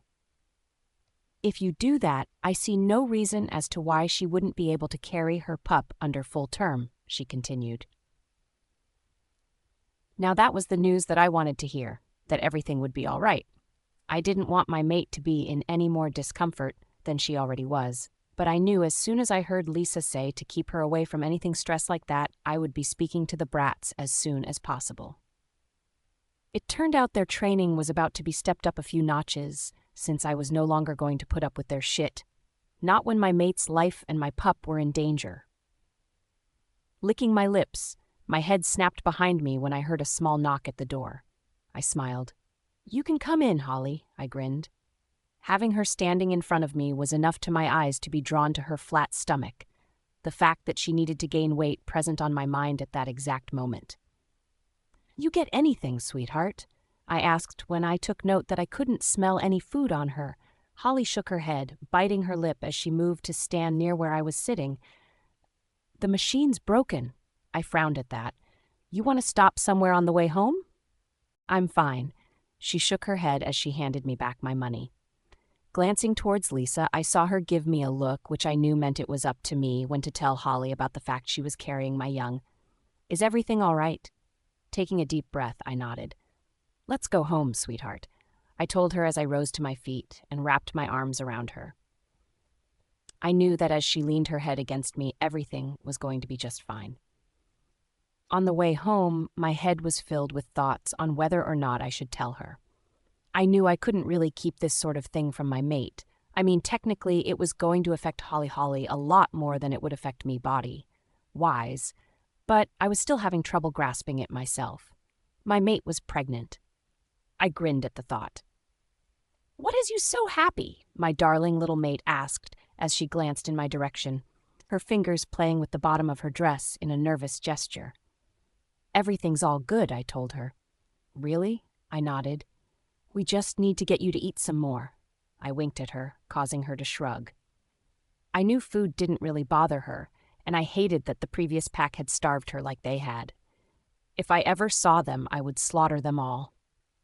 Arriving back at the pack house, I held her hand as we headed inside, laughter greeting us after I had picked up a human scent. I shook my head, knowing that Jake's mate had decided to visit. I was happy for him, I really was. Heading into the living room, I spotted Annie standing next to Jake, her hair a bright red, and she wasn't actually that much shorter than him. She was clearly tall for age. Personally, I loved that Holly was so much smaller than myself, making it easy for me to dominate her without pushing her too far. I may want to protect her, keep her safe for her to stand so innocently by my side. I loved it.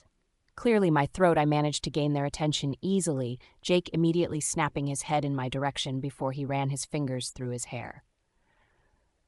I knew he was nervous. He was about to officially introduce his mate to his alpha after all. It meant a lot for a wolf to have their other half accepted. Adrian, he nodded, using my first name and not Alpha. He had clearly yet to tell her about his heritage. I want you to meet Annie, my girlfriend, he stumbled over his words, nearly introducing her as his mate. I smirked at him, almost slip up. I stared at the young girl who I guessed to be a year younger than him, my head tilting to the side as I took her in. She had nothing of Holly, but she was cute, pretty even. Hi, I smiled when I saw Holly wave from my side, clearly trying to break the tension. Since it was making her uncomfortable, I decided to go easy on Jake. Nice to meet you, Holly. Welcome to our home. I waved my hand around to gesture around me. I watched her eyes widen, her head shaking in a nod. Thank you, she stuttered. I still find it hard to believe that so many people live here. It's massive. That's what she said. I heard Paul snort under his breath, causing my mate to burst into giggles. Stunning Annie, it seemed, since her human hearing hadn't picked up on Paul's comment. Grinning smugly at managing to get such a reaction out of his alpha female. Paul smirked before moving over to throw his arms over my mate's shoulders. So, Holly, how about we bake Annie a cake, huh? Welcome her to the family, he suggested. Paul? I rolled my eyes at his lame hint. It wasn't a secret that everyone liked her cooking, and thanks to the fact shifting burnt off so many calories, we didn't have to worry about eating too much of it. Technically, the more the better. Okay, my mate agreed before I could say anything. If it hadn't been for the fact that I knew cooking calmed my mate, I would have spoken out about her keeping herself relaxed. Oh, God. Paul moaned happily. You are in for a treat, Annie. Holly here is a diamond in the kitchen, he boasted, causing me to grin. Once Paul, my mate, and Annie had left for the kitchen, I turned seriously, glancing at everyone else in the room. Where the brats? I clipped. Ryan was the one to answer. In their new room, I and Paul put them on the guest floor, but told them not to unpack yet, he explained, causing me to nod. Good, I praised, causing him to grin. How were they? At this, there were grumbles and mutterings around the room. Lily may have slapped the girl. Ryan tried to hide his amusement at Paul's mate's actions. I raised my brows. Can I ask why? This seemed to sober him up. We heard them talking. Apparently they thought they were better than the lot of us, and that they were going to play nice until they were able to shift again. I didn't think they realized that we could hear every word they were saying. I sighed, rubbing my face with my hands. Great, this was going to be one hell of an annoyance. Training them, that was for sure. It was clear I was going to do this the hard way. I knew that unless they feared me, really feared me, they weren't going to learn respect. It seemed I was going to have play dirty just as they were, Holly's pav. Mixing the already beaten eggs into the batter, I was surprised when Annie suddenly started talking to me, her tone soft, and I could hear how nervous she was. I frowned. Since when was I off? Putting to people? Jake told me that you're the one who baked the cakes for the fundraiser. I nodded, still trying to ask myself why she seemed so nervous. I mean, she was taller than me, and while she wasn't big by any means, I knew if I wasn't a werewolf, she would be able to take me no problem. Again, I frowned at where my thoughts were taking me. Since when did it bother me? I shrugged, deciding just to change the pattern of my thoughts. I grinned when it worked, and it no longer seemed to bother me. So, feeling guilty for making her uncomfortable, I scooped my batter in the separate cooking trays before popping it in the oven. I turned around, facing her. Jake said that they went down well, yes? I spoke softly. Her eyes widened and she nodded happily. Yep, we decided to cut one up and have it as a taster of sorts, and it seemed to be a good idea. We sold all of them, she gushed. I bit my lip, blushing. So, Annie cleared her throat. Is Adrian your boyfriend then? She asked nervously, as if she worried she was overstepping her mark. I played with my hands nervously, but couldn't help but get a sappy grin on my lips. Yay, I smiled. Adrian's perfect. Hearing gruff laughter, I flushed from head to toe when I saw my mate standing in the doorway, a wide grin at his lips causing me to look down at my feet. Now, sweetheart. He cupped my cheek as he made me look up to face him. I'm glad you think I'm gorgeous, he spoke smugly. Slapping him on the shoulder, I walked over to the fridge, pulling out several bars of chocolate. I didn't say you were gorgeous, but said you were perfect, I muttered, knowing I was kidding myself. His laughter told me just as much. If you say so, sweetheart, he winked before glancing over towards a nervous Annie. He shrugged, turning his attention back to me as I ripped open the chocolate and snapped it into little pieces so I could easily melt it. What you making? Paul wanted chocolate cake, was my reply. Adrian rolled his eyes, but I could tell he wouldn't be passing up a piece. I loved that my mate liked my cooking. It was a relief as well as a weight off my shoulders. It helped me try and realize that I was worth him, that I could make him happy. You like to bake? Looking back over towards Annie, I could tell she wanted nothing more than for Jake to be by her side, calming her nerves. I wondered where he had gone but didn't bring it up. I love it, I admitted to her. It helps me think. When the timer went off, I grabbed some oven gloves before pulling out the 3 circular-shaped tin cakes I had baked, pleased with the golden brown color, meaning they had been cooked to perfection. I may be covering it in chocolate, but I didn't want it to be sickly, so I had done the base of the cake a simple vanilla. They smell good, Jake grinned as he walked into the kitchen and headed over to a relieved Annie. I could tell that my mate's presence made her nervous, but then again, he was an alpha, a powerful man. I couldn't exactly blame her. He had scared the crap out of me the first time we had met. Thank you, I flushed. Setting the cakes on top of each other once they had completely cooled, I went about melting the chocolate, mixing it with some milk to make it smoother for me to cover the cake. I didn't want it to look dreadful, even if the taste would be the same. It made me happy when I was proud of my work. It didn't take long until I had the 3 tiered, caked, decorated. The fact I knew it wouldn't take long for the pack to demolish it, making me smile despite myself. It made me happy that it always goes down so well. So how were the doctors, mate? Paul asked Adrian as I sat on a stool, my fingers working with the fondant Adrian had brought me a few days ago as I made bright red roses out of it. I could feel his eyes on me, but I didn't look up, feeling flustered under his gaze. Everything went fine, he grunted. I looked up at him, feeling his excitement, which had me confused. What did he have to be excited over? Thank God! I heard most of the pack mutter, causing me to frown. Were they really that worried? Why? Shrugging, I grinned once I had completed my 5th rose, feeling a pair of lips press against my cheek. Looking up, I saw Adrian grinning down at me. They look lovely, he praised. Thank you. I blushed before getting the cake back out of the fridge and decorating it with them. Done, I announced proudly once the last one was in place. Wow. Glancing over at Annie, I could see how shocked she was. Passing it off, I jumped up and washed my hands, nearly slipping at the last moment, but of course my mate was there to catch me in his arms. Clumsy, he mumbled, causing me to feel my face flush even redder. It was later in the day when I found myself lying in bed with my mate, Adrian's hair wet from a fresh shower as I laid my head on his chest. It was soothing, listening to his heartbeat as it thumped away in his chest. Can I ask you something, sweetheart?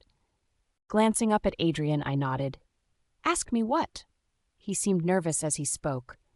Would you ever consider having kids? He finally got out. That I had to admit stumped me, what with the randomness of it and all. But when I really thought about it, letting the idea of having pups cross my mind, I was surprised with how appealing that option seemed to me.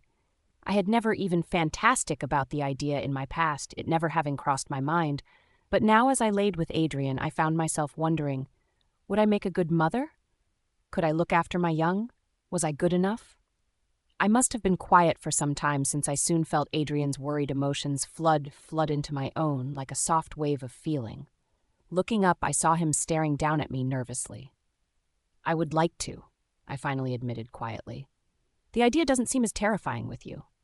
What I had said was clearly the right thing, since the smile which lit up my mate's features was earth-shattering. He looked happier than I had ever seen him. It didn't take a genius to work out that he was extremely pleased with my admission, and I found myself relieved that I had worded it how I had. The last thing I wanted to do was disappoint him, and I thankfully hadn't. "That makes me very happy, my little mate," he grinned before he was hovering on top of me. Flushing, I wrapped my arms around his neck, my forehead pressed against his collarbone as I breathed in his scent. I loved the way he smelled. I didn't know quite how to ask him what his thoughts were, but I had gathered that he definitely wanted children. "I love you," he mumbled as he ran his nose up against my neck. I smiled. "I love you, Adrian's Pav." Waking up to my mate would never get old, I thought with a smile. I liked it when she was the first thing I smelled, touched, and felt as I opened my eyes in the morning. It brightened up my day and put me in a good mood, which only seemed to continue throughout. Like I said, loved it. Curling myself around her, I pulled her tighter against me, my hand around her small waist as I spooned up behind her. I could sense that she was still asleep, curled under the covers as she tried to keep herself cozy and warm. I smiled at her, despite myself. It wasn't until I realized I was circling the skin of her stomach with my fingertips, however, that I realized it wouldn't be long until I would have the perfect family, my mate at my side, and a pup who I would spoil rotten and protect until my last breath. The thought was appealing enough that I couldn't help but continue to lightly touch the soft skin of her stomach. I couldn't wait. Being werewolves, our females did not carry the pup for as long of a time as humans did. Honestly, the whole 9 months seemed like far too long to wait until a child had grown enough to be born. I scowled at the thought. Our species were different in that pups grew at a speedier rate in the womb, and while each female was slightly different, it was nowhere near 9 months. Only the female carrying the child would know when the time would be soon. I knew because of that I couldn't hold off telling her. When I had asked her last night on her thoughts of having children with me, it had been a big relief to find that while she hadn't thought about it, she didn't seem put off at the idea in the slightest. But how would she react when I told her? It wouldn't be long until she figured it out on her own, and I knew if she did, she would panic, which was the last thing I wanted. She couldn't be under any extra stress, and I definitely did not want to be the cause.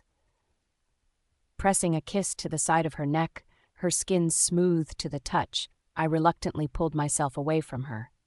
Smiling as I watched her roll over as if reaching for me, I pulled the covers up further around her before hurriedly shrugging on a pair of loose pajama pants. There was no need to wake her when I had to sort some things out. She needed her rest, and she was not a morning person in the slightest. Running fingers through my hair, I gave her one last longing look before heading down the stairs, making sure to close the bedroom door behind me. She did not need to be disturbed. Heading towards the kitchen, I was instantly hit with the smell of my mate's cooking. It was distinctive. She was talented, after all. "What are you doing?" I asked, amused, when I caught sight of Jake in the kitchen. I smirked when I saw he wasn't alone. "I did not realize you had spent the night, Annie." I knew before I spoke that it would make her uncomfortable, and I was right, but it was more than a tad amusing to say the least. As predicted, she flushed brightly, shifting closer to Jake, who looked sheepish. She stuttered. "I didn't think it would be a problem. I mean, Jake." "Adrian's joking, babe." Jake took pity on his mate. Barking out a laugh, I soon discovered the reason it smelled of my mate's cooking, even though she was still in bed. Holly tended to make things before either freezing them or putting them in the fridge so they could simply be heated up.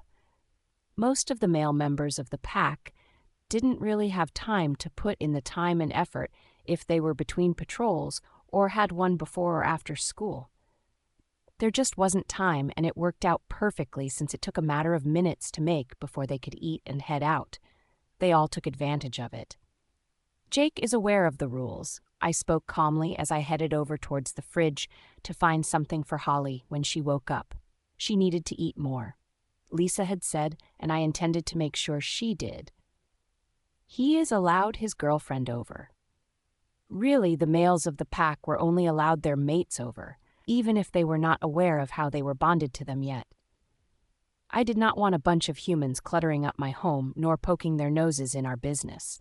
What if a pack member was angered and phased? It was simply not worth the risk.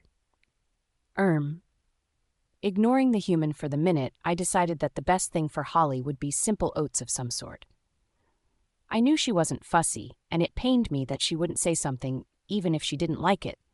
But I would be able to judge her reaction if she didn't. "How's Holly feeling?" Hearing Jake's question, I smiled at his concern. "She is as well as can be," I told him before lowering my tone so only he could pick up on my words. "There will be a pack meeting tomorrow night. Do not make any plans." "Okay, Alpha," he spoke in a tone just as low before turning back to his mate. I decided that I needed to come clean to Holly as soon as possible before telling the pack that they needed to be even more careful around her, that her delicate state was about to get even more vulnerable. It needed to be said. I was broken out of my thoughts when a familiar scent hit my senses, instantly igniting my wolf. I had not forgotten how they had dared to not only insult my mate, but to kick her when they thought I would not know. Were they really that stupid? That foolish? That suicidal? What was wrong with them? Sensing that things were about to get bad, Jake hurriedly asked if he could leave, which I nodded to without a second thought. He needed to get his mate out of here before she saw something Jake wasn't ready for her to see. Hearing him make his excuses, he tugged her girl towards the door before he was cut short when the two brats made an appearance, snorting and laughing with either other, making me scowl. It was when they caught sight of a suddenly nervous Annie that I saw their minds whirling, Jake shooting me a panicked look since it was as clear as day what they were about to do. "Liam! Sophie! You will not open your traps!" I boomed out, startling the human as I narrowed my eyes at the two twins in front of me. "You and I are going to have a very long, very stern talk, and you will sit down and you will listen." Having realized Annie was more than a tad scared, Jake muttered a thank you before slipping past the suddenly nervous-looking twins. Good, they should be worried. "Sit." Watching them, I made sure they did just that before I moved to lean against the counter opposite them, arms across my chest as I narrowed my eyes at them. "Adrian. Alpha." I cut off Sophie as she began to speak. "I am your Alpha, and you will address me as such." "But they don't," she protested like a fool. I knew what she was speaking of, the fact that only on rare occasions that the rest of the pack did in fact called me by my given title. I did not mind. I didn't really have a preference, but it seemed I would need to go back to basics with these two, which was something I hadn't had to do in a while. They have earned the right to have some freedom. You two, however, have not. Feeling warmth run through me, I smiled briefly as I felt my mate stir slightly in her sleep, waking up for a matter of seconds before she was nodding off again with a mutter of my name on her lips. It was adorable. I turned my attention back to the cubs, suddenly serious again. "What you did to my mate is an offense I could have your throat for." "What?" "You not only insulted my mate, but you dared to lay a hand on her." I practically snarled out through clenched teeth.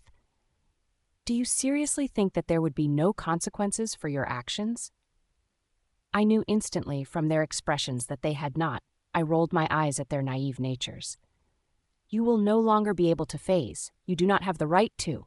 The only reason you are not laying at my feet soaked in blood is that my father always believed when it came to children of the pack, they deserved a second chance.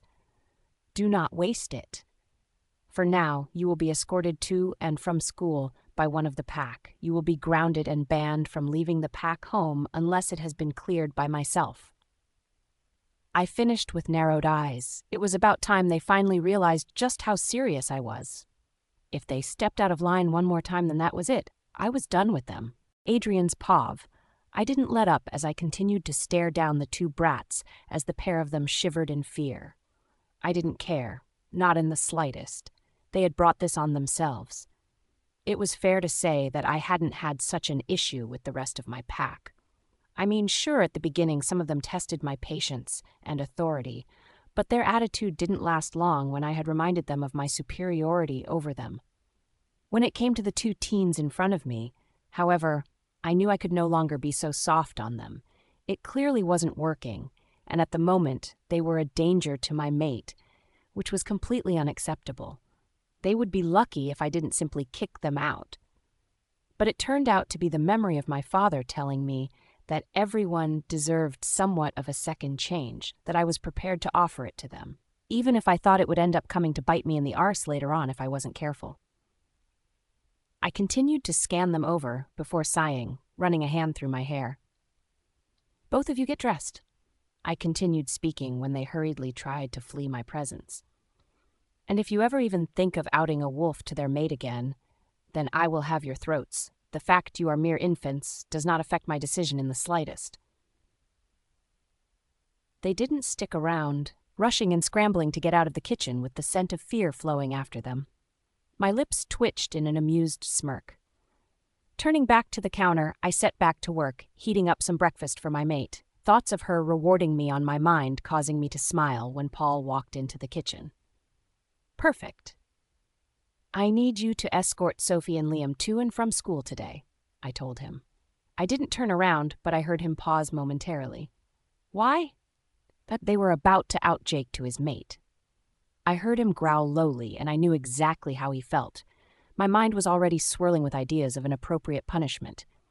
I had already stopped them from shifting, had them completely grounded, but I knew it wasn't enough. Perhaps separating them was a good idea. On second thought, get Ryan to drive them. I shot over my shoulder as I kept an eye on the microwave. "I have another job for you." Heading upstairs, I quietly opened my bedroom door before my wolf purred at the sight of our mate buried under our sheets, my scent covering her small form from head to toe, as it would be obvious to even a new wolf that she was claimed and taken. That realization pleased me no end. Placing down the bowl of soft oatmeal I had brought her, it being high in fiber, I quietly approached my other half. I was going to take what Lisa said to heart. My mate wasn't going to be skipping any more meals from now on, that was for sure. Sitting on the edge of the bed, I gently brushed the back of my hand over her forehead, smiling when she shifted as she moved closer to my touch. "Holly, sweetheart," I spoke gently, softly. "Can you wake up for me?" While I didn't want to wake her up, I knew she needed to eat. If sleeping was what she needed after she had finished, then I was more than happy to watch over her while she got some more rest. I had paperwork to sort out from the pack. Paul wanted me to help out, and I felt more relaxed when I was in the presence of my mate, so as far as I was concerned, it was a win-win situation. "Adrian?" Smiling, I brushed back her hair as she started to stir.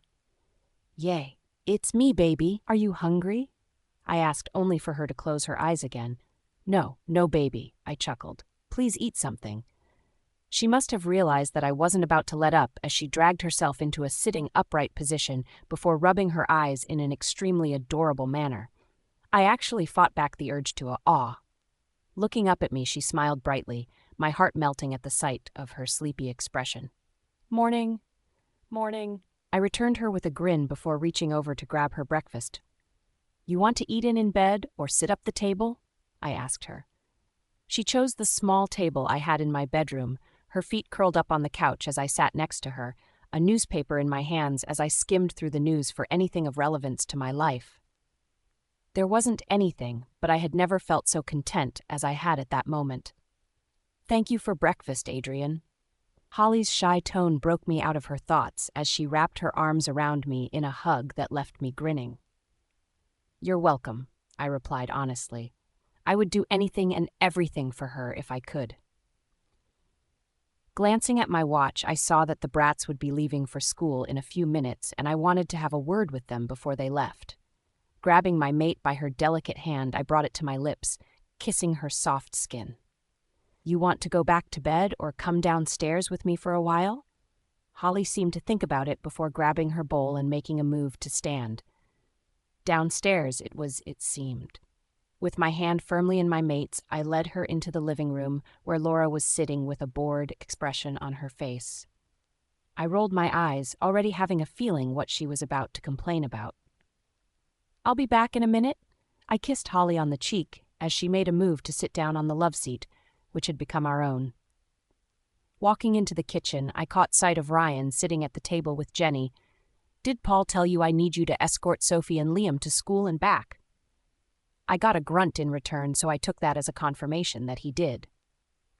Jenny frowned. "What if they refuse when it's time to head off?" she asked, causing Ryan to look up as well. It was pretty obvious that with me getting them into the car, they would have no choice, but I could see where they were coming from. I thought about it before shrugging. If they don't, they can walk. If they come back late because they walked, they will be punished severely. If I find out that they have disobeyed me intentionally, I will take them into the woods and beat my orders into them. I stated in a flat tone, since I knew they were listening just outside of the kitchen door. Ryan, sensing this as well, rolled his eyes at their pathetic attempt to eavesdrop. "You can't do that." Sophie nervously walked into the room. "We're teenagers and I'm a girl," she stated, as if that would change anything. Jenny snorted at that. "So what if you're a girl? What is this, Victorian times?" she huffed. Sophie looked confused. "Huh? You seem to be under the impression that I would not lay a hand on a female." I quirked a brow before grinning when I heard Holly's light giggles from the living room. Well, there was at least one female who I would never even think of laying a hand on that didn't bring her pleasure, but she was safely in the other room. "You're a woman beater?" her brother spat by her side. I rolled my eyes. I would never harm a female if I did not feel it appropriate, and I would watch myself. But just because you weren't born with a certain anatomy doesn't mean I will let you walk around as if you are invisible. Sophie seemed to get angrier. She was seriously pushing my buttons and needed to watch herself. I only had so much patience. "What about Holly?" I was instantly on guard when she mentioned my angel, my posture changing in an instant as I stood up rod straight and narrowed my eyes in her direction.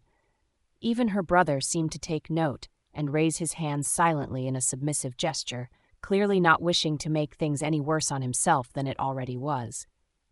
"Careful," I warned, catching sight of Jake and Annie about to make an appearance before he stiffened at the tension. "You want to watch some TV before school?" he asked his mate, already tugging her in another direction. It was probably for the best. "What about my mate?" I returned my attention to Sophie.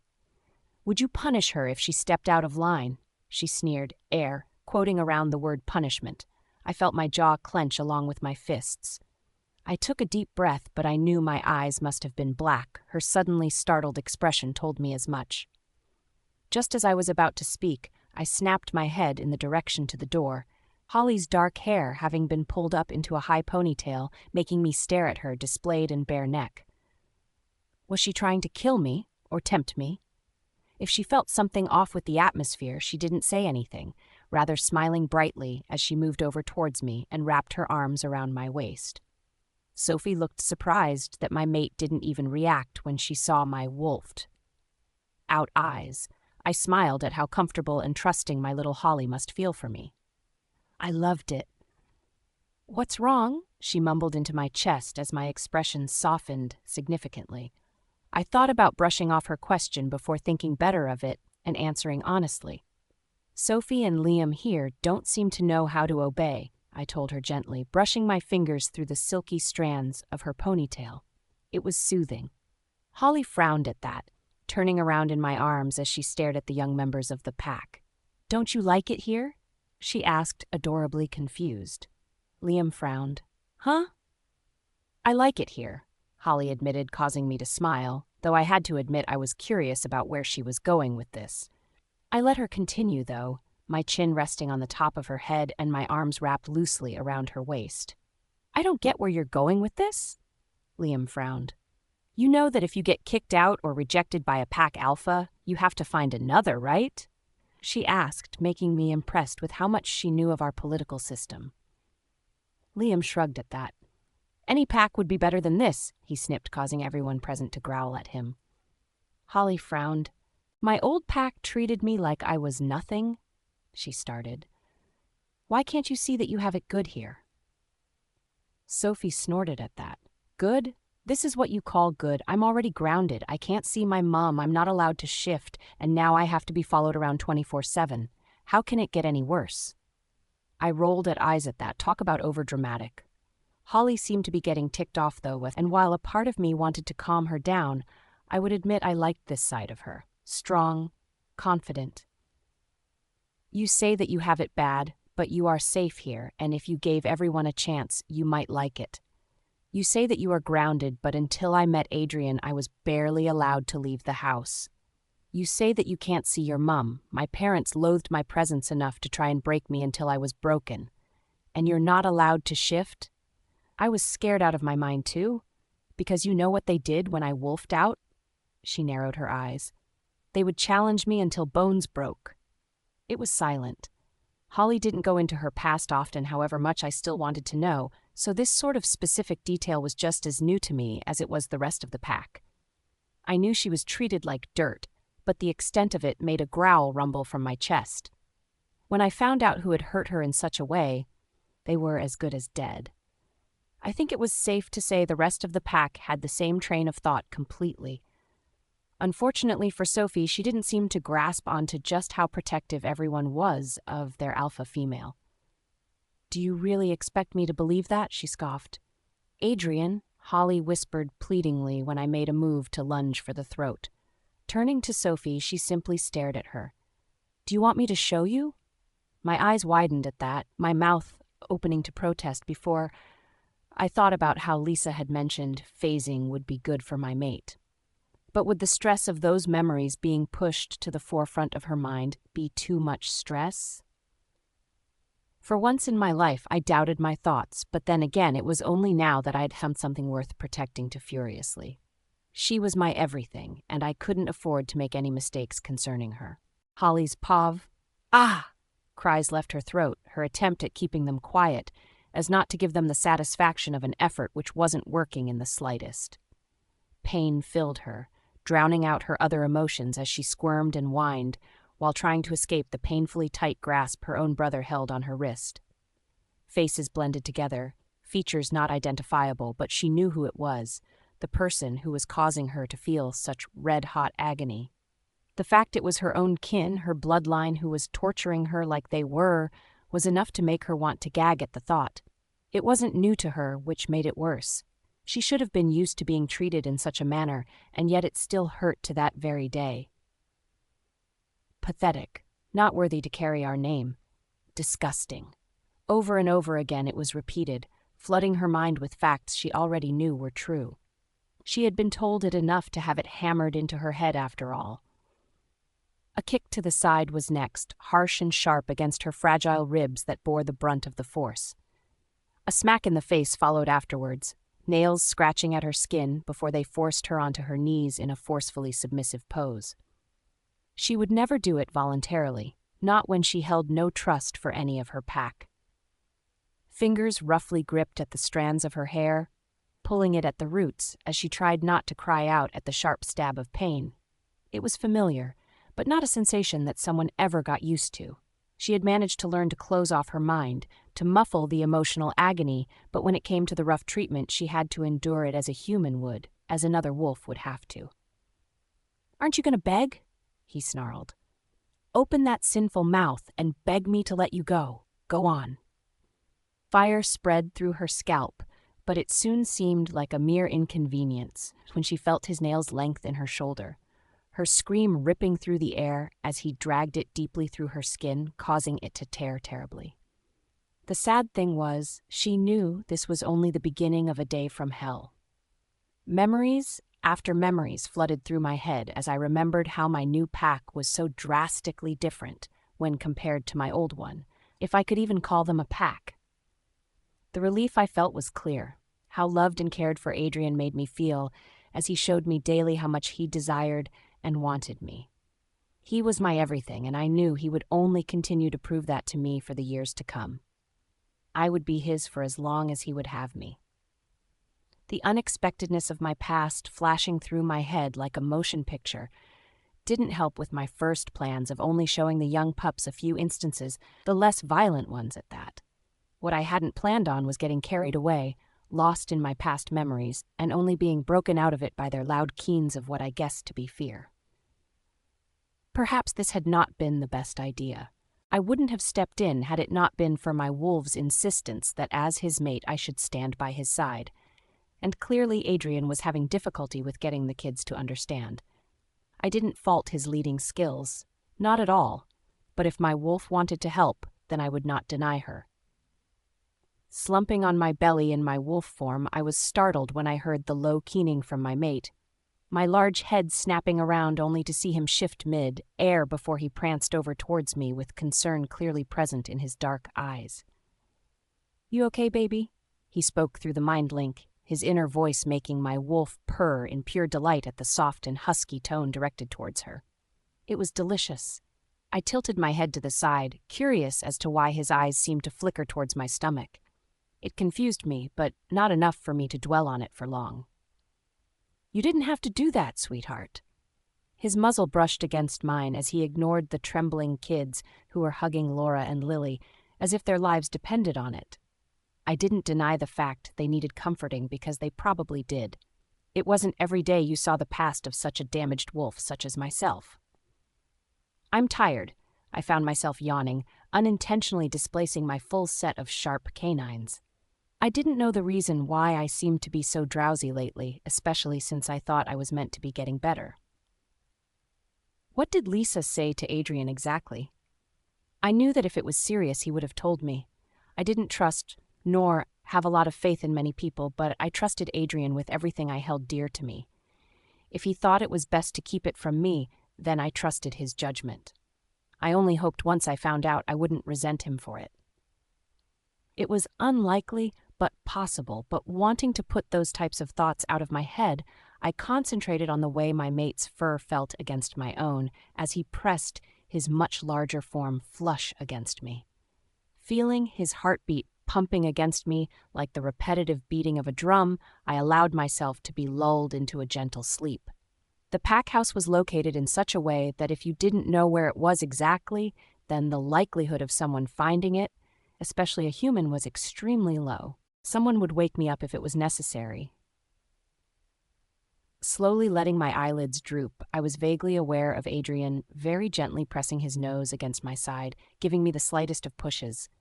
I got the hit, rolling over onto my side as I lazily stretched out before I was out like a light.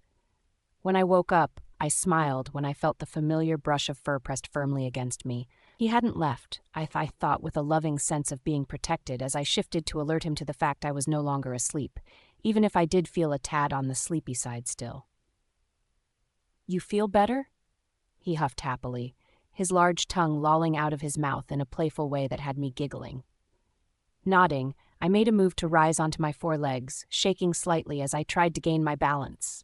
I would have fallen if it hadn't been for my concerned mate having his nose pressed firmly against my side, keeping me upright. What was wrong with me? Locating a soft yellow dress, which I recognized as one of the items Adrian had brought me, I cautiously took a few steps, my mate by my side, before I totted over to the clothes someone had clearly laid out for us as soon as I realized I was stable. It was a nice thought, one I appreciated. "You hungry, baby?" I heard Adrian murmur as he wrapped his arms loosely around my lower waist, smiling against me as I tied the soft wrap around my waist to keep the dress intact. Thinking about it, I nodded, a little. As soon as the words had left my mouth, he had me swept into his arms, carrying me into the pack house before he had me sitting on a cushioned chair before I could even think to open my mouth. I blushed. I could have walked, I felt the need to point out. Adrian shrugged. "I know, but I like doing things for you," he winked, causing me to smile wider. While I allowed my mate to tend to my needs, secretly liking the attention, I let myself get lost in my thoughts. I knew something had to be seriously wrong, or at least different, due to the exhaustion I had been experiencing all of a sudden. It was even more concerning since I had thought I had already gotten past this. "Adrian?" Catching his attention, I focused on his wide smile and twinkling eyes as he turned to face me, not liking the way his mood seemed to lessen when he caught sight of my expression. I had to look concerned, or at least worried. "What is it, sweetheart?" Fiddling with my fingers, I fought the urge to shy away from him as I managed to build up the courage to ask him what had been on my mind since we had gone to see Lisa. "What's wrong with me?" Adrian's Pav. What's wrong with me? My mate's question caught me off guard. The soup I had planned on making her no longer on my mind, as I felt my eyes widen dramatically as I thought about what the hell I was going to say. On one hand, the last thing I wanted to do was lie to my mate, not when I had spent as long as I had gained her trust, but to tell her that she was pregnant, with my child, was something that had my wolf both purring in delight and whimpering at the thought of how our mate would react to the news. Perhaps I should have told her right away, rather than hidden it for her, even if I believed it had been the right thing to do at the time. Knowing it was too late to ask what if, I swallowed thickly, knowing without a doubt that I had no other choice but to come clean. I just hoped that she reacted in a positive light rather than a negative one. Taking a deep breath, I mentally sent off an order for everyone to flee the house. They did so instantly. Sweeping my angel into my arms, I made sure the stove was off before taking her into the living room, gently placing her on what had become known as our love seat, as I braced myself for what was to come. I think it gave her an even firmer sense of belonging, to have a specific place she can call her own. Kneeling down on the floor in front of her, I looked into her rare amber eyes, adoring the uniqueness that was my mate. I loved the fact she was different, that she was special. "You remember when we went to see Lisa?" I started before continuing when she nodded. "Well, when you left the room, she told me some things about why you have been feeling as tired as you have lately." Looking at me with bright and curious eyes, I hoped to God that she took this well. "She told me that the reason for it is because you're carrying my pup. Our pup." She was silent, her lack of reaction leading me to believe that she was in shock as she simply stared at me with those wide eyes of hers. She looked utterly confused, and I could practically see her mind whirling as she tried to process what I had just told her. "Is she sure?" I jumped slightly when she spoke, her tone laced with nervousness and fear as she curled her hands in her lap where I was still kneeling in front of her. She hadn't said a word for what had to be at least 10 minutes. Her sudden question making me breathe a sigh in relief that at least she didn't look disgusted with the idea of carrying my young. I hadn't thought she would have been, but it was still insecurity I couldn't help but worry over. I nodded. "I wanted to tell you before, but I didn't want you to worry or stress, especially with everything that's happened these last few months, and..." I rushed out, needing her to hear why I had kept it from her in the first place. I hoped she could hear how sincere I felt. She started before cutting herself off, looking down at her lap as she played with her hands. "I know you were trying to protect me," she whispered slowly under her breath before looking up at me with pleading and hopeful eyes. "Are you happy?" I grinned widely at that, my smile large and honest as I cupped her cheeks in my hands gently, encouraging her to look me in the eyes so she could see how honest I was being with her. "Of course I'm happy, sweetheart," I spoke eagerly. "I know it wasn't planned, but I'm far from disappointed or unhappy that you are carrying my pup." The smile she gave me was blinding, her eyes twinkling, and even though it was clear she was nervous, she was clearly relieved that it wasn't anything more serious to do with her health. I frowned at the thought, not having realized or considered how her not being told what was the issue was seemed to cause her to worry. I had her in my arms in an instant, pulling her to straddle my legs as I moved to sit on the sofa I had just pulled her off. Tugging her close, I buried my nose in her neck, breathing in her scent, which had changed slightly due to her aroma having altered ever so slightly as she smelt more like me than what she used to. It made my wolf purr in delight that she reeked of the both of us. It told others to back off or end up in a bloody mess of torn limbs and ripped flesh. It made a part of me selfishly happy that Holly was so nervous around others, especially if she didn't trust them, since it made it even easier for me to protect her when I felt her unsettling emotions. Having her in my arms calmed my inner wolf, as the realization that she was just as happy, if a little worried, that she had been tied even closer to me in such a personal way that I couldn't help but find our souls clicking together more than before. It was an incredible feeling. I was brought out of my purring when I heard my mate's rumbling stomach, feeling my wolf instantly become on high alert as I pulled back, only to see my angel flushing brightly in embarrassment. I smiled. Hungry? Seeing her shyly nod, I picked her up, encouraging her to wrap her legs around my waist as I carried her into the kitchen. Keeping her close, I wasn't ready to put her down just yet. After we had eaten, I tugged her into the living room where I stuck the football on, deciding to spend the rest of the day relaxing with my mate. I couldn't wipe the smile off my face even if I tried to, especially when I saw Holly reach over to grab her knitting and begin her new hobby she had developed an interest in. I thought it was adorable, and it made her feel content, which as far as I was concerned, an added bonus. The pack had found it incredibly amusing, that's he had picked up such an old-fashioned hobby, but none of them were as cruel as to make her feel self-conscious about it. I would have inflicted a world of pain on them if the thought had even crossed their minds, and they knew it. Hearing the pack return a few hours later, I glanced down at where Holly was still deeply engrossed in her new hobby, rolling my eyes when I heard some of the pack head straight to the kitchen to see if my mate had made any more delicious delights, their sighs of disappointment when they realized she hadn't been amusing to say the least.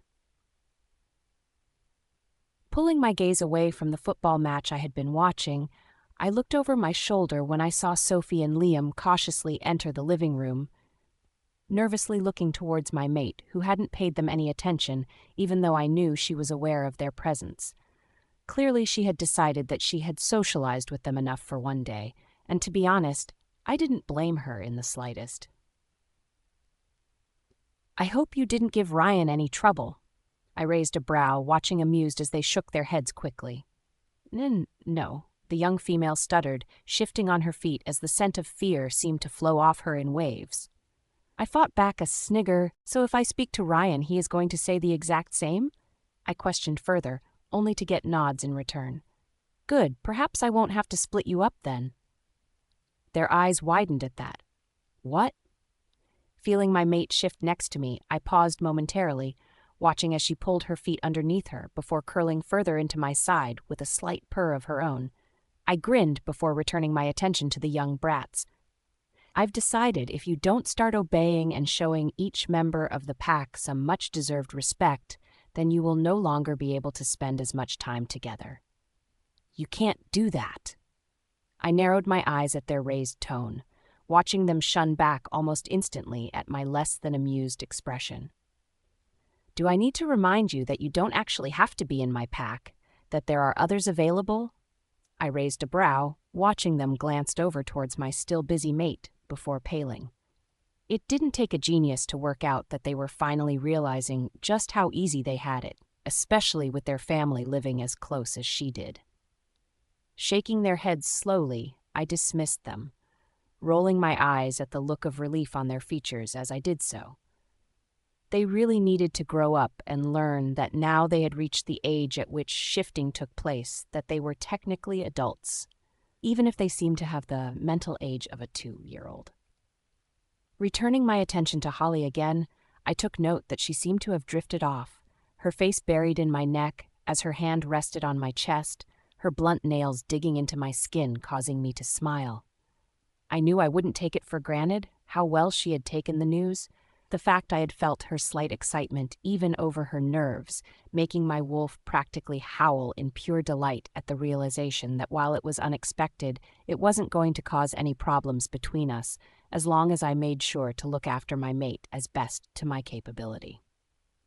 I had already started to make a mental list of what changes there would be, so I could provide Holly with enough care that she would be able to carry our pup with no ramifications to her health. I couldn't afford to lose her. Not now. Not ever. Brushing those types of thoughts from my mind, not liking how depressed they were making me feel, I swept Holly up into my arms before heading back towards our bedroom. It was time to make some changes, starting with deciding whether to help the struggling pack or to leave them to their own troubles. Adrian's Pav. I leaned back on my study chair as I looked over the proposals for the fourth time within the past hour, rubbing my face with my hands as I tried to wake myself up. It was late. My mate was already tucked up in bed, and by her slight squirming, I could tell she was missing my presence, or at least her wolf was. While I smiled at the thought, I knew I had to make a decision and fast, debating on whether or not to help out the pack, proving to be more difficult than I had first thought. It wasn't that I didn't have a conscience, because I did, and just the thought of what could happen if the pack continued to go downhill was enough to have the mental picture of my father swarming my vision. He would want this, I figured. I had helped out a few packs in the past, years ago in fact, but that was before I had a mate and a future pup to look after. I didn't see myself as a bad alpha, not at all, but the fact I was debating not helping them was making me wonder what my father would have thought. Would he have been disappointed in me? Or would he understand? Hating the fact that he wasn't here to guide me, something I hadn't admitted in the first few months when I took over the alpha role at such a young age, I closed my eyes. For the first time since I could remember, I felt at a complete loss of what to do. I must have been lost in my thoughts for a while, since I jumped slightly when I felt a soft hand cup my right cheek, the other running gentle fingers through my hair in a soothing manner. I fought back a purr of delight at her touch.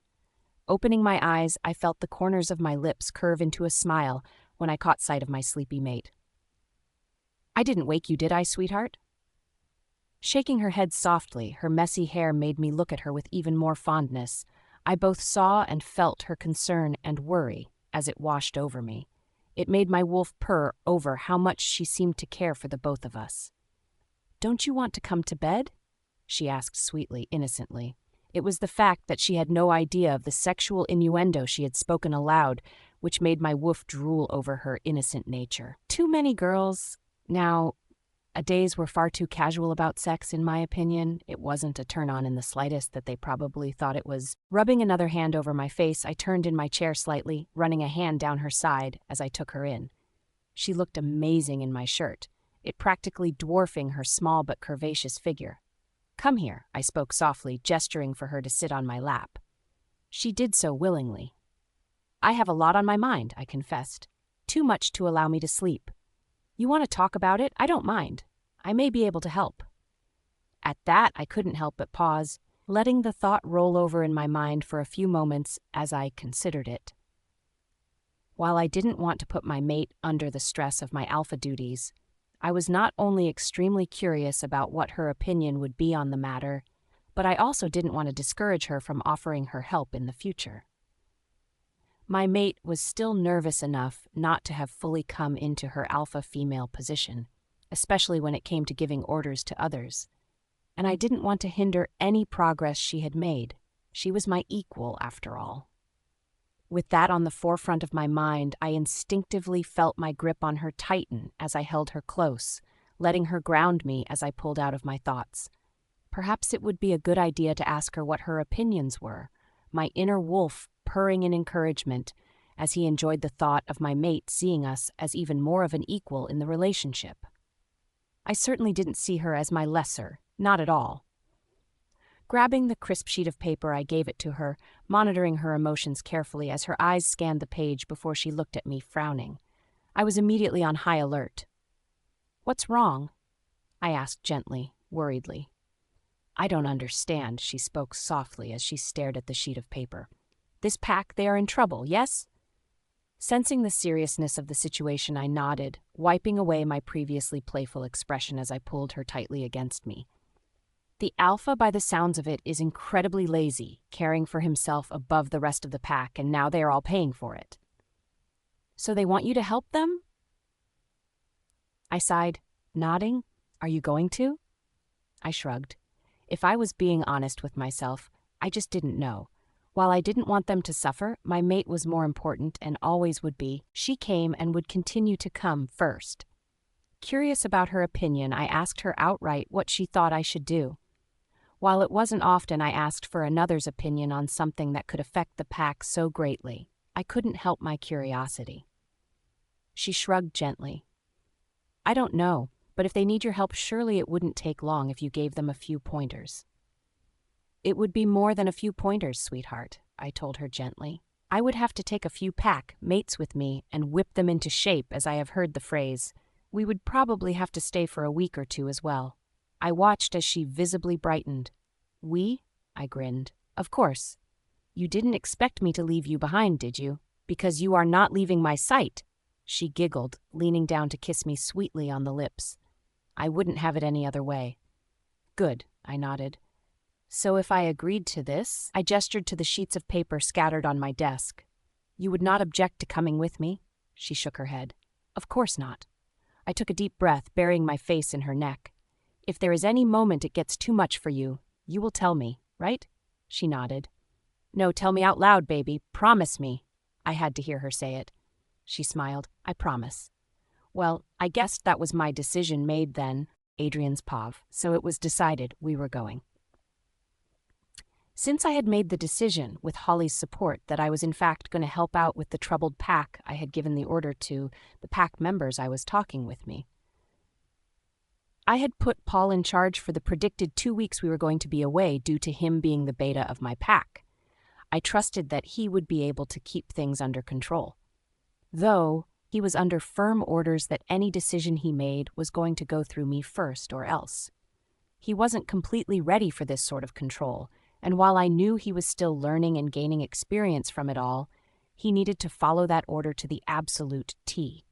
I had no doubts that he would. I trusted him completely.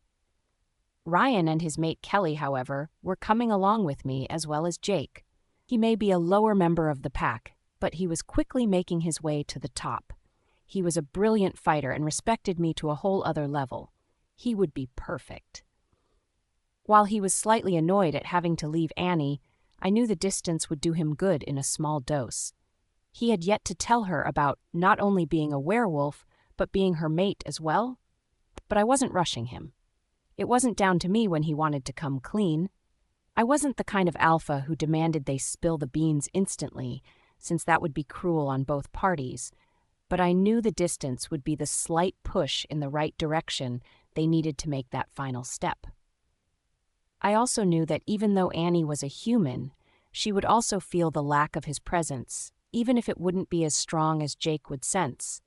They had been spending a lot of time after all. I hoped it would make her less stunned when the news came about, and so, in result, work in Jake's favor. Neither of us wanted her flipping out. I had also chosen to bring Laura and her mate, Jack, along with Simon and Mark, who were also a mated couple. It was incredibly rare for two males to be mated, especially since they couldn't produce pups, but getting to know them personally, it was clear they didn't need it. They were perfect together. They didn't need a child, and that was fine by them. I knew some packs would have acted incredibly differently, perhaps refusing to allow or accept it, or to go as far as to banish them outright. I would never forget the utter reek both of them looked when they came to tell me the news. I couldn't have been happy for them. I may be known as a strict and evil bastard around other packs, but I looked and cared for my own. That was how it should be with every pack. It being one of the reasons why hearing about my own mate's bad treatment had infuriated the alpha inside of me as much as it had. It was an alpha's duty to protect and care for their pack. The fact hers hadn't and had gone as far as to abuse her was just outright infuriating. If I ever met the bastard, I had also chosen not to take any more members other than a few guards who had been trained to perfection. They would scout out the area and make sure all of my orders were followed through by the letter. They also wanted more outside experience, so I knew they would jump at the opportunity for a different territory, even if it was only brief. Hopefully this trip wouldn't last long. I hoped it was just a simple case of putting them on the right track. Holly, sweetheart? Jogging up the stairs, I paused momentarily before smiling when I sensed her in the bedroom. Walking inside, I grinned amusedly when I saw her simply standing by the side of the bed, staring at the empty suitcase. I could sense something was troubling her. You okay? She glanced up at me.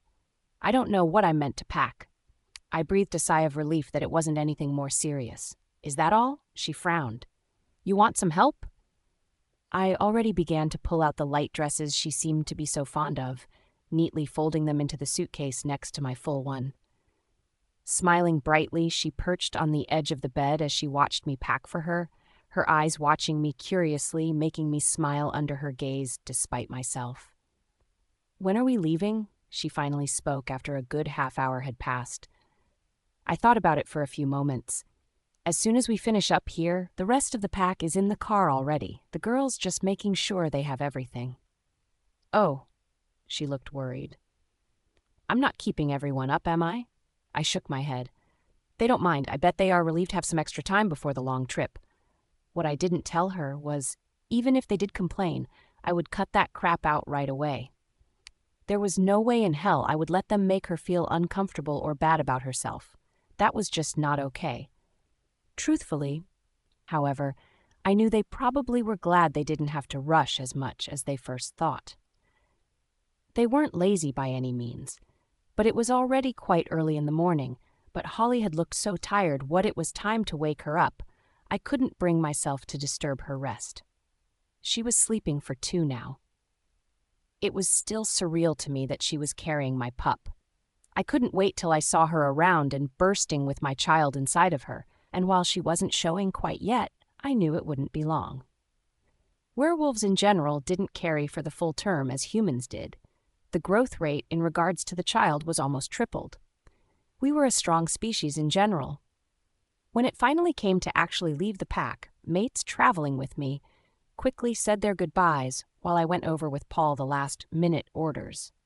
I reminded him that nothing should really go wrong, but if it did, then he was to call me immediately.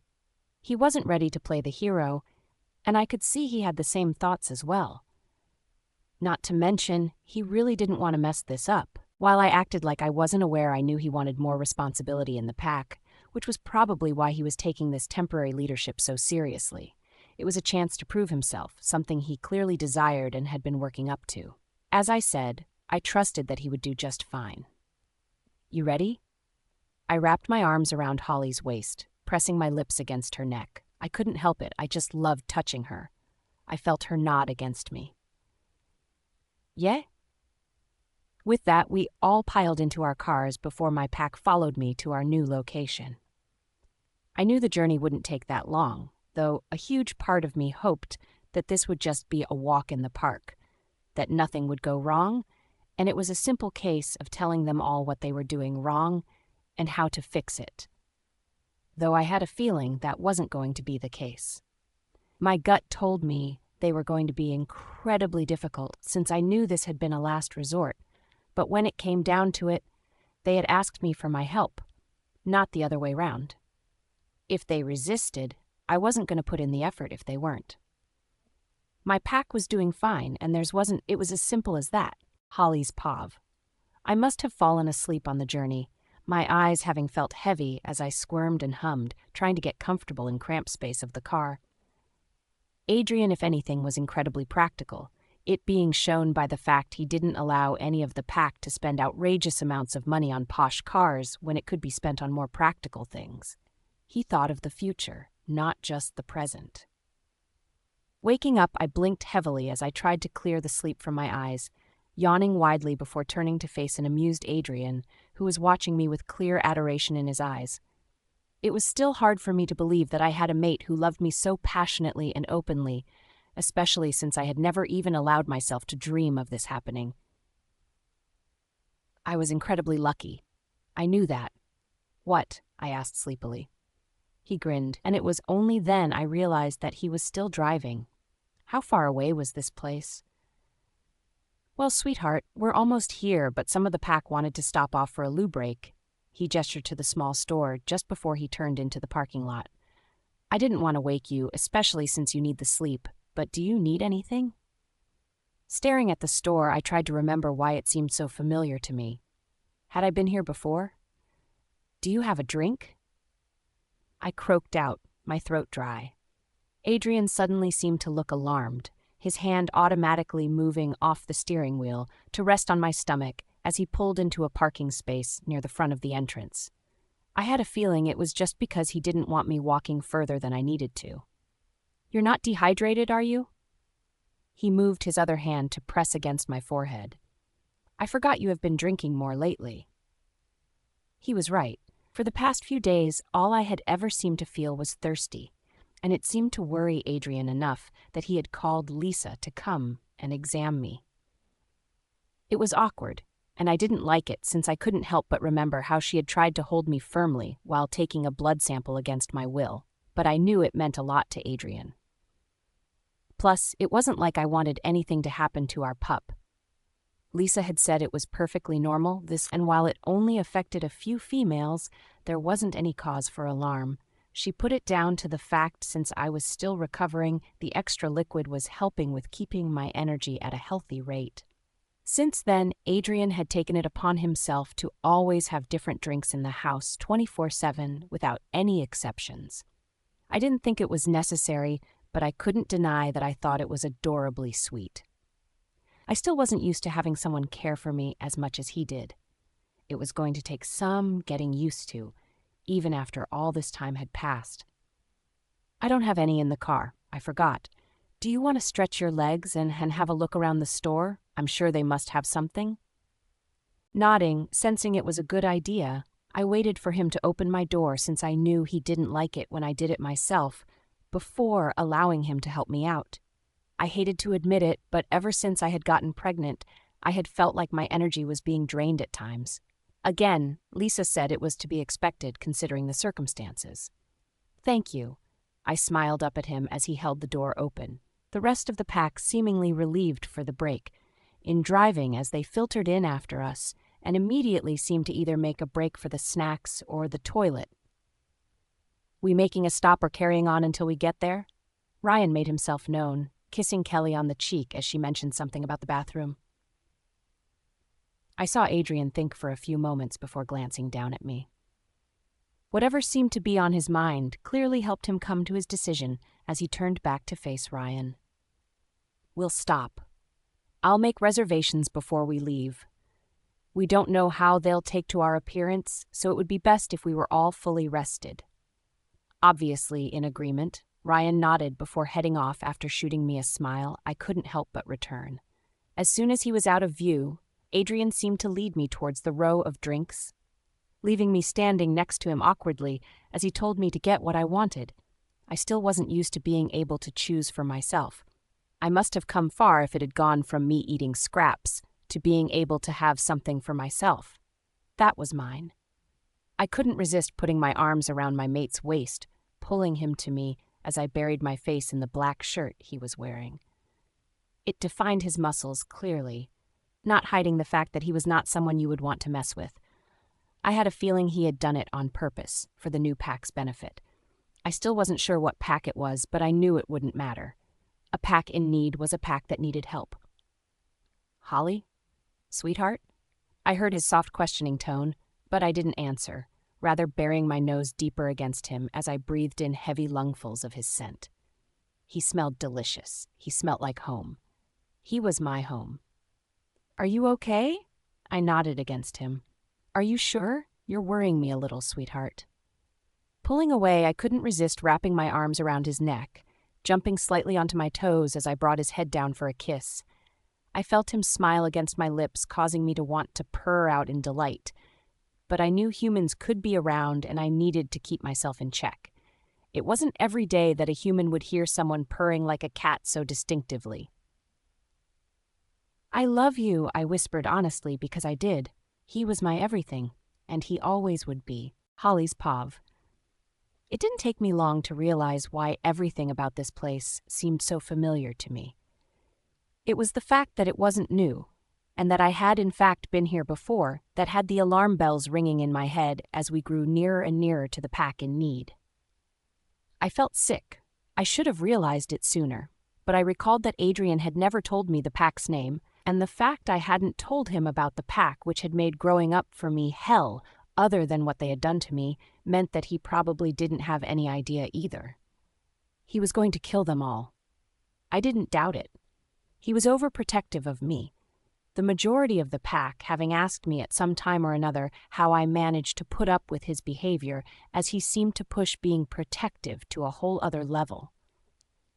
They didn't seem to understand that to me it showed he cared, that both I and my wolf liked it, since after years of neglect, there wasn't a single moment when I was with him that I believed myself to be anything but perfect for him. I loved him. I adored him. He was my everything. So why would it bother me if he seemed to want to be in my presence as much as possible? That he didn't like me going anywhere alone, or that he tried to dote on my every whim as if I was a princess? I had never had anyone like that in my life before. It only enhanced how he seemed to be perfect for me, knowing exactly what I needed and when. I was never sad because he was there to comfort me before even I knew I was upset. It was nice. I licked my lips nervously as I remembered more and more about the area we were driving through as I looked out of the window. It left me conflicted. Should I or should I not tell him? He would want to know, right? I almost laughed at myself. Of course he did. He had given up asking, but I could sense that there were times he wanted to do nothing more than get their name out of me and storm them into a war, effectively killing them all. They were a vicious pack, after all. But did I want that? The answer was no. I didn't want anyone to die on my name, even if they had been incredibly cruel and manipulative when I was with them. Adrian had taught me that a pack was family, and yet my own brother, who shared the same blood as me, treated me as if I was nothing, a criminal who needed to be taught a lesson when I was nothing other than innocent. I still questioned why the pack had turned on me like they did. Why did my brother treat me like he did? What was wrong with me? Was there even anything wrong with me? Adrian didn't seem to think so. Adrian, I managed to stutter out after deciding that I couldn't tell him. He trusted me. I wasn't going to risk that for anything. He must have sensed the slight tremor in my tone, as in the next second he was pulling up on the curb, the rest of the pack behind slamming on the brakes as not to overtake. Turning to face me, he turned his engine off, giving me his undivided attention. "What is it, sweetheart?" He cupped my cheek. "Do you not feel well?" I shook my head at that. I felt fine. Do you want another drink?" He was already reaching towards the back of the car for the cooler he had brought from the store. I thought it was a little over the top, but I wasn't going to complain. It was sweet, and I loved that he always made it clear how deeply he cared for me. I once again shook my head. I wasn't thirsty. I had already consumed 2 bottles of water and an orange juice. If I drank any more, I would burst. Might as well just get out with it, I thought. What pack are we going to help?" I asked hesitantly. There was still a chance that it wasn't my old one, right? The Midnight Pack. Or maybe not. Crap. Why? I shook my head. The fact he seemed to confirm it made it seem all the more real to me. So, forcing on a fake smile, I replied with nothing as I tried to seem as normal as possible. I needed to gather my thoughts and fast, because there was no way I was going into that hellhole without Adrian knowing my past. He needed to protect me, and I needed him there. I knew I wouldn't feel at all safe if he was away from me, not there, and now I had a pup to look after as well. I wasn't not going to tell him. I was thinking of 2 now. "You sure?" He stared at me. I nodded. While I knew he was aware that not all was fine, I was relieved when he left it and started the car, even if he kept glancing at me with worry tainting his handsome face. A few more minutes and I would be able to reorganize my thoughts. I needed time to pull myself together. It seemed to take longer than I had planned, but just before he made a move to pull into the familiar driveway towards the pack house, I told him to stop the car. He did so quickly, his worry and concern soaking into my own emotions because of the link we shared. It was another thing about him that I adored. He didn't try and blunt his emotions from me. He let me feel, and that was all I asked for. Trust, love, affection, forever. And I knew I had it all with him. I was a very lucky girl. I knew that, and I wasn't about to take it for granted. "What is it, baby? You're really starting to worry me right now." I didn't want him to worry. I took a deep breath.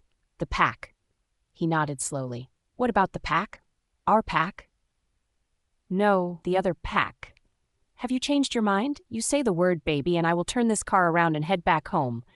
It's up to you. I told you if this is making you uncomfortable, then it isn't worth it." I swallowed loudly. God, this was hard. "The pack was mine," I whispered. He stiffened instantly, his eyes narrowing before they softened just slightly as he ran his fingers through my hair. I purred. What did you say, sweetness? I knew he had head, but I had a feeling he didn't want to believe the truth just as much as I didn't. It made it real, oh so real. They're my old pack? I managed to grab hold of his hand before he burst from the car. Please don't, I pleaded. Just think about it. Think about it, he snapped.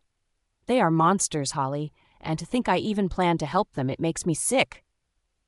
I know, I nodded quickly, but they don't deserve whatever you have planned. I could practically sense the rage which came off him. Please. They abused you, Holly, he scowled. Do you have any idea how horrific that is? For a pack to do that to not only another pack member, but to a young and defenseless woman? I know, I was there. Exactly, he slapped his hands against the steering wheel. And it kills me that I wasn't there, he mumbled. I felt my entire body go slack at his admission. Is that what has you so sad? That you weren't there for me? He nodded. You weren't even there then, Adrian. We didn't even know each other. He opened his mouth to speak, but I cut him off. And if you were, I know that you would look after me. I know that you would have protected me, cared for me, and told me that everything would be okay. I trust you completely, I always will, but there are other women and children in that pack. I don't want to go back, but please, can we just help them? I pleaded. I just hoped he listened. Holly's pav. To say Adrian was tense would have been an understatement. Every single muscle seemed to be clenched tightly under his tanned skin as he helped me out of the car after we pulled into the driveway. It didn't escape my attention that he made sure I was always behind him, that he would be able to protect me if it actually came down to it. It didn't complain. In fact, I made sure to tell him that I appreciated the gesture a lot more than he probably thought I was. I wasn't like most girls in the pack who were utterly independent. I liked leaning on my mate as he leaned on me. It was us, and it worked. Are you sure about this, sweetheart? He gave me the opportunity to back out. I nodded, shooting the pack a sad look as I saw they looked just as tense as my man did. I didn't blame them. Their alpha wasn't happy, so as a result, neither were they. While they had no idea of how this pack was linked to my past, that didn't change the fact I knew they would act just as strongly as Adrian had. They were family, and family cared. Fine, I heard him sigh before he headed up the small steps at the front of the porch with the rest of us in tow.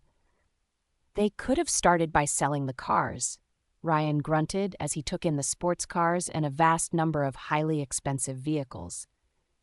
I agreed with him. It was unnecessary.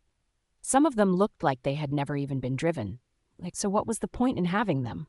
To show off? If so, to who and for what purpose? Knock. Knock. Knock. I jumped slightly when the door quickly opened, my breath catching in my throat as I caught sight of the man I hadn't seen since I had run away from this hellhole. He hadn't changed. His hair and eyes were still dark as his gaze trailed over Adrian while trying to hide the fact he was clearly nervous. My mate's reputation was known throughout our entire species, after all. I was proud of him. You must be Adrian, my brother, and I used that term loosely, smiled charmingly as he held out his hand.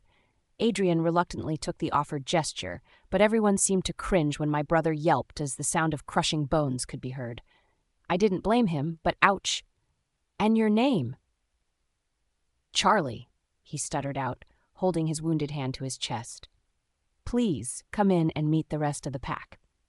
I was thankful for Adrian's gentle but firm hand around my waist, keeping my mind in the present.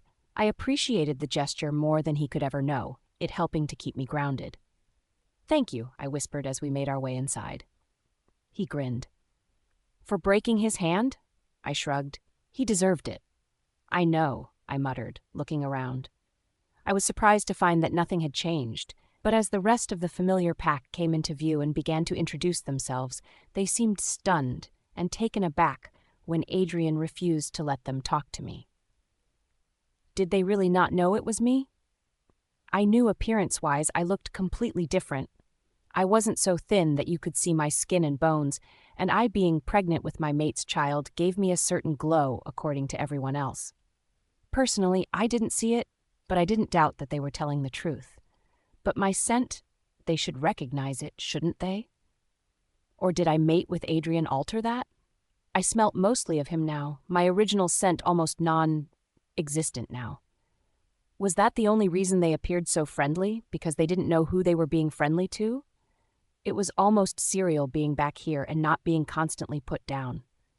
I must have tensed or breathed too unevenly for Adrian's liking as he pulled me closer against him, burying his nose against my neck and laying one of his large hands against my stomach in what I knew to be a protective manner. "Are you okay, sweetheart?" I nodded. I figured I was doing all right. I hadn't broken down in tears, so that had to be something, right? "What's next?" I wondered out loud. "Usually, I would go speak with the Alpha on my own, but I am not about to leave you unprotected with these." He sneered. People. Those who heard looked shocked to their core at how he was speaking to them, probably asking themselves what they had done to offend him in such a way. It seemed they had no idea that they were acting as if nothing happened to the male alpha who was my mate, my other half and protector. Of course, he wasn't going to like them. They made my life hell. What did they expect? My brother cleared his throat. "I am sure the girls can keep your mate company. They will take good care of her. Of that I can promise you." I stiffened uncomfortable, shifting on my feet as he gestured to a group of highly primed females. Clearly word hadn't got out yet that Adrian was no longer single, but mated with a child on the way, since it looked like all the single females had dolled themselves up for his visit. He was mine. She will not be leaving my side. Adrian told him bluntly, "I have more than a few words I need to get off my chest, but let us start with the cars in the driveway, shall we?" The current alpha cleared his throat uncomfortably. "What about them? You ask me for help, advice if you will, and yet even with your financial difficulties outwardly you do not appear that hard done by." Charlie frowned. I don't understand." I would be lying if I said I wasn't enjoying his discomfort just a little bit. It was nothing short of what he deserved. I didn't see myself as a vengeful person by nature, but this was the flesh and blood that had tormented me instead of protected me. "The sports cars out front, they are yours?" He nodded, sighing in understanding. "We don't want to appear weak. You never came across as strong." Adrian cut him off, causing the entire pack to wince. "You have your guard down. You are recklessly spending money. We came in here without being checked or identified and expect me to leave my mate with you unguarded? Do you have no respect, or are you just stupid? The fact we like nice cars, which you can't afford." He got a scoff in return. "And you can? I saw what you came in secondhand." Were they really arguing about cars? Adrian's nostrils flared, and I saw Ryan along with the rest of the pack cringe out of the corner of my eye. Clearly everyone else had caught on to the fact that my mate wasn't one to be taunted or criticized by how he ran his pack. To say something that could be applied as such to a powerful alpha was a big no. Even I knew that. He would fight back. He had more reason to than anyone in this room right now. My pack isn't struggling to look after themselves. My pack doesn't have financial difficulties. My pack cares for each other enough not to be falling apart at the seams," he snarled. "Hey, we look after our own," my brother defended, and that seemed to be the final straw, since the next thing I knew I was gently pushed into Ryan's and Jake's arms as he grabbed Charlie by the neck and threw him outside, before shifting much to my old pack's horror. They didn't stand a chance. Holly's Pav, standing on the side, lines I watched in fascinated horror as Adrian had my called brother by the throat, tossing his wolf form back and forth as if he was a rag doll. I felt conflicted. On one side, shouldn't I have felt some kind of sadness or horror for my blood relative? Because I could honestly say I didn't. In fact, I could go as far as to say that I was pleased that Adrian was protecting me, that he cared enough to do so. It made me feel warm and fuzzy inside. "You okay?" Hearing Ryan's concern, I chewed my bottom lip. Was I okay? I felt fine, apart from the slight worry I felt towards my mate who may get injured, even if it was clear to everyone that my brother wasn't a match in the slightest. "Why are they just letting their alpha get attacked?" I couldn't help but ask. "Shouldn't they be trying to step in instead of just standing there gaping in fear?" Ryan shook his head. "It wouldn't be considered a good tactical move on their part considering the circumstances. They are asking us for help. Adrian has every right to attack, however he feels like, without consequence. The pack may not know the reason why just yet, but their wolves are instinctively telling them not to get involved if they want to survive. Fight or flight instincts. Oh, will he kill him? Not that I was concerned for my brother's well-being, but rather the impact it would have if Adrian did in fact kill him. Would that mean someone else would have to step up as alpha and fight, or could it be avoided? Ryan smiled sadly. I can't get involved, Holly. It's Adrian's decision, but if I was going to put money on what he planned to do, I don't think death is his intention. Adrian will beat him up pretty bad, but if he wanted him dead, he would have been killed already. Biting my lip, I fidgeted around the side, already taking note of the fact the rest of my pack seemed to be positioned around me. They were protecting the alpha's mate and unborn child. It was nice. Stop it! Hearing a screech-like cry, everyone snapped their heads towards the right, where a bleach-blonde female stood with her hands clenched into fists, a scowl on her face as she stared at my mate in disgust. I frowned, not liking the way she was looking at my soul. Mate, you have no right. I flushed about 10 shades of red when Adrian suddenly phased as naked as the day he was born and stormed over towards her. She flinched as he got into her face, which I knew must have been threatening on all accounts, considering he literally towered over her. "And who the hell are you?" he demanded. She whimpered, shaking in fear even as she tried to hold her head up high. I couldn't help but think it was naively stupid of her. "You just come in here and attack our alpha. I thought you were here to help us," she bravely shouted. Adrian snarled long and low. "That was before it came to my attention what a pathetically vile pack you are, not only abandoning your own, but to go as far as to abuse them as well. It's disgusting, and if you think I'll be your knight in shining armor, then you have another thing coming." An unfamiliar face stepped forward nervously, frowning at Adrian's comment. "We haven't abandoned any of our pack. It's frowned upon." My mate quirked a brow. "Does the name Holly Woods mean anything to you?" Silence. Yay. I was told she took off when her brother, the alpha, tried to make a decision for her well-being, and she reacted violently. Right, John? The bloke turned to face who I knew to be the beta of my old pack. He didn't look so cocky now. Right, John? The unknown wolf repeated. Yes, I winced at his lie. You could literally smell the deceit flowing off him in waves. She was the one to abandon us? I guess they were partly right. I did leave them after all. Adrian's eyes flashed as I shifted uneasily on my feet. Really now? Because my mate says otherwise, and if you think I'm going to believe your word over hers, then you are more naive and stupid than I first thought. I cringed when everyone looked in my direction, hating to be the center of attention. Not to mention, I was struggling to keep my eyes on Adrian's face while he was standing there in the nude, seemingly without a care in the world. I didn't like how the unmated females were staring at him, nor me when they realized he wasn't single but already happily mated and taken. He was mine. What would she know about it? I heard my brother cough up blood as he pulled himself painfully up into a sitting position.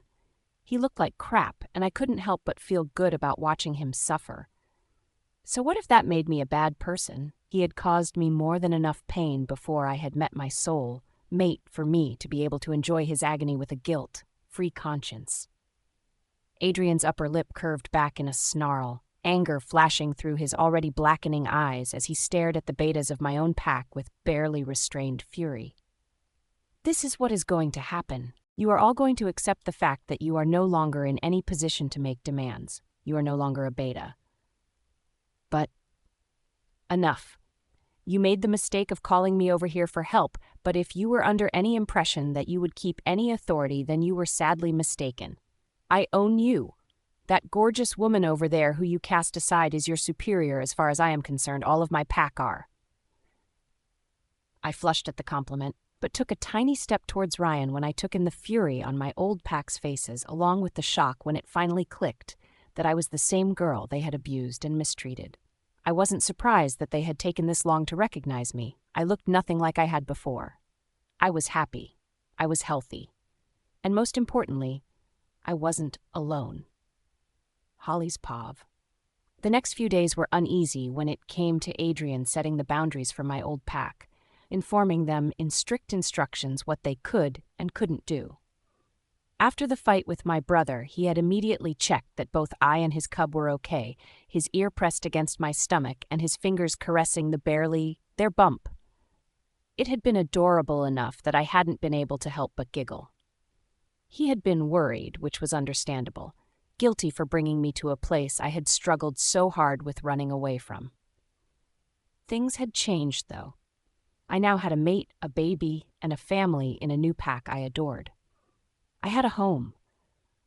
My old pack had lost all of their privileges, including the parents who had allowed what had happened to occur right under their noses, despite the fact they should have known better. Signaling out any pack member for any reason never turned out a good thing. There was a reason it was frowned upon. They had tried to claim that they had known nothing, selling their own children down the river in an attempt to keep the life they had grown accustomed to. It hadn't worked, Adrian and Ryan having seen right through it. Now, under a new and stricter leadership, the pack was already doing better, enough so that the members of the pack that had previously been forced to do the more laborer jobs had quickly become the foundation of a new start. The people who had been most important to keep the pack going for as long as it had been, those who were most neglected. That had changed. I hadn't wanted anything to do with it. It was a great opportunity for Adrian to gain not only territorially but financially as well, without having to resort to killing the alpha for the right to lay claim, not when it had been gifted to him. I, however, wanted nothing to do with the people who had hurt me. Some had come to seek out my forgiveness, but it felt fake, desperate on their part. I hadn't liked it. Much to my relief, Adrian also hadn't demanded to move into my previous childhood home, which had been the property dedicated to meetings regarding my old pack. I had lived there. It didn't exactly bring back positive memories. He hadn't even suggested it, and I loved him all the more because of it. I smiled when I heard the bedroom door open before clicking shut, the bed tipping a few seconds later before warm fingers gently brushed my hair from my face. "Holly? You awake yet, sweetheart?" Rolling over onto my back, my face lit up when I caught sight of my handsome mate, his expression a picture of sweetness and gentle love. It was still hard to believe that I had gotten as lucky as I had. He was a strong mate, a good provider, and was gentle enough that my wolf absolutely adored him. "Did you make me breakfast?" I could smell eggs. Adrian's smile lit up his face. "I did. The meeting went well, and everyone's eager to take you shopping." I wrinkled my nose but didn't object.